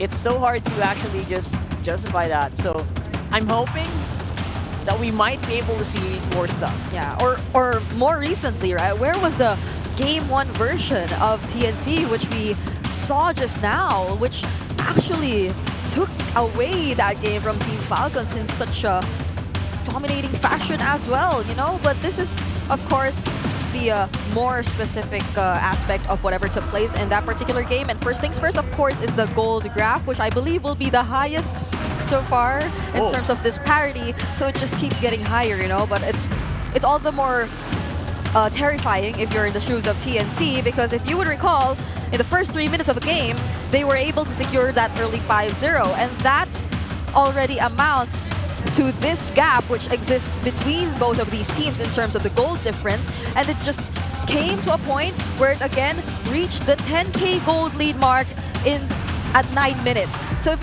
at 9 minutes it was already 10,000, it just kept getting higher from that point onwards, and that was something you could already imagine to be a scenario where you could barely find a way to turn things around if you were in the shoes of TNC, especially considering as their only potential for counter-engage was, again, the Gatot Kacha, Yawi on the Gatot Kacha, but he can't go in first because he gets immediately punished right after that. Moving on to the next, of course, we are going to take a look at the item progressions of both of these teams. And may I just say that definitely it has been a much easier time for Team Falcons to get their hands on their core items immediately. If you were to even look at few, there was the immediate pickup of the Glowing Wand into the Divine Glaive in less than 10 minutes of the game, and that was where they were able to really show the threat of the lineup that Team Falcons has this early on. Imagine the space created by the Zask with these two items intact. So he has a decent amount of magic damage that can already be dealt against the members of TNC. On top of that is the Zaman Force that gets perfectly laid out by Super Marco because he doesn't have anything else to worry about, considering that the Dominator's Descent creates all the space for him already. And that's not to mention the amount of pressure that Flap TZ and Ogwen are able to individually create, and Kyle TZ's attempts to constantly go for the backlines, just answering every single problem they could potentially see from the side of TNC, whereas TNC, they could only do so much. You would think that you could go for the exact same route because you had Zyda who could go for the backlines, you had the decent frontliners, you had the disruptors, and you had a mage who could potentially sustain the longer team fights.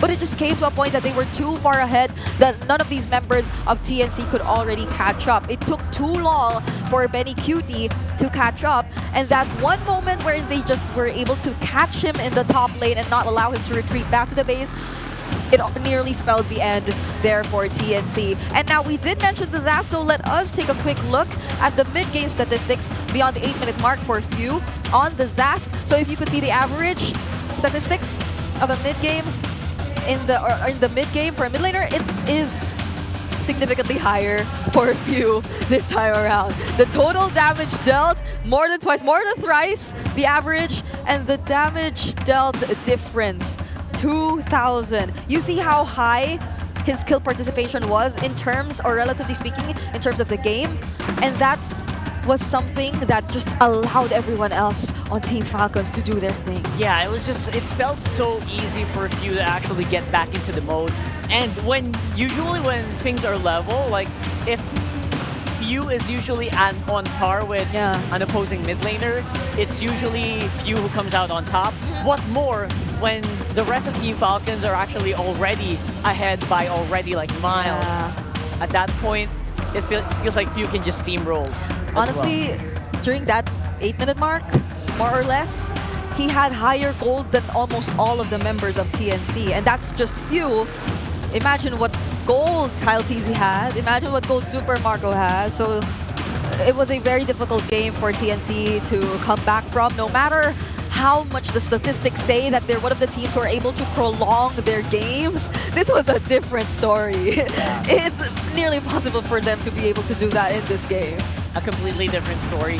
I feel like we could see a bit of a change of a narrative there with same heroes, maybe, if we can do a repeat of like a very early on Wan. But other than that, everyone else from Team Falcons is just like, every single lane was ahead by gold by thousands. So good luck finding a solution to that. So I'm pretty sure the drafters or the coaches and the analysts are probably overtime right now trying to figure that out on the side of TNC. Yeah. Because right now it feels like Falcons are playing very well with heroes that are very much their comfort picks. Yeah. And wherever you are, thank you for staying with us too, all the way to this moment. Look at that. Wow, wait, do you see that? That's pretty cool. This is Clearhead Super Fan of the Day. Because guys, did you know that men get 5 times more dandruff than women? What? That's interesting. Really? 5 times. So for those times, you need Clear. And that's Clear Men specifically. With triple anti-dandruff power for 100% dandruff-free hair. Wow, congratulations to our Clearhead Super Fan of the Day. So now you know, if you do decide to come here, you can potentially bring home a lot of prizes. There's that. And because no one understands men like Clear, I don't know why I'm the one saying this, but power up your dandruff scalp, supercharge with Clear. That's right. So Clear is really, it's been tried and tested. I've actually personally I tried agree. it. So does help out with dandruff. You do this. Yeah, you can do that. You can do that. Everything is, yeah. So my hair is cool. Anyway, we have an MPL PH S15 University Watch Fest venue happening all around the country. Yep, we have one at Coffee Spot on Irvin Garcia Avenue, Cubao, at Luzon. We have one at Pinmahal Building, Southwestern University, Pinma Cebu City, that's in Visayas. And we have one in SM City, Butuan, and that's in Butuan City, Mindanao. So we have one for Luzon, one for Visayas, one for Mindanao, wherever you are. If you're watching us online because you're too far from our playoffs venue, which is again Green Sun Hotel Makati, then now you know you have, or you can opt to go for the watch parties happening here. Of course, for our Watch Fest, you also want to win diamonds. Just watch MPL and get a chance to do just that. Yes, diamonds, so you could catch up and get the Naruto skins for yourself. All you have to do actually is very simple, you just post your reactions while watching the MPL live stream and make sure to include the hashtags that you see on your screen right below there. So it's just that simple. You literally put your phone there and you post your reactions while watching the MPL live stream. Yeah, if you want an idea how to do it, we'll go to Hans's TikTok. That's MSL, hashtag MSLX MPL Watch Fest, hashtag MPL PH15, hashtag MPL Pangmalakas Reaction. Yeah, you gotta type that in. That literally translates to, oh no, how do we actually do that? Wait. Strong reactions. No. I mean, it's like aura, Like, no, I don't know. I don't know. You just, it's literally strong reaction. Don't translate it because you need to type the exact one. Yeah, you can just type the exact one. So type the exact hashtags there. Why did you want to translate? No, because I thought I could think of how to directly translate it, but I'm afraid I can't. So yeah, that's all you need to know anyway. That there are a lot of prizes in store for you guys, whether you be online or offline viewers of the playoffs. But hopefully we do get to see you offline. We have 4 more days. Oh, and a big shout out to our restreamers happening all over the world, honestly, because we have restreamers from each and every single part of the country as well. I mean, we also have an on-ground streamer. Everywhere. Come here, yeah, we have on-ground streamers as well. If you guys are watching online, don't forget, this is only day number 1. We have 5 more days, or 4 more days after this. This is only day number 1, and we are very likely to go 9 to 10 games. No, it's almost sure that we're going 9 games. What we're not sure just yet is if we're going 10 games. That's right. We might just be going all the way. And I really love how all these fans are still staying with us up until this point, because it's getting quite late here in the Philippines, honestly. But it just feels like they're that dedicated towards the teams they support. That's right. I think Philippine Standard Time is 10:30 p.m. That time check is brought to you by MPL Philippines. Yeah, imagine that. It's already 10:30 p.m. in the evening. We're not used to it, I guess, but in the previous seasons we did reach 11 and 12. Oh yeah, and I think there was a time wherein you actually went all the way to day 2. Yeah, we usually have day 2s as well. So we're going to day 2. Sorry, we're going to match number 4 with 35% win rate on blue side here. And we're gonna recruit the help of one of our sleeper agents from down under. It's Renma Santa Cruz. What am I a sleeper agent of? of Falcons. I'm not really a sleeper. If I'm a sleeper agent for Falcons, I'm the worst sleeper agent ever, because I am clearly a Falcons guy. No. You're a sleeper agent for TNC, rather. All right, okay. You're shouting Falcons, but you already predicted TNC at 5. Okay. And speaking of TNC and 5, they're the ones picking up the Jushin first pick this time. Yeah. In this scenario, I'm okay with it, because the Kalea isn't open. It was banned out. But at the same time, this is Falcons actually, with the bans that they went, they accepted the fact that the Jushin will be going to the hands of TNC Pro Team. That isn't me being a fanboy. That's just typical drafting pattern stuff, folks. Yep. And for the nth time, we're seeing another Badang in the lineup, or immediately the first 2 picks once you're in the red side. This has been a very common trend, at least for this day. And Team Falcons, Super Marco gets his hand on the Harith, even with the presence of the Granger still there. It feels like for the long drawn fights that TNC might want to go for, Falcons feel more confident with the Harith in their arsenal. Some people would say that the first 2 picks is very badangable. Yeah, it is. It's badangable. People say that, yeah. Yeah, that's the thing now. Ever since SBS Mobile Masters, Badang's just been showing up, man. He's not going anywhere. The TNC Pro team are going to try to run it back with a chip in their hands, juice in, and this time they have the Granger. So they'll be the ones playing with a little bit more range and safety, while Falcons are going to be up in your face with a Harith. The question is, will Few get a long-range mage to pair it up, considering that the best close range, relatively, let's call her mid-range mage, is already in the hands of TNC Pro Team. Yeah, but this is pretty interesting though, since the Badang and the Harith were options that were picked into the chip earlier. Yeah. But now they still decided to pick the chip, knowing fully well that they are going up against a very similar lineup. And there goes the Lucas. This could either be another very quick game, sub 12 minutes, or if TNC Pro Team can execute really well in the early, somehow stop the Lucas from getting some quick kills early on, they'll be able to hold on to it. But then, yeah, that's their main condition. Just don't let Kyle go crazy and get kills. Yeah, because imagine if Falcons just decides to allow Kyle to go crazy and just support him all the way. Like, there's still the Firearms too, which is a great pickup against the chip, if ever Few does want to consider that.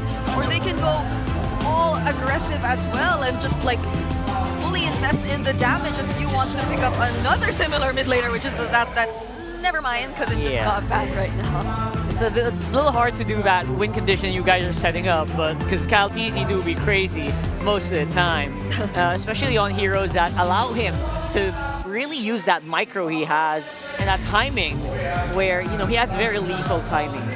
When he wants to go for someone and you have a hero that enables that, like a Hayabusa or a Lucas, he usually goes for it 100% of the time. Let's see if Falcons will ban the Valentina or pick it up for themselves as the 4th pick. And nope, they ban it up. They ban it out instead. Doesn't this like encourage you to pick those kinds of mid laners all the more now? Like, Team Falcons could just really be enabling Lucas, enabling Kyle TZ and Super Marco, you know, like, and they have the right tools to already respond to the shortcuts again, just by having the Badang, which again was picked prior to the chip even. One more AoE, just so we can have a lot of fun. Obviously, this Badang is definitely more likely going to roam. Yeah. This scenario. Great ban there on the Matilda. Do they want to go like stupid fast snowball aggro? You go jawhead for the roam. Oh yeah. But I still think it is going to be a Badang roam, right? You pick up the Few pick now. Okay, so TNC Pro Team, let's see. They can still pick up the Esmeralda again because they're up against the Badang Harith. If this is something with the shield, oh, beautiful. Yeah, they're going fast. They're going aggro. They want to have this quick. Well, yeah, you need to consider Esme here. Esme or high loss. You can go Fovis has already been banned out. You can go damage. You just need to pick up something beefy and strong to hold the front line. You can even go Baksha for 3 Mar with the Revitalize here. Baksha and Esme for me. Blue's immediately out of the picture right now. Yeah. Because even if they go for like a big setter like Gatot, that's just gonna get, you know, ulted. Is that Freya? Oh no, Masha, excuse me. Sounds like Masha. Alright. Okay. I'm not sure if that's... Wait. This reminds me of something. Fred. What? This reminds me of the shortcut and the Masha just coming out of the shortcut and looking for the target. Yeah. This is the best approach TNC Pro Team could have gone for. They went for the tanky jungler. They paired it up with a Masha to provide extra damage. That's your backline access. Made this all in the post.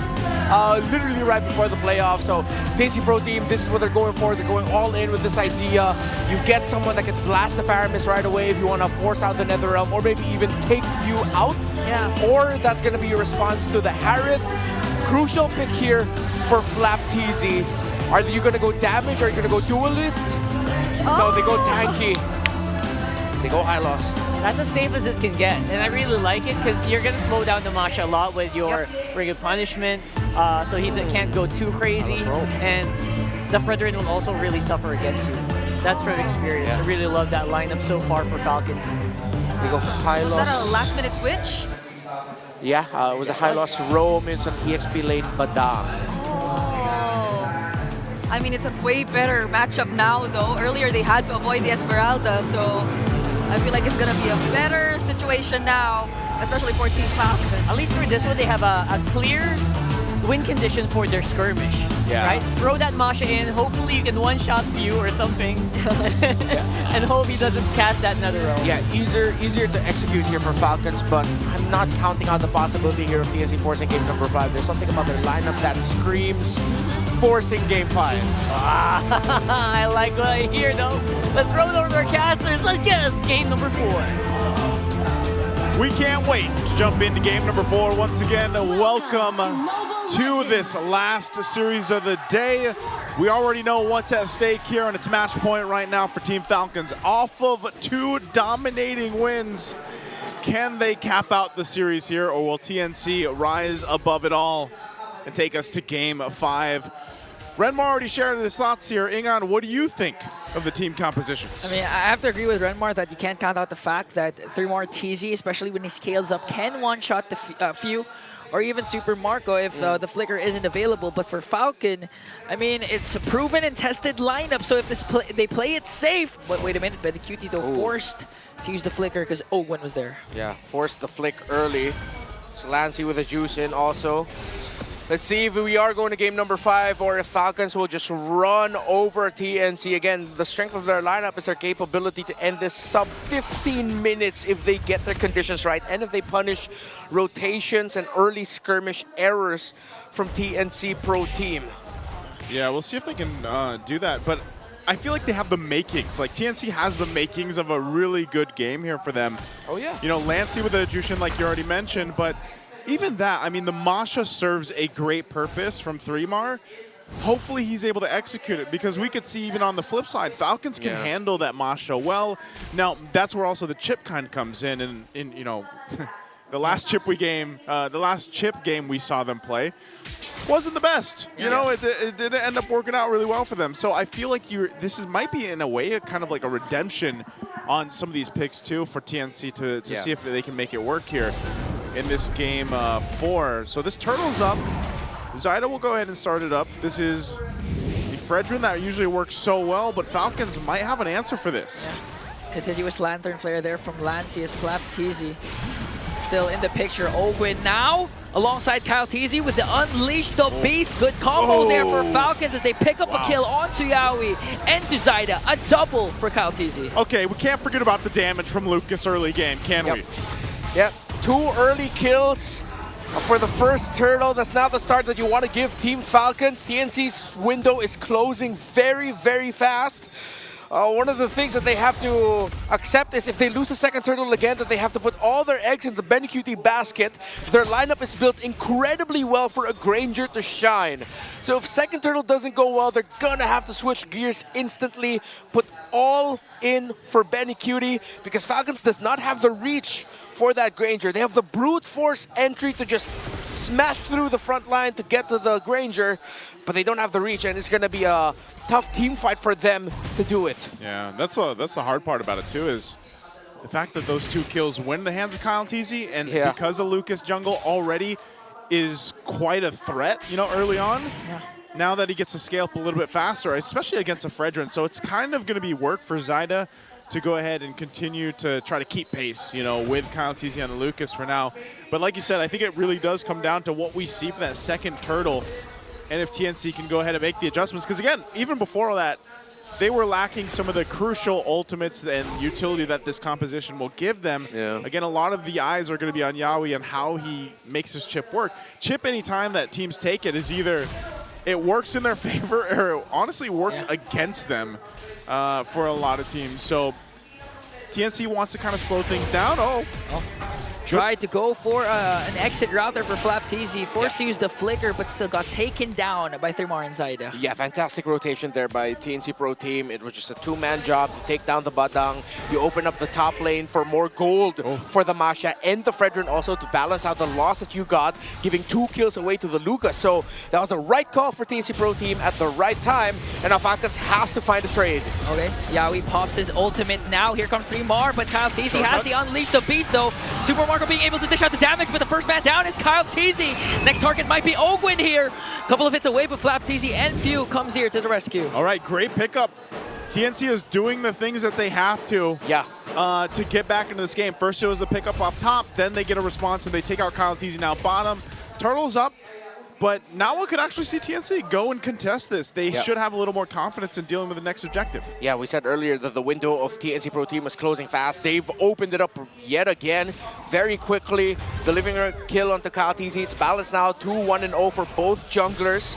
Zaida has caught up to the Lucas. Still a very, very slight lead, but at this point, yeah, you consider that caught up already. Falcons are going to be starting off the turtle firsthand. It's going to be Chip in the bottom lane. Let's see if Yaoi's going to go there or continue the pressure into Super Marco's lane. The Falcons working on the turtle. It's going to be uncontested.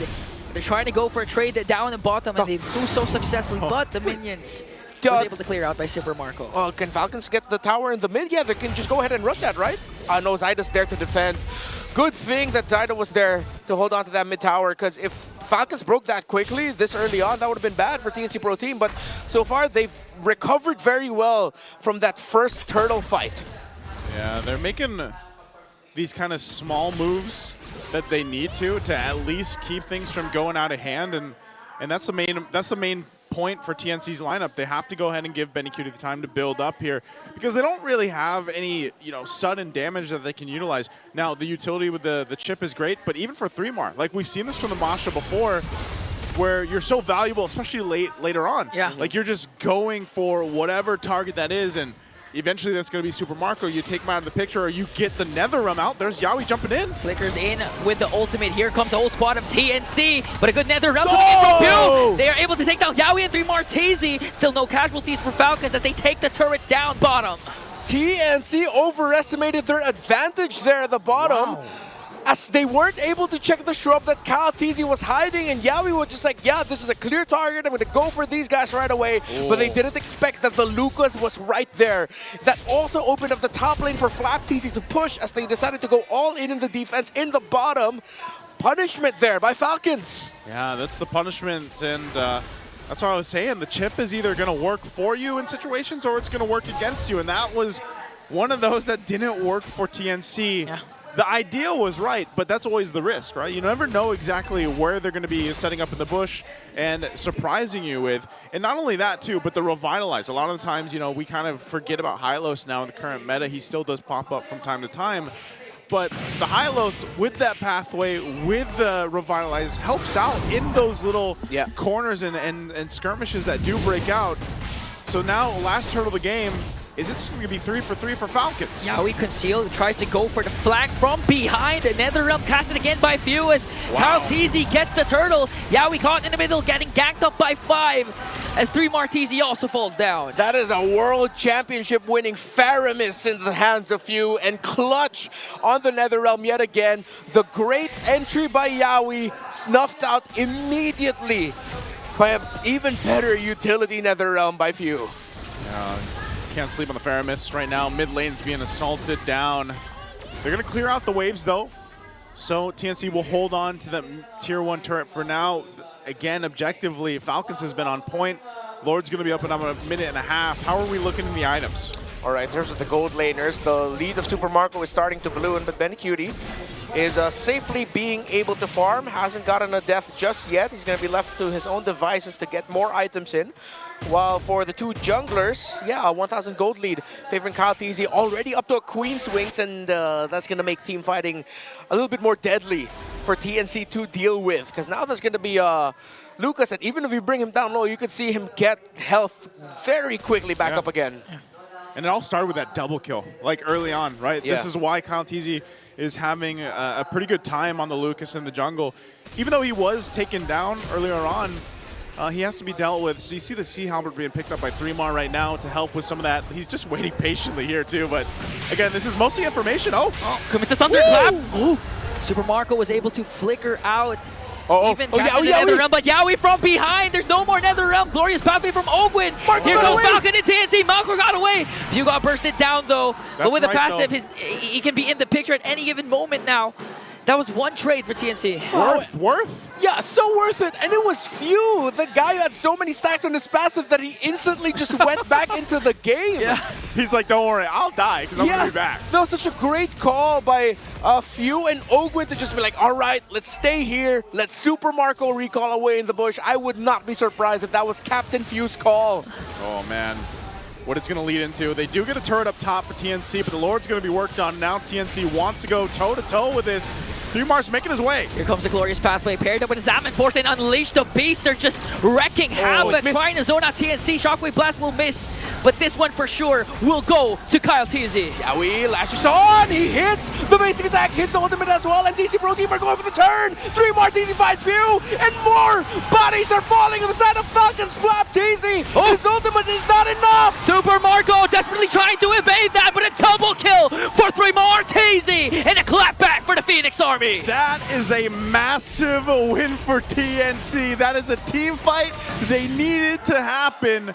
Yeah, the Lord went to Falcons, but man, TNC had to come online and they made it happen. So hopefully that's enough to get themselves back into this game. I would actually say they are back into the game. Yeah, you saw Yaoi desperately just trying to chase after Kyle TZ so he could latch in his enhanced basic attack so that he could drop down his ultimate, and it all worked out for TNC Pro Team. 3mar TZ instantly being able to get a bomb onto Few as the Masha. One of the conditions we talked about. It opens up the map a little bit for TNC Pro Team, yes, but Falcons are still continuing their pressure in the center, taking down the tower as TNC had to deal with the Lord up top. But this is a very close game. What a call. Fantastic by TNC Pro Team to clap back into this. Yeah, a few steps closer for 3mar TZ for that one shot. Sea Halberd plus Malefic Roar. It's a good sign for TNC, but Super Marco also picks up a Holy Crystal. So if you, proper timing of the Netherrealm could be beneficial for Falcons here, unless 3mar TZ forces out the Netherrealm in a bad spot because of the Thunderclap. Yeah, so this is going to be a longer game, I feel like, that we're going to see here. Already nearing that 12-minute mark. Falcons is making their way down the bottom side, but I don't think they're really going to get much push here. There's good push happening from 3mar up top. Okay, they do get the tier 2 turret. They might trade things out. They still have a minute for the Lord up, so it's really find what they can. These tier 2 turrets will be falling, so 3mar's been playing huge on the Masha, and we mentioned this back when the game loaded up. We were like, man, 3mar on the Masha. We've seen this win games, right? The Masha alone is quite devastating, so interesting. I think he just picked up recently, his item was what, the Malefic Roar? Yeah. So he just got that too. So that burst damage potential that he can do on Super Marco, maybe, you know, at least you get the Netherrealm out, and if that's enough to go ahead and get that utility out, that's a win for TNC in these team fights. So great usage. Yeah, I mean, that is like the best strength of Masha is that the raw damage output that you can dish out forces out reactions from your opponents. If you're not going to get a kill, you're winning the trade in the battle spell usages. They don't know the 3mar TZ's here. See if TNC will try to make a play out of this. Seems like they won't. Well, not sure if I saw that correctly, but Ogwen picks up a fleeting time for the Hylos now. Lord spawned a while ago. It was Kyle TZ was able to pick up the Lord, but a good clapback from TNC, so they can replicate it, or better yet, Zaida out retry Kyle TZ. Fleeting time. They want to be able to use the Glorious Pathway much more often, not only for initiation, but for escape when they need to get the hell on out of there. Yeah, they're going to have to. So once again, objective is up. Falcons will start it up. TNC can go ahead and respond to this, and that's the thing too. Zaida being on the old Fredrin, you can kind of just hang out. You know, you don't really have to worry too much like we've seen from the Assassin junglers. But Falcons, Yaoi. There's Yaoi. Okay, Flap TZ commits. The combo onto Zaida, but from the back though, they might be able to burst out Kyle TZ out of the picture. Netherrealm is there. Zaida with a pick up the Lord. Super Marco got kills, but he's trying to escape now. 3mar TZ has to flicker out. Benny Cutie dishing out the damage though, as Flap TZ has to flicker away, and TNC secures the Lord. Yeah, we found the play. 3mar TZ's recall gets stopped. He gets found down. A shutdown by Few. But you cannot change what has happened. TNC has secured the Lord and will march with it. They'll start as a 5v4 with Falcons favoring the 5, but TNC Pro Team will have the Lord with them. Yeah, they're going to have the Lord here. Again, what a turn of events. The way they made that happen, Yawi came in from that off angle, utilizing the chip, surprised them. We're going to take a look at the replay here too. And the fact that they were able to take out Kyle TZ. Both junglers were the focus for both teams. Yeah. And it was Kyle TZ that got taken out first, and then Zaida. But Zaida, he finished the job. He got the Lord at least. And still, you know, we'll see if they can really capitalize on it. Oh, no. Clash is still going on. Kyle TZ with the Unleash the Beast. Going to be a 5-on-5. Glorious Pathway already dropped down. 3mar TZ got picked off there by Super Marco, but exchange for Kyle TZ. Flap TZ with a beautiful combo, though. Next man down here is Yawi, but Zaida still leading the charge alongside Benny Cutie. A triple for the Storm. Lord still sieging it. They might be able to take down an inhibitor turret. Folks, I told y'all there was something about the lineup of TNC Pro Team that screams game number 5, that they can force it. Falcons slowly falling apart now as Benny Cutie has 5 stacks on the Skypiercer. 5 stacks for Benny Cutie, man. Remember, we've seen these gold laners go through the series already. Popping off on one game, another game they're struggling, and it's been this back and forth between both of them. Now this, let's say, for this one specifically, Super Marco's having a hell of a game on the Hearth, and Benny Cutie as well, but you're seeing the struggle, right? The teams are trying to get to these gold laners. 3mar to Super Marco. We've seen Kyle TZ try to get to Benny Cutie, but Benny Cutie's positioning and the protection of the team are so good that you can't catch him. You know, and so you have this constant battle, and I honestly think it's going to come down to that, where are your gold laners still alive? Are they still able to pop off all that damage? And even dealing with 3mar, that's another thing that Falcons have to do. So we're 30 seconds away from that Lord coming up. And honestly, TNC has really found the adjustments they needed after that early game. My mind is going back to that Lord take, the one where TNC, Yawi was able to surprise Kyle TZ. So he used the flash step dash already. The basic attack, I don't know if he was targeting it at the Lord, but the reason why he was brought even closer to where Yawi was coming in from the back was because it was the enhanced flash step basic attack that brought him back behind the Lord. He was in front of the Lord, it brought him behind the Lord, closer to Yawi, closer to Lancey, hence why he was taken down first as their other members of Falcons were going forward, trying to go for the kills, the chase, as Kyle TZ was left behind, and now it has led to this, all of this. Falcons though, rushing it. Can TNC stop? Falcons yet again. Yawi again with a concealed Flap TZ, paired up with a glorious pathway, also Retribution battle, and Kyle TZ secures it though. A kill onto Yawi, clutch Netherrealm once again. Zaida caught in the middle, working on Flap TZ and Kyle TZ. Marco is down though. 3 members are out for TNC. Kyle TZ has to walk away, getting chased down by Lancey and Benny and Ogwin. Glorious pathway to escape. Oh, what a play. It seems like deja vu almost for that one. Yeah. Yawi came in the same way, but hey, the Lord this time went to Falcons. This time they were able to respond to it much better. It was a much more concentrated effort around the Lord, which meant Kyle TZ was able to secure it for himself. They're delaying it as long as they could, the march out, so that Flap TZ and Super Marco can respawn. Hell of an effort there by TNC Pro Team. Thought that they could get the win. Benny Cutie is still deathless now with 6 stacks on the Skypiercer. This siege for Falcons is going to be easier said than done. It's going to be very difficult. We look here, Kyle TZ, CC immune during that time. Hence why he was able to get the Retribution battle win, but that was a tough battle to win. Man, again, like you just seeing it in the replay, deja vu, and maybe we see that happen again. Like because most likely TNC is going to clear this out. I don't really expect them to lose all the base turrets. I'm not even sure if Falcons will push it in completely. But that's the thing. I mean, 3mar still down on the bottom side. They should be able to clear this out. Benny Cutie's still untouched, right? That's the main thing. We see the struggle of Falcons when they're trying to initiate those fights where how do we get to Benny? So they're going to hold the Lord here the best they can. It might go ahead and get that charge in on this turret. Yeah. Right now, Falcons going for it. There comes the glorious pathway already dropped down as they burst down inhibitor up top, but Thrumar TZ on the other hand forcing a recall from Flap there. Yeah. He also has to back off because the Lord has already exposed the base of TNC. Yeah, you just balance it out. You're not going to force anything there if you're Falcons. Way too risky, especially with the threat of the Masha in the bottom lane. And even if you send one person to defend, that's one person that the Masha most likely will be able to blast down. Yep. So Falcons had to reset. TNC Pro Team did what they could to hold on and defend in that scenario. They lose a tower, but they have not lost the game. Look at all of those damage items on the hands of Thrumar. That is a Masha bomb waiting to happen. I don't know if we'd call that a thunderclap anymore. Like, it's way more than just thunder, man. Like, and Thrumar with what was his last one? Did he go the Dragon Spear for his last item? Yeah, that was a GDS in the last. GDS, so he went that. So that's the thing. And now that we get to this point where we're reaching that 20-minute mark and the Lord that's coming up here is the one that they want. Now, I think at this point, hold on. Let's see who's going to be used. They might go for Thrumar here. Yeah. Okay, Unleash the Beast coming in from Kyle TZ. Can he sustain here? Shortcut there.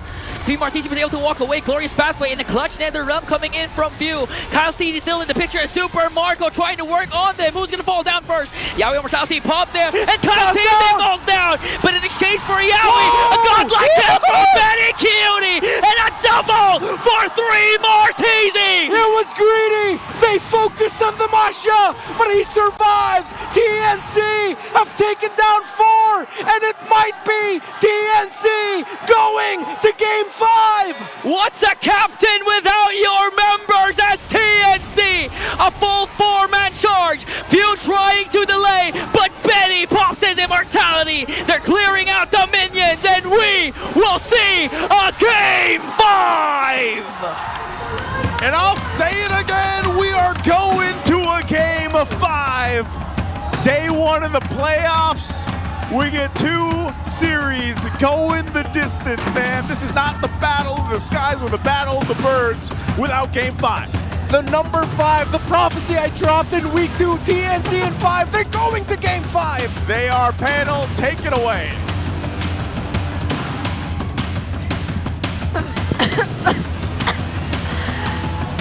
Oh man! Play-ins day 1, what? 2 maxed out series, Rockheart! We're so happy we're seeing this, but it's just so unbelievably, like what? I'm honestly not surprised. I don't know what you guys are going on about.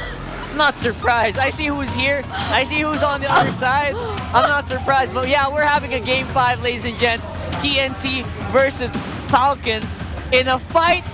In that last team fight where you would expect them to win, TNC came out on top. Thrumar TZ is our MVP on that Masha. It's you! This is the guy! Man, when I saw that chip and that Masha combination, we just felt it. Like the likelihood of us going to a Game 5, the chances just skyrocketed, and it's literally Thrumar TZ doing so much things for TNC. Even from the beginning, and especially towards the end. When you thought you've exhausted every single chance of TNC actually winning the fight, but forgetting that the portal was still standing in the midst of the team fight. So even when Thrumar TZ went to recall, they just decided, or he was just able to catch up once again. And even from the get-go, right? Like they were trying to focus down onto Flap TZ during the first few rotations in the game, and it really worked well for them. It somehow denied Falcons of how fast they could have went on with this game, but still, you could not take away that Kyle TZ still won majority of the objective takes. He was still on point on the Lucas, and they actually got hold of the 3 turtles in this entire game.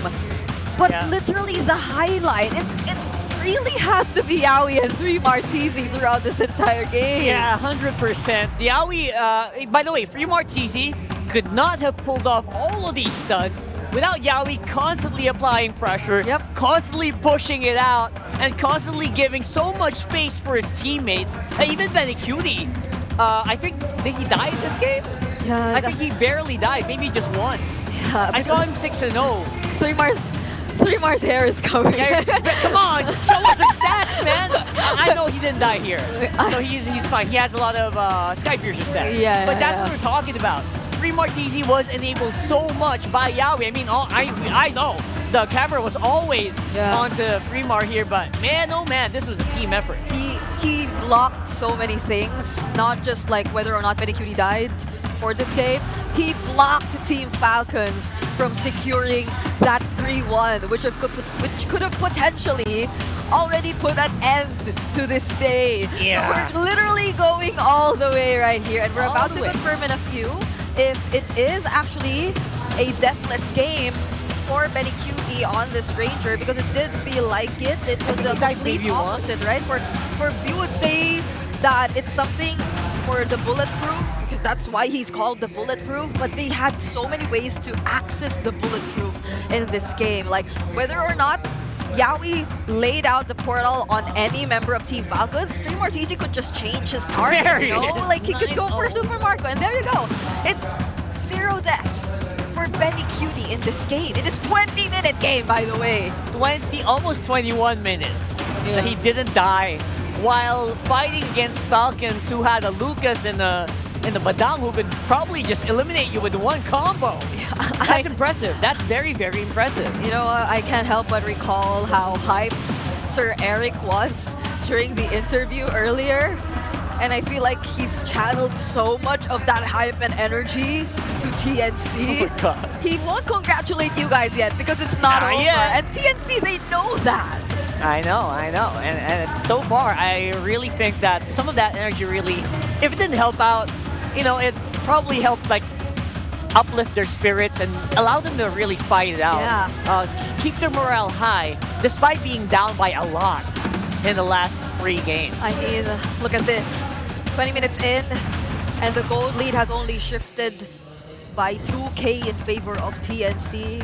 Like that, how great of a game it was, and this is such an accurate way to put how Medicutie probably feels after this game. Just look at that expression he's doing. As the VP. This is such an accurate depiction. It's the best way to encapsulate how he probably felt in that game. Yeah, you got no way to reach me. You got no way to take You gotta me down. add the sound effect. Yeah. That's, you know, they gotta add that sound effect there. You gotta worry about all your other teammates being targeted down here by Yawi and 3Mar TZ, so you don't have enough time to worry about me anymore, so I just get to free hit every single time, every single team fight. And this is why we consider him as the BPI rich guy. I mean, look at how close the fight has been, right? The GPM's down to line of 7. So it's been that close. It was a hard game to fight. I guess your GPM goes down a lot, especially when you're trying so hard to survive. Yeah. So you don't really have access to your optimal gold sources like the mini jungle creeps and obviously the lanes, because you could get eliminated a lot of these times. So yeah. This has been such an experience for all of us watching the first 2 series in the play-ins, but now I feel like we should be looking at the goal difference timeline once again to further expound on how close of a fight this has actually been between both of our teams. So if we were to look closely, there were certain team fights which allowed the Team Falcons to actually gain the lead, but that was only from the 5th minute up until the 10th or more or less 9th minute mark. Because if you would recall, there was this team fight which took place during the 10th minute mark, which handed over a great opportunity to TNC to balance things out and even things out and potentially even kind of gain the lead, but it didn't necessarily happen. Perhaps not until the 13-minute mark, where you see this slight increase in terms of the lead that was in the hands of TNC. And this was the exact moment where Yawi, all the way from behind, got to look for Kyle TZ, denied him of securing the retribution on the objective, and then securing the team fight altogether from that point onwards. And if we were to look at the item progressions overall, I feel like it'll be much of a highlight to look at the way that Few decided to build his items, because this isn't any typical support quote-unquote type of Faramis. He really went in for the damage, picking up the glowing wand around the 7-minute mark and immediately following it up with the lightning truncheon. So that just goes to show that they're really in it for the damage, they're in it for the team fight, and they were ahead during these moments too.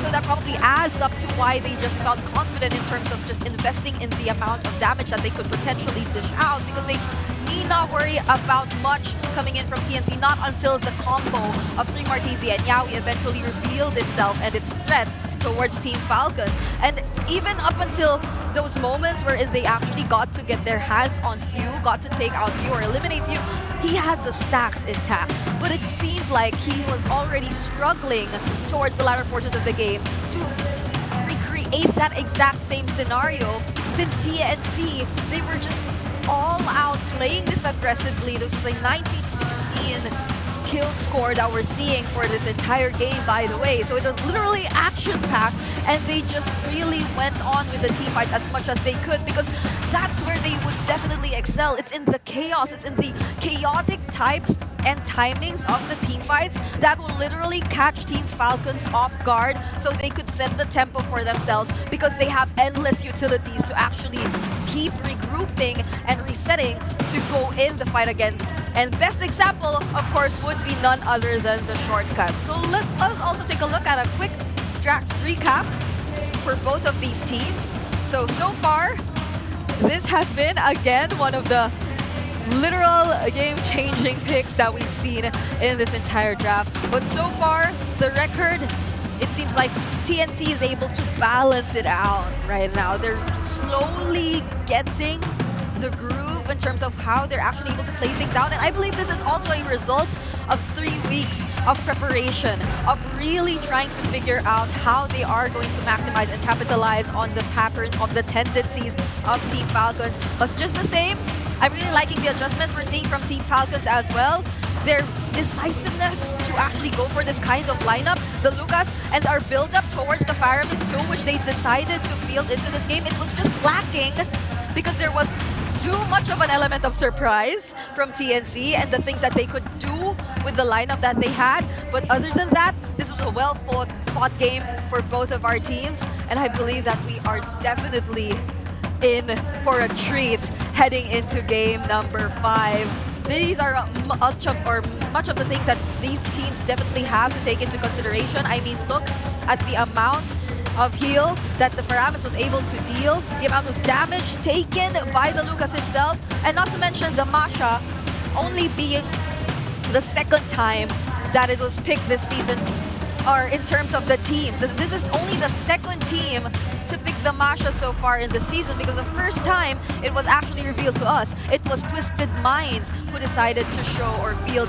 the Masha. So we're seeing just how much the teams have been constantly adapting and learning, especially from the other teams as well. And my, oh my, this is unbelievable, Rockhart. This is literally like peak MLBB and as early as day number 1. 100%. There you go. I don't know what. What? Oh, they see you on the I think they're calling me. They're calling you out. They just want to show you. Hey! Yeah, they just want to show you. This is just a bit of a trick, guys. Don't worry.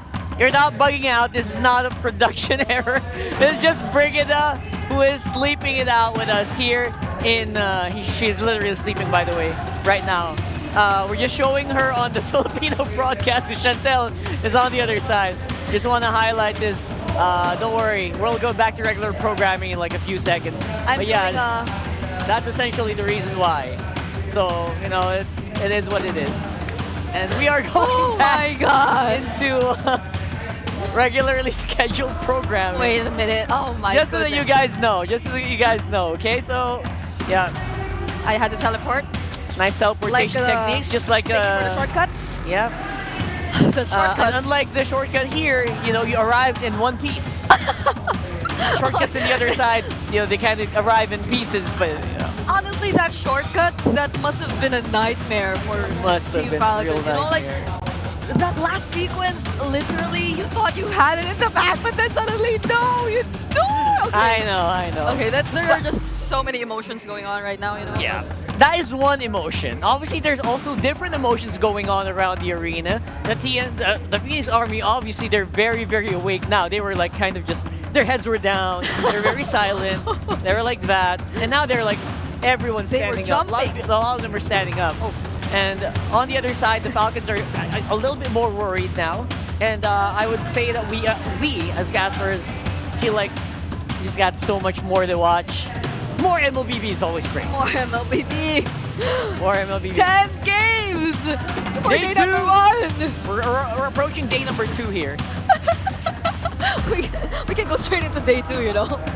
But of course, if you want to see what's happening here in the MPL arena as well, check out the playgrounds below. Hey everybody, Jamie here. It is an exciting day here. We are at the MPL Philippines Season 15 playoffs, and while the matches are happening on our main champions arena, we are here on the ground floor because we have lots to show you. As you can see, may ganap din dito sa ground floor, and it is the MPL Playgrounds. What is the MPL Playgrounds? Well, we have somebody who's gonna give us a tour in a bit, but let me show you our illustration here. We've got the event map. We also have our MPL Playground schedule happening, so you know what you can enjoy from days 1 through 5. And of course, the matches we have all been waiting for. You have the playoffs match schedule listed here as well. You can check that out. And over here, what happens after the playoffs? We've got the Philippines Road to Esports World Cup. You can check that out all here at the entrance of the MPL Playgrounds. Now, alam ko sinabi ko ang daming ganap, so I think I need assistance here. Pa-assist naman, Xiao! Hi, how are you doing, Xiao? Hi, Miss Jamie, and welcome dito sa ating MPL Playgrounds. Alam kong excited ka na, pero bago tayo pumasok, puntahan muna natin yung booth. Taste of the food mula sa NOR. Get this for free even before you enter the MPL Playgrounds. You can go around the booths here at the MPL Playgrounds, complete it. Once you complete it, you actually drop it over here.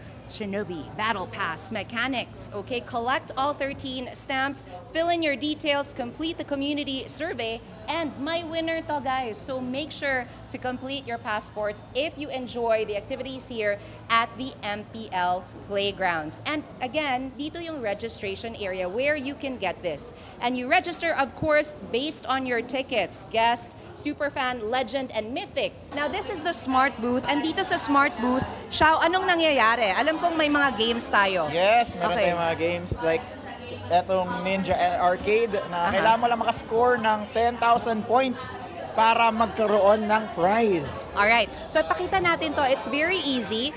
You hit on play, and as Xiao mentioned, you've got 30 seconds to hit 10,000. Yes. Meron din tayo dito. Ano tong game dito sa kabila, Xiao? Shuriken toss ata to. Pero it is, I think I called Rasanggan Challenge for the Smart Booth. And all you need to do is hit 5 orbs, and then you can win MLBB skins. So really exciting. A lot of games and a lot of prizes here. Now, I'd just like to share with all of you, if you need pro level speed, make the smart switch and stay ahead of the game. Get your smart eSIM today for only 99 pesos and experience ultra fast 5G connectivity on any device. No SIM swapping needed. Available now at smart stores nationwide or online via the Smart Online Store.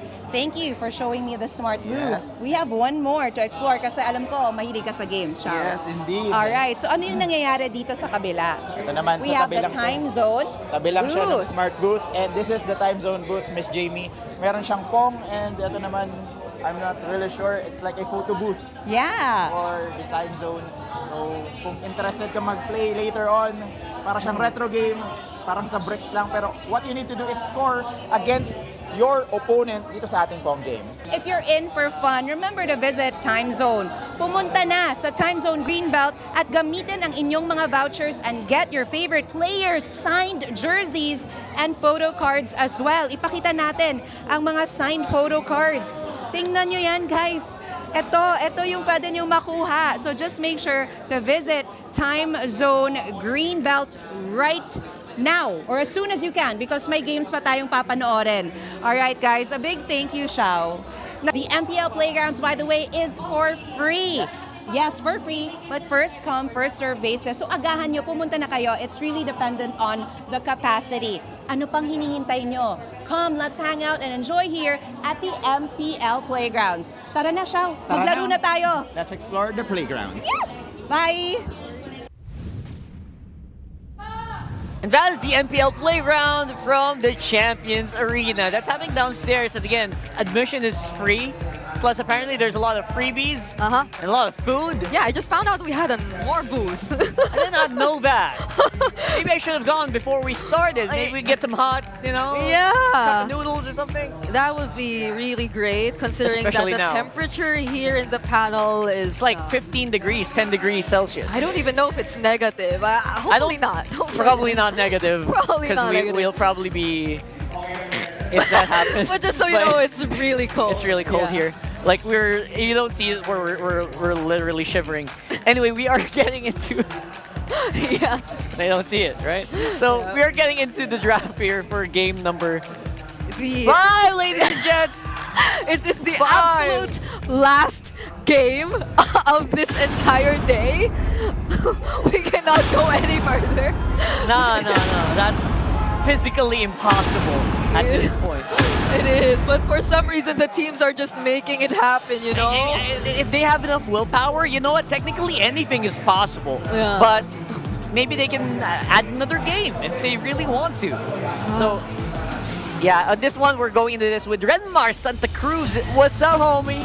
I have been saying nonstop, I hope I win the lottery. Because TNC in 5 has become way too real. I mean, the series is not over just yet, but the fact that they were able to take Falcons to their limit. If this is the limit of their season, what a start for TNC Pro Team. The sky's the limit. If they take it even further and continue on to the next round, crazy. It's been an amazing day for the first day of the playoffs. Just goes to show how important the Immortal Cup is for everyone. Happy to be here. Sorry, I'm just really sappy right now. I've seen some amazing MLBB, and everyone knows I get emotional when I see amazing MLBB. No, because imagine Kalea, that's my prediction. Imagine they're the ones to clip the wings of the Falcons. That would be something. That would be something. Oh, that's gonna be something, and they're the ones to soar. But yeah, is it gonna be the Kalea? There is the Kalea indeed for first pick. Yeah. Now if you're TNC, go up. But dang, Harith, or if you want to go for old comfort, just pick up the 1-1. Oh, by the way, I think the Badang so far has had a record of 3-4 today, considering that the last game lost. Yeah. It was Flap TZ on the Badang, so again, it's a bit of a mix between XP Badang and Rome Badang, right? Yeah. So far, Rome Badang has been the winningest, but it also has lost a lot as well. So there we go. There we go. If we're talking about comfort, 100% comfort, and I have a feeling there's going to be a Zaida Baksha. Yeah. I just have a feeling. Okay, yeah, they have the option to go for that. I mean, they do already have a solid front, and you know that they're going to be building around the 1-1 here. So the Zask might actually come back yet again for Lancy, while for Falcons, they're going to want Burst. Yeah. Carry is the pick that they should not be too focused on. If Falcons is thinking about carry, shake that off. You're going to have to go for something else here. yeah, honestly, I feel like they can opt to go for all those burst type of mages, those magic damage mages. Since, Harith. Or so along those lines, since they don't have to worry about the chip anymore, they already took that out, so they can fully reset and go back the standard route, which is why we're seeing the Lu Yi come into play as well right now for a few alongside the Hayabusa. So they have already a couple of great answers to the 1-1 so far here, provided to us by Benny Cutie. Yeah, Rockhard, earlier you said that the Baksha can actually go into the hands of Zaida here. He was the one who picked it up, so that's them showing to Falcons in the draft UI of like, hey, don't find me a jungle Baksha for us. And right now, they might actually be going for that. Honestly, if I'm Yawi, just pick up the Cho ASAP. Don't overthink it, right? Like, you're in the possibly last game of your season. Yeah. You go for the best. Yeah. Go for the Cho. Yeah. And against the Hayabusa, I feel like it'll be a better response. True, that's true. Like it's gonna deny so much. Although you do have to consider though the potential diversions. The Cho is one of the heroes who can actually scout the brushes really well and still find a way away. Yeah, it's still possible to pick it up maybe 4th and 5th. There's just so many pros to taking it that I don't think they're gonna not take it at this point. Yeah, they go for the Zushin though. Holding on to the flex option of the Baksha. 3 rows go roam, EXP, jungle. Something that Falcons are all considering, so they go for the safe mid lane pick right now, which is the low Yi, which sort of soft answer. I wouldn't say it's a hard answer, it's just a bit of a soft response to it. Because you get macro, you get a strong defender of your jungle, and TNC Pro Team, what a read! Whoa! To take away the Beatrix, actually, that would have provided so much of what Falcons needed. Range, burst damage, a continuous source of basic attack damage if you go Nibiru and Bennett. So what a ban by TNC. Yeah. What if, oh wow, there's the Link ban as well. Coming in from Falcons. Could they be really pushing the Baksha? Or, well, it is likely to be in the jungle anyway. It is a trap, right? It's still a trap no matter how you look at it by TNC. So I love that they're making the Falcons guess about this one. Yeah. What if the, well, it's too cold here, you know? What if the export actually does come out? Yeah, what if export, come on, help us out a little bit here, brother. Export for which team? Falcons? Falcons. Oh, they banned Oh no! Oh, that's a signal though. This might actually be a Baksha jungle, because usually one of the things that you'd want to pick up against a lineup that has either a Fredrin or a Baksha in the jungle is an X-Borg in the EXP lane. They literally just showed it, right? That's Why like did they sense it too? It's a foreshadowing. Oh, and they banned the Cho and the clapback. Great drafting so far by these. So I feel like the Ling ban potentially could have been something else though. Yeah. But I'm not going to knock it too much. Still fantastic ban on the Cho. 2 fantastic bans of the X-Borg and Baksha. TNC Pro Team are banning and drafting out of their minds right now. I mean, the only similar options left are the Jawhead. I would Jawhead this one. I would Franco this one. Oh, you mentioned Franco? Yeah, I wouldn't mind a Franco, honestly. I would. Come on, Yaoi, show us something. Or show us what something. if they... Nah, like the Angela Baksha is not gonna happen, right? Like, unlikely, yeah, unlikely. But I would knock it. Angela on Yaoi, that would be like the biggest, biggest contradiction of the season. Yeah. When you think of Yaoi, you don't think Angela. So they're probably Oh my goodness, it might actually be Angela later though. Oh my goodness. God. Are you serious right now? Wait, because they did pick up the CC and it's a very common duo, right? Yeah, because what if this Baksha is actually going to the EXP lane and they ban out the X-Borg for safety, because in the laning phase, the Baksha is going to be eating up a lot of damage from the X-Borg. It would have been really tough. Yeah. So Falcons go for the close range all dive. No pokes at all. A huge gambit here, considering that the 1-1 is their biggest problem in the draft right now. Oh man, I don't know. It's also a little hard to guess the Falcons lineup, honestly. Yeah, what does... Solid frontliner, maybe a Hylos or a Gaton. Flap, flap, flap. Okay. And they're going Badang. Oh. Badang on the very last pick here for Falcons. The Badang still shows up. Okay. Wait, if it was a 3-4 record, that's 7 out of 10 games today. Yeah. Make it 8. Badang everywhere, all the time. It's a roll. Everywhere I go, I see his face. Wait, Yaoi. Yaoi. Oh! Okay. You mentioned the Franco earlier, Rockhard. I agreed with you. We're gonna have a fun time here, brother. The last time Yaoi played in MPL Philippines Season 12, his very last game was a Franco that was, dare I say, received poorly by the community. This could be vindication for Yaoi. And vindication, it may be just here at the Champions Arena, and just here where one of them are definitely gonna be ending it for Season 15. We've been through so much, but just the same, these teams have been through a lot, and they definitely want to get past this do or die match. Whoever wins this Phoenix going up against Team Liquid Philippines tomorrow, but for now, this is what they have to go through. Ladies and gentlemen, casters, let's finish this. It's all down to this, the last and final game for day one of the playoffs here at the MPL Philippines Season 15. We're into the Champions Arena, and it's me, Naisu, Ingon, and Renmar, and we're here to bring you the last game between these two birds trying to fly high into the next stage. It's the Falcons and TNC Pro Team. I like that Renmar pointed out a little fun fact there about Yawi's Franco here. Are we thinking, Ingon, that this is the game changer? Is this the redemption arc for that Franco for Yawi? Second time using the Franco for a decisive game for Yawi. And I think if Yawi channels his inner S12, S11, he can pull this off against a team like Falcon. Literally pull this off. He's gonna have to pull off the right target, the right hook. But I think he's banking on that suppress. We already saw it earlier this season. Ingan with a reminder, thank you.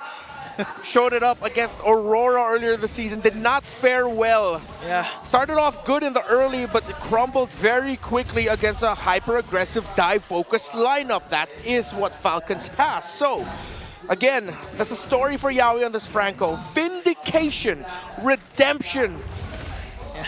And with Zaida being a utility jungler, you can actually see later on that Yawi can opt to go for a fleeting time as his second or third item, considering that they have a frontliner in Zaida. Yep, jumping in mid lane. Hook. Ogwin fortunately was able to walk away with a slither of his health left, but if that aggression continues on for the Phoenix Army, TNC in 5 could be a real thing, Renmar. Yeah, and it's a Baksha in the jungle up against a Hayabusa who will not be contesting objectives early on. Yawi already reading the invade, sees the Hayabusa, but will not be able to stop Kaltizi from stealing away the orange buff. Zaida gets the turtle without a problem. Will he get an invade of his own? Seems like he will not. Okay. He's still gonna stay there though. Uh-oh. Lancy jumps in with a Crimson Beacon plus Lantern Flare, and the first blood drawn onto the Master. The aggression of the Phoenix Army, clearly momentum is on their side. I'm actually surprised Ogwin put himself in that position knowing that he had burned the flicker and that he didn't have it. Yeah, you know, you could jump around maybe and whatnot, you're a Kalea, but still, you know, he gets taken out and that information was there. So I don't know, TNC really kind of locked in the early game, and I gotta give it up to Zaida, man. Zaida, I know we're looking at Yawi's stats here for the Franco like we were talking about, but I am impressed with Zaida because he is one of the junglers that now, the back-to-back utility junglers, first the Fredrin, now going with the Baksha, and he can play the Assassins just as well, so great to see Zaida step into that role and make this happen in the series. Yeah, that's the MDL Season 2 Finals MVP and regular season MVP for you. Yeah, we already used a flicker to try and get that hook there onto Super Marco in lane. Zaida goes in. Paired up with the Iron Hook and the Bloody Hunt. They're going to kill Ogwin once again. Zaman Force already popped by Super Marco. He's trying to escape, but Lancey on the chase onto Few. Flaptees in the picture this time. Can they turn things around? No overcommit from TNC. All right. Trade favorable for TNC Pro Team. It does look like it. They still have the aggression on the map, the tempo. Zaida still alive. Yeah, Falcons are going to have to weather a crazy storm here, and Super Marco has to play the game of his life. He is the main condition. Other than that, heroics from Flap and Few, the two legends in their squad, two-time world champions, brought then Bren Esports, then AP Bren, then Falcons AP Bren to so many new heights. Now can they bring Falcons out of a turbulent situation? It's going to be up to them. Man, both of these teams being in the family of birds don't like turbulence, you know? So, either or is going to have to deal with that. And you're still looking at relatively a very easy game, or even game-ish, I should say, between the two. The second turtle is up. And honestly, this one's going to be anyone's for the taking. It's Falcons that starts to blitz. They know he's at the buff. Okay. But still, Kyle Teasy was able to steal away the turtle, but Zaida answers back with a kill onto Ogwin once again. 3 Martezi trying to soak up the damage. Will be able to walk away scot-free. No casualties for TNC. But still, Kyle TZ gets a turtle. Yeah, Ogwen's going to be on the receiving end of a lot of deaths in this game. Not going to be a lot of escape options for him. Once he goes in, he's going to be bitten, and TNC Pro Team will not hesitate to take the Kalea out of the picture right away. Now they're going to be focusing on the tower up top, defended well by Falcons, while Kaltizi opened up the map in the bottom lane, taking down that tower, but Kaltizi now in the red against 3mar and Zyda. Oh, we shadow kill, cast it right on time. Will he be able to escape? There's a shadow, so he will escape the potential gag from TNC. Yeah, there's a whole lot. Like, this game is definitely a game 5 because everything is happening everywhere. It feels that way. And it's really both teams just kind of utilizing the compositions that they have, the utility that, for example, the Louis E brings for Falcons, and over on the other side, not just playing around the hook, which we usually see when a Franco is there, but playing around the fact that Zyda can be very mobile himself. He can scout things out himself. And the big question for me is we don't see the CC pop up that often anymore, but it's still a really good pick, especially with this kind of lineup. I'm guessing for Falcons, they really got to be careful on how they go with those fights. If they dodge the hook all day, that's great.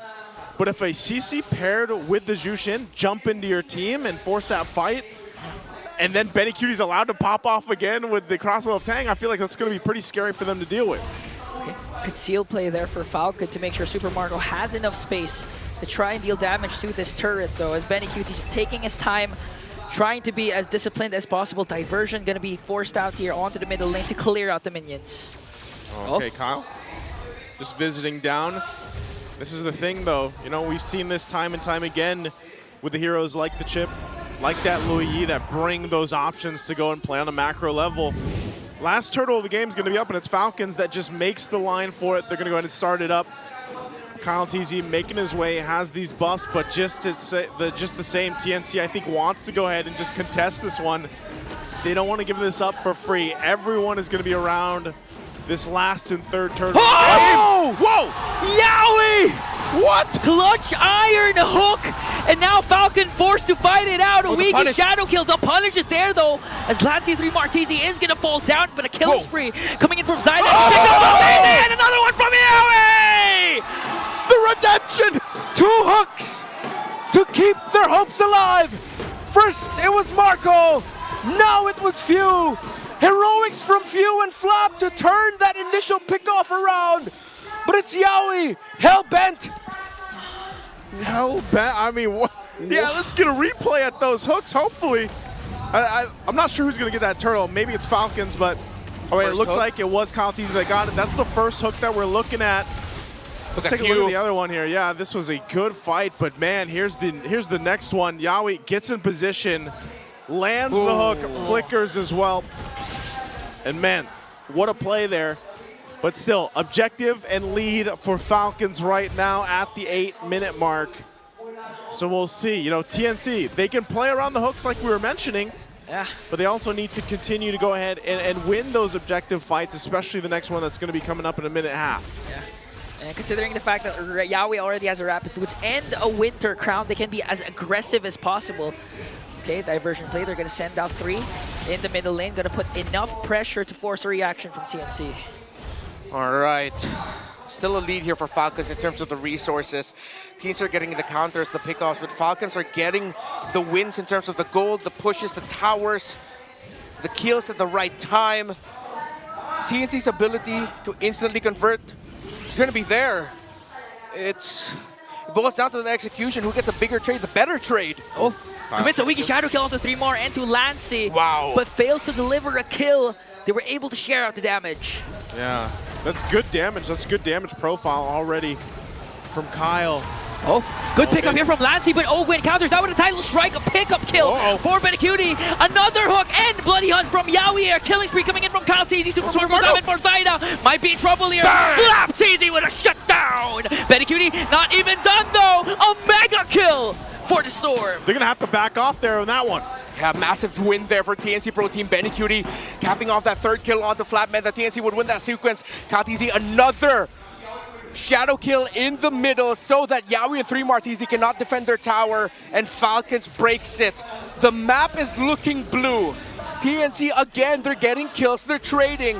but the objectives are going to the side of Falcons. Both teams are winning in their own way. They are, because even with Benny, again, he's 4-0-3. He's doing well on the 1-1. And we know, yeah, they're losing those skirmishes in the mid lane like that, but if it comes down to it, this objective take, this Lord, if Benny's able to get the airtime he needs, if they're able to go ahead and deal with that pressure that's coming from Falcons, TNC can easily still win this objective fight. But it all comes down to what they do with the Franco, for example, with Lancey on this Jushin. And even for Falcons, you saw that a win a crown now available for Flapteezy, so they can all play around some of these minor choices that they have. Super Marco gets a Holy Crystal. Power Spike now here as he's got those 3 items on the Harith. We'll see how they play this out. Falcons will go ahead and start it up pretty quickly. How does TNC respond? Okay. Falcons has their eyes on this Lord. Kyle Teasy, clean pickup of the Lord, and now they want to go for more weak shadow kill. Already committed down. Lancey forcing user comes to Bacon, but Pew takes down 2. Yowie, 3 more down, but a counter go for TNC. Winter Crown play from Flapteezy. Kyle Teasy goes in right after Benny. Will he be able to escape though? I think he will, but Pew says no. Diversion used. Marco! Oh! He sees Lancey! He caps off the kill! And 4 are down! 4 are down for the side of TNC! Oh, and they're going to be pushing it now. Bottom is pushed with Kyle and Lord, and Falcons will go for the tier 2 in the mid. TNC still in the game, but man, what a turn and a huge spike in gold and everything else for Falcons. We need an instant replay for that because the counter go from Team Falcons was on point. Whoa, I mean, the burst, the burst on the Lord, and at the same time, the clapback, they were able to prevent Benny Cutie from wreaking much more havoc after picking up 2 kills. So Team Falcons, they're holding on to a 6K gold lead. It might be flying under the radar for some, but the game that Few is playing right now. We talked about vindication and redemption for Yowie, but what about for Few, who failed to get MSC in 2024? The iconic image of him sitting in the backstage, in his knees, crying after losing in that Game 7 against Selangor Red Giants. Now he's playing the game of his life on this low Yi to keep Falcons' hopes of making it back to Riyadh for MSC at EWC 25 a reality. And even with that, again, this is Falcons, right? Of course, they want to go forward, get to Riyadh, and this is where it starts. I'm not sure if people thought that we would see another 5-game series. I knew this was going to be one hell of a series between these 2 teams because TNC has definitely improved in those weeks off leading into the playoffs. They already surprised so many people throughout the regular season. How do they respond to this little diversion? We'll see if they actually continue on this. They don't really have an objective to go for a bit. Lancey might be able to spot them out, but that's a full team! Oh! And the onslaught from Falcons just catching TNC off guard. A crucial kill onto Lancey. Yeah, he's not going to be able to get that hook. Lancey gets taken out. They were just doing their due diligence, clearing up in minion waves, checking, but Falcons have taken them by surprise. They were there first. 7,000 is the gold lead. The hope for the Phoenix seems to be dying before their eyes. Falcon now sieging in onto the top lane as they take an inhibitor. Oh, Wind jumps in, catches Yowie, forces out the flicker. Zaman Force coming in from Super Marco, Kyle Teasy, and the rest of Team Falcons has to walk back. TNC, Zaida leading the charge. Will they make a play here? But Falcons, Team Falcons, they got what they wanted. They got what they wanted. They took the discipline route. They get the 1 base turret. They know they've dealt with some of the shields, but now the Lord is up. And they're ready to fight this. They got a good lead, 7.6K up. They know this Lord is theirs, so they get prepped and ready to possibly march into a victory win. TNC down this much, facing elimination from the playoffs. How can they make this work for them? What do they need to happen in this base defense here? All right, with an 8,500 gold lead, around that value for Falcons, TNC Pro Team are lacking in some key items across the board. Benny Cutie is built up, yes, but can the front line hold on long enough and deplete them enough for Benny Cutie to clean up house? But Falcons, with this lead, are in the situation that we've said so many times all throughout the season. We've said multiple times today alone. They can just throw bodies, focus on the base. They have the damage. A suppress from Yawi might be the X factor here. There's the conceal. They want that turret. They know the Lord is up top.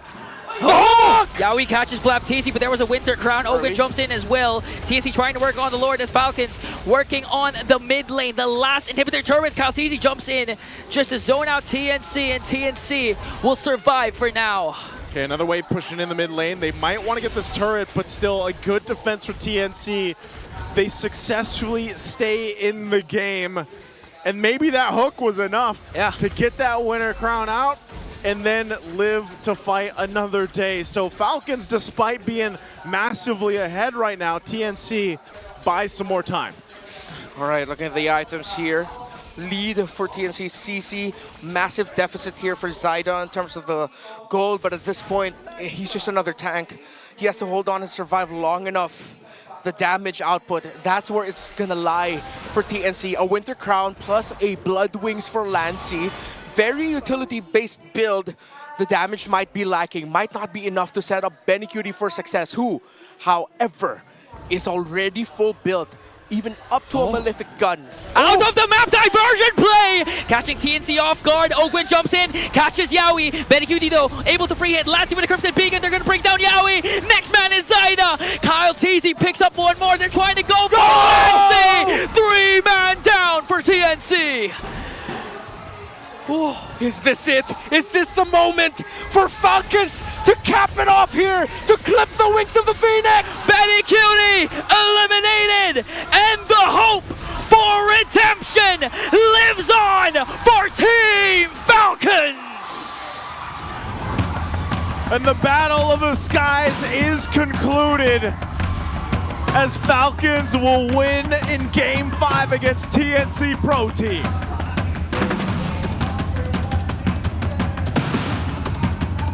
Legendary, absolutely legendary for this first day of the playoffs. Titans, they have been labeled for ages against what could have been a mythical run by TNC Pro Team. Ends in a heartbreak wherein they can keep their heads held high after a fantastic series. But the mythic of the Phoenix ends here as immortality is still in the talents of Falcons Philippines. One diversion from the captain himself was all they needed to secure the win up against these 5 young men. You asked me early on, where's it gonna come from? The 2 legends, and it came from the man matched only by few, the captain with a diversion to end the run, the magical run of TNC. An amazing, amazing series, an amazing day. That's going to be it for On Desk. Nice to ing on a red bar. We're going to throw it over on stage to hear from TNC. We've ended the second match of the play-ins at kasama ko ngayon ay walang iba kundi ang TNC Pro Team. For the last 5 seasons, they were not able to make it. At kitang-kita naman ang suporta ng Phoenix Army because you guys have made it this far.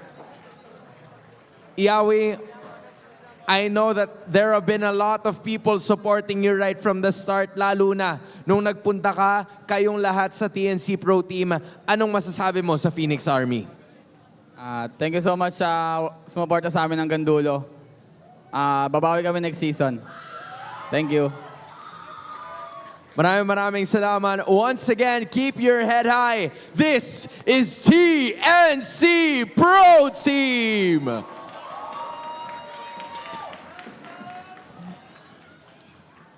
A valiant effort from the Phoenix Army, but unfortunately, Jamie, their journey ends here. And with that series, our victors, Team Falcons! Guys, I see the smiles from ear to ear. Congratulations! Wow, what a series. You know what? A song Pagod of na ba Flap kayo? Easy first. Okay pa. Napagod ba kayo? Okay pa. Pagod.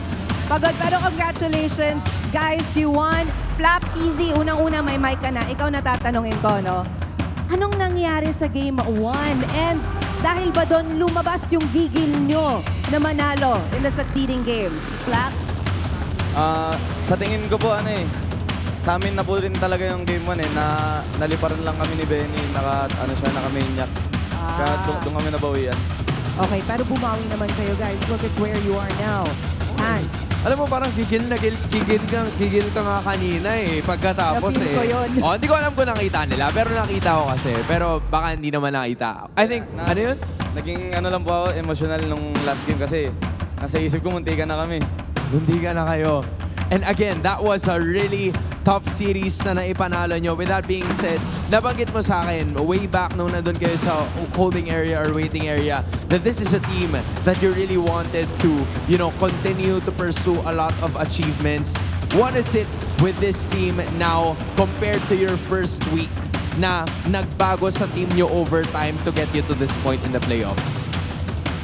Sa tingin ko po yung nagbago sa amin parang mas lalo kaming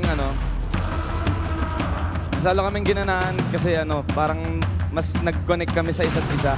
Kasi ilang years na rin kaming magkakasama through ups and downs Kaya yun yung nagbago sa amin na parang lahat kami connected na sa isa't isa. Alam mo, kitang-kita yon, Hans. Kitang-kita na talagang motivated sila as a team. You're right, Flap. Now, I want to talk to Kyle TZ naman. Bukas, ang makakalaban nyo ay Team Liquid Philippines. Clash of the Titans na naman ito, Kyle. So, paano nyo masisigurado na makakabawi kayo sa Team Liquid Philippines? Anong gagawin nyo? Siguro po itutuloy lang po namin kung ano po yung napag-practicean namin para manalo po kami bukas. Good luck po sa amin bukas. So, pagpatuloy lang. Okay, so may mensahe ka ba sa Team Liquid Philippines, lalo't na upper bracket sa Miss na to? Lalo na kay Carl TZ, what's your message for him? Good luck sa idol ko dyan. Nagkatapat ulit tayo. Lagi tayo magkatapat. Lagi kayo magkatapat, Carl.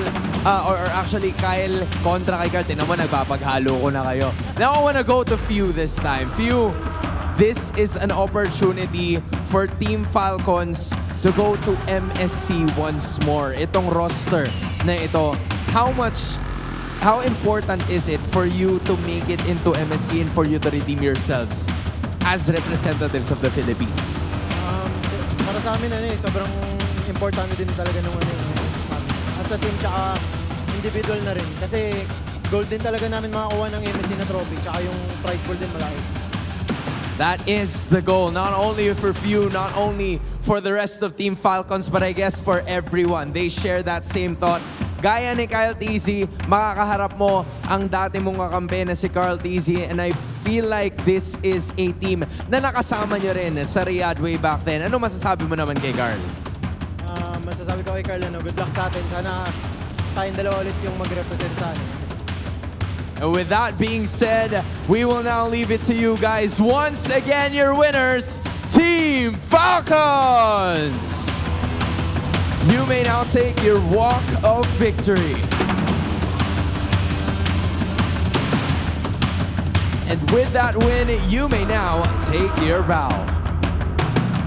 An impressive showing from Team Falcons in yet again another 5-game series. I know, the word is right, Hans. You nailed it. Impressive indeed. They deserve that win. But what a good fight too, right? They did put up a good fight, and they are going to be moving on to the next round of a playoffs. But let's move back to our panel. You know what? For some reason, every time one of these guys, Few, Flap TZ, Carl TZ, talk about each other, it sounds like a rom-com or something. It sounds like they're so kind. They're so close. And by the way, our game MVP for that last game of the series is actually Kyle TZ on the Hayabusa once more doing so much for his team in that particular game, because considering that he had to take into account the potential bloody hunts, the threat of like TNC in general just answering back and catching whatever attempts he tries to go for, he was still able to land the most on-point Oogie shadow kills towards the members of TNC. And it has been very fortunate for him that he hasn't been the primary target of Yaoi. Yeah, actually there were so many threats that Kyle TZ actually had to navigate. Not just the bloody hunt, not just the bumps. You also have to think about the curtain call. You have to think about dodging out on the Crimson Beacons and everything. The hooks from Yaoi, I mean, those are all deadly for a Hayabusa at this stage, especially if it's layered correctly. Yeah, I agree. And even just one wrong move and you get tied with the curtain call alongside a different member of your team, that'll limit you from actually moving around the map. And so it's very crucial that Kyle TZ actually did position himself well enough throughout the entirety of the game. And as you can see in our MVP highlights, there have been instances where in TNC were somehow able to move around a little bit more, BennyQt able to look for the stacks, but they did take their time. Like, we didn't feel the same amount of damage similar to game 1-1 by BennyQt. Like, we haven't seen them being able to fully replicate that exact same scenario so far. And it's just been Falcons, I believe, especially alongside the Lu Yi, taking full advantage of the presence of this hero. They've been just so set on taking or making use of that diversion to always catch TNC by surprise. And even especially in that last moment, right? There was this diversion play done outside the map, and it could have been a way for TNC to fight back if only they had positioned themselves a little bit better, but they wouldn't have expected that, right? Like, only if you have your eyes outside the map would you actually notice that there is something that could potentially happen, that Falcons was actually planning something out there, but they didn't. They definitely would not have had their eyes outside of the map. Yeah, a very valiant effort, I would say, for the rest of this whole series for TNC. You could actually feel the grit from BennyQt, especially in that last one where we saw his 1-1 actually up in the front lines, really doing the work that's needed. But Lancey, Free Martizi, and Zyda could only hold it for so long. It was unfortunate as well that, by the way, the draft really leaned heavily towards the 1-1. Yeah. I think that's what we're talking about, right? I think so too. Way too heavily. Without the 1-1, who was gonna hit? Not really. I don't think you can rely on the CC to hit that much. Yeah, it was questionable in a sense that who else, aside from Benny, could have dealt the damage for TNC? Who else could have provided the follow-ups whenever TNC actually wanted to go for something? Because yes, there is the Jushin, but this is precisely why we talk so much about hero synergies as well. Because usually if you go for a setup kind of roamer, then you would at least expect a mage that could provide the necessary follow-up, be it in the form of additional CC so you could chain them all together, or burst damage so just you could take out and eliminate a member, or if it's not in the mid lane, then at least in the gold lane. But not even BennyQt on the 1-1 could provide enough damage, and this is the BPI rich guy, 862. We've got a couple of 900 and plus, but this has been respectable. Very respectable. This was respectable. I mean, this has been a game that was somehow back and forth too. Like, I believe there was this highlight by Yaoi himself as well, hooking 2 consecutive key members from Team Falcons. So it was a well-fun match for TNC and for Team Falcons, but again, in the end, it's still the Titans of MLBB we're seeing win this game and fight again tomorrow. I really like that. Even though it was a pretty close game, there's still a lot of confidence with Falcons in the last interview, by the way. Flapkeezy himself said, you know what, I think we had that game won. That's saying something. These players really do say a lot. And I think we can also hear what they say inside the game with this mic check. I'm very, very curious how they do it. Natalihan kami ha. Kaya. Walang flicker bro. Pala ako boy. Dalawa. Tatlo. Nice! Chill. No. Makakalipat ha. Sige, wala. Winter ko, boy. Tara. Walang lipad. Nice one. Next skill naman ha, pre. Sa akin nga. Nice. Patay ito ha. Sige, kakaros lang. Branko boy, natakot ka. Branko. Basta sa likod ha. Patalihan na ka. Okay lang. Lipad. Tatalon ako dito. Shushin. Patay na. Double ta. Bigyan ako. Bye-bye. So, you know what? Team Falcons is one of those teams that are a little bit chaotic on the chaotic side. And I am now convinced after that mic check. The Infinix mic check, yeah. That flap was indeed emotional as the game ended. They were just so locked in. They didn't want to lose this opportunity. So I get it. I'm convinced now. I get it, flap. And you know what's so cool?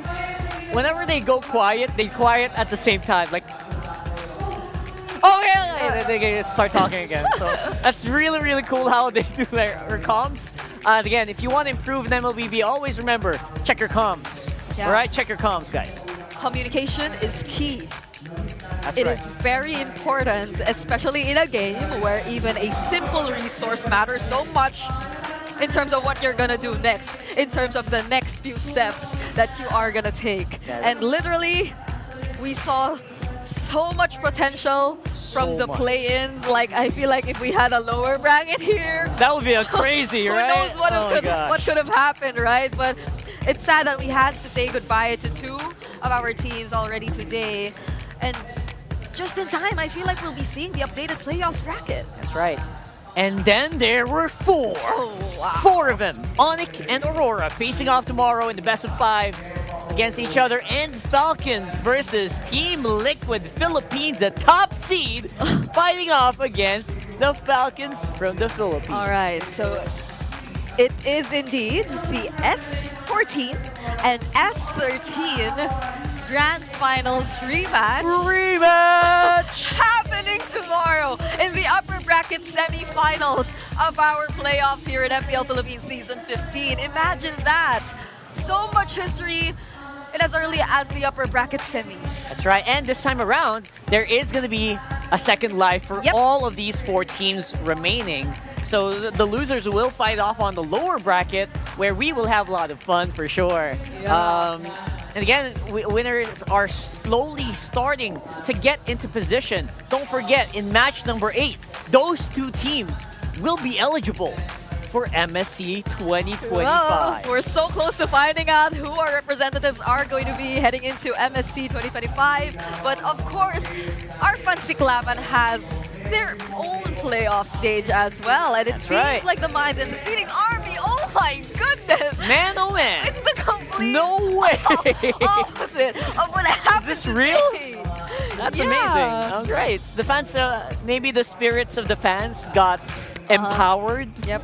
And therefore, they are the ones who are going to face each other in the semifinals, apparently. And that's all, again, all that happening at the same time down at the MPL playground. So all of that is going to be concluded as well. You know, while we're doing it here on day 1, they'll also have day 2, they'll also have day 3 and 4, and of course the finals. Man, it's been such a long day. It's been such an intense day, full of MLBB, be it here, be it in Fancy Klavan, possibly even in the MPL playground. Who knows what's going on in there? I hope you guys get to check it out for yourselves, because we still have 4 days remaining for the playoffs. But this has been a day. You know, it has been a very interesting day number 1. Actually, this has been a very interesting 2 days, because we are now on day 2, 12:05 or 3 p.m. We've actually crossed over to day number 2. Welcome to day 2 of the playoffs. We're probably just gonna sleep here. I'll see you tomorrow, This right? is Or exactly later. why I brought my blanket. That's why you have a blanket. I Yeah. didn't wear my contacts today. I brought my blanket. I just thought that it was gonna be a long day, but I didn't expect it to be this long of a Not day. this long. I bought bleaves as well. It's just so nice to actually see our teams showing that they are top caliber, even the ones that actually fell off, Twisted Minds and TNC. They gave us really good games. Like, honestly, I feel like our international viewers as well, all of you out there, I can imagine how they felt watching these series. I can imagine how the Filipinos felt watching this series. It's been such a great showing of MLBB. Again, only the strongest will remain here, as we do have 4 remaining. So you'll have a lot to look forward to, and hopefully we'll see you on day number 2. I'm Rockhart, this is Brigida. So far today, we need to take a rest because we've been here since 10 a.m. Well, you've been here since 10 a.m. I was a little late. No, you were already awake by then too, I was because he awake, had a haircut right before he went here. Thank you for the story time. Alright, so that's going to be it for us here. But don't go anywhere. We will go and throw it over to our host. Close out day 1.5.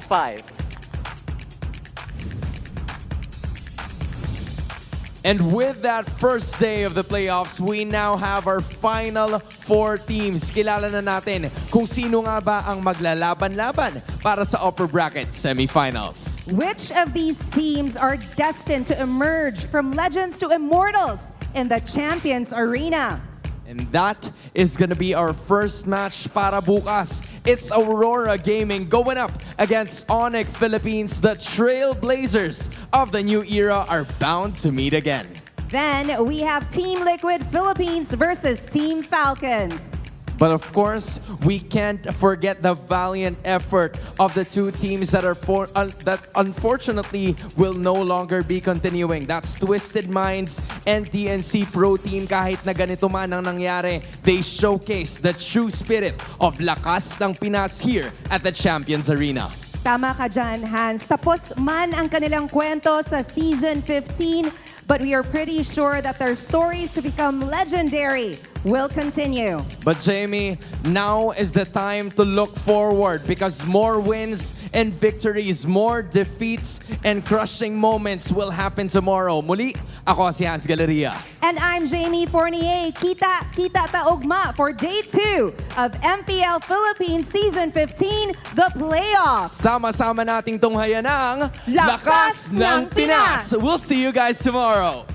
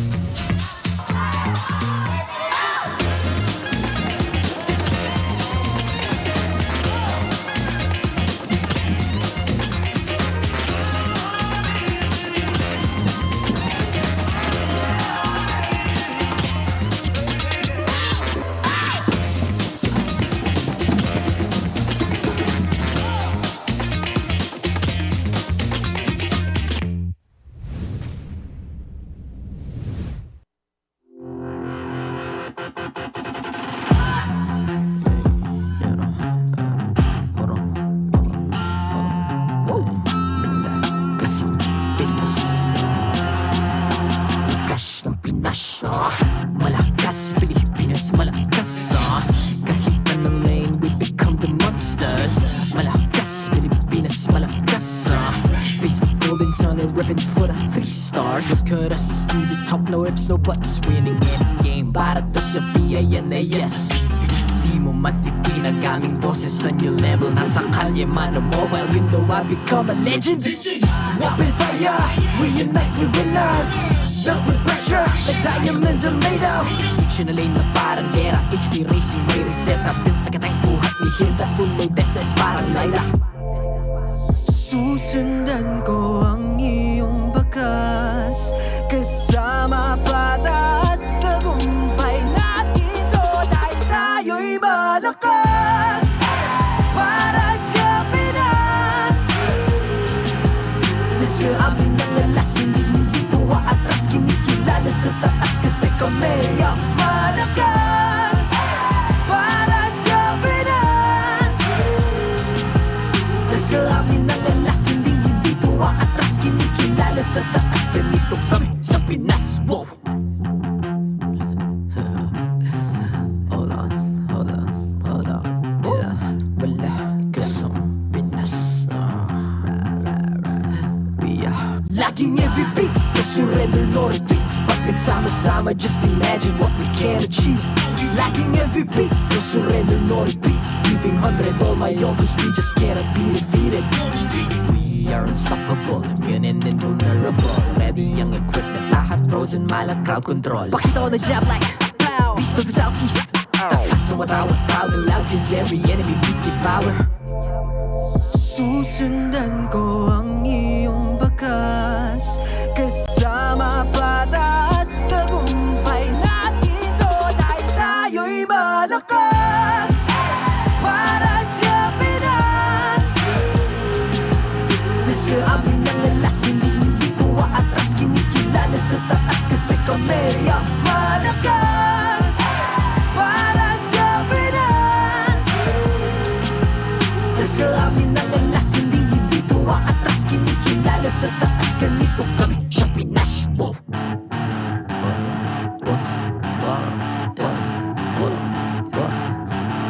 Malakas, Pilipinas, malakas.